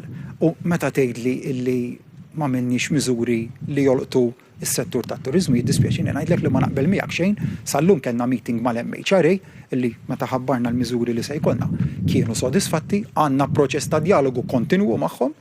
L-ewwel pakkett finanzjarju, anzi meta nidejna l-wage supplement kien fi dialogu magħhom u mhux biss dialogu ma' wkoll bil, wage supplement qiegħed jingħata biex insemmi fost diversi miżuri il-vouchers fejn jinftefqu l-vouchers. Ġirek aħna erġajna għamilna fresh round ta' vouchers, 50 miljun. Għandek 60% issa tal-vouchers, għax il-vouchers se jinqasmu 60% accommodation u servizzi relatati, akkomodazzjoni u ristoranti, l-40% services and retail. 60% ta' 50 miljun li ħajmorru direttament lejn dik l-industrija partikolari, ma nistax naqbel miegħek. U mhux is-sentiment tas-settur. Ġifieri s-sentiment tas-settur huwa wieħed differenti, sa dalgħodu ġew bidejat li wieħed jibqa' jikkonsidrhom ukoll, imma żgur ma nistax naqbel għaliex għandek miżuri li huma tanġibli, anzi miżuri li huwa target lejn dak is-settur li tant nemmnu bih, li tant nemmnu fih. It-tieni domanda, naħseb ġejt mistoqsija xar darbit f'daw l-aħħar jiem. L-istess domanda fosthom minnek, saqsejtni darba darbtejn, u se nweġibha bl-istess mod. Pożizzjoni weġibtek u se nvarja minn dak li weġibtek dwaru diġà. Biss però l-messaġġ huwa wieħed. Ejja ma nippolitiċizzawx is-sitwazzjoni tal-lum jew xi ħadd jipprova jiskorja punti politiċi minnha. Nemmen huwa mument partikolari għal-dinja, mhux għall-pajjiżna, għall-dinja kollha, u l-ar żball li wieħed jista' jagħmel li jipprova jigwadanja goals jew punti politiċi. Eħa ninaqdu bħala pajjiż. Niffukaw sabiex noħorġu minn dan il-mument flimkien b'suċċess, nibżaw għal xulxin, nibżaw għall-anzjani tagħna, nibżaw għal persuni vulnerabbli u ma naħsbux fien. Naħsbu kif l-azzjonijiet tiegħi se jeffettwaw il-ħadd ieħor. Jista' jkun jinżagħżugh u ma jiġri li xejn jekk jaqbadni COVID, imma jista' jkun l-nanna tiegħi jekk jaqbadha il-konsegwenzi fuqha ikunu serji jew fatali. Mela hija għandna m'għandniex snin f'din is-sitwazzjoni, għandna ġimgħat jew ftit xhur.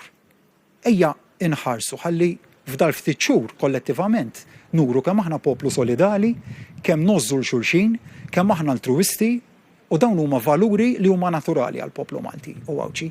Għaldaqstant ejja ħalli nibqgħu flimkien kumpatti u f'dal moment nuru kemm verament aħna Maltin u għawċin kburin pajjiżna kburin b'xulxin. Nżemmilkom Samuel Lucas minn One News, Prim Ministru, żewġ mistoqsijiet.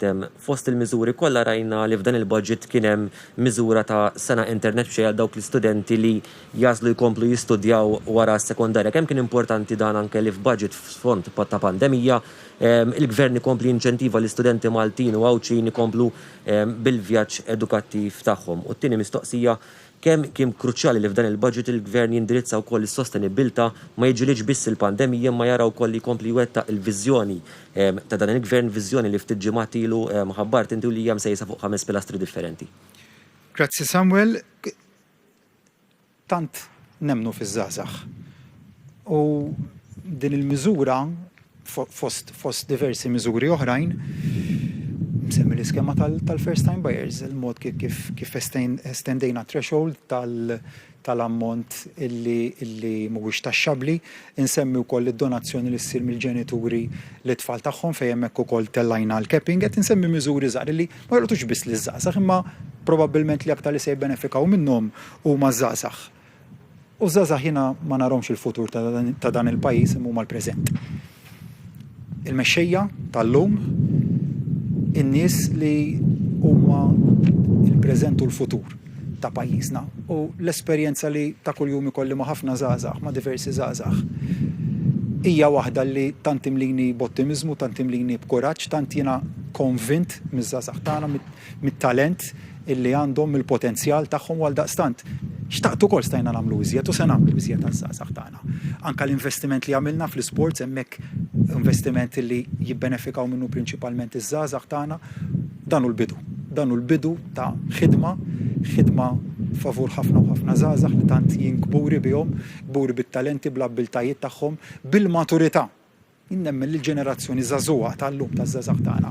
Tant hija ġenerazzjoni matura u li titgħallem minn għandha. Tant għandha perspettiva sabiħa tal-ħajja, flok tiġi għandek bi problemi, tiġi għandek soluzzjonijiet, b'idejja ġodda li tagħmel ġurnata ma jirnexxilek taħseb fuq idejja ma jirnexxilekx. Jiġi żagħżugħ dejk u jtik idejja f'sekonda waħda. U għal daqstant definitivament budget li jemmen fiż-żgħażagħ li jinvesti fiż-żgħażagħ tagħna bidu fadal iżjed minn hekk ukoll. Rigward it-tema tas-sostenibilità, tema ewlenija f'dan il-budget għalhekk mhux budget li jħares illum. Biss imma jħares illum u jħares is-snin li ġejjin ukoll. Ewlenija hija l-ambizzjoni ta' dal-gvern ġa semmejta qabel li ma niġux f'sitwazzjoni s-sena d-dieħla jew ta' warejja li ngħidu rridu nagħmlu taxxi jew iżjed taxxi jew taxxi ġodda. Le, għalhekk il-budget irid ikun wieħed sostenibbli, għalhekk maħniex inkun irresponsabbli kieku ġejt illum. U ngħid nagħtu kollox lil kulħadd. Dik stajna għamilniha. Il-fondi tal-pajjiż stajna għamilniha f'dal moment. Imma kien ikun ifisser li ma jkollokx budget sostenibbli għal-futur. Kien ikollok miżuri li dis-sena tagħmilhom. Forsi elettoralment tiggwadanja ħafna, imma mbagħad tiġi s-sena d-dieħla jew ta' wara jew tgħid ma nistax insostnihom. U dak kien ikun ir-responsabbiltà minn naħa tagħna u għal daqstant li rajna huwa budget targeted għas-sitwazzjoni tal-lum, budget li jara 10 snin oħra fl-2030 fejn iridu naslu, imma fuq kollox li ma nkunux sitwazzjoni fejn tajna llum, neħħejna għada. Le, tajna llum, għada nibnu fuq dak li għamilna llum, u s-sena ta' wara nibnu fuq dak li se nkunu qegħdin nagħmlu fis-sena li ġejja. Grazzi.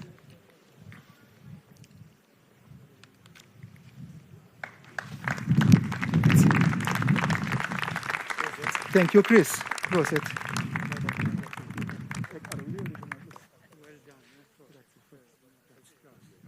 Nilqakom lura magħna minn għada kull min se jkun qed jixtri l-ewwel proprjetà tiegħu se jiġi eżentat mit-taxxa tal-bol fuq ammont ikbar. Is-settur edukattiv huwa ieħor li se jingħata l-attenzjoni li jixraqlu fil-budget bil-bini u modernizzar ta' numru ta' skejjel naraw. Iż-żgħażagħ huma fost l-ewlenin li se jgawdu bil-budget imressaq għas-sena d-dieħla. Skem li daħħal il-gvern tul l-aħħar snin se jerġgħu jiġu estiżi u jitwessu aktar. Mill-jum ta' tlieta, dawk li se jixxu l-ewwel proprjetà tagħhom se jkunu eżenti mit-taxxa tal-boll fuq l-ewwel 200,000 euro, minflok fuq l-ewwel 175,000 euro. Se jkun hemm ukoll tnaqqis fit-taxxa tal-boll għal dawk li jixtru t-tieni proprjetà tagħhom vakanti f'żoni ta' konservazzjoni urbana jew fawdex. Barra minn hekk, daw il-miżuri daħħal il-Gvern fil-pjan ta' reġenerazzjoni ekonomika u li jikkonċernaw it-tnaqqis tat-taxxa tal-boll fuq xiri ta' proprjetà se jibqgħu għal dawk il-konvenji sa tmiem Marzu li ġej. Fil-budget, il-Gvern se jestendi wkoll l-ammont li huwa eżentat mit-taxxa meta proprjetà tingħata b'donazzjoni mill-ġenituri għall-ulied fejn il-proprjetà li tingħata tintuża biex l-ulied jgħixu fiha. L-ammont se jitla minn 200,000 euro għal 250,000 euro. L-edukazzjoni hija qasam ieħor li fil-budget se jkun qed jingħata l-importanza. Fil-budget 2021 jissemmaw ix-xogħlijiet fuq il-bini ta' żewġ skejjel ġodda, dik tal-iskola primarja tar-Rabat Għawdex u tal-Imsida u se tissokta ħidma ta' estensjoni u modernizzar fl-iskola sekondarja ta' Santa Luċija u l-iskola primarja ta' San Ġorġ bħal Qormi. L-istudenti kollha li jkomplu jistudjaw wara li jtemmu edukazzjoni sekondarja tagħhom se nagħtaw aċċess għall-internet b'xejn għal sena. L-edukazzjoni se tkun tassew inklusiva anke permezz ta' investiment ta' taqsimiet immirati għall-awtiżmu fl-isker sekondarji medji. B'hekk se jkun hemm klassi mamra b'attrezzaturi apposta li jindirizzaw ħtiġijiet ta' studenti bl-awtiżmu. Biex jonqos l-istress minn fuq l-istudenti, speċjalment waqt l-eżamijiet, se jsir proġett pilota fejn studenti se jagħmlu l-eżamijiet tas-sekk fl-istess skola li preżentament jattendu. Se jkun qed jinbena wkoll kumpless sportiv ġdid fl-Università ta' Malta li se jinkludi fih trakka daqs Olimpiku u binja ġdida li se tilqa' fiha l-Istitut għall-Edukazzjoni Fiżika. Fl-istess kumpless se jkun hemm ukoll ground tal-futbol u indoor track għall-atleti. Se jittiebu wkoll il-faċilitajiet fl-Emkast. Fil-bidu ta' seduta parlamentari tal-lejla, Miriam Dalli u Clyde Caruana ħadu il-ġurament ta' membri parlamentari u bekk issa qed jiffurmaw parti mill-grupp parlamentari Laburista. Miriam Dalli u Clyde Caruana ħadu l-ġurament ftit qabel beda jinqara il-budget mill-Ministru għall-Finanzi Edward Cicluna. Il-ġurament taż-żewġ deputati Laburisti ġodda ttieħed wara li l-eks Prim Ministru Joseph Muscat u t-tabib Etienne Grek ma baqgħux membri parlamentari. Iż-żewġ naħat tal-Kamra sellmu wkoll il-memorja tad-deputat nazzjonalista Frederick Azzopardi li miet nhar is-Sibt illi għadda. Minna għatana issa minn l-studios ta' One News ħamorru għal studio numru 3. Hemmhekk hemm Johnny Tinattard b'diversi mistiedna biex jagħmlu l-analiżi tal-budget ippreżentat illejla.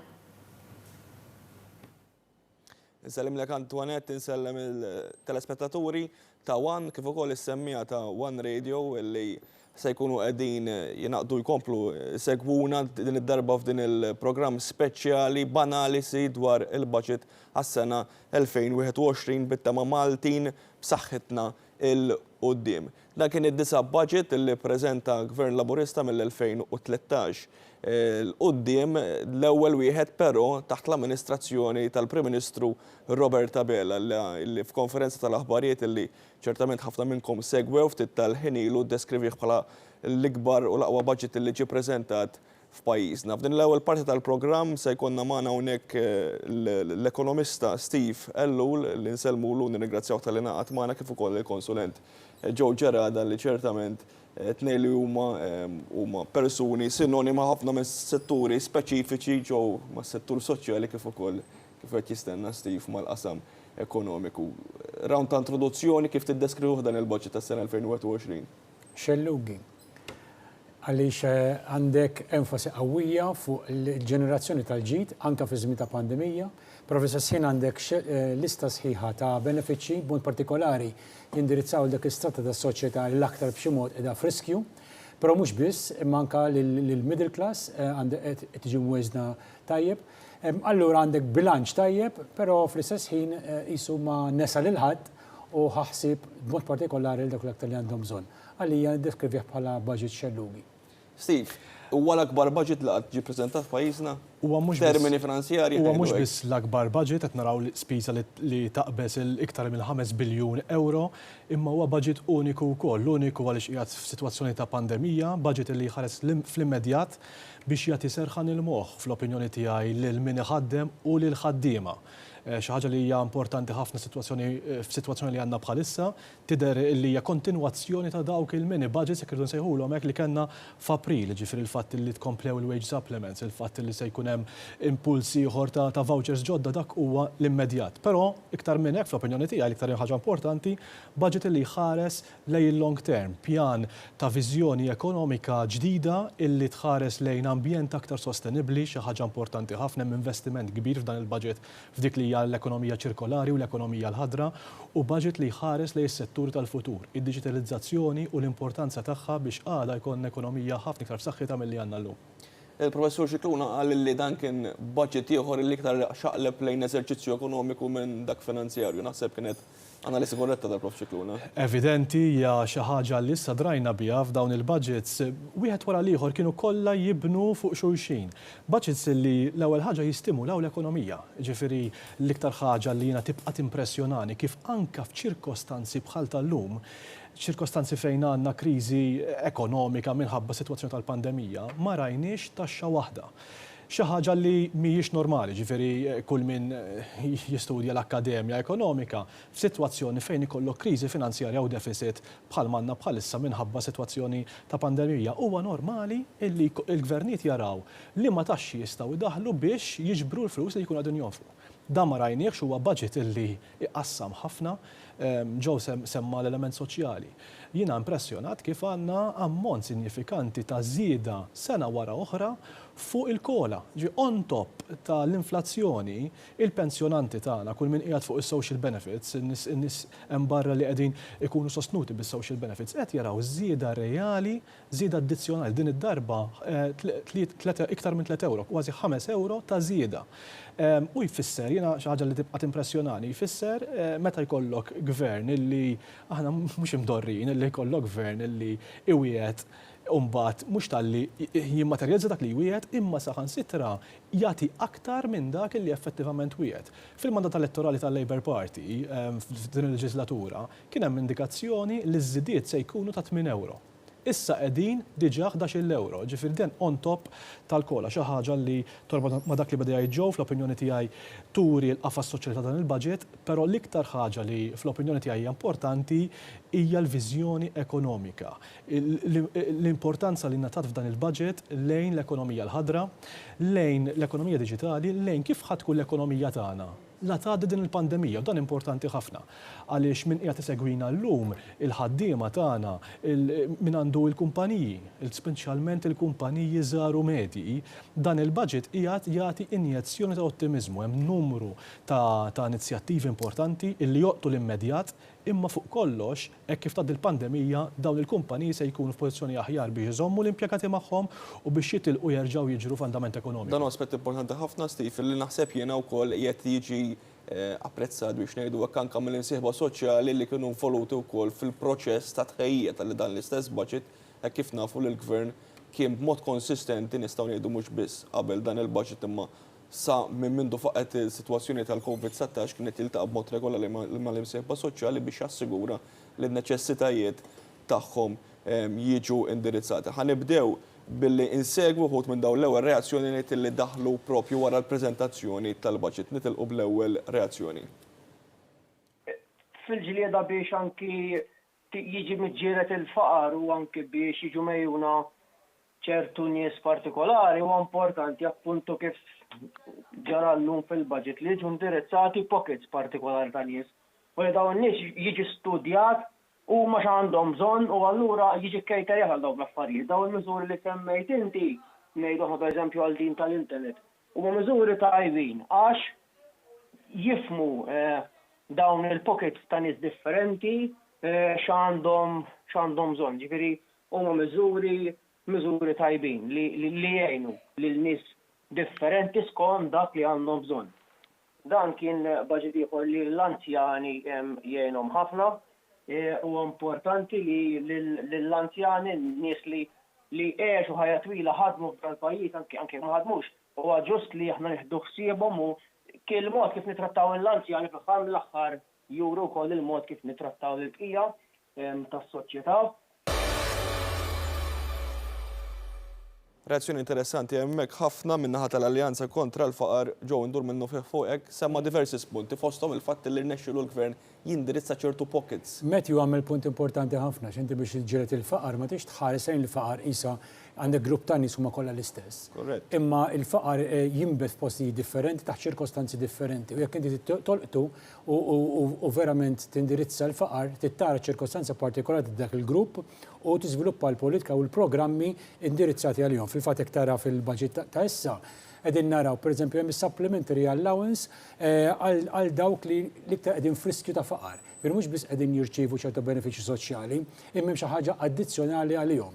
Għandek il-kwistjoni ta' nies li kienu cohabitation li issa ġi partner wieħed għaliex wieħed li joħorġ nieqes ma hemmx il-karti forsi legali kollha, però dawk jistgħu jkunu friskju ta' faqar minħabba l-kondizzjoni ċivili tagħhom. Interessanti kif il-gvern irnexxielu jidentifikhom da' sitwazzjonijiet. U dik hija li min qed jindirizza u jiddisinja l-politika soċjali ifisser li għandu monitoraġġ tajjeb ta' diversi setturi tas-soċjetà tagħna u għandu feedback tajba biex tidħol lura ħalli tiżviluppa il-policies neċessarji.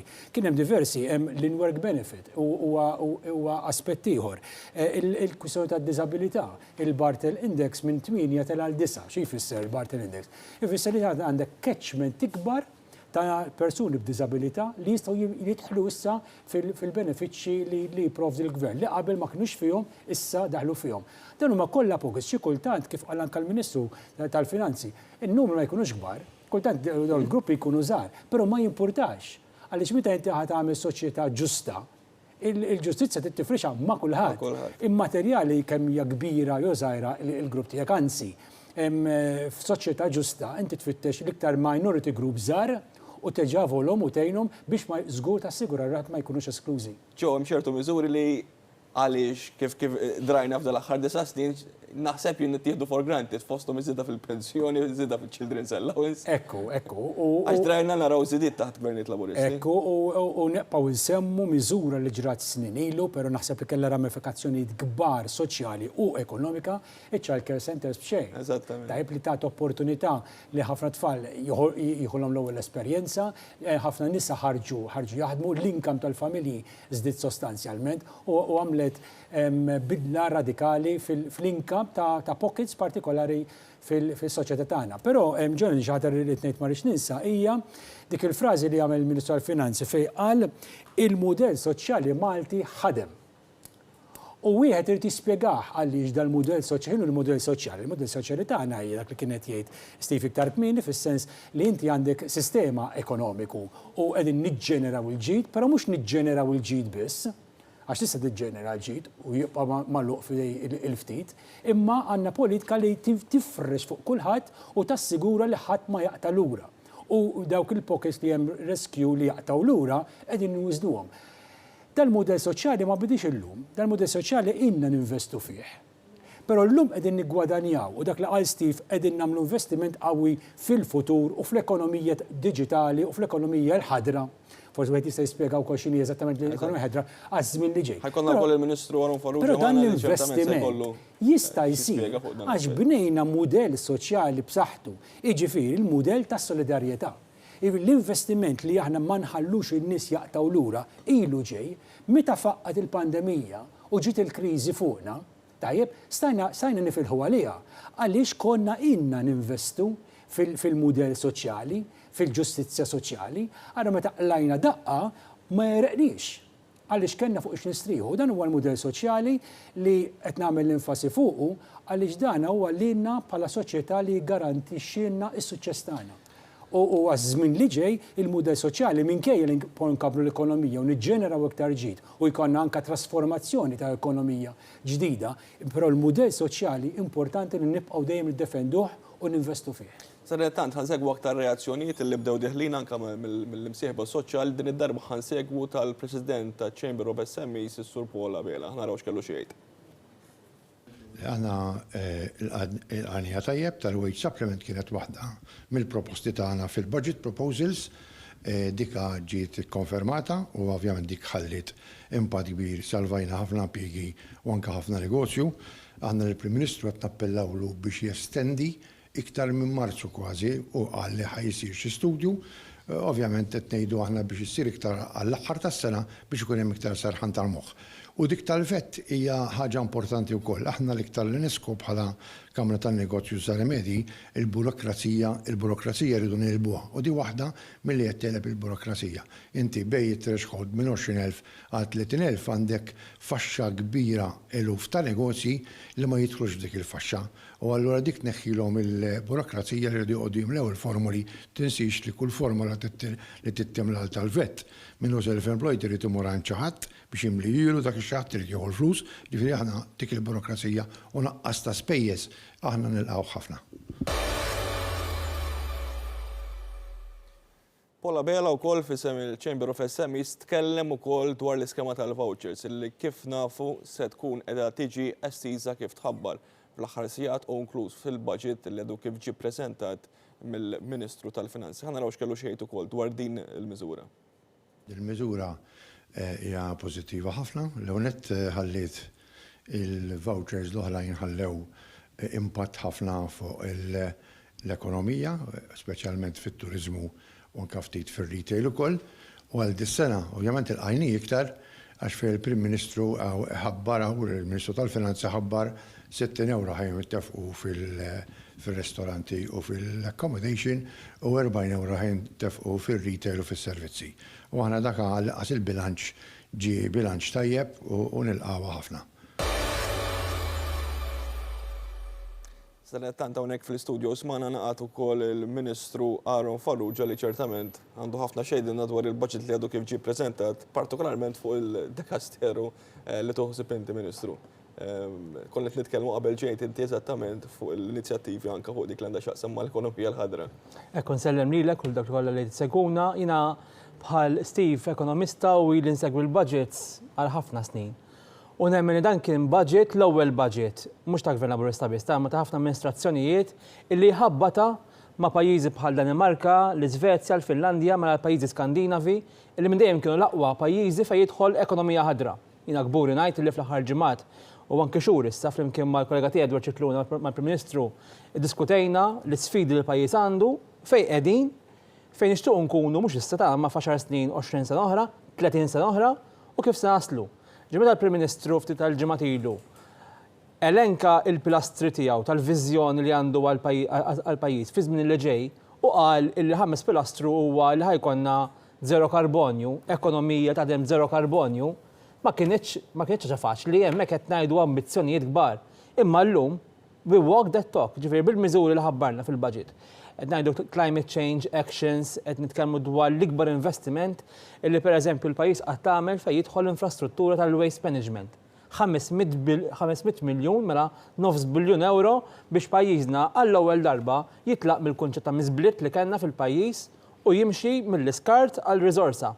Qed nitkellmu dwar urban greening, ġifieri nitkellmu miljuni ta' investiment, ta' euro ta' investiment, illi issa mhux biss ħankunu tinħadru iż-żoni rurali tagħna mela forestazzjoni, imma wkoll issa l-postijiet fejn ngħixu u fejn naħdmu.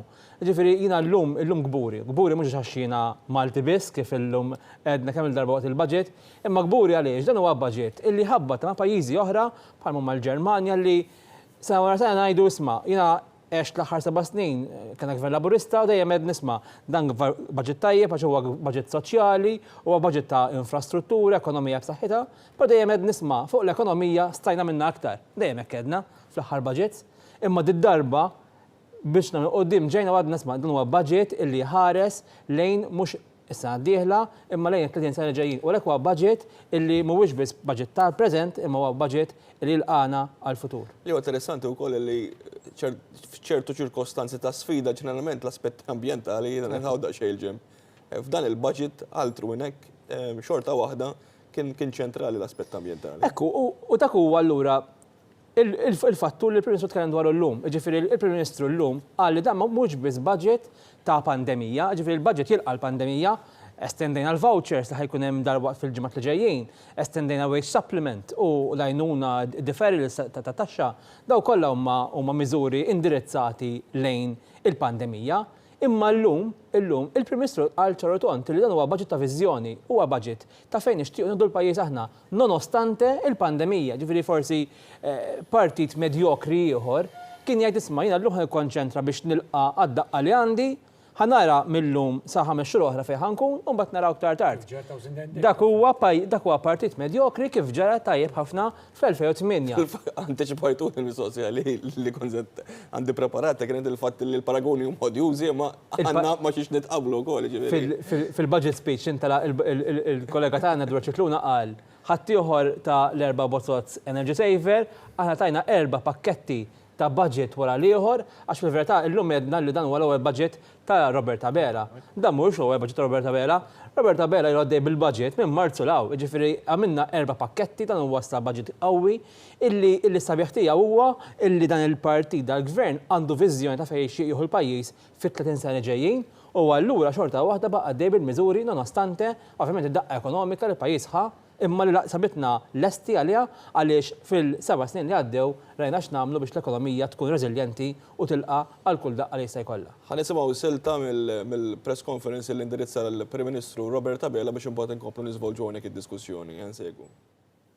Gvern nazzjonalista affaċċjat minn kriżi internazzjonali ferm iżgħar kien ftaħar li se jagħti lill-pensjonanti iż-żieda tal-għoli tal-ħajja.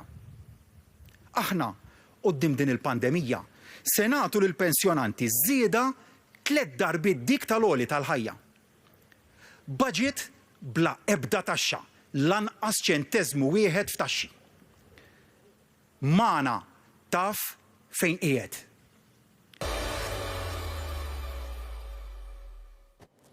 Mala ta' fejn qiegħed u naħseb li dan kien sintomatiku ta' diversi budgets li ġew preżentati taħt amministrazzjoni tal-Partit Laburista. Hemm ċertu onesta anka fil-preżentazzjoni tal-budget, m'hemmx miżuri li mhumiex realistiċi, m'hemmx wedid biex ngħidulhom hekk li b'xi mod jew ieħor imbagħad jinstab skuża biex ma jitwettqux. B'mod konsistenti ġenerajna budget din id-darba bla preċedent għaliex il-figuri jitkellmu waħedhom, però din id-darba ġenerajna budget li hemmhekk hemm barra n-nies qegħdin jieħdu stampa ċara ta' x'inhi s-sitwazzjoni. Huwa bl budget kosti, ġifieri aħna drajna taħt amministrazzjonijiet preċedenti budget li ma jkunx kosti, tkun taf li hemm miżuri li mbagħad narawhom fil-budget ta' wara u ta' wara u ta' wara qatt ma nkofu kemm jiswew u qatt ma jitwettqu. Illum qegħdin naraw budget li huwa kosti, dan il-budget jiswa madwar 5.7 biljun euro. Jekk tara l-flus diretti li ħadu n-nies fil-bit tagħhom biex ovvjament kif jafu ben tajjeb l-ekonomisti dawk mbagħad għandhom multiplier effect. Fej budgets qabel ġifi ta' gvern tagħna ġifieri u fi żmien li konna dejjem tajjeb, konna nitfgħu 35 miljon fil-bit tan-nies. Dal-budget jitfa' 100 miljun fil-bit tan-nies. 3 darbit aktar. 3 darbit iktar. U allura kif qed tajjeb huwa budget illi jindirizza u kull miżura għandha storja warajja, ġifieri kull miżura għandha viżjoni li l-gvern jixtieq jimplementa. U rajna ġifieri jekk tara telenka settur, għandek is-settur l-ewwel ħaġa ta' soċjal. Smajtkom titkellmu x'intħalt hawnhekk u naf kemm il-Partit Laburista jimbotta dal-kunċett ta' element progressiv wara social justice fil-pajjiż. U rajna allura il-pletora ta' miżuri li l-pajjiż nieda mill-gvern ta' Joseph Muscat fl-2013 l-hawn u llum kompla jżid fuqhom, ġifieri hemm build-up budget wara l-ieħor, katina ħolqa wara l-oħra. Imma mbagħad għandek setturi pereżempju bħall-infrastruttura, bqajna għaddejjin bit-toroq li isiru, bil-bridges li isiru, bil-junctions li isiru, kollega tiegħi jinborġ li għaddej bihom, u allura dak l-investiment baqa' għaddej xorta waħda. Kollega tiegħi Silvio Xkembri li għaddej b'ekonomija reżiljenti li llum għala xaqal. Ġifieri fi żmien tal-pandemija issa laqtitna sew, mhux qed ngħidu qed nilqgħu għal 4 xhur ġejjin, imma il-kollega tiegħi ħajkollu 450 miljun biex jinvestihom f'ekonomija ġdida, l-ekonomija reżiljenti ta' għada, ġifieri jinnaf id-digital economy, qed nitkellmu dwar miżuri differenti, qed nitkellmu dwar ekonomija ħadra li ovvjament jolqot lili. U qegħdin naraw allura li l-pajjiż f'nofs il-pandemija mhux qed nilqgħu għalih issa, imma qegħdin ngħidu aħna l-pajjiż fejn nixtieq ikun. Meta qed tikkompeti ma' pajjiżi mal-aqwa ekonomiji, ġifieri aħna għandna kellna tkabbir ekonomiku mal-aqwa ekonomiji, kellna pereżempju il-qatt fil-pajjiż, imqabbel mal-aqwa ekonomiji mal-Ġermanja, mal-Iżvezja. U dak huwa sabiħ illi wasalna diġà hemmhekk imma nixtieq nkunu aħjar. U dak huwa allura l-Malta ta' għada li nixtiequ aħna illi nafu fejn qegħdin, nafu fejn se mmorru, nafu kif se naslu, miżuri kosted illi jagħmlu tajjeb allura għall-gvern illi għandu ħafna enerġija, dan huwa gvern li ilu 7 snin. Mhux hekk qal il-kap tal-Oppożizzjoni fl-ewwel reazzjoni tiegħu. Ma smajtux għadni. Qal jidher il-gvern għajja. Il-gvern għajja ħanajdlek. Il-verità hija li l-gvern huwa gvern partit li qed jiġġenera fil-fatt saqsuna ħin kollu bl-elementi ġodda li għandna fil-partit, elementi ġodda li għandna fil-parlament illum il-ġurnata, u jiena dik hija differenza bejn żewġ partiti, insa l-budget illum. Imma hekk tara il-Partit Laburista u l-Partit Nazzjonista min irriġġenera ħadd ieħor kien fl-oppożizzjoni u ma rnexxilux jiġġenera.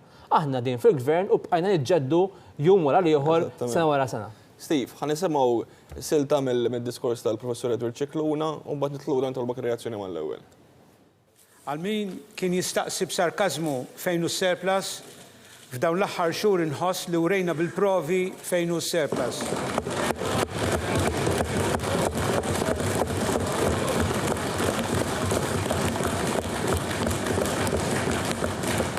Dan il-gvern nieda pakket finanzjarju wieħed wara l-ieħor li fihom ta' spinta bla preċedent lill-ekonomija tagħna, lill-familji tagħna u lin-negozji tagħna.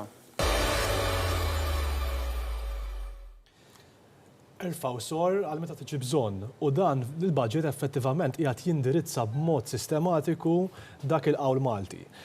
Tul is-snin kien ikun hemm kritika, il-Ministru forsi jiftakar aħjar minni, kien ikun hemm kritika li forsi il-Gvern seta' jagħmel aktar, speċjalment fl-ewwel budgets ta' Gvern Laburista. U dejjem ir-risposta tal-Ministru Cicluna dejjem kienet tkun konsistenti, ħajġu ġranet fejn ħadkun hemm ix-xita u għal dik il-ġurnata rridu nkunu preparati.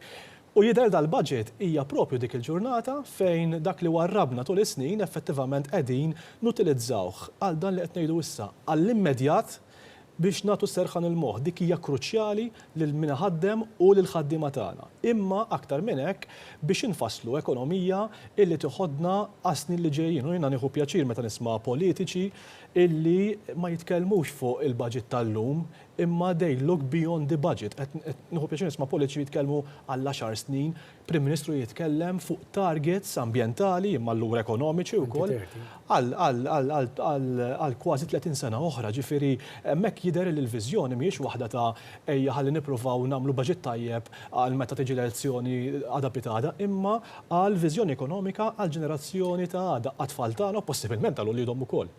Li xtaqt inżid ukoll mal-punt li semmejtu iktar qabel meta semmejtu l-onestà fil-budgets. L-ewwel net żewġ punti importanti li jiena bħala analista finanzjarju inħoss li huma importanti ħafna. Il-KPIs fuq il-ministri tagħna. Bdejna tendenza fl-aħħar snin fejn il-budgets mhux biss illum jitħabru l-budgets, imma ftit ġranet qabel propju jumejn ilu kien hemm rendi kont. Forsi ma jagħmilx l-istess news bħal il-budget. Ta' dak li twettaq. Liema gvern li ma jridx ikun trasparenti u ma jridx ikun onest, jagħti rendi kont ta' dak li twettaq x'sar u fejn tefqu l-flus. Dik hija kruċjali ħafna. U xi ħaġa nħobb id-dettall, xi ħaġa li oġbitni ħafna u torbot mal-qafas soċjali. Kien hemm żieda fil-pensjonijiet qawwija din id-darba wkoll, tkellimna iktar fuq iktar kmieni, kważi 300 euro fis-sena għall pensjonanti tagħna, żieda fil-kola imma saħansitra żieda addizzjonali. Li forsi ma tagħmilx news għax mhux daqshekk faċli tispjega, imma naħseb li hija importanti ħafna. Żdiedet ukoll pari passu it-threshold ta' kemm jistgħu jiġu ntaxxati l-pensjonanti. Ġifieri il-pensjonijiet ma jistgħux jiġu ntaxxati finqas minn 14,000 euro. Dak jfisser li żieda li qed tingħata mingħajr ma tiġi ċċarġata t-taxxa u din hija xi ħaġa li mhijiex ta' min joħodha for granted. On top of that, żdiedet ukoll il-cap ta' kemm it-taxxa m'għandix tiġi ċċarġata fuq il-pensjonanti bi 3,000 euro. Jiġifieri il-pensjonanti tagħna mhux biss mhux ħajġu ntaxxati fuq iż-żdied kollha tal-pensjoni tagħhom, imma jekk warbu xi flus u qed idaħħlu xi maxxijiet sa 3,000 euro wkoll se jkunu mhux intaxxati. Jiġifieri hemmhekk qed jitkellmu fuq żieda oħra addizzjonali li forsi ma tidirx, forsi il-Ministru ma jitkellimx fuqha fil-budget. Titli xejn jista' japprezzaw ma mbagħad kif qed tissemmi inti meta tikkwantifika tkun 700 euro fis-sena. Fil-but tan-nies. Ġew, aktar kmini semmejt inti miżuri oħrajn li ma konux fil-budget imma ma kontinwità, pereżempju bħal taċċajt kerb xejn. Fil-verità, daħx drajna biha imma llum wieħed joħodha for granted. Però ma temm elementi oħrajn illi b'mod konsistenti juru li l-politika tal-gvern fosthom dik li jippremja l-bżulija baqgħet hemmhekk. naraw tax refund per eżempju fejn ħajkun qed jingħata ċekk ta' bejn 45 u 95 euro għal kull min jaħdem. U dan jien narahom miżuri sinifikanti iktar milli huma Altru sinifikanti għaliex forsi llum ġurnata anke qegħdin nieħdu for granted xi ħaġa importanti ħafna li jkollok l-impjieg. Ġifieri llum ħadd ma għandek l-impjieg u toħodha for granted isu mhu xejn, però kien hemm żmien meta ma kinux garantiti tal-affarijiet. U again, norbtu dak li tgħid inti Jonathan, kien hemm politika kostanti li nippremjaw ix-xogħol dak li ngħidu il-making work pay. Tajjeb ġifieri li tnaqqis fit-taxxa għandek ċerta minimum ma tħallas taxxa fuqha, anzi għandek allowances fuqhom. Ġifieri daw kienu kollha inċentivi biex in-nies ma tkunx dipendenti, inti d-dipendenza tiegħek fuq il-gvern għandha tkun biss f'mument ta' kriżi, meta nqalalek xi ħaġa, u hekk għandu jkun. U ssib il-gvern iwiżnek f'mument ta' kriżi biex inti toħroġ malajr minn dik il-kriżi u terġa' tkun indipendenti. Imma għal l-aħħar snin, dak li aktar kmieni kont qed ngħid inna ninvestu, investejna ħafna biex in-nies toħroġ taħdem, ikollha l-impjieg, ikollha kredu self-determination, tippjana l-futur tiegħek inti mingħajr dipendenza fuq ħadd. Issa l-moment meta ġiet diffikultà, il-gvern wieżen hemmhekk. U reġa' daħħal hemm il-kriżi biex in-nies li issa bniet ċerta kultura ta' xogħol u nikkommettu ruħna x-xogħol għax dak jagħmel differenza fil-kwalità tal-ħajja li ngħixu, in-nies minkejja hemm il-kriżi, il-gvern daħal biex jibqa' tgawdi dak il-livell ta' ħajja. Mela, ħanefqu għal waqfa qasira ta' reklam imbagħad niġru u nissuktaw b'aktar diskussjoni. Pawmana.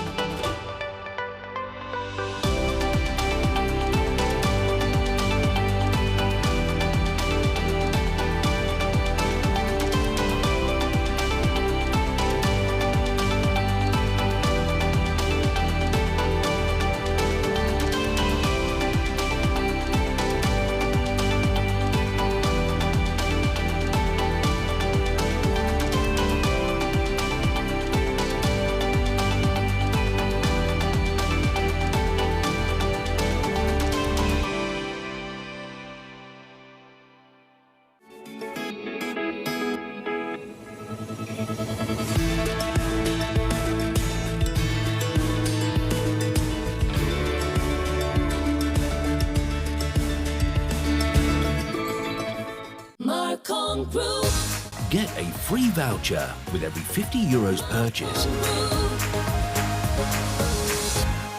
in all Marcom Group outlets. Aħna Maltin, natu ħafna għal-artna u pajjiżna ħaħsibna.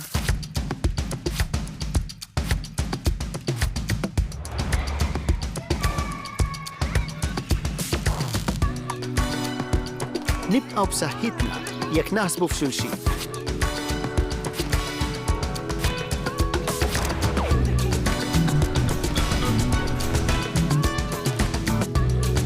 Issa irridu nħarsu l-qudiem.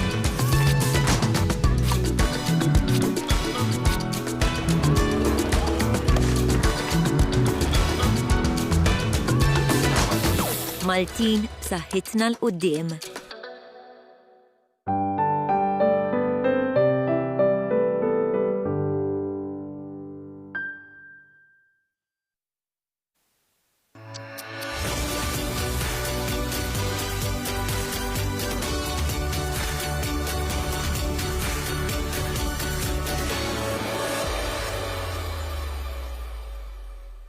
Qed nimmiraw li konna pajjiż neutrali mill-karbonju passi deċiżivi biex waqt li l-ħajja tkompli tmur għall-aħjar dak il-ġid jissarraf fit-tnaqqis ta' emissjonijiet li allura jwassal għal kwalità ta' ħajja aħjar.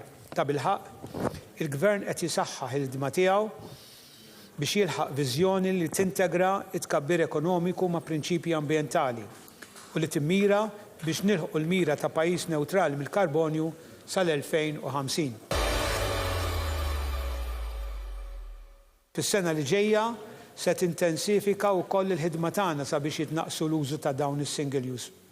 Pass importanti f'dan id-direzzjoni se jkun it-twaqqif tal-importazzjoni ta' prodotti single use plastics mill-ewwel ta' Jannar tas-sena d-dieħla.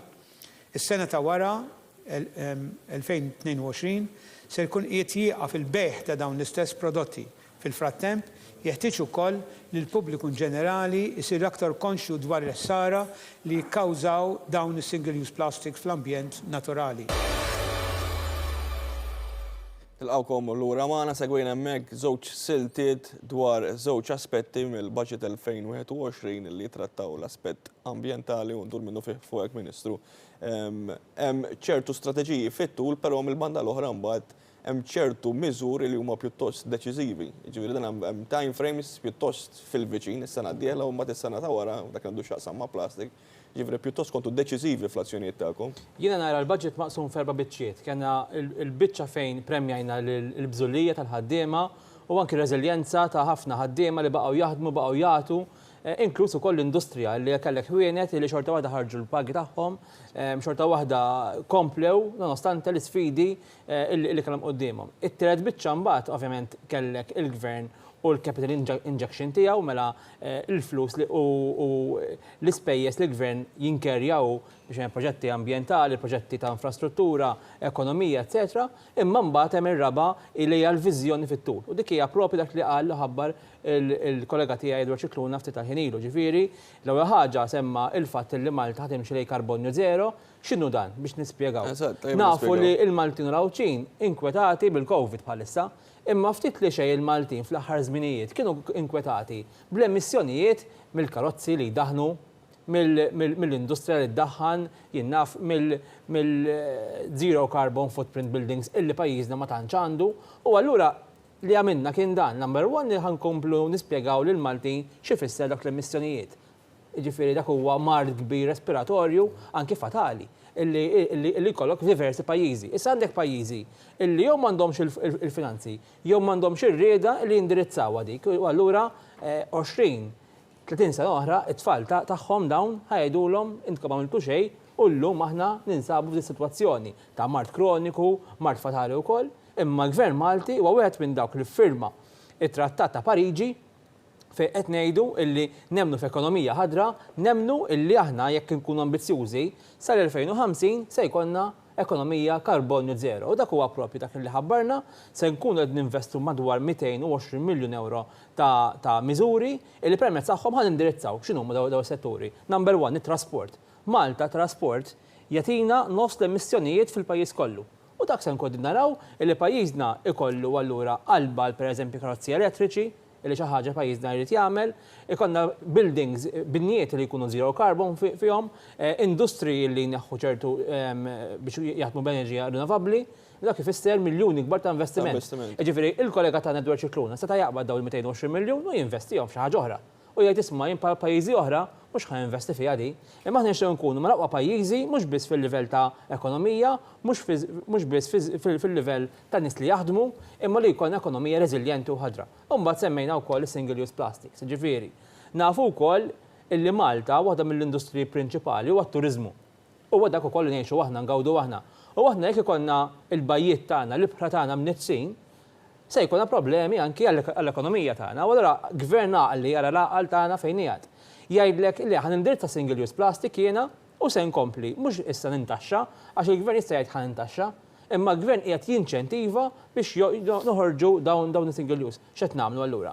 Number 1 ngħidu illi fit-2021 mela ftit xhur oħra se nkunu qegħdin nagħmlu ban fuq l-importazzjoni ta' single use. Mela is-supermarkets ta' madwarna jifqu jimpurtaw.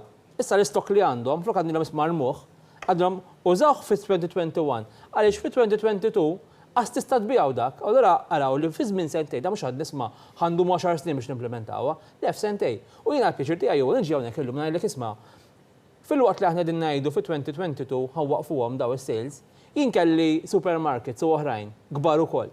Illa qalu nisma' ejja ma' press conference għax aħna ħawwaqfuhom illum. Ġifieri ara l-privat u mbagħad, il-privat dak irid iċ-ċertezza ma jibżax mill-bidliet jekk il-gvern nifehmu u nimxu jitfid. U jiena nieħu pleġir niġi hawnhekk ngħid isma' is-settur privat diġà antiċipana u għalna nisma' jien mhux ħanstenna sa 2022. Illum ħamilha il-qalba u dik hija sabiħa għaliex mhux biss għandek il-privat jgħid fuq qudiemnet, imma se nissalvagwardjaw l-ibħra tagħna, it-turiżmu tagħna għaliex studji internazzjonali juru li kieku id-dinja tibqa' dejja b'dan il-mod ta' plastik siħin kollu, single use speċjalment, se nispiċċaw biex fl-2050 ikon nektar plastik fil-ibħra tagħna mill-ħut. U allura dik hija xi ħaġa li l-gvern tagħna aħna bħala gvern progressiv qegħdin naraw li nibdluha. U dak huwa l-investiment massiġġ illi rajna f'dan il-budget. Jiena komdu ngħid illi x-xogħol li għamilna fl-aħħar ġimgħat, fl-aħħar xhur, illum rajna r-riżultat tiegħu u allura gburi ngħid illi. Xi huwa rapport ta' ħidma wkoll tal-Ministeru. Huwa rapport kbir, ġifieri aħna ħdimna, ovvjament kollha tlaqat fejn nibdew naraw x'aċċetta u ma jaċċettax, għax ovvjament iċ-ċirkostanzi huma li huma, imma fi żmien kif qed tajjeb ħafna inti, fi żmien fejn kulħadd jaħseb illi ħejdi nisma' ħu peċanzi dis-sena ma ħantik xejn. Li dis-sena rajna l-ikbar investiment fil-ekonomija ħadra li qatra pajjiżna. Investiment fil-well-being fl-aħħar mill-aħħar. Huwa well-being, ekku. Fat well-being huwa l-slogan tal-awtorità ambjentali bħalissa. Ħammorru barra mill-istudju, ħansegwu reazzjoni oħra li kien hemm l-imsieħba soċjali din id-darba mill-Malta Developers Association fejn tkellimna mal-kap eżekuttiv Martes Portelli. Ejja naraw. Bħala MDA aħna ninnotaw b'sodisfazzjon illi l-gvern laqgħu il-proposti ewlenin tagħna, proposti li fassalnihom bil-ħsieb. Proposti li huma indirizzati mhux biss biex ikomplu jixprunaw l-industrija l qudiem, però jaħsbu wkoll fil-familji fiż-żgħażagħ tagħna fin-nies kollha u mhux biss fuq ambjent ekonomiku, però wkoll f'ambjent li huwa wieħed san.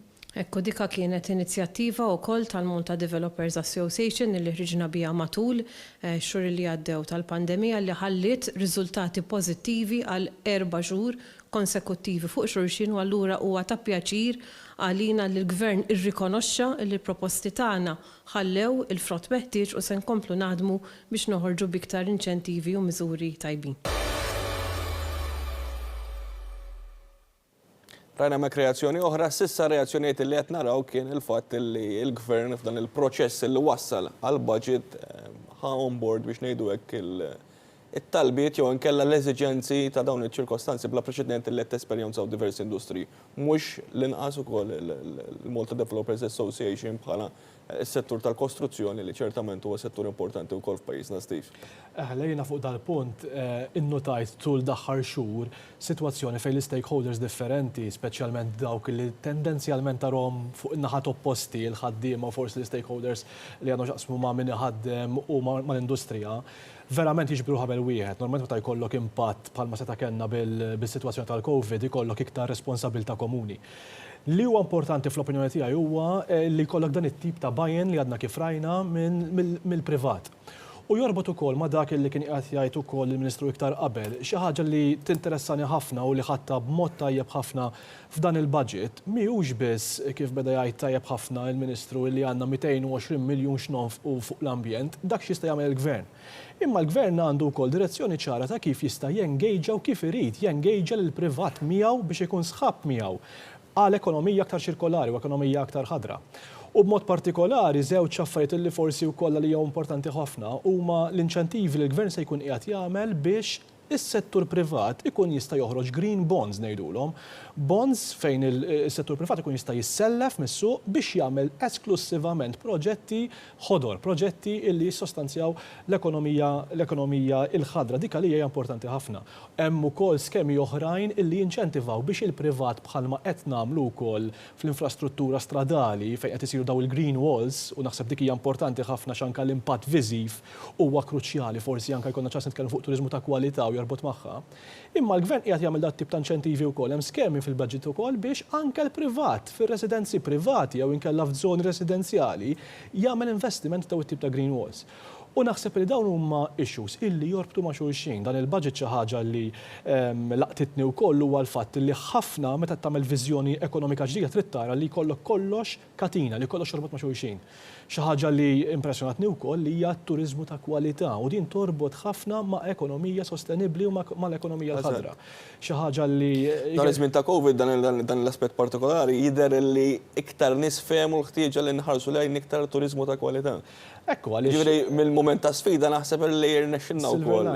Ikun hemm realizzazzjoni li l-fatt li bħala pajjiż irridu nħarsu iktar biktar mod inċisiv u deċiżiv fuq il-fatt li jkun iktar turisti ta' kwalità aktar mill-numri. Għandek dal-engagement ukoll għaliex hemm konsultazzjoni kontinwu ma' diversi operaturi fis-settur. Ġifieri inti iktar kmieni semmejtlu wkoll kif irnexxinna li jkun hemm miżuri soċjali għal dawn il-pockets kollha. U għedlek għaliex ikun hemm il-kuntatt man-nies ikun hemm il-monitoraġġ. L-istess ħaġa tiġi fil-qasam ekonomiku. Ġifieri d-dialogu ma jibdix issa meta hemm il-budget imma huwa kontinwu. U mbena ċerta fiduċja bejn iż-żewġ naħat li ħin kollu jgħaddu l-informazzjoni u s-suġġerimenti mbagħad wieħed jiżen u jara x'inhu l-aħjar. Steve, semmejt aktar kmieni l-ħtieġa li nengejġjaw aktar il-privat anke b'dak li għandu x'jaqsam mal-impjiegi. Tkellem dwar dan anke l-General Workers Union, is-Segretarju Ġenerali fir-reazzjoni tiegħu għall-Budget 2021 fejn tkellem dwar kif il-Gvern qed jistieden l-investitur privat biex flimkien ikollna tkabbir. Nsegwu x'qal il-Segretarju Ġenerali tal-General Workers Union.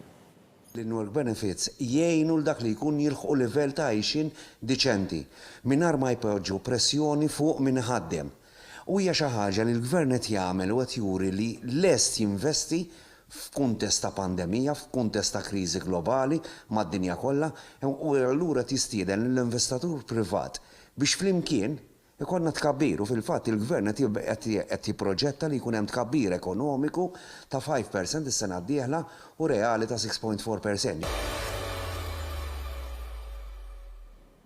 Ministru, da aspett importanti, il-Gvern qed jinvesti fl-aħħar mill-aħħar fil-ħaddiem u fil-min iħaddimhom b'tali mod li l-andament ekonomiku ma jiġix kajman imma nibqgħu għaddejjin bħalli meta nirritornatura l-sitwazzjoni mingħajr COVID-19 nkunu rankati bħala ekonomija. U dak huma l-basics tal-ekonomija li inti tinvesti fin-nies għax in-nies imbagħad se jħossuhom komdi illi jkomplu jonfqu huma. Ġifieri aħna l-ekonomija minn żmien l-2013 law, ġifieri minn gvernijiet ta' Joseph Muscat sallum il-ġurnata, is-suċċess li kemm kien twofold. L-investiment li sar mill-privat imma wkoll mill-gvern u private consumption. Ġifieri private consumption is key. U dak li huwa dak li l-budget qed jagħmel qed jitfa' l-flus fid-bit tan-nies biex huma bil-flus tagħhom ukoll imbagħad ikomplu jinvestu f'ekonomija Maltija. Jien ħu pjaċir nara dawn il-kummenti qed nara l-imsieħba soċjali kważi kollha qed ifaħru dal-budget wieħed wara l-ieħor. Smajna wkoll il-Malta Sport li fisem l-MDA. Meta għandek l-MDA tgħidlek isma' ilqajtu il-miżuri kollha li aħna tlabna u niltaqa' magħhom għax jiena responsabbli mill-ippjanar. Dak ifisser huwa l-impatt huwa mhux biss fuq l-estate agents, mhux fuq min ibih u allura l-iżviluppatur, imma wkoll fuq il-first time buyers, fuq second time buyers, u dak huwa sabiħ tal-ekonomija Maltija illi jkollok budget illi mhux biss jindirizza lil min qiegħed jinvesti, imma wkoll min qiegħed jixtri bħalma huwa l-first time buyer, dak il-koppja li ħajżżewġu għadha pitada, imma wkoll second time buyer illi llum iħossu komdu. Ibih forsi il-flet li jgħix u jmur għal post ieħor. U dak huwa sabiħ. Issa semmejtu il-Green Bond, Steve. U dak huwa sabiħ ukoll. Illi da mhux all talk, jiena nhar l-erba' ħankun il-Lussemburgu pitada. Se nkun mal-Ministru tal-Lussemburgu tal-Ambjent u tad-Tibdil fil-Klima għaliex huma l-ġimgħa l-oħra nidew il-Green Bonds fl-Stock Exchange tagħhom u jien se nkun hemmhekk qed nara ħalli aħna Malta l-Stock Exchange Maltija mill-ewwel tniedi dawn il-Green Bonds flimkien mal-Ministru tal-Finanzi. Ġifieri araw mill-ewwel ma' ħaġrattajn tlaqna mill-ewwel illi llum preżentajna l-budget nhar l-erba' ħankunu qegħdin diskutu kif ħintroduċu dal-kunċett illi se jkompli jġib il-flus issa mhux tal-Gvern tal-privat, għax il-green bonds nafu kif jaħdmu, tal-privat għax jemmen f'ekonomija ħadra, ekonomija ċirkulari, jemmen fada u pitada ta' Malta tagħna. Mela, ħansegwu reazzjoni oħra din id-darba tal-Malta Employees Association meta nidħlu lura se naqdu minnu fih ma' One News fejn hemm il-professur Edward Cicluna, l-Ministru tal-Finanzi li wkoll se jkunu qegħdin jagħmlulu intervista fl-istudios ta' l-aħbarijiet. Mela ejja nsegwu l-reazzjoni li kellhom il-Malta Employees Association. Waħda mit-talbit tagħna kienet illi peress illi il-pandemija qiegħda tiġġedded, għara importanti illi il-COVID supplement ikompli sabiex inżommu n-nis fl-impjeg. Jena naħseb illi ħaġa illi kemm aħna, kemm il-gvern, kemm il-unions, ħedimna fl-imkien fuqa u illi kemm jista' jkun jintilfu lanqas impjegi waqt kriżi ta' din id-dimensjoni. Allura hija ħaġa pożittiva ħafna illi dawn il-wage supplements qegħdin ikomplu u ħajġu estiżi sa' Marzu li ġej. Aħna fil-fatt mill-ewwel li dawn huma ċirkostanzi straordinarji, mhux biss minħabba il-pandemija, imma għax ma nafux kemm il-pandemija ħaddum, allura l-gvern anke qed iħares lejn Marzu u hemm ukoll l-evalwazzjoni tal-manival illi wkoll jista' jkollha impatt fuq l-ekonomija tagħna. Allura f'daw iċ-ċirkostanzi naħseb jiena l-estensjoni tal-wage supplement hija tajba. Tajjeb li qed inħarsu l-qudiem dan huwa investiment li huwa importantissimu għalina l-ekonomija tagħna, meta ngħid l-ekonomija mhux biss l-ekonomija f'sens monetarju, imma ekonomija li trid tiġġenera l-impjiegi li permezz tagħhom in-nies jgħixu aħjar. Aħna nittamaw illi dat tip ta' investiment jiġġenera mhux biss impjiegi ma li għandna bżonn huwa impjiegi ta' valur miżjud u illi dal-investiment jintuża wkoll biex jattira investiment allura ta' valur miżjud iktar għoli minn dak illi għandna sissa. Għalhekk aħna nsostnu li pajjiżna tibqa' kompetittiv, irridu ninvestu mhux biss fl-infrastruttura imma anke fir-riżorsi umani tagħna biex nattiraw setturi illi ma semmewx veru fil-budget imma nattiraw setturi illi kapaċi isostnu l-ekonomija tagħna iktar fit-tul. Diversi punti hemmhekk li ħarġu anke mir-reazzjoni tal-Malta Employees Association li se nkunu qegħdin nitkellmu fuqhom anke issa nidħlu lura hawnhekk bid-diskussjoni, però sa dan it-tant kif qedtilkom aktar kmieni ħalli naqdu ma' One News fejn hemm il-professur Edward Cicluna li se jkun qed jiġi intervistat ukoll minn One News. Antoinette insellimlek. Insellimlek Jonathan u grazzi Ministru tal-li oġbok tinaqat magħna hawnhekk wara dan il-ġranet u din il-ġurnata impenjattiva. Għall-aħħar għadek kemm ressaqt budget ieħor. Maltin b'saħħitna il-qudiem. Għaliex dan il-messaġġ? Naħseb jiena l-iktar kelma importanti hemmhekk hija Maltin. Għaliex speċjalment fil-kontest tal-lum illi kollok nies illi jisħu li huma Maltin mhux qed ngħid għall-kap tal-oppożizzjoni biss, li naf illi min qed jagħmel il-ħsara veru ma jħobbx il-pajjiżu, veru li mhux gburi li hu Maltin, però jien nemmen li l-maġġoranza sew laburisti u sew nazzjonalisti huma gburin li huma Maltin. Jiġifieri din importanti li ngħidu Maltin, jiġifieri tkun gburi, tittemmen f'pajjiżek, inkella ma tistax tmur il-qudiem, jekk inti minti żgur u moħħokx jaħsbu l-barranin. Aħna familja bħal pajjiżi oħra, bid-difetti, bil-nuqqasijiet, minn jiġru dal-affarijiet, imma qatt ma tirrifjuta il-pajjiżek jew inkella tipprova tbaxxih jew tistħi minnu, però mbagħad bis-saħħa l-qudiem, jiġifieri tant ilna żmien niddefendu ruħna u dak jaffendina u li pruvaw dan u li joħroġ ir-rapport u li tippruvaw dejjem on the defense. Dal-budget isjuri ejja ninsew il-passat, ejja nimxu bis-saħħa l-qudiem. U huwa bilanċ dal-budget bejn illum għax hemm għandek setturi u negozji li veru għandhom bżonn qatt ma kienu joħolmu se jkunu f'dak l-istat. Sabu gvern bit soda illi jiflaħ għax għandu riżorsi biex jgħinhom u jaqlaħħom ma jħallihom xjerqu. U però mbagħad jibbilanċja mal-futur. Jiena preżentajt 9 budgets, għallu nista' ngħid l-esperjenza, veru dan huwa budget, veru klassiku illi jibbilanċja il-preżent mal-futur.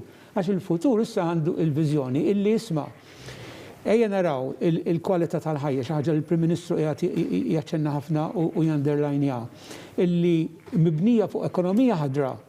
Ħadra tfisser noqqas ta' pollution illi l-arja tkun l-arja, l-ilma, l-baħar ikunu ndaf. Mbagħad il-settur digitali li huwa l-futur. Ġifieri tfal juruk id-digital huwa l-futur. U allura hemm bżonn nitrenjaw u nkabru l-industrija fuqu. U propju kif qed issemmi dan il-budget il-Gvern immexxi minn Roberta Bela ippreżenta fis-sfond ta' pandemija globali. Fil-bidu tad-diskors tiegħek inti għadt li l-Gvern mexa bil-qawl erfa' u sor għal meta tiġi bżonn. Kien xi ħaġa li anke fuq il-medja soċjali qabdu ħafna nies. Imma kif dan il-budget qed iħares lejn is-sostenibilità ta' għexieren ta' miżuri bħal il-COVID wage supplement u l-vouchers fost oħrajn? Aħna nitkellmu fuq sostenibilità issa xi ħaġa akademika, teknika u dana jew intellettwali hija bażika.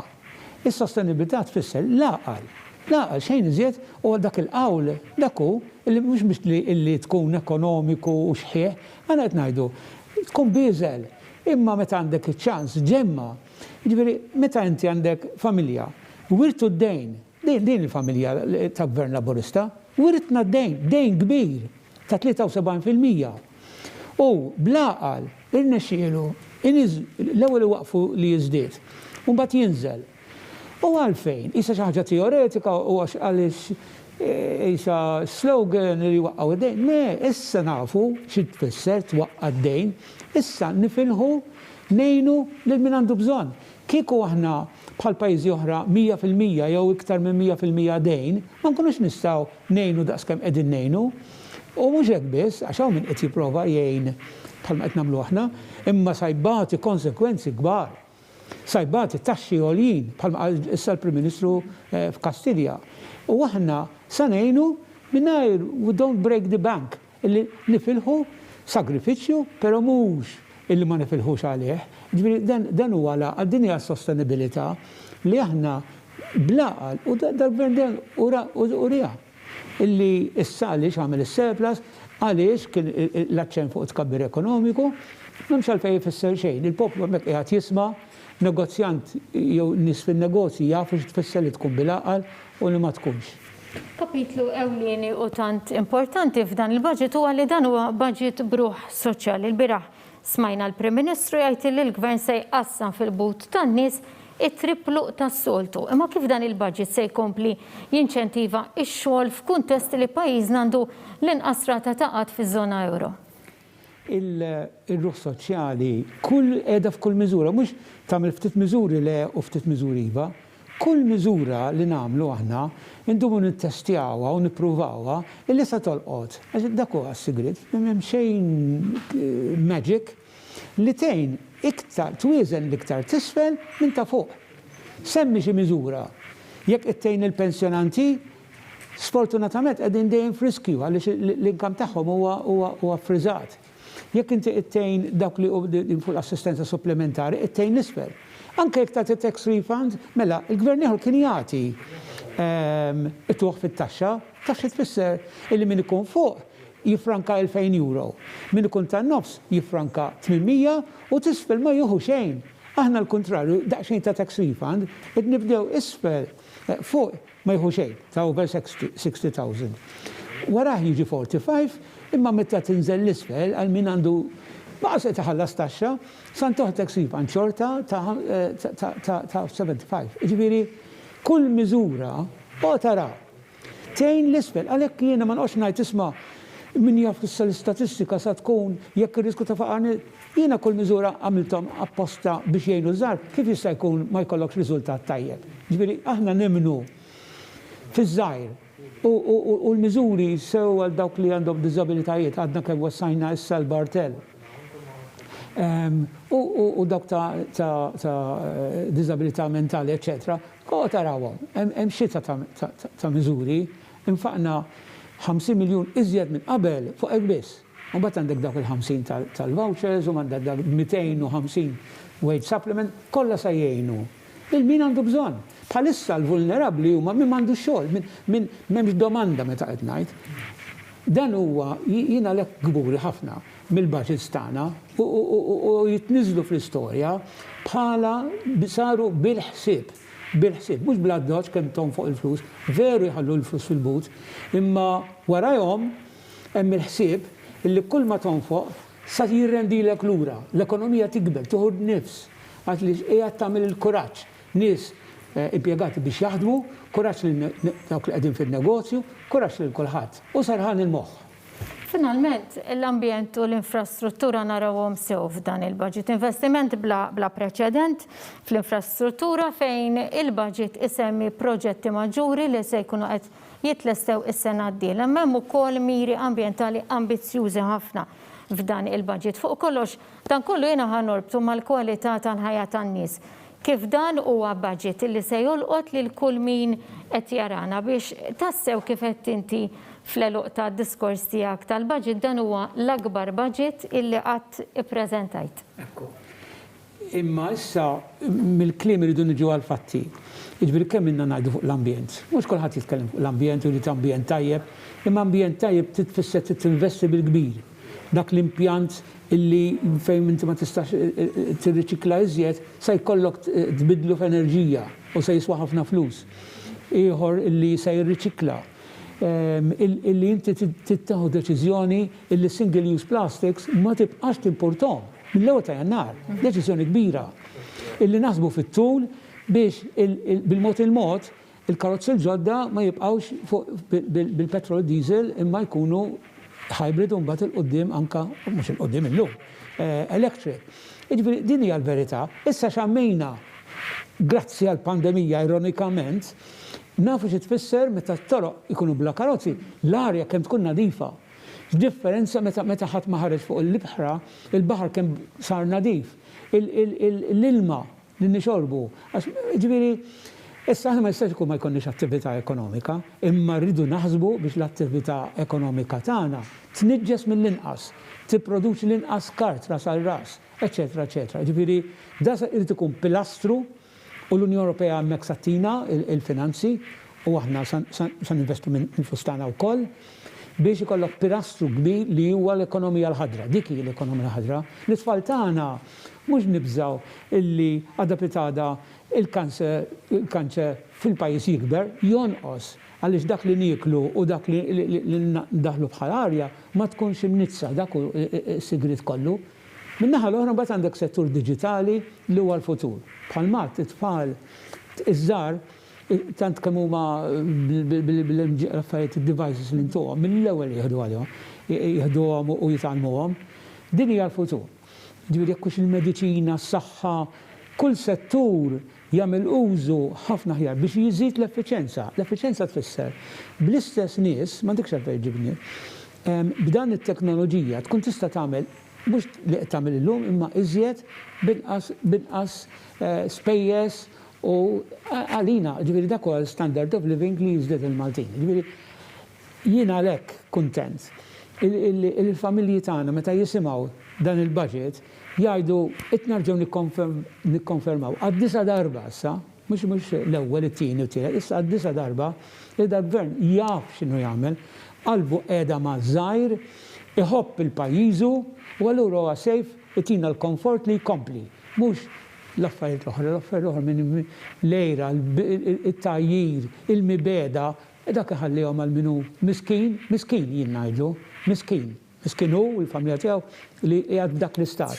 Aħna pajjiżna huwa pożittiv, jgħin il-xulxin bħalma u dan il-budget huwa qiegħed riflessjoni tal-politika tal-gvern. Grazzi ħafna Ministru Xikluna, nawguralek issa ftit Mistru il-lejli tajjeb.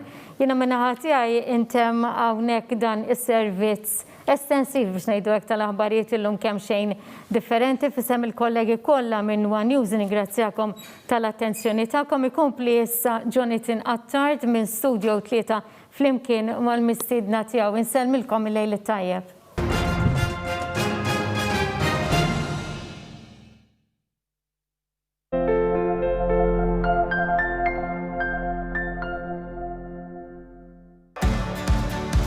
Mit-sena mit-twaqqif tal-Partit Laburista. Ikkommemora dan l-anniversarju importanti b'tifkira personalizzata b'messaġġ mill-Prim Ministru mexxej tal-Partit Laburista Robert Abela u b'setta bolol bl-armi tal-Partit Laburista tul dan iċ-ċentenarju. It-tifkira jkollha t-timbru tal-Partit Laburista bil-ġurnata li tkun inxtrat. ċemplinna fuq 21-249-900 jew nkella ibatilna email fuq segretarjat@partitlaburista.org.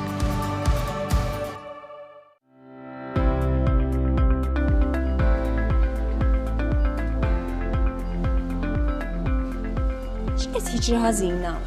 Il-maskra mhix tintlibes tajjeb?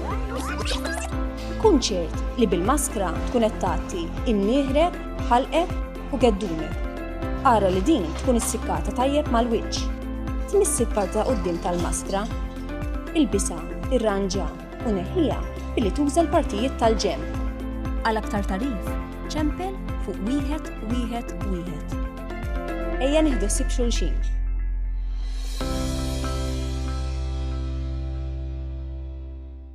Marcon Group. Get a free voucher with every €50 purchase in all Marcon Group outlets. Aħna Maltin, natu ħafna għal-artna u pajjiżna ħaħsiebna.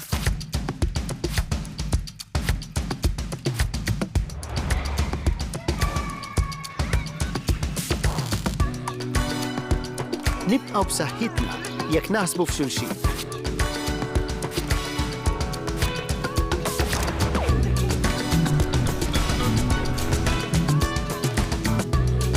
Issa irridu nħarsu l-qudiem.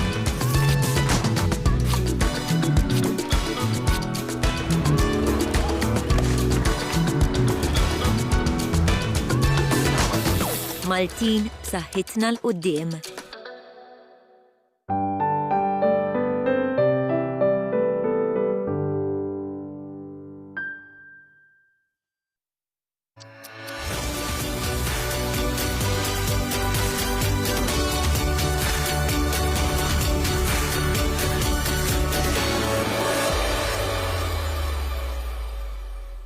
Nilqakom l-ura manna din l-aħħar parti tal-programm, irrid nuħdu l-okkażjoni biex insellem il-tim kollu ta' One News illi dejjem ikun impenjat, però ċertament f'okkażjonijiet bħal daw bħal budget il-ħidma tkun aktar impenjattiva, inklusa dawn il-ħinijiet fejn hawn hemmhekk ukoll l-intervista mal-professur Edward Cicluna. Ħanedħlu lura billi nsegwu aktar reazzjonijiet tal-imsieħba soċjali se naraw tal-UHM u mbagħad nissoktaw ukoll bir-reazzjonijiet min-naħa tal-mistidna tiegħi. Bażikament l-ewwel reazzjoni tagħna tinkludi li hemm affarijiet li bħal ġurnata tal-leave miżjuda, tax refund u vouchers li huma affarijiet pożittivi. Ovvjament ma nistax ngħid li fejn tidħol il-kola ta' 175 stennejnija li ħatkun iżjed, xi ħaġa pożittiva hija fejn jidħol il-children's allowance u rajna l-pensjonijiet ukoll, però ovvjament imbagħad m'għandna xejn fejn jidħol it-telework. Għalkemm issemma ftit għal għawdex, però bħalissa f'din il-pandemija li għandna għaddejja l-COVID naħseb li telework policy nazzjonali għandna bżonna u meħtieġa.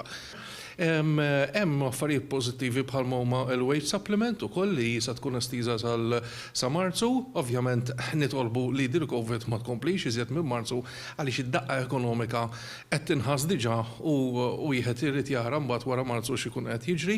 L-work benefit hija xi ħaġa qabla ħafna bħala UHM, ovvjament kif taf inti hija proposta tal-UHM li kienet ħarġet anke mill-Active Labour Market Policy tal-UHM tibqa' qalbna u nieħdu gost li naraw li kienet ta' suċċess u ovvjament m'għandniex dubju li ħad kompli tkun ta' suċċess. Għandna reazzjoni wkoll tal-Gozo Tourism Association, ħanaraw x'kellhom xi jgħidu biex imbagħad ukoll nistgħu niġbru reazzjonijiet fuq il-kummenti tagħhom. Jidher li hemm titjib tal-prodott turistiku fosthom toroq arterjali tkomplija tal-pixxina fil-kompless sportiv ta' Għawdex.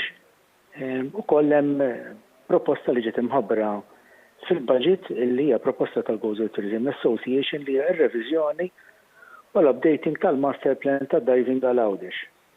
Fid-diving hemm ukoll ser jibda studju dwar il-proposta ta' mużew kulturali taħt il-baħar. Dawn huma kollha miżuri li qegħdin biex jtejbu il-prodott turistiku waċi. ċertament hemmhekk l-imsieħba soċjali il-kol jitkellmu dwar dawk il-miżuri l-aktar jolqtu il-settur u l-membri tagħhom. Però ovvjament ikun hemm ċertu miżuri li across the board intlaqgħu pożittivament fost l-oħrajn il-wage supplement l-estensjoni tagħha li b'mod sinifikanti ġiet estiża sa Marzu li ġej. F'dan il-kuntest jidher ċar li numru ta' nsieħba soċjali li ġejjin minn setturi differenti, ġifieri nitkellmu fuq turizmu, qed nitkellmu fuq l-istruzzjoni ta' min iħaddem, kollha qegħdin jaraw li dak li l-pajjiż għandu bżonn biex nagħdu din il-pandemija, dawk l-inizjattivi ġew indirizzati. Però jiena nieħu spunt ukoll minn dak li qal il-Ministru ftit iktar qabel.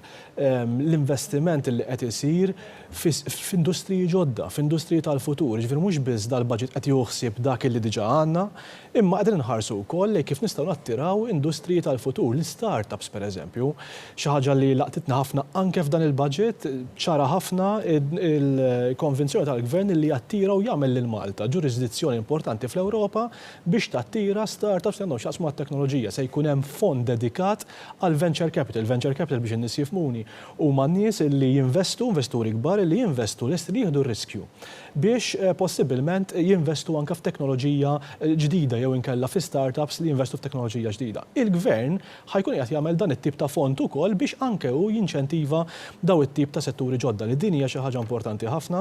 Il-fatt li l-Gvern qiegħed iħares tru dan il-budget lejn l-ekonomija diġitali hija kruċjali wkoll, ġifieri hija xi ħaġa li ħadd toħodna l-futur torbot ukoll mal-edukazzjoni. Il-fatt li anke ħajkun hemm investiment fl-edukazzjoni u allura l-edukazzjoni tal-lum li qed tipprepara lil ħaddiema ta' għada trid tkun sinkronizzata ma' din l-idea li jkollna ekonomija aktar diġitali. Dawn huma naħseb fatturi importanti ħafna, fatturi li wkoll jorbtu ma' skema li Malta Enterprise ħad tkun qiegħda tagħmel fuq l-innovazzjoni. 200,000 euro kumpanija Maltija tista' tibbenefika sa 200,000 euro jekk tagħmel proġetti li għandhom x'aqsmu ma' innovazzjoni diġitali, ġifieri kif ħad tkun qiegħda timprovja l-operat tagħha, kif ħad tkun qiegħda timprovja r-riżorsi tagħha b'mod diġitali, b'mod awtomatiku. Din hija xi ħaġa importanti ħafna għaliex anke l-SMEs tagħna nerġa' ngħid u nieħu pjaċir meta nara korpi kostitwiti illi speċjalment dawk li għandhom x'jaqsmu l-industrija u l-industrija ta' dawk il-kumpaniji żgħar u medji illi jieħdu din bħala xi ħaġa bħala motivazzjoni li tgħinhom biex l-operat tagħhom għada jkun aħjar biex verament ikun ekonomija iktar f'saħħitha u li tadatta mhux għas-sitwazzjoni tal-lum għaliex il-COVID hija temporanja ħadd tgħaddi. Imma l-ekonomija ta' għada li ħadkun waħda iktar ħadra, ħadkun waħda aktar diġitali u dan il-budget propju indirizza dawn l-affarijiet. Il-fatt kif qed isemmi Steve anke il-messaġġ indirett li tibgħat il-Gvern huwa messaġġ ta' ottimizmu. Għax meta jaraw il-nisem barra l-ħaddiem, l-investituri, jaraw il-Gvern li qed iħares anke lejn ċertu setturi jirrealizzaw li ismani din is-sitwazzjoni aħna għaddu minnha u rdu ħarsu l-qudiem b'ottimizmu Ministru. Huwa budget ta' ottimizmu, ta' kuraġġ, ta' tama imma wkoll ta' serħan il-moħħ għaliex qegħdin nippjanaw diġà l-ekonomija mhux għalissa. Imma malli noħorġu mill-pandemija nixtiequ nkunu mal-aqwa pajjiżi fl-Ewropa, jiġifieri. Jekk tara pereżempju illi il-projections għal qatt bħalissa 55% se jkun. Assa għandha 58% li jkun dejjem inqas minn 60% tal-Maastricht criteria. Jiġifieri aħna xorta waħda f'nofs pandemija illi pajjiżi oħra issalbu Franza ħarkub tagħhom. L-Italja, id-dejn tagħhom huwa 160%. Ġifieri da mhux mar oltre ftit biftit il-Maastricht criteria, da splodilu. Ġifieri Franza, l-Italja naraw pajjiżi kbar illi huma l-kop tagħhom. Imma dal-Gvern qiegħed naraw illi xorta waħda se jkun qiegħed jinvesti. Imma xorta waħda jibqa' taħt il-Maastricht criteria. Xi ħaġa oħra li unions rimarkaw huwa punt importanti ħafna nsemmuh illi il-wage supplement li qed nagħtu mhuwiex biss lifeline lill-familji Maltin u Għawċin, imma qegħdin ngħidu lill-industrialist lil dak li kuljum iqum irid jara kif ħajinvesti flusu. Biex iżomm il-ħaddiema tiegħu u da se ngħinu aħna minn issa sa Marzu. Ħankomplu dejjin ġifieda minn Marzu fil-verità, imma sa Marzu tas-sena d-dieħla. Iżomm il-ħaddiema għaliex nafu li l-pandemija qed noħorġu minnha issa l-ar ħaġa se jiġrilna huwa illi jkollok ħaddiema li tkeċċew.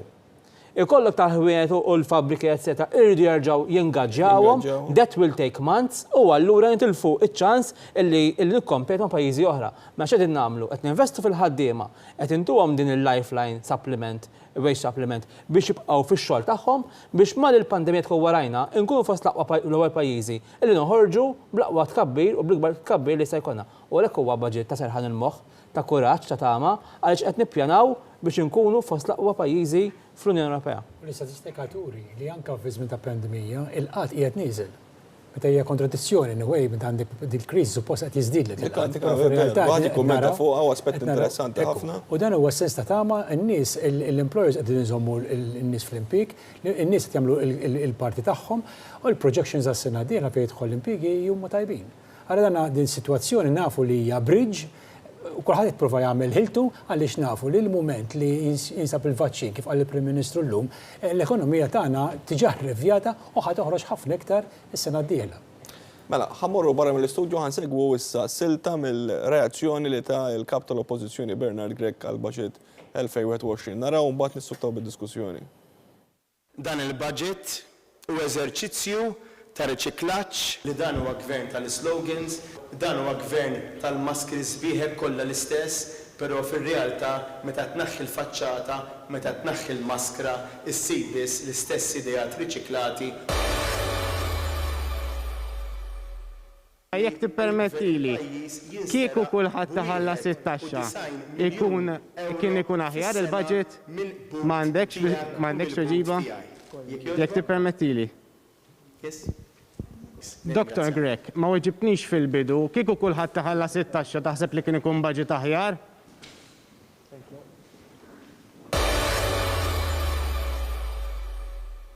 Dan huwa budget ta' gvern illi għajja. Budget li ma jaħsibx għal għada. Ħafna aspetti x'wieħed jikkummenta fuqhom jew nkella x'ma tikkummentax fuqhom. Qed jgħid li dan huwa budget ta' gvern li għajja Ministru. Ma nafx ħdaxu nofs il-lejl kważi. Nistgħu nibqgħu għaddejjin bil-lejl ukoll jekk irid, imma jien naħseb illi l-kap tal-Oppożizzjoni huwa mitluf għaliex għandu ovvjament il-social partners, l-imsiba soċjali illi b'mod kollettiv illum faħru għaliex għarfu, mhux għax qegħdin ċammi mal-gvern, imma għax għarfu illi hemm gvern illi uża l-għaqal u għandu strateġija li ta' ħaġa li social partners iridu hija ċertezza illi nafu fejn qegħdin, fejn se mmorru kif ħanaslu. U naħseb li kap tal-Oppożizzjoni llum ma jtihomx da saraħan il-moħħ, ġifieri kieku tagħti option, mhux lill-familji Maltin Mawċin biss ta', imma social partners ukoll ta' isma' intkom il-min tażlu Robert Abela u lil Edward Cicluna biex jippreżentaw budget jew lil Bernard Grech u ma nafx min għandhom kap ta' ma nafx min hu l-Ministru tal-Finanzi xedow tagħhom jidilli li għadhom irdu jaħtru xedow cabinet. U allura naħseb li dik hija ċertezza. Jiena llum ħadd-pjaċir pereżempju nara li l-Prim Ministru issa llejla iwieġeb il-ġurnalisti bl-iktar mod apert, miftuħ, jispjega anke ħsieb ekonomiku wara kull miżura u dik hija xi ħaġa illi segwew Maltin Mawċin illum u dak huwa proprju dak li l-pajjiż għandu bżonn illum. Illi għandek Prim Ministru fil-Maltemp għax għaddej mill-Maltemp imma li jaf xi jrid il-pajjiż, jaf il-poplu Malti x'għandu bżonn, jaf il-ħaddiema x'għandhom bżonn, imma wkoll l-industrija u taħwienet. U wara dik hija xi ħaġa li social partners illum għarfu u ta' dan irringrazzjahom għaliex fl-aħħar mill-aħħar huwa budget kollettiv. Aħna fl-aħħar ġimgħat jiena u sħabi iltqajna magħhom kollha, smajnihom, rajna huma x'ixtuqu jaraw għall-pajjiż u dak huwa mbagħad ir-riżultat ta' ftehim illi kellna magħhom biex nippreżentaw budget illi ħares lil hinn minn dil-pandemija. U bottom line diki għandek budget li jindirizza l-pandemija b'ħafna miżuri semmejna hawnhekk illum, imma huwa budget illi ħares lejn l-10, 20, 30 sena li għandna qudiemna. Steve, meta nifħalu da dak li jett aktar kmini inti kemm dan il-budget jimraħ f'ċertu oqsma partikolarment ekonomiċi ġodda, żgur ma taqbilx ma' d-dikjarazzjoni tal-kap tal-Oppożizzjoni li dan huwa budget riċiklat. Le, u apparti minn hekk, verament għajjejna li xilna satejn hawnhekk u ma tkellimniex fuq affarijiet illi meta kienu jsiru qabel kienu jkunu l-climax tal-budgets. Żiedna fi Children's Allowance, pereżempju. Tant għamilna affarijiet f'dan il-budget, tant hemm affarijiet illi kienu innovattivi. Illi llum bil-kemm ta' tagħmel għadha fiha news value. 60,000 tifel u tifla hemm barra illi jibbenefikaw minn żieda fi Children's Allowance. Xi ħaġa li hija fl-opinjoni tiegħi importanti ħafna ma tkellimniex fuq il-lif ukoll, ġurata ekstra ta' lif illi ngħatat lil ħaddiema tagħna. Ġifieri U dik hija simbolika wkoll għax huwa gvern li jżomm il-kelma tiegħu. Huwa Aktar gvern milli ukoll. ġurnata lif li huwa importanti mind you, ġifieri minn miftaħxin. Imma minna nnifisha li l-gvern tikollok gvern li jżomm il-kelma tiegħu fuq miżuri bħal daw jiena għalija sinifikanti Li torbot ukoll mal-kwalità tal-ħajja, ġifieri meta għandek gvern u budget illi jekk tara il-focus li sar fuq il-kwalità tal-ħajja, tittara wkoll l-inizjattivi li ttieħdu. F'dan is-sens tkellimna fuq ekonomija ħadra li torbot mal-kwalità tal-ħajja, tkellimna fuq aktar lif, aktar ħin mal-familja li hija kwalità tal-ħajja. Dawn huma punti li huma vitali li fil-verità meta tħares lejn pajjiżi oħrajn, budgets jew liġijiet finanzjar ta' pajjiżi oħrajn ikunu purament eżerċizzji ekonomiċi, ħafna minnhom finanzjarji saħansitra. Hawnhekk qegħdin f'sitwazzjoni fejn sena wara sena build-up ta' budget wieħed wara ieħor ma nittargetjawx biss dak li huwa qasam finanzjarju li huwa importanti ħafna vitali, imma wkoll il-qasam uman. Ġifieri l-individwu hemm barra, l-ħaddiem hemm barra min iħaddem ħajkun qiegħed jgħix ħajja aħjar.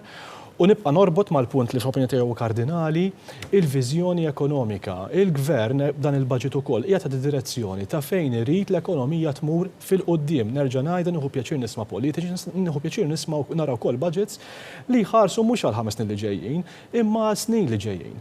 Għaliex l-imprenditur għada meta ħajqum jagħmel l-ewwel meeting fil-boardroom tiegħu, irid ikun jaf li l-investimenti li ħajkun qiegħed jagħmel għall-kumpanija privata tiegħu huma sinkronizzati ma' dak li l-gvern irid għall-ekonomija tiegħu. Għaliex irid jagħmel investimenti li jagħmlu sens għall-ġenerazzjoni tal-lum u għall-ġenerazzjoni ta' għada. Ġew, kien hemm ċertu miżuri biex inkun korrett ukoll ma' Bernard Gregg, mhumiex riċiklati, ma' miżuri li l-gvern kompla fuqhom. Semmejna aktar kmieni ġbit l-attenzjoni fuqhom, pereżempju s-support il dawk li jużaw carer id-dar, l-għajnuna lil foster carers.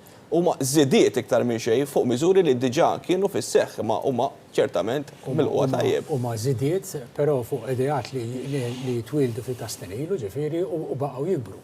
Tajjeb, u se jibqgħu jikbru, għax dan huma alternattivi ta' kif wieħed joħsib l-anzjani tiegħu li għandna xelti differenti ta' kif neħdosib l-anzjani u din hija waħda mill-iktar sistemi innovattivi u privati u tidher li fil-popolarità qiegħda tiżdied illum żied sewwa fil-budget. Il-kwistjoni tal-fostering, il-fostering twessa ħafna. Altru il-fostering kif kien 10-15 sena ilu, altru il-fostering l-lum il-ġurnata, l-lum foster carer qed jirċievi 5,270 euro fis-sena għal-tifel.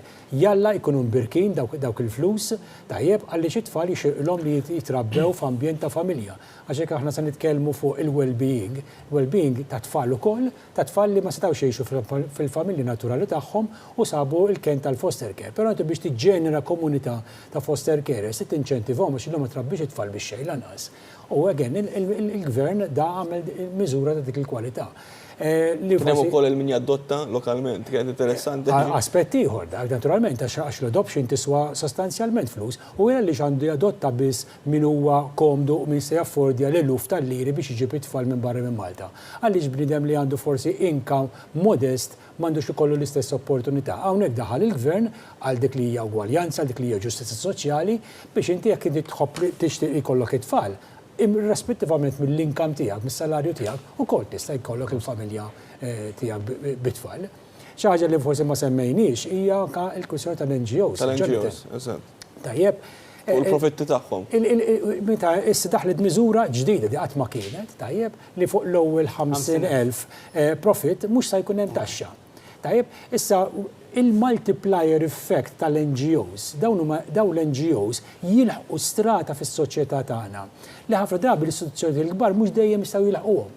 U dawn huma nies li jkunu qegħdin jgħixu jħokku ta' kuljum ma' nies li ħafna drabi jkunu fil-bżonn dak li huma NGOs fil-qasam soċjali. Ġew ċertament naqdebu żgħirin hemm diversi miżuri li ma semmejniex. Però li ħajkonna ċans ovvjament. Però tajjeb ngħid li il-Ministru tas-Social Welfare Michael Falzon kiser kull rekord fejn jidħol is-sapport għall-NGOs u l-kuntratti li għamel mal-NGOs. Il-kuntratti li għandhom magħhom. Dak huwa żgur bla preċedent li kuntratt wara ieħor kontinwament jixtri servizzi hemmhekk mingħand l-NGOs li kibru huma stess bħala settur attiv ekonomiku, però qed jipprovdi servizzi soċjali li otherwise ma jkunux daqshekk effettivi li kieku kien nippruvaw nużaw xi mudell ieħor. Ministru, komment konklusiv minn ħatek għal l-programm hawnhekk. Iva smana kommenti tal-kap tal-Oppożizzjoni Bernard Rek jiena nħalli issa li li ġejjin biex inkomplu nispjegaw il-miżuri li ħadna, it-tnejn konna ċans ukoll nisimgħu il-budget reply tal-kap tal-Oppożizzjoni.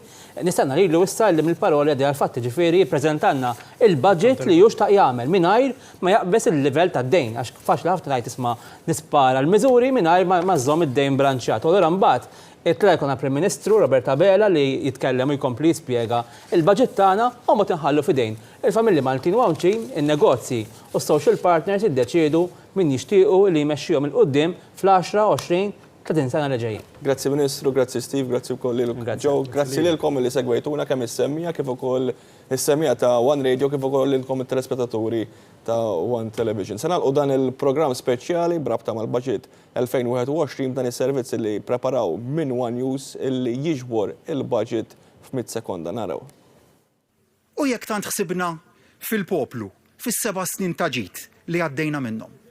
Kien hemm xi dubju li sejrin nagħmlu anqas fi żmien ta' sfida għall-familji tagħna. Fil-budgets li għaddew tajna u tajna. Imma għadna attenti. U dan il-galbu jfisser li fis-sitwazzjoni preżenti stajna nagħtu anke aktar milli qattajna qabel.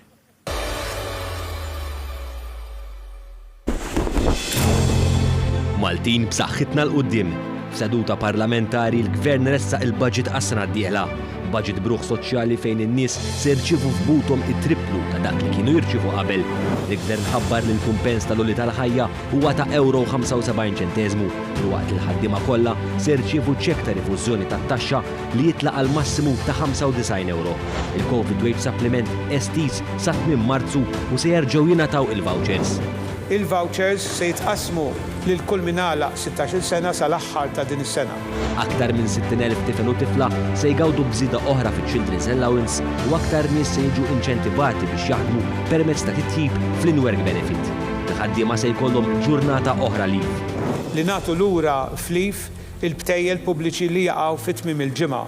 Negozji żaru self-employed b'eżenzjoni akbar tal-VAT, ħsieb ambjentali billi daqshekk użu ta' plastik mhux riċiklabbli u aktar anzjani bit-trasport pubbliku b'xejn. Issa din se tinżel għal 70 sena u l-fuq. Ma 19,000 anzjan se jgawdu minn din il-miżura.